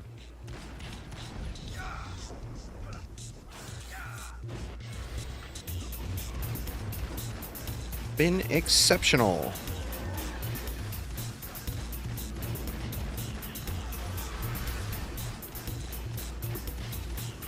Golden Cloud? I don't know.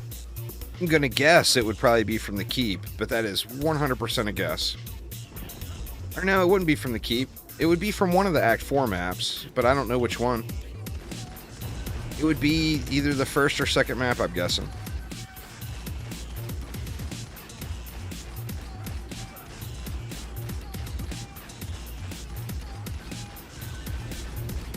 If I had a character put in the game,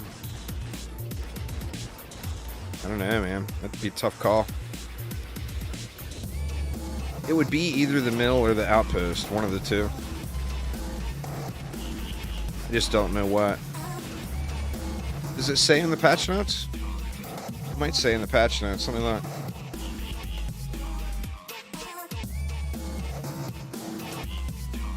Let's see now.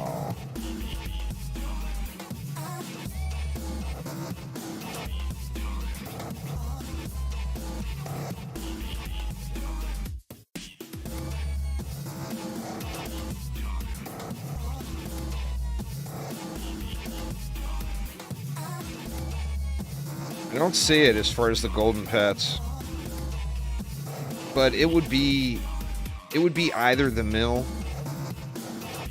or the outpost.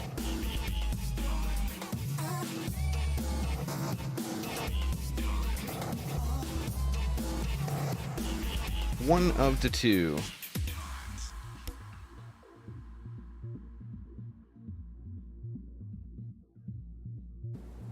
Right, yeah, I didn't see it in there.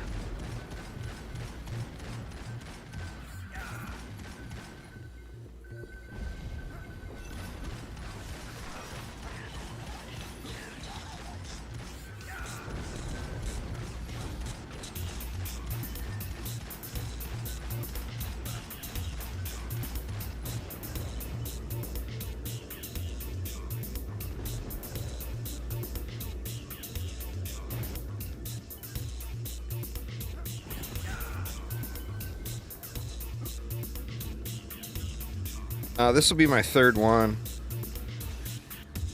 I've done... What did I do? I did Prom and Royal Gardens. So this will be my third Wave 100 map.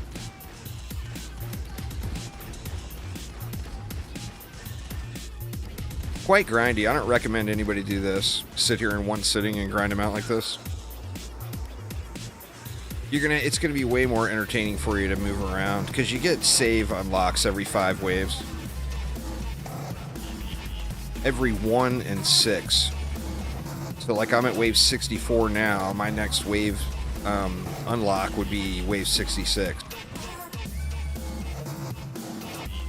Complete wave 66 and I can come back to 66 at any time.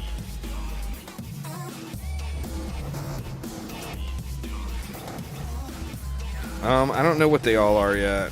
I got a Golden Helping Hand transmog at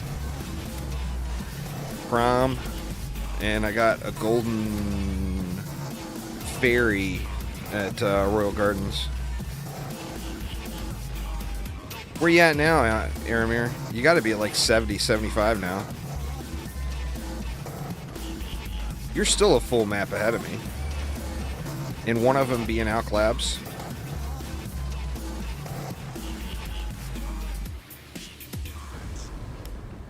$70? Yeah, see, I mean, I won't even catch you. There's not enough time for me to catch you before this is over.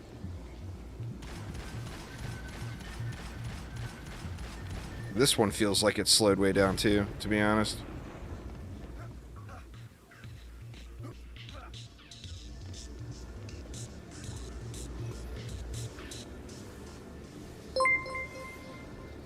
Thanks for following there, Scribe. Appreciate it.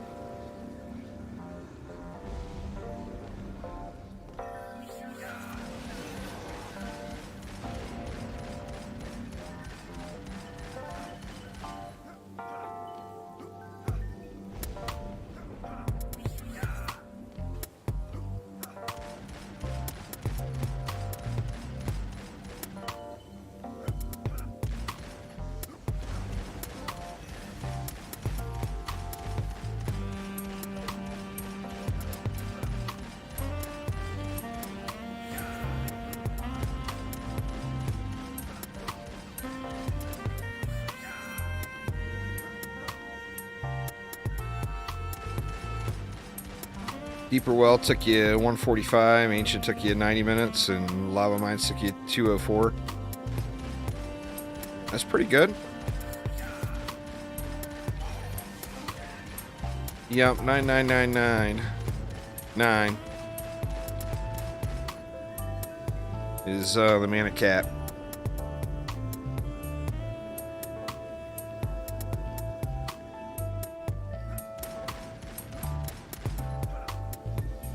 You can still keep collecting it if you want to hear it go jingle jingle, though.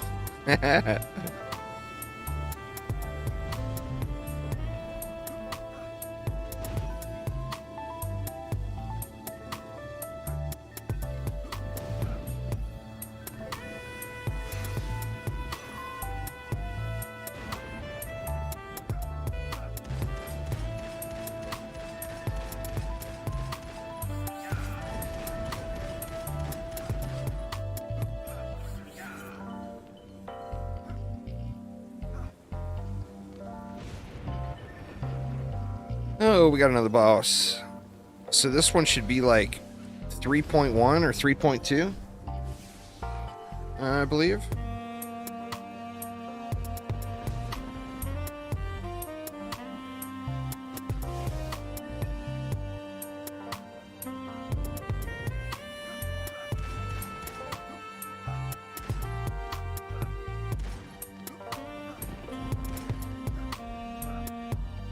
They're both very, very good. I mean, they're best used when you want to do a tower boost build on the Apprentice or the Monk. But the range and rate buff pets are both exceptional. They're the best two out of the four.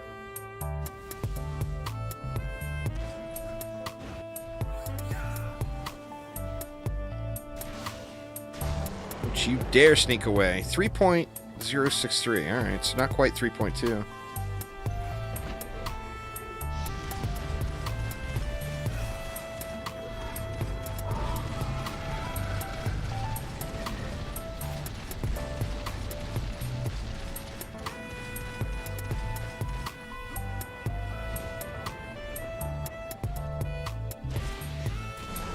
Get pwned, boss. Get pwned.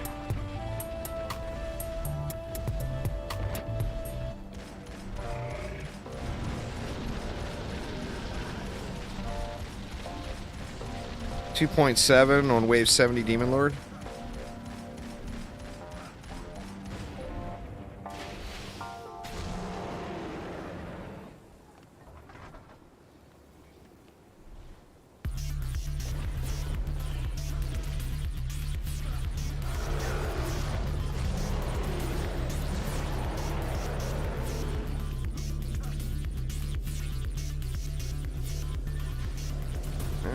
Let's see what this one is. Powerful. Get nothing but junk gemstones here.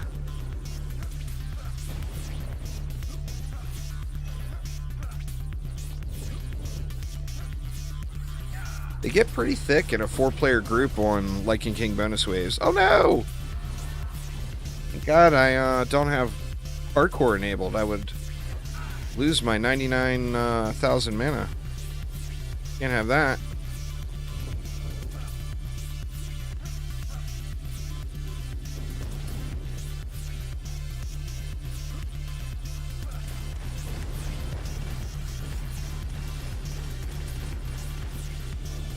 Still doing good on bosses? We are. Or on ogres, I mean. Looks like my wall took a little smack that time. I better check my inventory too. I haven't looked at it in a long while. Nice, Antoine. Congrats, man. So the Demon Lord, I'm assuming, was from Foundries and Forges.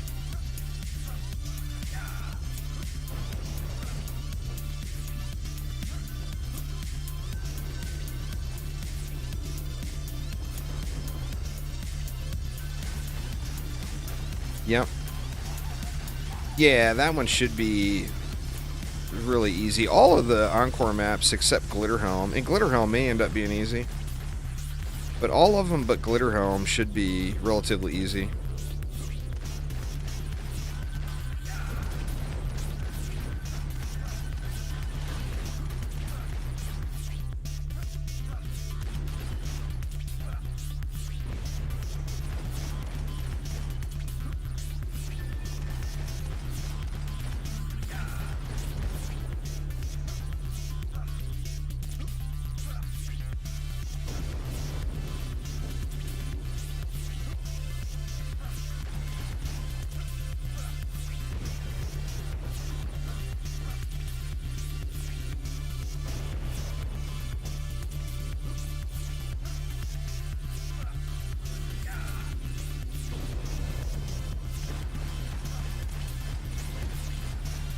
Jumping through hoops, y'all. Jumping through hoops.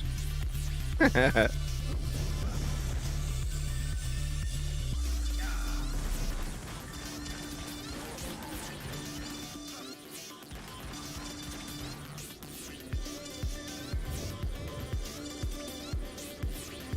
long will I be live today? You know, to be completely honest, and I hate to be that away, it depends on whether or not my wife cooks dinner. If she makes something tasty for dinner, I will probably be off earlier than if she doesn't. If I'm on my own with a sandwich or something, then I'll probably be live all night. But if she decides to hook it up with something yummy, then, I mean, it'd only be fair, right? It would only be fair for her time invested to give her my full attention and eat that dinner. You know what I'm saying?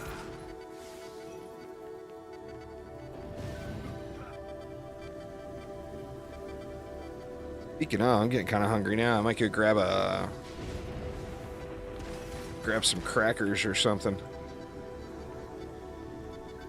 Grab a couple of cookies. My mother-in-law made cookies yesterday.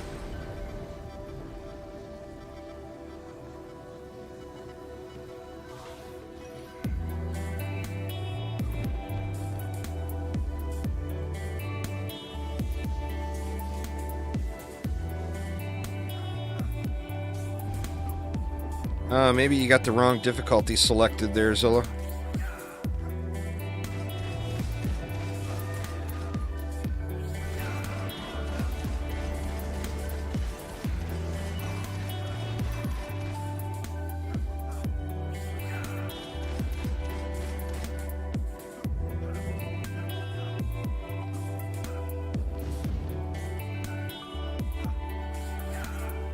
But yeah, besides having the wrong difficulty selected, I'm not really sure, to be honest.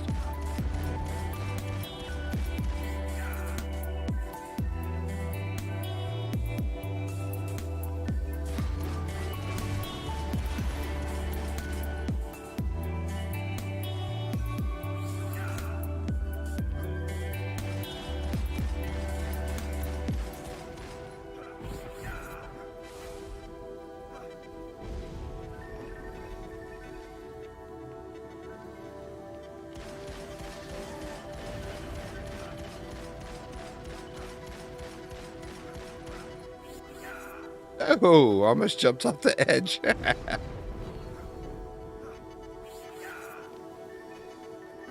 I played an sickening, absolutely sickening amount of World of Warcraft. Far and aware. And I mean a disgusting amount of World of Warcraft. But I also played several MMOs, not just World of Warcraft. I played EverQuest 2. I played EverQuest 1 briefly. Played Ultima Online. Played a lot of TF2 with my son back before TF2 went free to play. I played quite a bit of TF2 with him. I played a whole lot of Warcraft 3 and the different Warcraft 3 mods.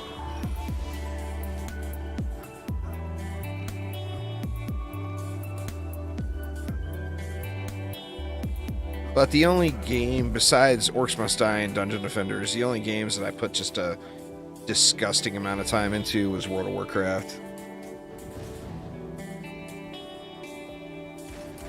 Yeah, I'm the same way, Ryan. Mine was about the same.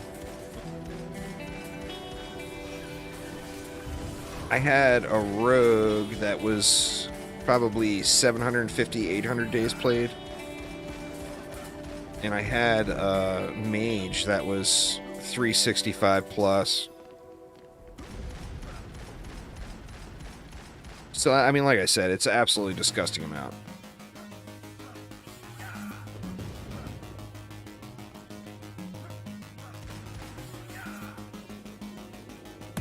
Oh, I don't even look at that anymore, and I sure as hell am never going to show the wife those numbers. Because it is a really disgusting amount.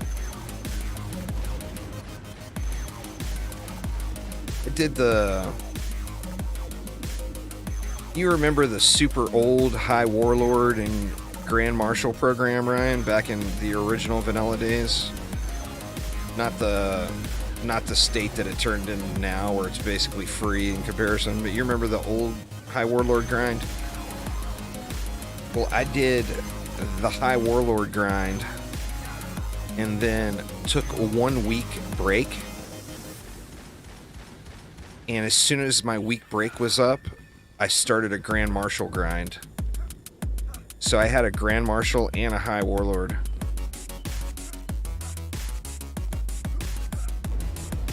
And let me tell you, that's a disgusting amount of hours. That's enough hours where your wife is going to get pissed at you. I can vouch for that 100%.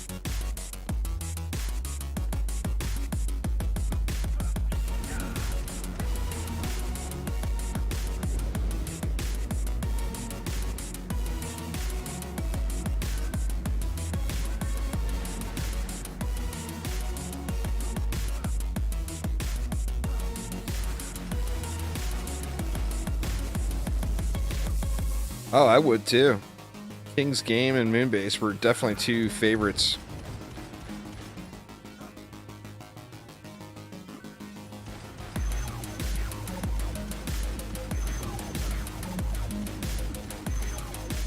You were young and single at those times? Well, I was not.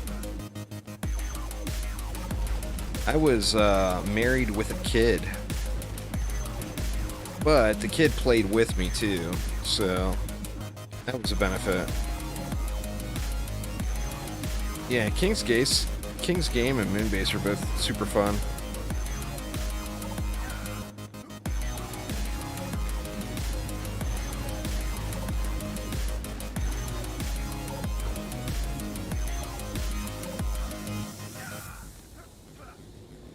Got that dice pet too. Gotta get them cubes. Gots to get them cubes.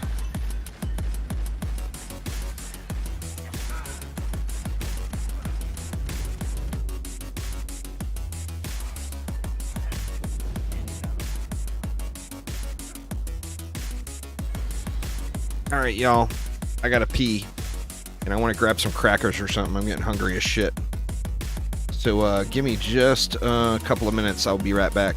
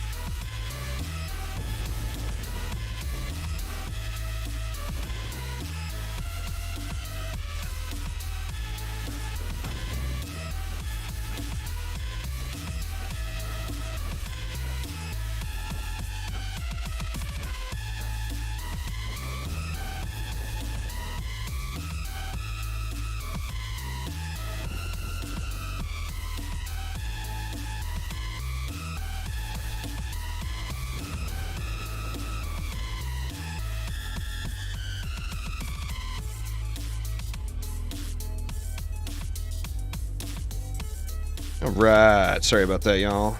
Got me some cheesy peanut butter crackers. I went pee. And I turned my AC on because it's just getting hot as shit in here.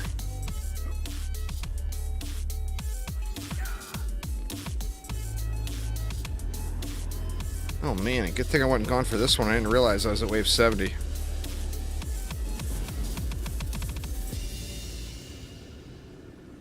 Jeez.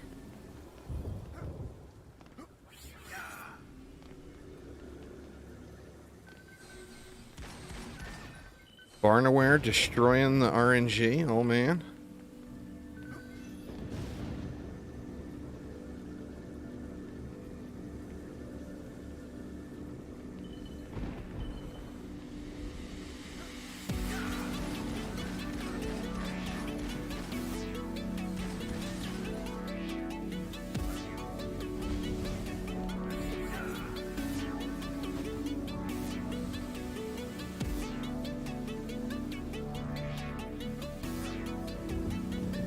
I'm surprised this wall hasn't gotten hit at all. I expected this wall to get destroyed throughout this. And I thought I was going to have to rebuild it. But it hasn't really taken any damage.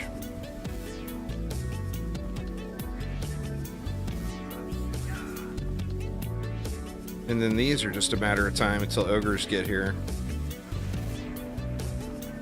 Or until ogres get thick enough to make it here, I should say. Well, the next one is a Summoner remake, so it would have to be a builder. If they came out with a Summoner remake and it was DPS only, it would be riots in the streets. So it, without a doubt, will be a builder. I mean, there's no way they would do that to us. It's like one of the most loved characters from DD1.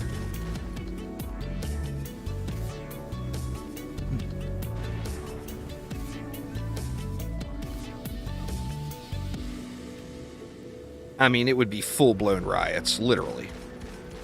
Like, people throwing rocks through windows and stuff. I hope it's not DPS only, to be honest. Sacred Cow, what's up, man? I personally am more... I like builder heroes, you know? So, I'm not really... I mean, I appreciate the DPS heroes. I mean, obviously, I got no shortage of rogue going here right now, right? But I definitely like having more aspects to build. Your mind is officially numb. It happens, it happens.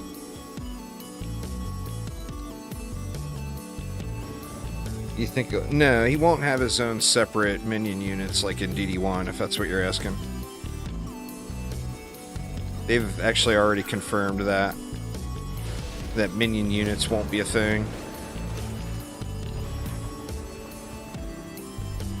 Where you at, Dragon? There he is.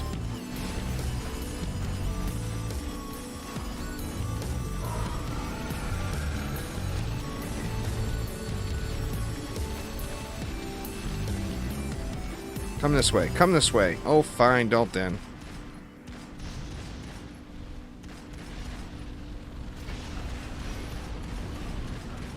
Oh, I missed him. What? Oh, he's gonna troll me. That's alright. Wave... What is this? Wave 70? It's my first time getting trolled by the dragon, so I can't complain. I can't complain about that. Looks like I'm gonna get him anyway. What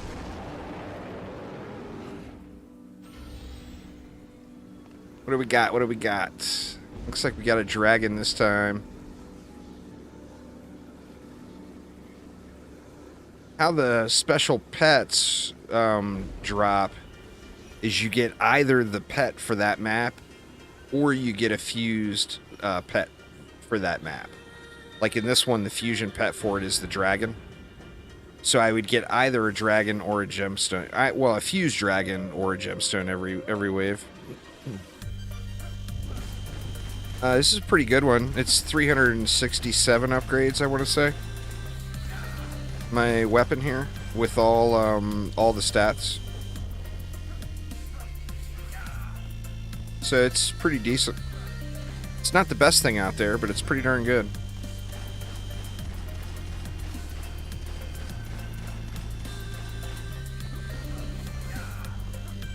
At least I keep talking about wanting to check my inventory, and I have yet to open it up and look. I just need to look at the total. I mean, I had 400 or 350 available slots, so I'm assuming I'm probably good. Well, I mean, ideally you want all 3 stats. So vitality, attack, and ability. But then you would also want to look at your passive rolls. Like, every fused weapon is going to have irradiate. So you've got irradiate already, and then you'd want to see what else you get. Like, aftershock is really good. The sunder armor is really good. You can get one that's just a raw damage increase. That's pretty good. So you want to look at the number of upgrades you get on weapons, because you're going to be spending all of those upgrades directly on the weapon's damage. So the more upgrades, the more base damage you'll get out of the weapon. And then you want to look at, is it at the fastest shot speed, which this one is at the fastest shot speed. Does it have all 3 stats, etc.? A mask with no stats at all. Huh, that's weird. 50 gold, huh? Yeah, might as well keep it. It might be a collector's item one day. You never know. Trading becomes a thing that may be worth.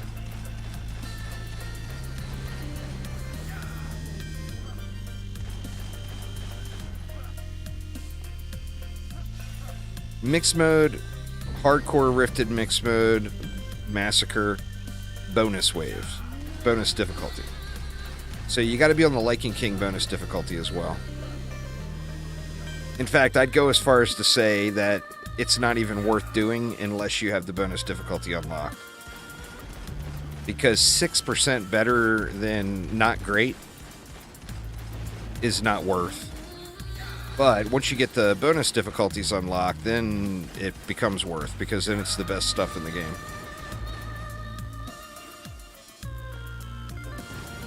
But, I mean, we'll have to see how that meta goes, too. You know, because they're individual unlocks, so... I mean, as far as just gear goes, it may be better to only play mixed mode and never play regular survival. But then, of course, you're going to miss out on endless mode and all the cosmetics and everything.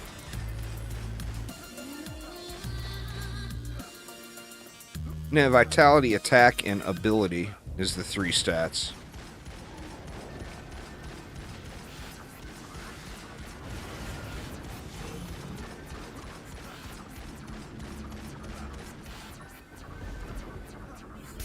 Yeah, the Rifted Giraffe is a transmog.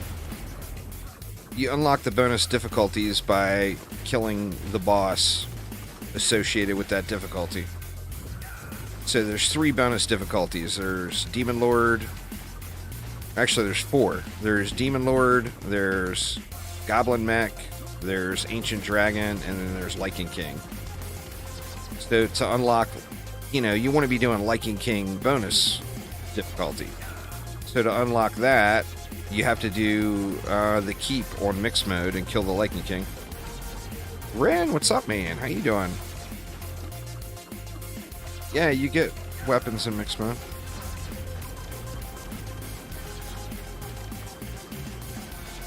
The drops are all the same. But mixed mode has a 6% higher loot multiplier. So 6% higher ceiling to what's potentially going to drop. No, mixed mode drops all the same stuff. They're basically the same game mode. It's just mixed mode is that toggle that gives you, like in DD1, it's a straight up the same game, the same map. It's like toggling on or off hardcore or whatever. In DDA, it's set up as its own game mode, but it's basically survival with different lane schedules. So what's mixed in mixed mode is the enemies that come out. Yeah, it took a bunch of damage up here, huh? It had to have been from a flyer, right? This side take damage too? Let me see.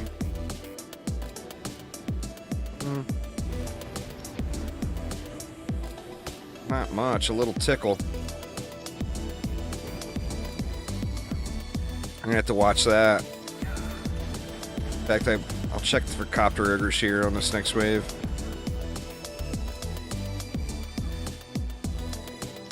Let's see now.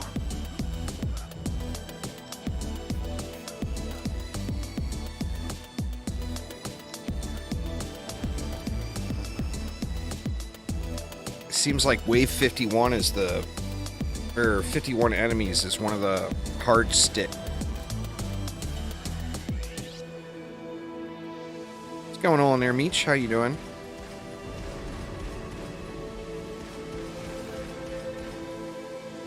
Let me look at my inventory too. Alright, I still got tons of inventory space. So we good there. Sturdy, sturdy. Striking, but it's only 2 stats. Powerful. Another striking. There's a 3 stats striking, but I got one that's better than that already. And that's the ones I already had. So yeah, I haven't gotten a single usable speedy gemstone today. Ouch. I mean, I haven't even gotten a speedy gemstone. The grind for those things is real, man. That's for sure.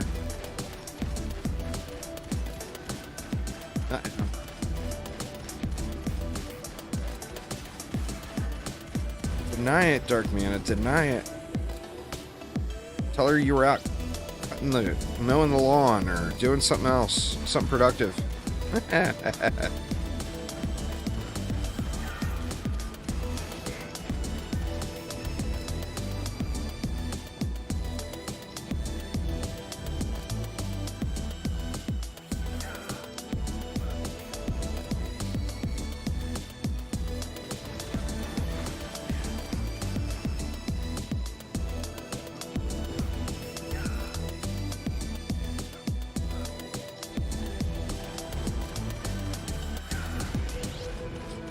See, let me check these birds again.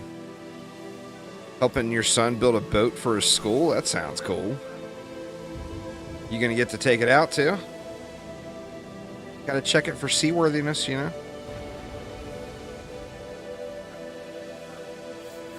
Didn't take any damage over there.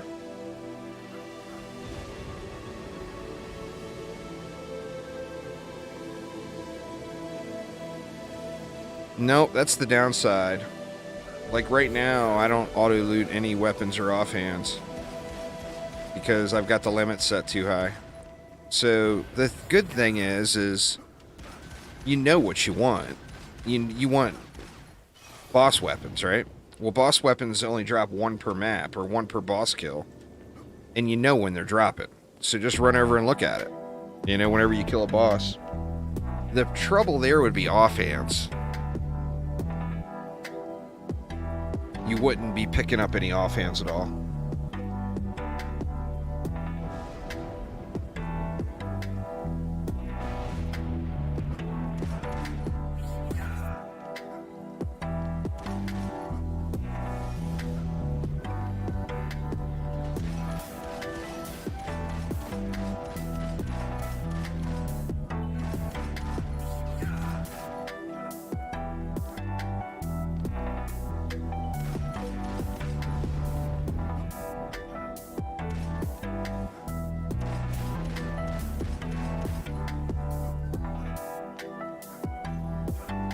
Oh, that's fair. Nothing wrong with that.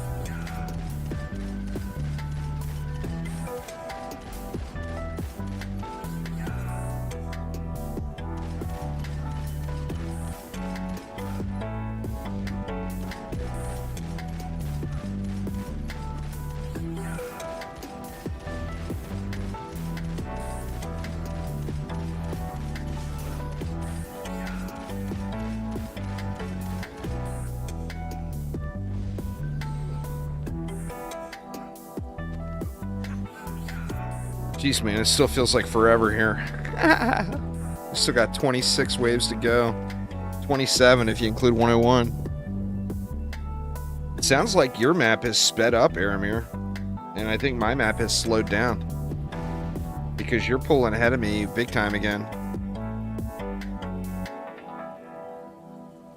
Oh yeah, still going there, Chris. Still going.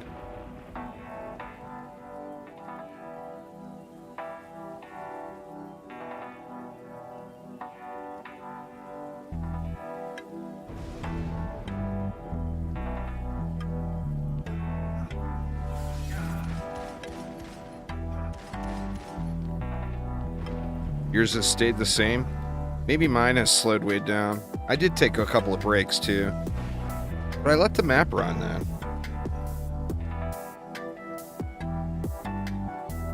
Your son plays on the Switch and all his playtime makes you look bad. That's fair. This map has been running slow. I'm 2 hours and 45 minutes into this one to get to wave 74.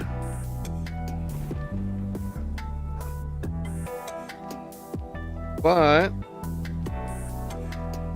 I never have to do it again. It's like unlocking survival for the first time. Because you get a save point every 5 waves.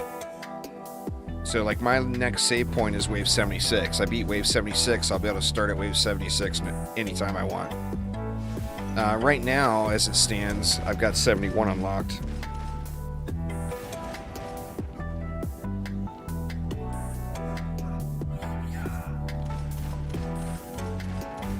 Like I said earlier, I don't encourage anyone to straight up no life it like this. It takes away a bunch of the enjoyment, but you've got people like Aramir and myself who are a little bit sadistic and are must have all the shinies need. And that's what it takes to get it. You know?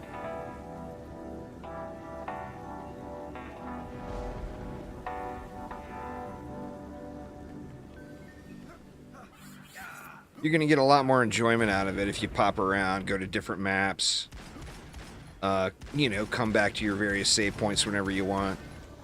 And then, of course, since doing it without hardcore or without bonus difficulties, we're not getting any loot either. So the loot is all junk.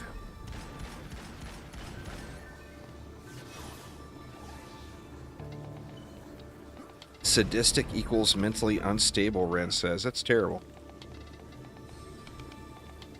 I don't want to hear it, Ren. I saw how many hours you had in Call of the Wild. I saw it.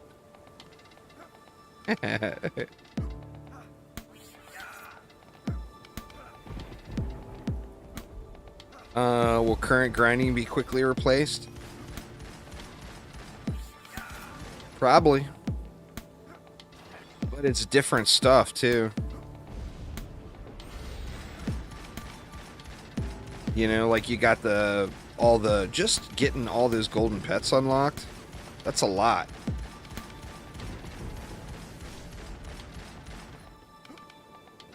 I mean, I don't know. Not knowing what the loot looks like, I can't answer that. It won't be ridiculous, but it will certainly be better. You would think.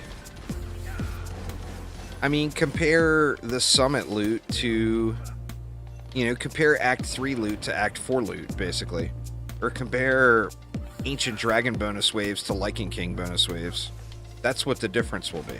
About that much. So, for the average player, no, it's not a considerable difference. But then again, it comes around to someone like me or Aramir. Yeah, we're going to grind it for 1,000,000 hours. To get a 4% damage increase or whatever, you know?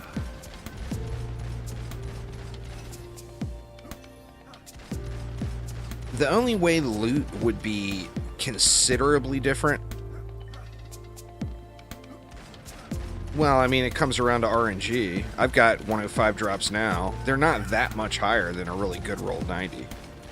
It's not like it's a game-changing thing. What would be game-changing is if they put an entire new difficulty tier in. You know, say there was something higher than Massacre Mode. and it had a different tier of loot. That's, if they did something like that, it would be considerable. But there's no reason to think that they would do that.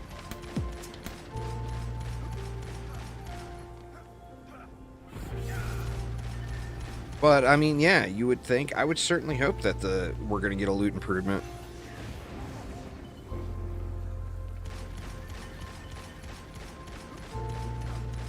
That's pretty good, Aramir. Nothing wrong with that item. It's going to be tough to replace, you know?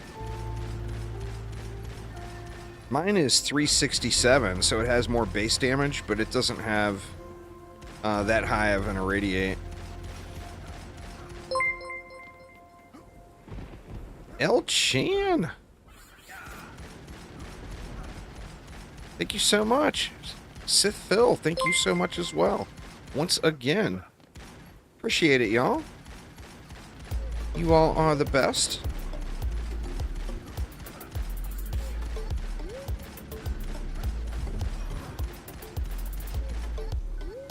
Ooh, what the hell? That was weird. Huh. You can partially glitch into the wall right there. I wonder if that's a way to break out of the map.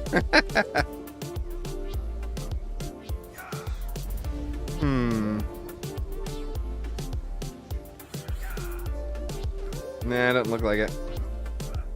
If that was at a corner, if that little terrain issue was at a corner, oh, that would so be a way to break out of the map. Oh, nice, Lost Boy. Well, hopefully you had fun, man.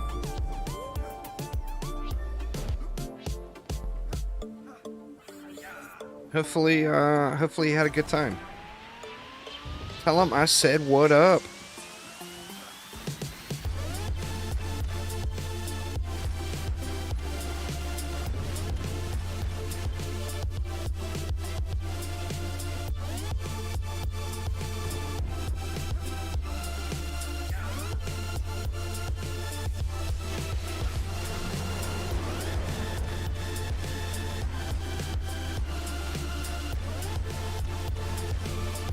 Why you always got to be on the other side of the world, you dang dragon.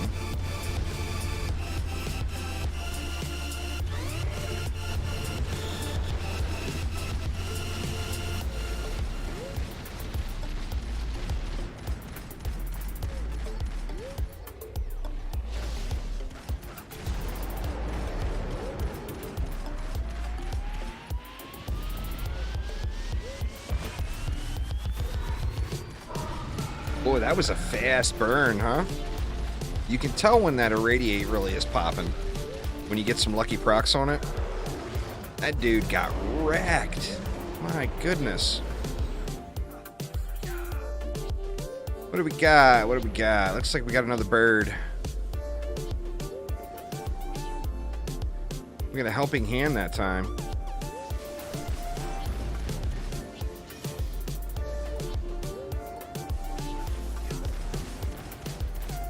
Dang it, man. Keep getting cleaved by these Dark Elf Warriors while I'm over here trying to repair. I'm never going to make any progress.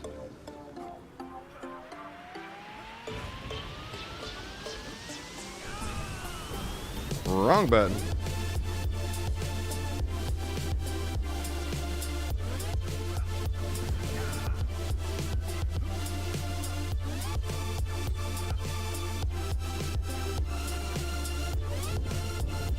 Yeah, it looks like that was a fluke on those wisps taking damage. I'm assuming it was probably a flyer, but I don't even know. No idea what could have caused it.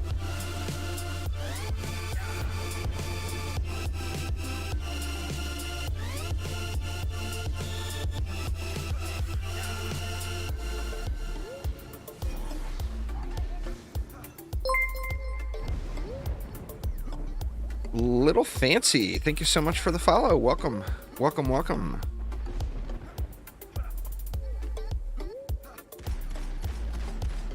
Yeah, I don't know. I'm going to look at the time here, Aramir. I feel like this has slowed way down.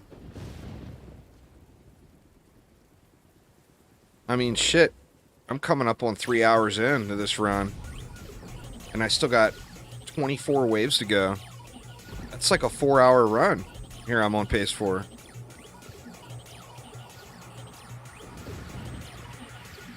I feel like that's way, way slow.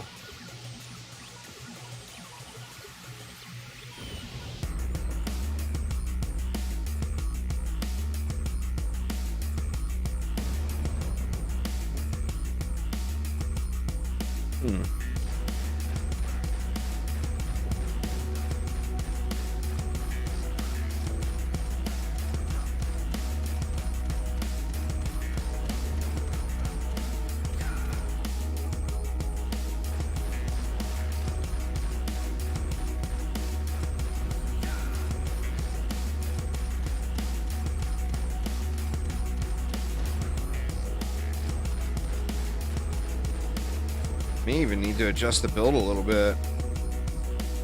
I just feel like it's really, really creeping now.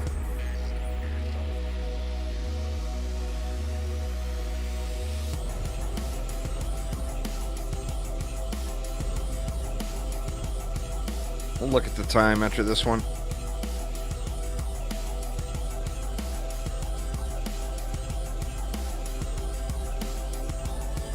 And it gets hung up there at 51 mobs.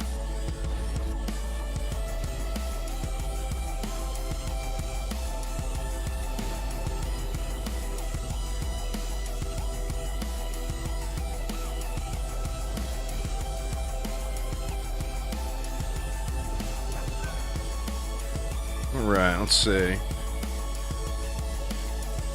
257.10. Yeah, 257.10. Let's see what we end up at.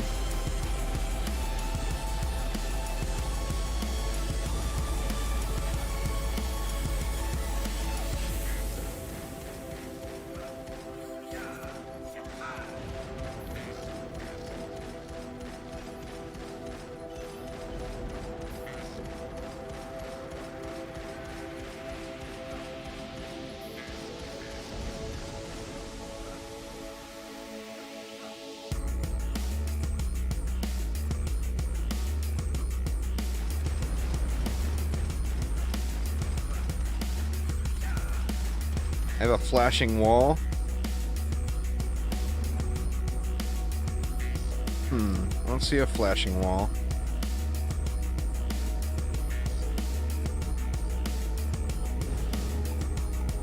No, it was that one. What's going on, Wyatt? How you doing? Must have had ogres make it to it.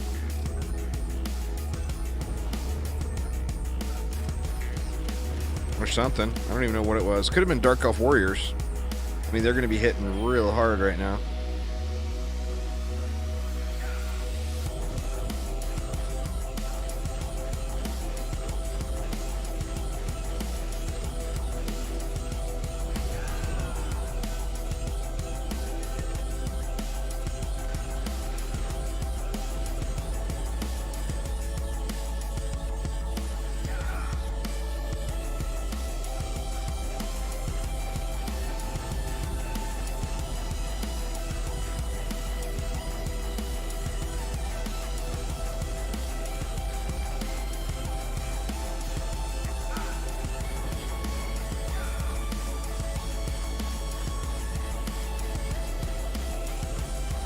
Wow. What was it? We were 257.10? I guess that's not terrible. We're still not over yet. This is going to be over 3 minutes. Yeah, when I stealth, maybe everything's zerged over there. It could be it. This is going to be way over 3 minutes, I think, per wave. That's a long-ass run if you're spending 3 minutes per wave.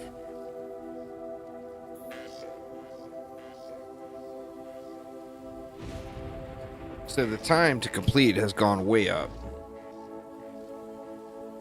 Yeah, we're going to be over 3 minutes. We might even be close to 4 minutes. Wow. I'll be happy when this map is done.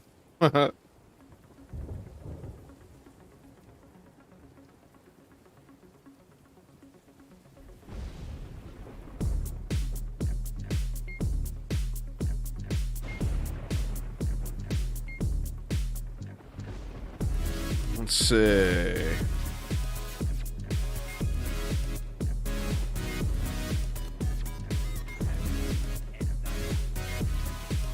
So, what, it was like 2 minutes or 3 minutes and 30 seconds or 3 minutes and 25 seconds, maybe. It's a long ass wave considering I got 22 more to go. That's over an hour still to complete the rest of this. Woof. Jeez.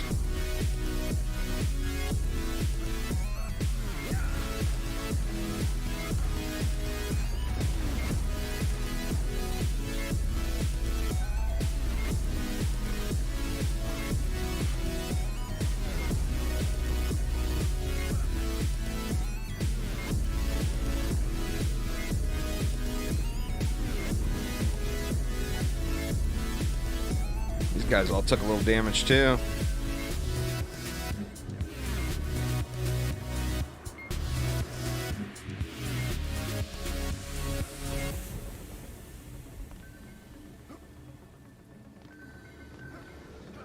Why do I keep jumping down there to collect mana?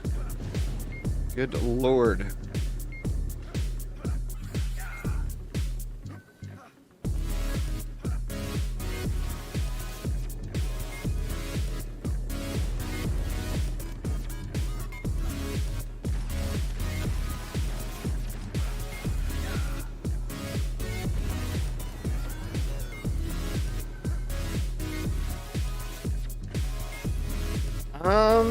You know, that's possible.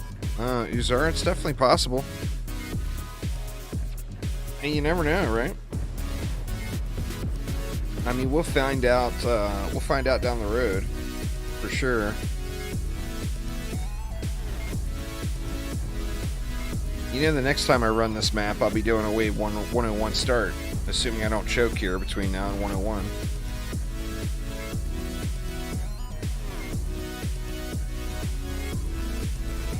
Yeah, shit, this could potentially be almost 2 more hours. What, it's 22 more waves after this one.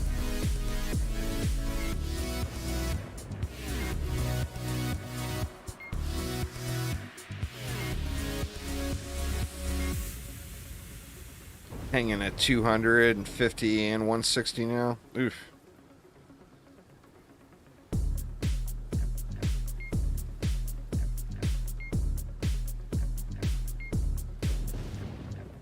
It's definitely creeping. That's for damn sure. It's the same, Justin.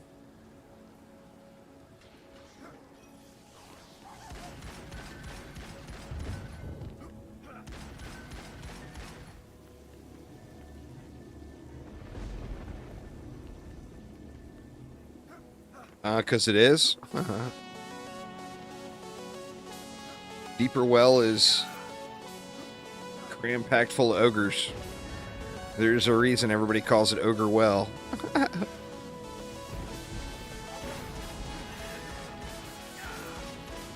You're about 50 minutes. I'm still like 90 minutes out, I bet.